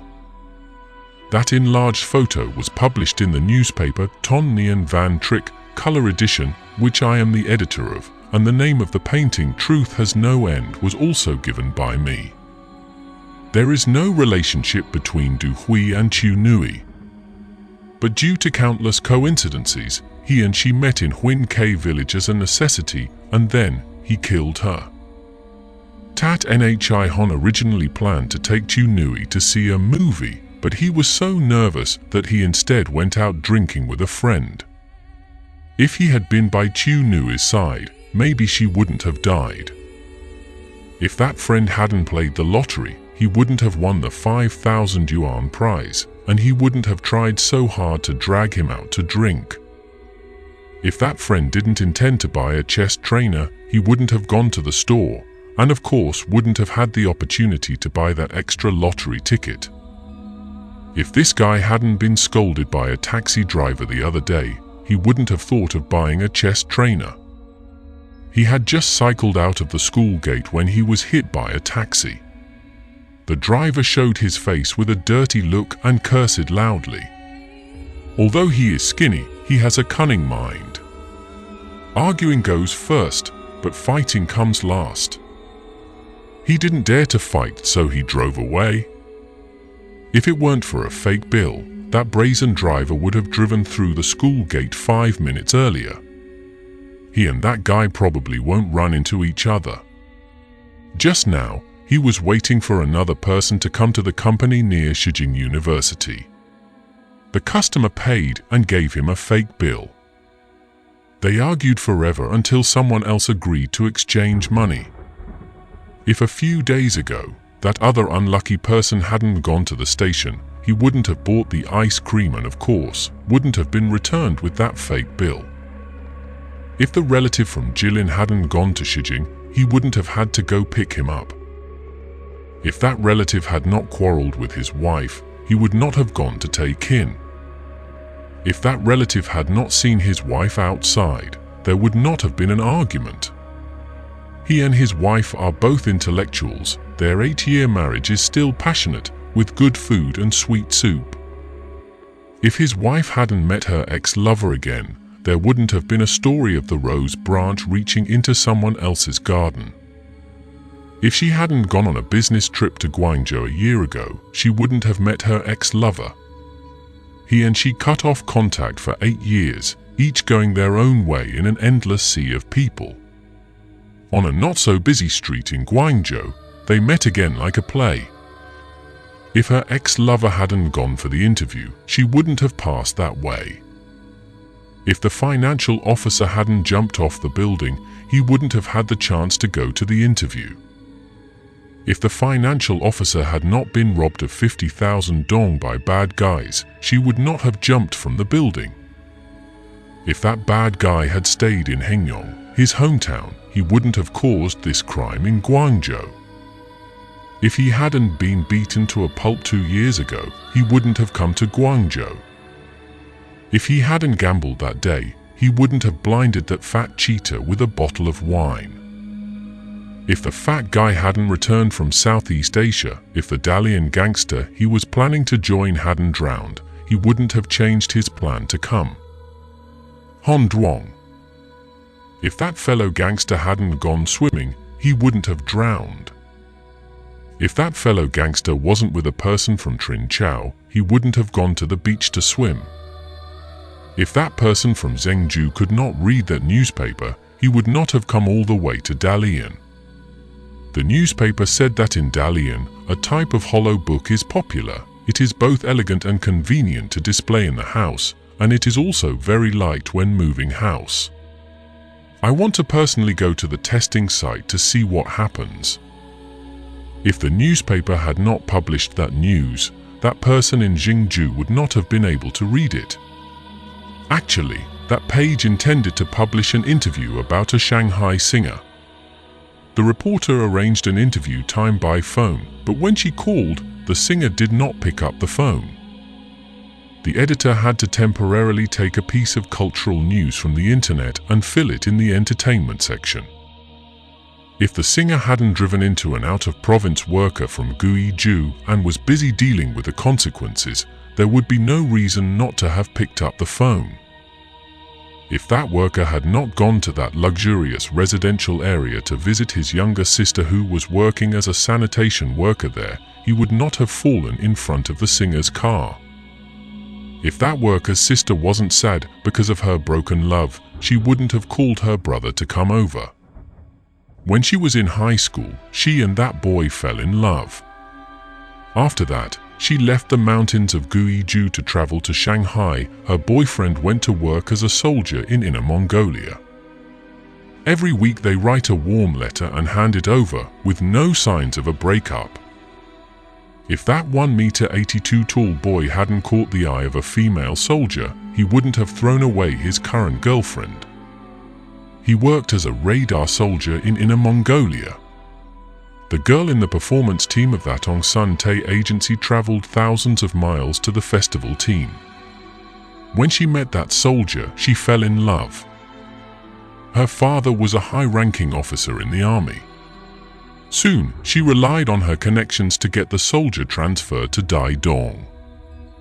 If that military girl hadn't come to the Inner Mongolia festival, it wouldn't have happened. No, the soldier. Initially, the performance team list did not include her, but a Gansu girl in it happened to have her father visit on a business trip to that Ong. That Gansu girl immediately asked to leave, and the school team had to be replaced. If the female official's father had not come to that Ong, she would not have asked for leave. If a year ago, her father had not been assigned to the Department of Minerals, he would not have come to that Ong to hold a survey conference. If 3 years ago her father had not recklessly jumped into the water to save the life of the daughter of the director of the Department of Minerals, he would not have gone from being a high school literature teacher to becoming secretary of the Department of Minerals, then moving up the ranks as deputy chief. If the bridge hadn't collapsed that day, that 15-year-old girl wouldn't have fallen to her death. If the daughter had not gone to meet her online friend from Kam District, Zhong Tae, she would not have stepped on that bridge. If the 17-year-old friend he met online hadn't been beaten by his father, he wouldn't have run away to Hebei in anger. If he hadn't kept Big Brother's Fuck Chow Chow's homemade pistol for him, his father wouldn't have beaten him. On normal days, he is pampered by his family like a thin egg. If he hadn't gone to live with his aunt's house a year ago and hadn't gone to Fuck Chow to study, he wouldn't have met that Big Brother. If my girlfriend hadn't been snatched away by a hoodlum, that Big Brother wouldn't have bought that homemade pistol. That scoundrel is very aggressive. The Big Brother shot him dead and then fled to Kam District that night. If half a year ago, that Big Brother hadn't met that high school girl, At the dance hall, there was no fight with that hoodlum after that. If that weekend night her parents hadn't argued loudly, she would have been a student. The other high school student wouldn't leave home and go to the disco alone. She was originally an obedient girl and had never set foot in these entertainment places. If her father hadn't secretly given 10,000 yuan to her biological sister and her mother found out, her mother wouldn't have gotten angry. If the house hadn't caught fire, the older sister wouldn't have run to her younger brother for help. The older sister lives in a small town in Anhui, has a 3-room tiled house on the street, runs a small shop, doesn't have much to spare but isn't in need either. On a dark, moonlit night with strong winds, a fire broke out, destroying all possessions. If the driver from Lamgi, Suntae, had not accidentally thrown a cigarette but into the firewood pile next to his sister's house, the fire would not have happened. He transported peanuts to Anhui, stopped by a restaurant and got drunk. When he returned to the motel, he took the wrong route and accidentally passed right in front of his sister's house. If another driver had not suddenly fallen ill, this business deal would not have come to him. If the original driver had not eaten 2 tea eggs bought from the supermarket, he would not have had food poisoning. He was so upset that he had to be taken to the hospital for emergency treatment. These tea eggs were imported from Ninha. If the Ninha person who produced these tea eggs had not married the girl from the Western Kwong region, he would not have opened a food processing factory. The wife's entire family makes tea eggs and sells them very well. At that time, he was raising pigs but changed his job. If 4 years ago he had not gone to the district to watch the movies Thu Kuk Sius, he would not have met that Xinjiang girl. His cousin lived in the county town. That Xinjiang girl was a relative of his aunt. It had been 20 years since she first came to Gansu. If it weren't for the movies Thu Kuk Sius, he wouldn't have gone to the district town in those days. Without the novel Van Jia Suing, there would not have been the movie Thu Kuk Sud. If in the spring of 1991, Trung Imo did not accidentally read the book Chinese Writers at a bookstore in Chongqing, he would not have known about this novel. If he hadn't had to wait for an unlucky old friend, the bookstore owner would have cleared out the goods 2 hours ago. If the unlucky classmate from Anthai, Hubie, had not come here to work and had his wallet stolen, he would not have come to ask for help. She was homeless in Chongqing and only knew him. If that thief had gotten on the bus 1 trip earlier, he would not have stolen money from this woman. He felt there was a man who looked very much like a police officer, so he ran away and got on the next flight. Actually, it was a soldier wearing the rank of colonel. If that agent had not returned to Chongqing to visit his home, it would not have affected the thief's need to change his car. If the colonel's wife had not given birth, he would not have rushed back from Goldmud. If he and his wife had not had sex that night, his wife would not have been pregnant with this child. If 9 months ago, the colonel had not gone to Chengdu for work, the couple would not have arranged to meet. If that platoon leader from Chengdu had not sacrificed his life, the colonel would not have been there to take care of the aftermath. If while practicing grenade throwing, a Hangzhou recruit had not become so nervous that he dropped the unbolted grenade, the Chengdu platoon leader would not have died. After a few moments of shock, he jumped. Come, lie down to block death. If the commander, who was always standing right next to the Hangzhou rookie, had not received a phone call and suddenly left, the Chengdu platoon leader would not have had to rush in from afar and take the brunt of that bullet. If the younger sister hadn't called from Tianjin, the commander wouldn't have left so suddenly. If his mother had not been bitten by a rabid dog, diagnosed with rabies and imprisoned in a hospital, a younger sister would not have called that phone call. If the mother hadn't gone to a seminar on the health of the elderly, she wouldn't have met that rabid dog on the street corner. Despite its reputation as a seminar, it was actually just an advertisement for a type of massage machine. If this Hainan producer had come to Tianjin to hold a promotional event one day early, her mother would not have encountered that dog. If the marketing staff could get the director's signature to get a per diem, they wouldn't have left a day late. If the director had not kept an eye on the prostitute in the nightclub, he would have gone home that night, and the next morning would have been at the company promptly. If that girl from Guilin had not been raped, she would not have gone to Hainan to become a prostitute. If that Yunnan rapist had not secretly boarded the train to Guilin, he would not have met that girl who had just finished her night shift on that dark road. If the rapist had not met that beautiful girl on the train, he would not have come to Guilin. He boarded the train from Kunming, originally planning to go to Nanning, but changed his mind as soon as he saw the girl traveling alone to Guilin. But after getting off the train, that beautiful girl was immediately picked up by two male friends. The fire of desire burned within him, so he wandered around this strange city looking for prey. If that beautiful girl hadn't been expelled from the university, she wouldn't have wandered around the world. If she didn't know that man in his 30s, she wouldn't have been expelled from school. A year ago, she went to Tibet for the summer. There was a handsome man who proactively started a conversation with her right in front of the Potala Palace. Coincidentally, the girl was from Lebanon. He was also from Lebanon.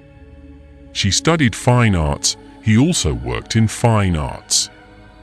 The more the two talked, the more they felt like they were compatible and became companions. After returning west, the man suddenly disappeared as if he had never appeared. As for the girl, unexpectedly she was pregnant. If the Lebanon man had not come to Tibet, there would have been no love affair on the steppe with this beautiful girl. If his younger brother had not passed away, the Lebanon man would not have come to Tibet. The younger brother he loved the most killed someone in Heilongjiang and was sentenced to death. The day his younger brother was executed, he also came. The prison car passed by. His younger brother stood in it, his whole body covered with ropes. He saw his brother in the crowd and immediately smiled. After that, he could only stare at the prison car carrying his younger brother to the execution site. From that moment on, life for him became meaningless. If the victim's son from Hebei had not gone to Heilongjiang to watch the video, he would not have quarreled with his younger brother just because he accidentally stood in front of his camera. If this Hebei man Sikthant hadn't brought her daughter from Jiangsu to celebrate the new year, he wouldn't have gone with his cousin to Heilongjiang to watch the banners. Because my parents highly respected men and despised women, my Sikthant always suffered from resentment from a young age. When she was 10 years old, her Sikthant ran away from home and was tricked into being sold to the south. Auntie always held a grudge against her parents and would rather stay with this Jiangsu farmer than go home. This is the first time I have brought my child to Ha back to visit relatives. If Sikthant hadn't met that fortune teller, she wouldn't have returned to Ha back to celebrate the new year. That day, a blind old man appeared in the village as a fortune teller. His aunt invited him into her house and asked him to read a hexagram. The fortune teller said, "This year, it's best for my daughter not to celebrate Tet at home, but to go as far away as possible." "Ty?" Sikthant asked. "There is a new baby born in my village. When he comes to the human world, he must return to the underworld." After the dragon and snake swapped places, her daughter's life was safe. The fortune teller said,